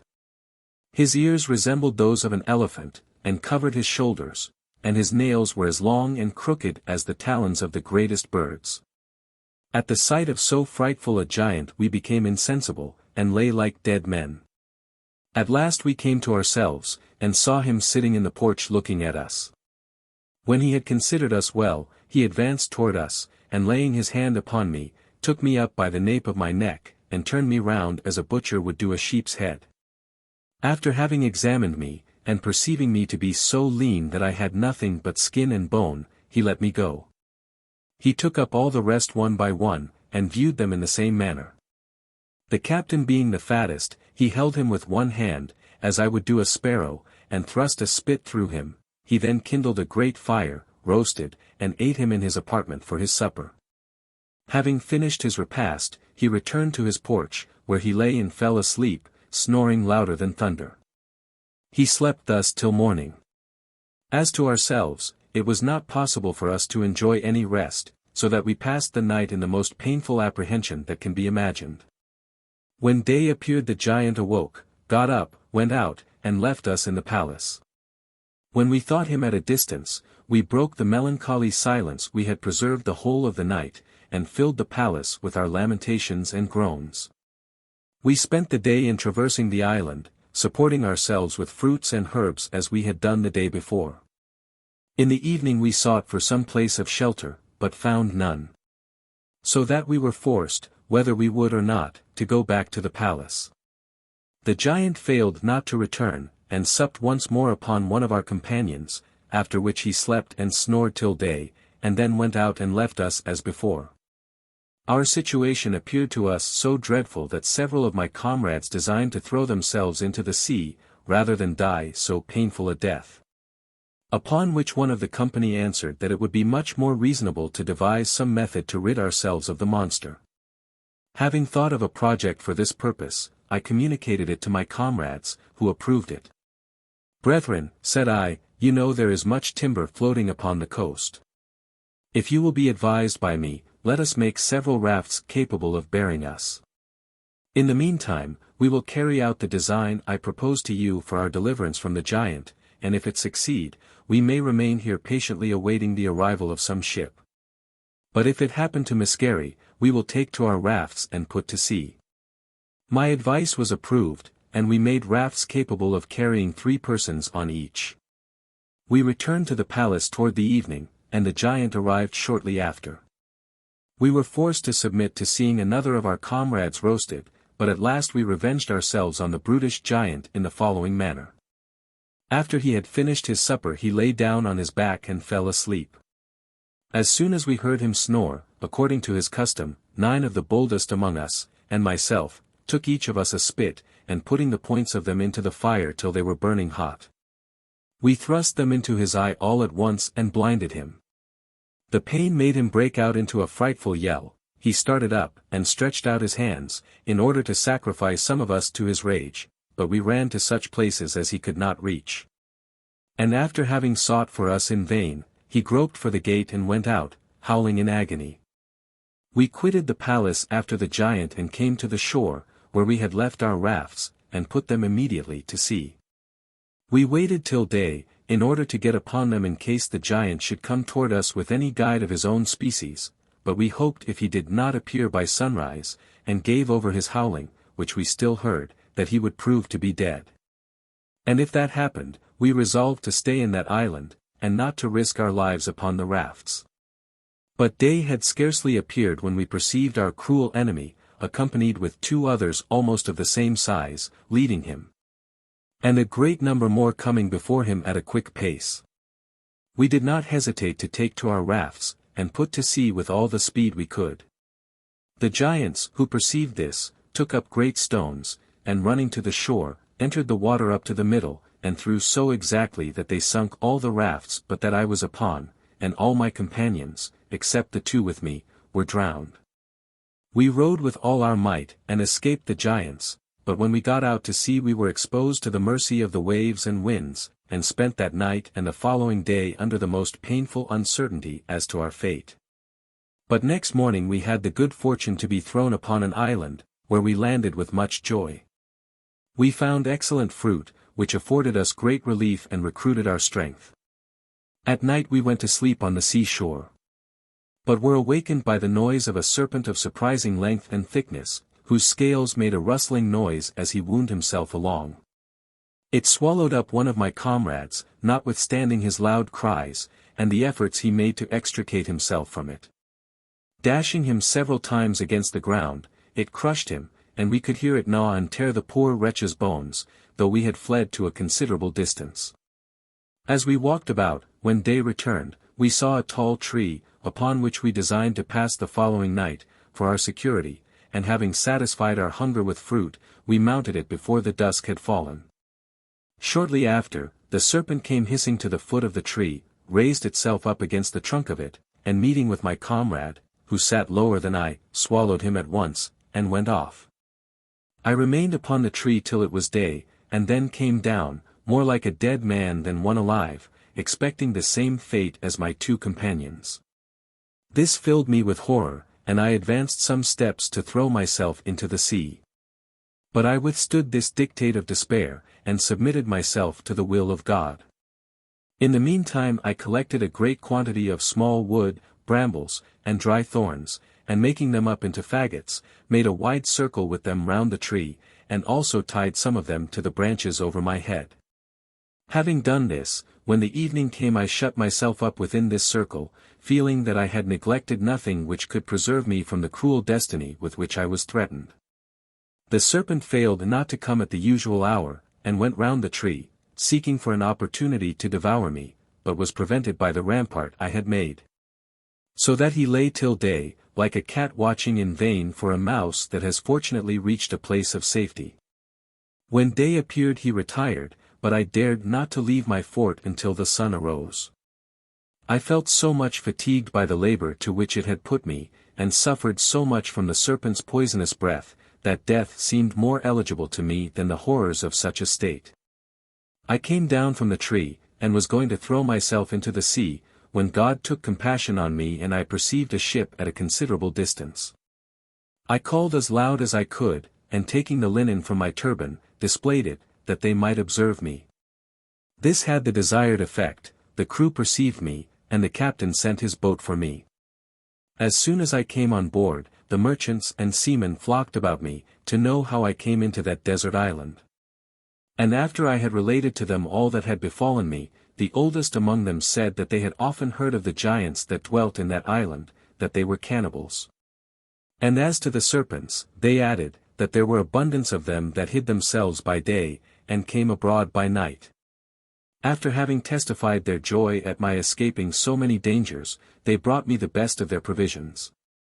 And the captain, seeing that I was in rags, was so generous as to give me one of his own suits. We continued at sea for some time, touched at several islands, and at last landed at that of Salabat, where sandal wood is obtained, which is of great use in medicine. We entered the port, and came to anchor. The merchants began to unload their goods, in order to sell or exchange them. In the meantime, the captain came to me and said, "Brother, I have here some goods that belong to a merchant, who sailed some time on board this ship, and he being dead, I design to dispose of them for the benefit of his heirs."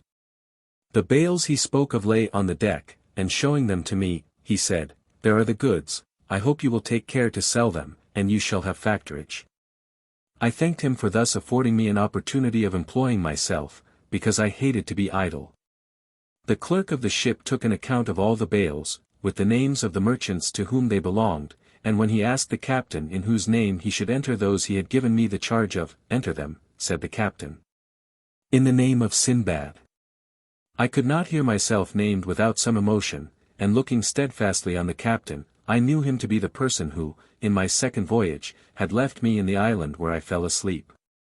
I was not surprised that he, believing me to be dead, did not recognize me.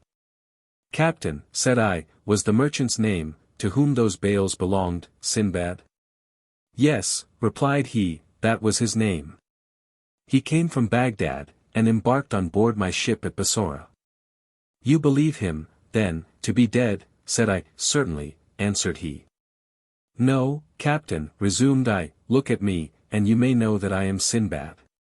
The captain, having considered me attentively, recognized me.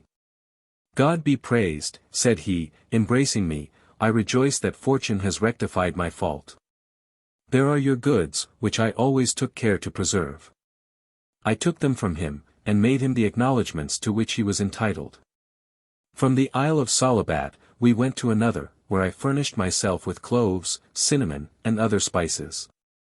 As we sailed from this island, we saw a tortoise 20 cubits in length and breadth. We observed also an amphibious animal like a cow, which gave milk. Its skin is so hard, that they usually make bucklers of it. In short, after a long voyage I arrived at Bassorah, and from thence returned to Baghdad, with so much wealth that I knew not its extent. I gave a great deal to the poor, and bought another considerable estate in addition to what I had already. Having finished his repast, he returned to his porch, where he lay and fell asleep, snoring louder than thunder. Thus Sinbad finished the history of his third voyage. Gave another 100 sequins to Hindbad, and invited him to dinner again the next day to hear the story of his fourth series of adventures. The Fourth Voyage. The pleasures which I enjoyed after my third voyage had not charms sufficient to divert me from another. My passion for trade, and my love of novelty, again prevailed. I therefore settled my affairs, and having provided a stock of goods fit for the traffic I designed to engage in, I set out on my journey. I took the route of Persia, travelled over several provinces, and then arrived at a port, where I embarked. We hoisted our sails, and touched at several ports of the continent, and then put out to sea. When we were overtaken by such a sudden gust of wind, as obliged the captain to lower his yards, and take all other necessary precautions to prevent the danger that threatened us. But all was in vain. Our endeavors had no effect, the sails were split in 1,000 pieces, and the ship was stranded, several of the merchants and seamen were drowned, and the cargo was lost. I had the good fortune, with several of the merchants and mariners, to get upon some planks, and we were carried by the current to an island which lay before us. There we found fruit and spring water, which preserved our lives. We stayed all night near the place where we had been cast ashore, and next morning, as soon as the sun was up, advancing into the island, saw some houses, which we approached. As soon as we drew near, we were encompassed by a great number of negroes, who seized us and carried us to their respective habitations. I, and 5 of my comrades, were carried to one place. Here they made us sit down, and gave us a certain herb, which they made signs to us to eat. My comrades, not taking notice that the blacks ate none of it themselves, thought only of satisfying their hunger, and ate with greediness. But I, suspecting some trick, would not so much as taste it, which happened well for me, for in a little time after, I perceived my companions had lost their senses, and that when they spoke to me, they knew not what they said. The negroes fed us afterward with rice, prepared with oil of coconuts, and my comrades, who had lost their reason, ate of it greedily. I also partook of it, but very sparingly. They gave us that herb at first on purpose to deprive us of our senses, that we might not be aware of the sad destiny prepared for us, and they supplied us with rice to fatten us. For, being cannibals, their design was to eat us as soon as we grew fat. This accordingly happened, for they devoured my comrades, who were not sensible of their condition. But my senses being entire, you may easily guess that instead of growing fat I grew leaner every day. The fear of death under which I labored caused me to fall into a languishing distemper, which proved my safety. For the negroes, having eaten my companions, seeing me to be withered, and sick, deferred my death. Meanwhile I had much liberty, so that scarcely any notice was taken of what I did, and this gave me an opportunity one day to get at a distance from the houses and to make my escape. An old man, who saw me and suspected my design, called to me as loud as he could to return, but I redoubled my speed, and quickly got out of sight. At that time there was none but the old man about the houses, the rest being abroad, and not to return till night, which was usual with them. Therefore, being sure that they could not arrive in time enough to pursue me, I went on till night, when I stopped to rest a little, and to eat some of the provisions I had secured. But I speedily set forward again, and travelled 7 days, avoiding those places which seemed to be inhabited, and lived for the most part upon coconuts, which served me both for meat and drink.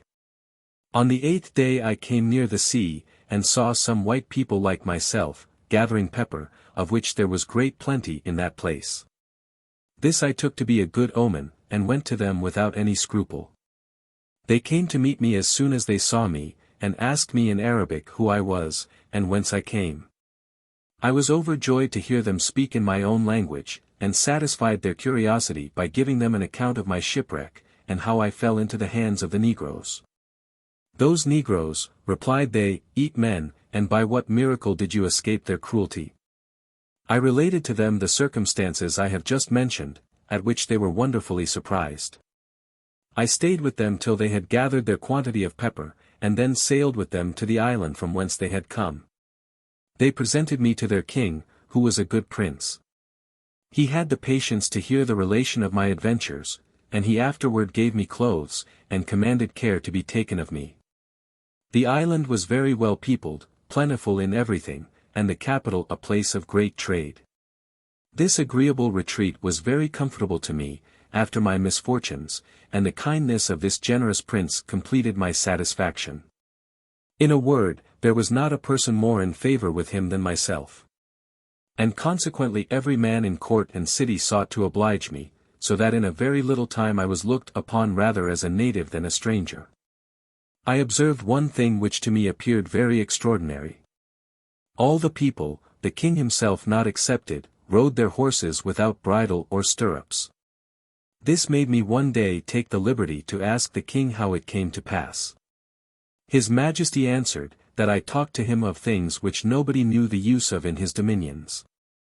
I went immediately to a workman, and gave him a model for making the stock of a saddle. When that was done, I covered it myself with velvet and leather, and embroidered it with gold. I afterward went to a smith, who made me a bit, according to the pattern I showed him, and also some stirrups. When I had all things completed, I presented them to the king, and put them upon one of his horses. His Majesty mounted immediately, and was so pleased with them, that he testified his satisfaction by large presents. As I paid my court very constantly to the king, he said to me one day, Sinbad, I love thee and I have one thing to demand of thee, which thou must grant. Sir, answered I, there is nothing but I will do, as a mark of my obedience to your Majesty. I have a mind thou shouldst marry, replied he, that so thou mayest stay in my dominions, and think no more of thy own country. I durst not resist the prince's will, and he gave me one of the ladies of his court, noble, beautiful, and rich. The ceremonies of marriage being over, I went and dwelt with my wife, and for some time we lived together in perfect harmony. I was not, however, satisfied with my banishment, therefore designed to make my escape the first opportunity, and to return to Baghdad. At this time the wife of one of my neighbors fell sick, and died. I went to see and comfort him in his affliction, and finding him absorbed in sorrow, I said to him as soon as I saw him, God preserve you and grant you a long life. Alas, replied he, how do you think I should obtain the favor you wish me? I have not above an hour to live. Pray, said I, do not entertain such a melancholy thought, I hope I shall enjoy your company many years. I wish you, he replied, a long life. But my days are at an end, for I must be buried this day with my wife. This is a law which our ancestors established in this island, and it is always observed. The living husband is interred with the dead wife, and the living wife with the dead husband. Nothing can save me, every one must submit to this law. While he was giving me an account of this barbarous custom, the very relation of which chilled my blood, his kindred, friends, and neighbors came in a body to assist at the funeral. They dressed the corpse of the woman in her richest apparel, and all her jewels, as if it had been her wedding day, then they placed her in an open coffin, and began their march to the place of burial, the husband walking at the head of the company. They proceeded to a high mountain, and when they had reached the place of their destination, they took up a large stone, which covered the mouth of a deep pit, and let down the corpse with all its apparel and jewels. Then the husband, embracing his kindred and friends, suffered himself, without resistance, to be put into another open coffin with a pot of water, and 7 small loaves, and was let down in the same manner. The ceremony being over, the aperture was again covered with the stone, and the company returned. It is needless for me to tell you that I was a melancholy spectator of this funeral, while the rest were scarcely moved, the custom was to them so familiar.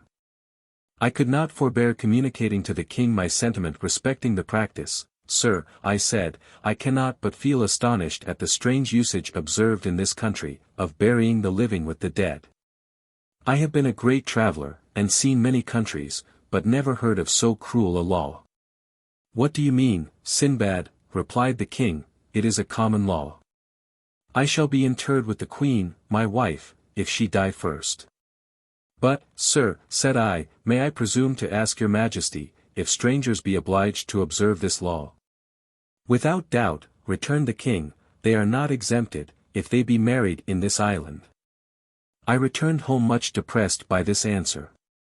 For the fear of my wife's dying first and that I should be interred alive with her, occasioned me very uneasy reflections. But there was no remedy, I must have patience, and submit to the will of God. I trembled, however, at every little indisposition of my wife, and, alas! In a little time my fears were realized, for she fell sick and died. The king and all his court expressed their wish to honor the funeral with their presence, and the most considerable people of the city did the same. When all was ready for the ceremony, the corpse was put into a coffin with all her jewels and her most magnificent apparel. The procession began, and as second actor in this doleful tragedy, I went next the corpse, with my eyes full of tears, bewailing my deplorable fate.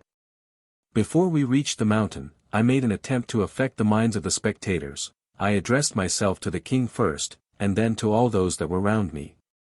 Bowing before them to the earth, and kissing the border of their garments, I prayed them to have compassion upon me. Consider, said I, that I am a stranger, and ought not to be subject to this rigorous law, and that I have another wife and children in my own country. Although I spoke in the most pathetic manner, no one was moved by my address. On the contrary, they ridiculed my dread of death as cowardly, made haste to let my wife's corpse into the pit, and lowered me down the next moment in an open coffin with a vessel full of water and 7 loaves. As I approached the bottom, I discovered by the aid of the little light that came from above the nature of this subterranean place. It seemed an endless cavern, and might be about 50 fathoms deep. Instead of losing my courage and calling death to my assistance in that miserable condition, however, I felt still an inclination to live, and to do all I could to prolong my days. I went groping about, for the bread and water that was in my coffin, and took some of it. Though the darkness of the cave was so great that I could not distinguish day and night, yet I always found my coffin again, and the cave seemed to be more spacious than it had appeared to be at first. I lived for some days upon my bread and water, which being all spent, I at last prepared for death. I was offering up my last devotions when I heard something tread, and breathing or panting as it walked. I advanced toward that side from whence I heard the noise, and on my approach the creature puffed and blew harder, as if running away from me. I followed the noise, and the thing seemed to stop sometimes, but always fled and blew as I approached. I pursued it for a considerable time, till at last I perceived a light, resembling a star. I went on, sometimes lost sight of it, but always found it again, and at last discovered that it came through a hole in the rock, large enough to admit a man. Upon this, I stopped some time to rest, being much fatigued with the rapidity of my progress. Afterward, coming up to the hole, I got through, and found myself upon the seashore. I leave you to guess the excess of my joy. It was such that I could scarcely persuade myself that the hole was not a dream. But when I was recovered from my surprise, and convinced of the reality of my escape, I perceived what I had followed to be a creature which came out of the sea, and was accustomed to enter the cavern when the tides were high. I examined the mountain, and found it to be situated betwixt the sea and the town, but without any passage to or communication with the latter, the rocks on the sea side being high and perpendicularly steep. I prostrated myself on the shore to thank God for this mercy, and afterward entered the cave again to fetch bread and water, which I ate by daylight with a better appetite than I had done since my interment in the dark cavern. I returned thither a second time, and groped among the coffins for all the diamonds, rubies, pearls, gold bracelets, and rich stuffs I could find. These I brought to the shore, and tying them up neatly into bales, I laid them together upon the beach, waiting till some ship might appear. After 2 or 3 days, I perceived a ship just come out of the harbor, making for the place where I was. I made a sign with the linen of my turban, and called to the crew as loud as I could. They heard me, and sent a boat to bring me on board, when they asked by what misfortune I came thither. I told them that I had suffered shipwreck 2 days before, and made shift to get ashore with the goods they saw. It was fortunate for me that these people did not consider the place where I was, nor inquire into the probability of what I told them, but without hesitation took me on board. When I came to the ship, the captain was so well pleased to have saved me, and so much taken up with his own affairs, that he also took the story of my pretended shipwreck upon trust, and generously refused some jewels which I offered him. We passed by several islands, and among others that called the Isle of Bells, about 10 days' sail from Serendib, and 6 from that of Kela, where we landed. This island produces lead mines, Indian canes, and excellent camphire. The king of the Isle of Kela is very rich and powerful, and the Isle of Bells, which is about 2 days' journey in extent, is also subject to him. The inhabitants are so barbarous that they still eat human flesh. After we had finished our traffic in that island, we put to sea again, and touched at several other ports. At last I arrived happily at Baghdad with infinite riches. Out of gratitude to God for his mercies, I contributed liberally toward the support of several mosques, and the subsistence of the poor, and gave myself up to the society of my kindred and friends, enjoying myself with them in festivities and amusements. Here Sinbad finished the relation of his 4th voyage. He made a new present of 100 sequins to Hindbad, whom he requested to return with the rest next day at the same hour to dine with him, and hear the story of his 5th voyage. Hindbad and the other guests took their leave and retired. Next morning when they all met, they sat down at table, and when dinner was over, Sinbad began the relation of his 5th voyage as follows. The 5th voyage. All the troubles and calamities I had undergone, said he, could not cure me of my inclination to make new voyages. I therefore bought goods, departed with them for the best seaport, and that I might not be obliged to depend upon a captain, but have a ship at my own command, I remained there till one was built on purpose.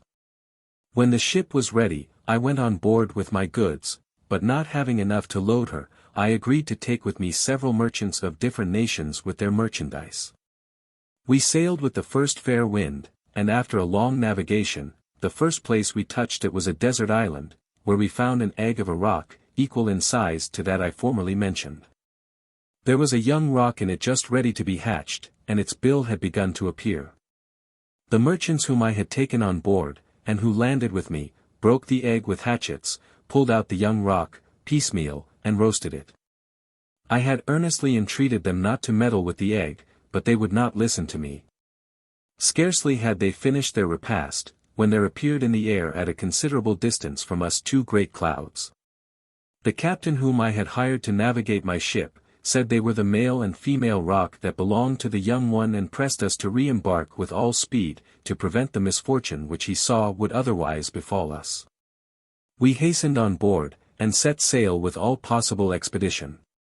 In the meantime, the 2 rocs approached with a frightful noise, which they redoubled when they saw the egg broken, and their young one gone. They flew back in the direction they had come, and disappeared for some time, while we made all the sail we could to endeavor to prevent that which unhappily befell us. They soon returned, and we observed that each of them carried between its talons rocks of a monstrous size.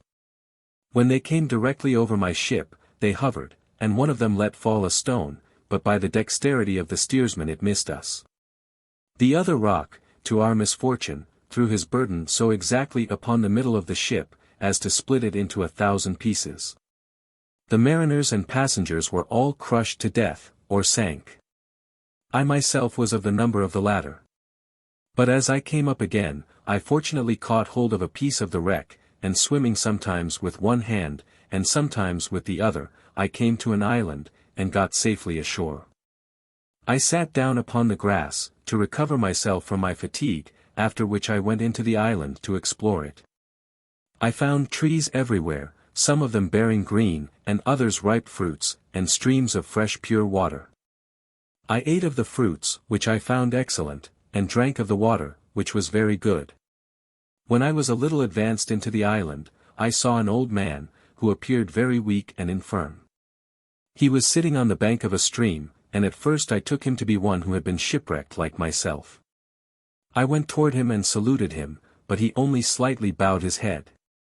I asked him why he sat so still, but instead of answering me, he made a sign for me to take him upon my back, and carry him over the brook, signifying that it was to gather fruit. I believed him really to stand in need of my assistance, took him upon my back, and having carried him over, bade him get down, and for that end stooped, that he might get off with ease. But instead of doing so, which I laugh at every time I think of it, the old man, who to me appeared quite decrepit, clasped his legs nimbly about my neck. He sat astride upon my shoulders, and held my throat so tight, that I thought he would have strangled me, the apprehension of which made me swoon and fall down. Notwithstanding my fainting, the ill-natured old fellow kept fast about my neck, but opened his legs a little to give me time to recover my breath. When I had done so, he thrust one of his feet against my stomach, and struck me so rudely on the side with the other that he forced me to rise up against my will. Having arisen, he made me walk under the trees, and forced me now and then to stop, to gather and eat fruit. He never left me all day, and when I lay down to rest at night, laid himself down with me, holding always fast about my neck. Every morning he pushed me to make me awake, and afterward obliged me to get up and walk, and pressed me with his feet. One day I found in my way several dry calabashes that had fallen from a tree. I took a large one, and after cleaning it, pressed into it some juice of grapes, which abounded in the island.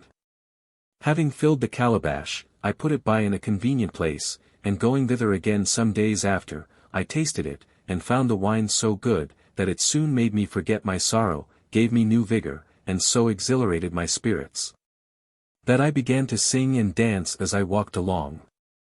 The old man, perceiving the effect which this liquor had upon me, and that I carried him with more ease than before, made me a sign to give him some of it.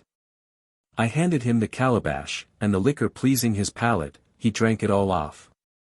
There being a considerable quantity of it, he became intoxicated, and the fumes getting up into his head, he began to sing after his manner, and to dance, thus loosening his legs from about me by degrees. Finding that he did not press me as before, I threw him upon the ground, where he lay without motion. I then took up a great stone, and crushed him. I was extremely glad to be thus freed forever from this troublesome fellow. I now walked toward the beach, where I met the crew of a ship that had cast anchor, to take in water.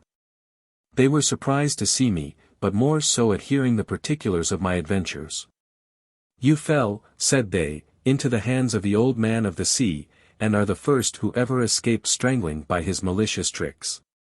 He never quits those he has once made himself master of till he has destroyed them, and he has made this island notorious by the number of men he has slain." After having informed me of these things, they carried me with them to the ship, and the captain received me with great kindness, when they told him what had befallen me. He put out again to sea, and after some days' sail, we arrived at the harbor of a great city. One of the merchants who had taken me into his friendship invited me to go along with him, and carried me to a place appointed for the accommodation of foreign merchants. He gave me a large bag, and having recommended me to some people of the town, who used to gather coconuts, desired them to take me with them. "Go," said he, "follow them, and act as you see them do, but do not separate from them, otherwise you may endanger your life." Having thus spoken, he gave me provisions for the journey, and I went with them. We came to a thick forest of cocoa trees, very lofty, with trunks so smooth that it was not possible to climb to the branches that bore the fruit. When we entered the forest we saw a great number of apes of several sizes, who fled as soon as they perceived us, and climbed up to the top of the trees with surprising swiftness. The merchants with whom I was, gathered stones and threw them at the apes on the trees. I did the same, and the apes out of revenge threw coconuts at us so fast, and with such gestures, as sufficiently testified their anger and resentment. We gathered up the coconuts, and from time to time threw stones to provoke the apes, so that by this stratagem we filled our bags with coconuts, which it had been impossible otherwise to have done. When we had gathered our number, we returned to the city, where the merchant who had sent me to the forest gave me the value of the cocoas I brought. "Go on," said he, "and do the like every day, until you have got money enough to carry you home." I thanked him for his advice, and gradually collected as many coconuts as produced me a considerable sum. The vessel in which I had come sailed with some merchants who loaded her with coconuts. I embarked in her all the nuts I had, and when she was ready to sail took leave of the merchant who had been so kind to me. We sailed toward the islands, where pepper grows in great plenty. From thence we went to the Isle of Kamari, where the best species of wood of aloes grows. I exchanged my cocoa in those two islands for pepper and wood of aloes, and went with other merchants a pearl fishing. I hired divers, who brought me up some that were very large and pure. I embarked in a vessel that happily arrived at Bassora. From thence I returned to Baghdad, where I made vast sums from my pepper, wood of aloes, and pearls. I gave the 10th of my gains in alms, as I had done upon my return from my other voyages, and endeavored to dissipate my fatigues by amusements of different kinds. When Sinbad had finished his story, he ordered 100 sequins to be given to Hindbad, who retired with the other guests, but next morning the same company returned to dine. When Sinbad requested their attention, and gave the following account of his 6th voyage. The 6th voyage. "You long without doubt to know," said he, "how, after having been shipwrecked 5 times, and escaped so many dangers, I could resolve again to tempt fortune, and expose myself to new hardships. I am, myself, astonished at my conduct when I reflect upon it, and must certainly have been actuated by my destiny. But be that as it may, after a year's rest I prepared for a 6th voyage, notwithstanding the entreaties of my kindred, who did all in their power to dissuade me. Instead of taking my way by the Persian Gulf, I traveled once more through several provinces of Persia and the Indies, and arrived at a seaport, where I embarked in a ship, the captain of which was bound on a long voyage. It was long indeed, for the captain and pilot lost their course. They, however, at last discovered where they were, but we had no reason to rejoice at the circumstance. Suddenly we saw the captain quit his post, uttering loud lamentations. He threw off his turban, pulled his beard, and beat his head like a madman. We asked him the reason, and he answered, that he was in the most dangerous place in all the ocean. "A rapid current carries the ship along with it," said he, "and we shall all perish in less than a quarter of an hour." Pray to God to deliver us from this peril, we cannot escape, if he do not take pity on us." At these words he ordered the sails to be lowered. But all the ropes broke, and the ship was carried by the current to the foot of an inaccessible mountain, where she struck and went to pieces, yet in such a manner that we saved our lives, our provisions, and the best of our goods. This being over, the captain said to us, "God has done what pleased him. Each of us may dig his grave, and bid the world adieu, for we are all in so fatal a place, that none shipwrecked here ever returned to their homes." His discourse afflicted us sensibly, and we embraced each other, bewailing our deplorable lot. The mountain at the foot of which we were wrecked formed part of the coast of a very large island. It was covered with wrecks, with human bones, and with a vast quantity of goods and riches. In all other places, rivers run from their channels into the sea, but here a river of fresh water runs out of the sea into a dark cavern, whose entrance is very high and spacious. What is most remarkable in this place is, that the stones of the mountain are of crystal, rubies, or other precious stones. Here is also a sort of fountain of pitch or bitumen, that runs into the sea, which the fish swallow, and turn into ambergris, and this the waves throw up on the beach in great quantities. Trees also grow here, most of which are wood of aloes, equal in goodness to those of Kamari. To finish the description of this place, which may well be called a gulf, since nothing ever returns from it, it is not possible for ships to get off when once they approach within a certain distance. If they be driven thither by a wind from the sea, the wind and the current impel them. And if they come into it when a land wind blows, the height of the mountain stops the wind, and occasions a calm, so that the force of the current carries them ashore, and what completes the misfortune is, that there is no possibility of ascending the mountain, or of escaping by sea. We continued upon the shore in a state of despair, and expected death every day. At first we divided our provisions as equally as we could, and thus every one lived a longer or shorter time, according to his temperance, and the use he made of his provisions. I survived all my companions, yet when I buried the last, I had so little provision remaining that I thought I could not long endure, and I dug a grave, resolving to lie down in it because there was no one left to inter me. But it pleased God once more to take compassion on me, and put it in my mind to go to the bank of the river which ran into the great cavern. Considering its probable course with great attention, I said to myself, "This river, which runs thus underground, must somewhere have an issue. If I make a raft, and leave myself to the current, it will convey me to some inhabited country, or I shall perish. If I be drowned, I lose nothing, but only change one kind of death for another." I immediately went to work upon large pieces of timber and cables, for I had choice of them, and tied them together so strongly that I soon made a very solid raft. When I had finished, I loaded it with rubies, emeralds, ambergris, rock crystal, and bales of rich stuffs. Having balanced my cargo exactly, and fastened it well to the raft, I went on board with 2 oars that I had made, and leaving it to the course of the river, resigned myself to the will of God. As soon as I entered the cavern I lost all light, and the stream carried me I knew not whither. Thus I floated some days in perfect darkness, and once found the arch so low, that it very nearly touched my head, which made me cautious afterward to avoid the like danger. All this while I ate nothing but what was just necessary to support nature. Yet, notwithstanding my frugality, all my provisions were spent. Then a pleasing stupor seized upon me. I cannot tell how long it continued. But when I revived, I was surprised to find myself in an extensive plain on the brink of a river, where my raft was tied, amidst a great number of negroes. I got up as soon as I saw them, and saluted them. They spoke to me, but I did not understand their language. I was so transported with joy, that I knew not whether I was asleep or awake.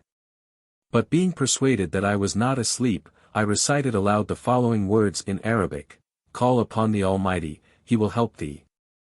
Thou needest not perplex thyself about anything else, shut thy eyes, and while thou art asleep, God will change thy bad fortune into good."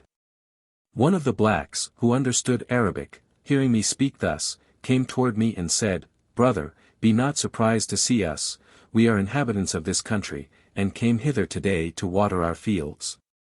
We observed something floating upon the water, and, perceiving your raft, one of us swam into the river and brought it hither, where we fastened it, as you see, until you should awake. Pray tell us your history, for it must be extraordinary. How did you venture yourself into this river, and whence did you come? I begged of them first to give me something to eat, and then I would satisfy their curiosity. They gave me several sorts of food, and when I had satisfied my hunger, I related all that had befallen me, which they listened to with attentive surprise. As soon as I had finished, they told me, by the person who spoke Arabic and interpreted to them what I said, that it was one of the most wonderful stories they had ever heard, and that I must go along with them, and tell it to their king myself. It being too extraordinary to be related by any other than the person to whom the events had happened. They immediately sent for a horse, which was brought in a little time. And having helped me to mount, some of them walked before to shew the way, while the rest took my raft and cargo and followed. We marched till we came to the capital of Serendib, for it was in that island I had landed. The blacks presented me to their king, I approached his throne, and saluted him as I used to do the kings of the Indies, that is to say, I prostrated myself at his feet. The prince ordered me to rise, received me with an obliging air, and made me sit down near him. I related to the king all that I have told you, and his majesty was so surprised and pleased, that he commanded my adventures to be written in letters of gold, and laid up in the archives of his kingdom. At last my raft was brought in, and the bales opened in his presence. He admired the quantity of wood of aloes and ambergris, but, above all, the rubies and emeralds, for he had none in his treasury that equaled them. Observing that he looked on my jewels with pleasure, I fell prostrate at his feet, and took the liberty to say to him, Sir, not only my person is at your majesty's service, but the cargo of the raft. And I would beg of you to dispose of it as your own. He answered me with a smile, Sinbad, I will take care not to covet anything of yours, or to take anything from you that God has given you. Far from lessening your wealth, I design to augment it, and will not let you quit my dominions without marks of my liberality. He then charged one of his officers to take care of me, and ordered people to serve me at his own expense. The officer was very faithful in the execution of his commission, and caused all the goods to be carried to the lodgings provided for me. I went every day at a set hour to make my court to the king, and spent the rest of my time in viewing the city, and what was most worthy of notice. The capital of Serendib stands at the end of a fine valley, in the middle of the island, encompassed by mountains the highest in the world. Rubies and several sorts of minerals abound, and the rocks are for the most part composed of a metal-lined stone made use of to cut and polish other precious stones. All kinds of rare plants and trees grow there, especially cedars and coconut. There is also a pearl fishing in the mouth of its principal river, and in some of its valleys are found diamonds. I made, by way of devotion, a pilgrimage to the place where Adam was confined after his banishment from paradise, and had the curiosity to go to the top of the mountain. When I returned to the city, I prayed the king to allow me to return to my own country, and he granted me permission in the most honorable manner. He would needs force a rich present upon me. And when I went to take my leave of him, he gave me one much more considerable, and at the same time charged me with a letter for the commander of the faithful, our sovereign, saying to me, I pray you give this present from me, and this letter to the caliph, and assure him of my friendship. I took the present and letter and promised his majesty punctually to execute the commission with which he was pleased to honor me. The letter from the king of Serendib was written on the skin of a certain animal of great value, because of its being so scarce, and of a yellowish color. The characters of this letter were of azure, and the contents as follows. The king of the Indies, before whom march 100 elephants, who lives in a palace that shines with 100,000 rubies. And who has in his treasury 20,000 crowns enriched with diamonds, to Caliph Harun al-Rashid. Though the present we send you be inconsiderable, receive it, however, as a brother. In consideration of the hearty friendship which we bear for you, and of which we are willing to give you proof. We desire the same part in your friendship, considering that we believe it to be our merit, being of the same dignity with yourself. We conjure you this in quality of a brother. Adieu. The present consisted, first, of one single ruby made into a cup, about half a foot high, an inch thick, and filled with round pearls of half a dram each. 2. The skin of a serpent, whose scales were as large as an ordinary piece of gold, and had the virtue to preserve from sickness those who lay upon it. 3. 50,000 drams of the best wood of aloes, with 30 grains of camphire as big as pistachios. And, 4. A female slave of ravishing beauty, whose apparel was all covered over with jewels. The ship set sail, and after a very successful navigation we landed at Bassora, and from thence I went to Baghdad, where the first thing I did was to acquit myself of my commission. I took the king of Serendib's letter and went to present myself at the gate of the commander of the faithful, followed by the beautiful slave, and such of my own family as carried the gifts. I stated the reason of my coming, and was immediately conducted to the throne of the caliph. I made my reverence, and, after a short speech, gave him the letter and present. When he had read what the king of Serendib wrote to him, he asked me if the prince were really so rich and potent as he represented himself in his letter. I prostrated myself a second time, and rising again, said, Commander of the faithful, I can assure your majesty he doth not exceed the truth. Nothing is more worthy of admiration than the magnificence of his palace. When the prince appears in public he has a throne fixed on the back of an elephant, and marches betwixt two ranks of his ministers, favorites, and other people of his court. Before him, upon the same elephant, an officer carries a golden lance in his hand, and behind the throne there is another, who stands upright, with a column of gold, on the top of which is an emerald half a foot long and an inch thick. Before him march a guard of 1,000 men, clad in cloth of gold and silk, and mounted on elephants richly caparisoned. While the king is on his march, the officer who is before him on the same elephant cries from time to time, with a loud voice, Behold the great monarch, the potent and redoubtable Sultan of the Indies, whose palace is covered with 100,000 rubies, and who possesses 20,000 crowns of diamonds. Behold the monarch greater than Solomon, and the powerful Maharaja. After he has pronounced those words, the officer behind the throne cries in his turn, This monarch, so great and so powerful, must die, must die, must die. And the officer before replies, Praise be to him who liveth forever. Furthermore, the king of Serendib is so just that there are no judges in his dominions. His people have no need of them. They understand and observe justice rigidly of themselves. The caliph was much pleased with my account. The wisdom of that king, said he, appears in his letter, and after what you tell me, I must confess, that his wisdom is worthy of his people, and his people deserve so wise a prince. Having spoken thus, he dismissed me, and sent me home with a rich present. Sinbad left off, and his company retired, Hindbad having first received 100 sequins, and next day they returned to hear the relation of his seventh and last voyage. The seventh and last voyage. Being returned from my sixth voyage, said Sinbad, I absolutely laid aside all thoughts of travelling. For, besides that my age now required rest, I was resolved no more to expose myself to such risks as I had encountered, so that I thought of nothing but to pass the rest of my days in tranquillity. One day, however, as I was treating my friends, one of my servants came and told me that an officer of the caliph's inquired for me.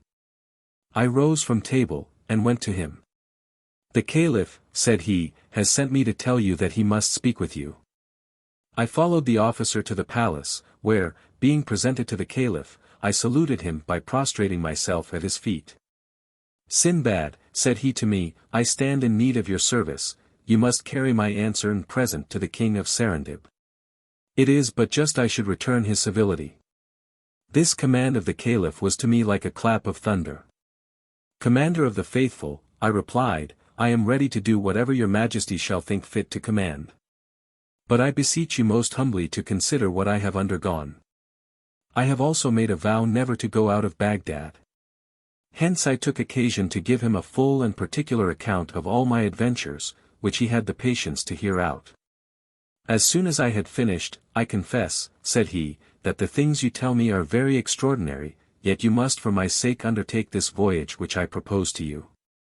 You will only have to go to the Isle of Serendib, and deliver the commission which I give you, for you know it would not comport with my dignity to be indebted to the king of that island.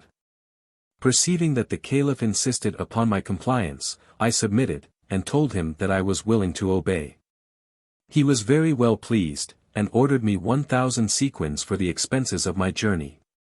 I prepared for my departure in a few days, and as soon as the Caliph's letter and present were delivered to me, I went to Bassora, where I embarked, and had a very happy voyage. Having arrived at the Isle of Serendib, I acquainted the king's ministers with my commission, and prayed them to get me speedy audience. They did so, and I was conducted to the palace, where I saluted the king by prostration, according to custom.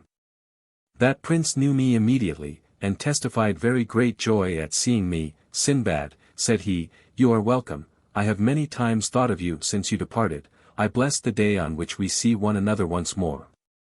I made my compliments to him, and after having thanked him for his kindness, delivered the Caliph's letter and present, which he received with all imaginable satisfaction. The Caliph's present was a complete suit of cloth of gold, valued at 1,000 sequins, 50 robes of rich stuff, 100 of white cloth, the finest of Cairo, Suez, and Alexandria. A vessel of agate broader than deep, an inch thick, and half a foot wide, the bottom of which represented in bas-relief a man with one knee on the ground, who held a bow and an arrow, ready to discharge at a lion. He sent him also a rich tablet, which, according to tradition, belonged to the great Solomon. The Caliph's letter was as follows. Greeting, in the name of the sovereign guide of the right way, from the dependent on God, Harun al-Rashid, whom God hath set in the place of vicegerent to his prophet, after his ancestors of happy memory. To the potent and esteemed Raja of Serendib.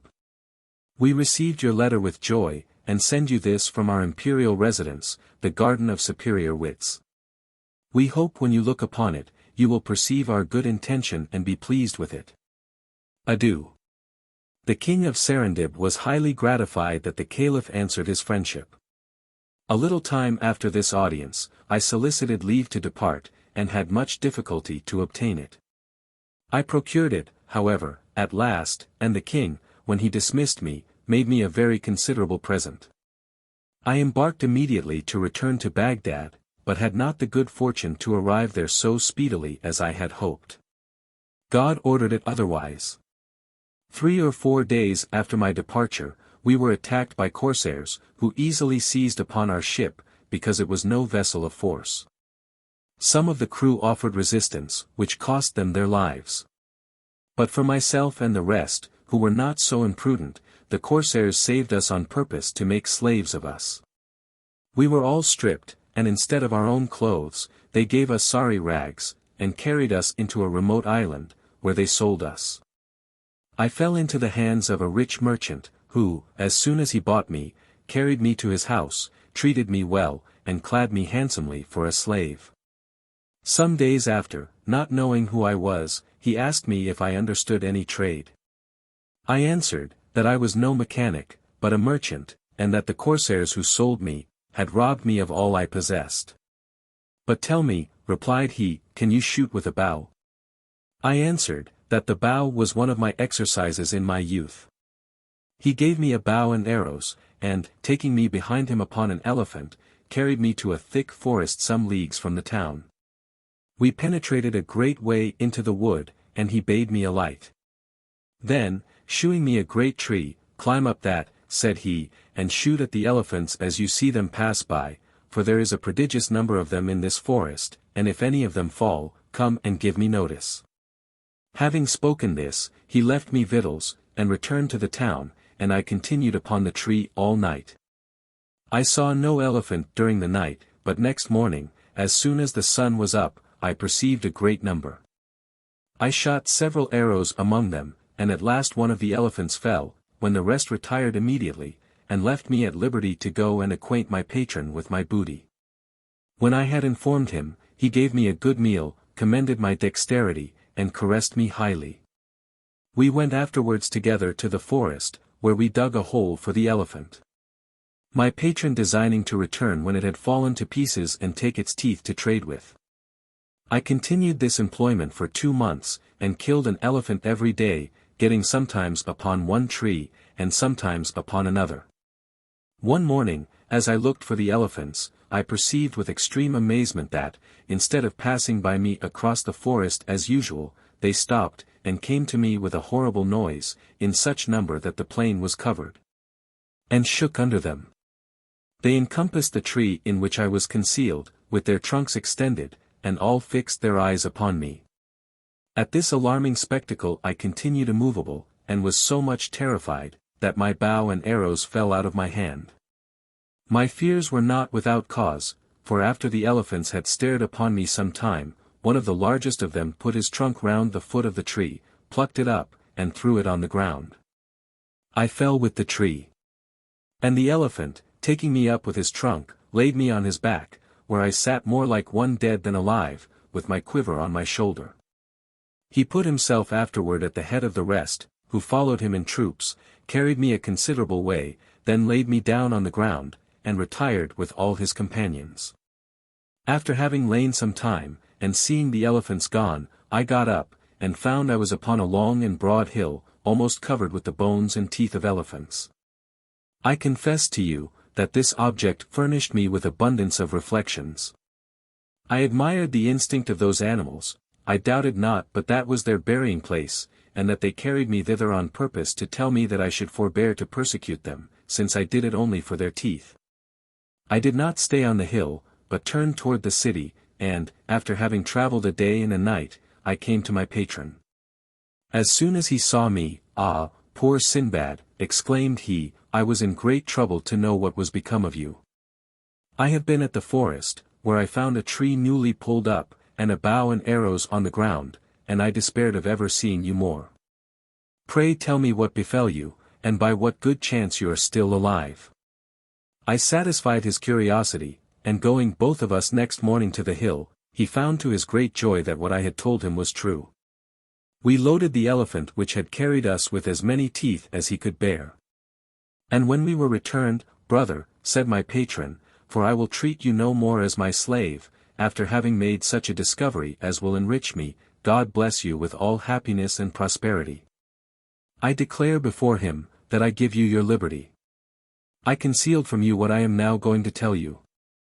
The elephants of our forest have every year killed a great many slaves, whom we sent to seek ivory.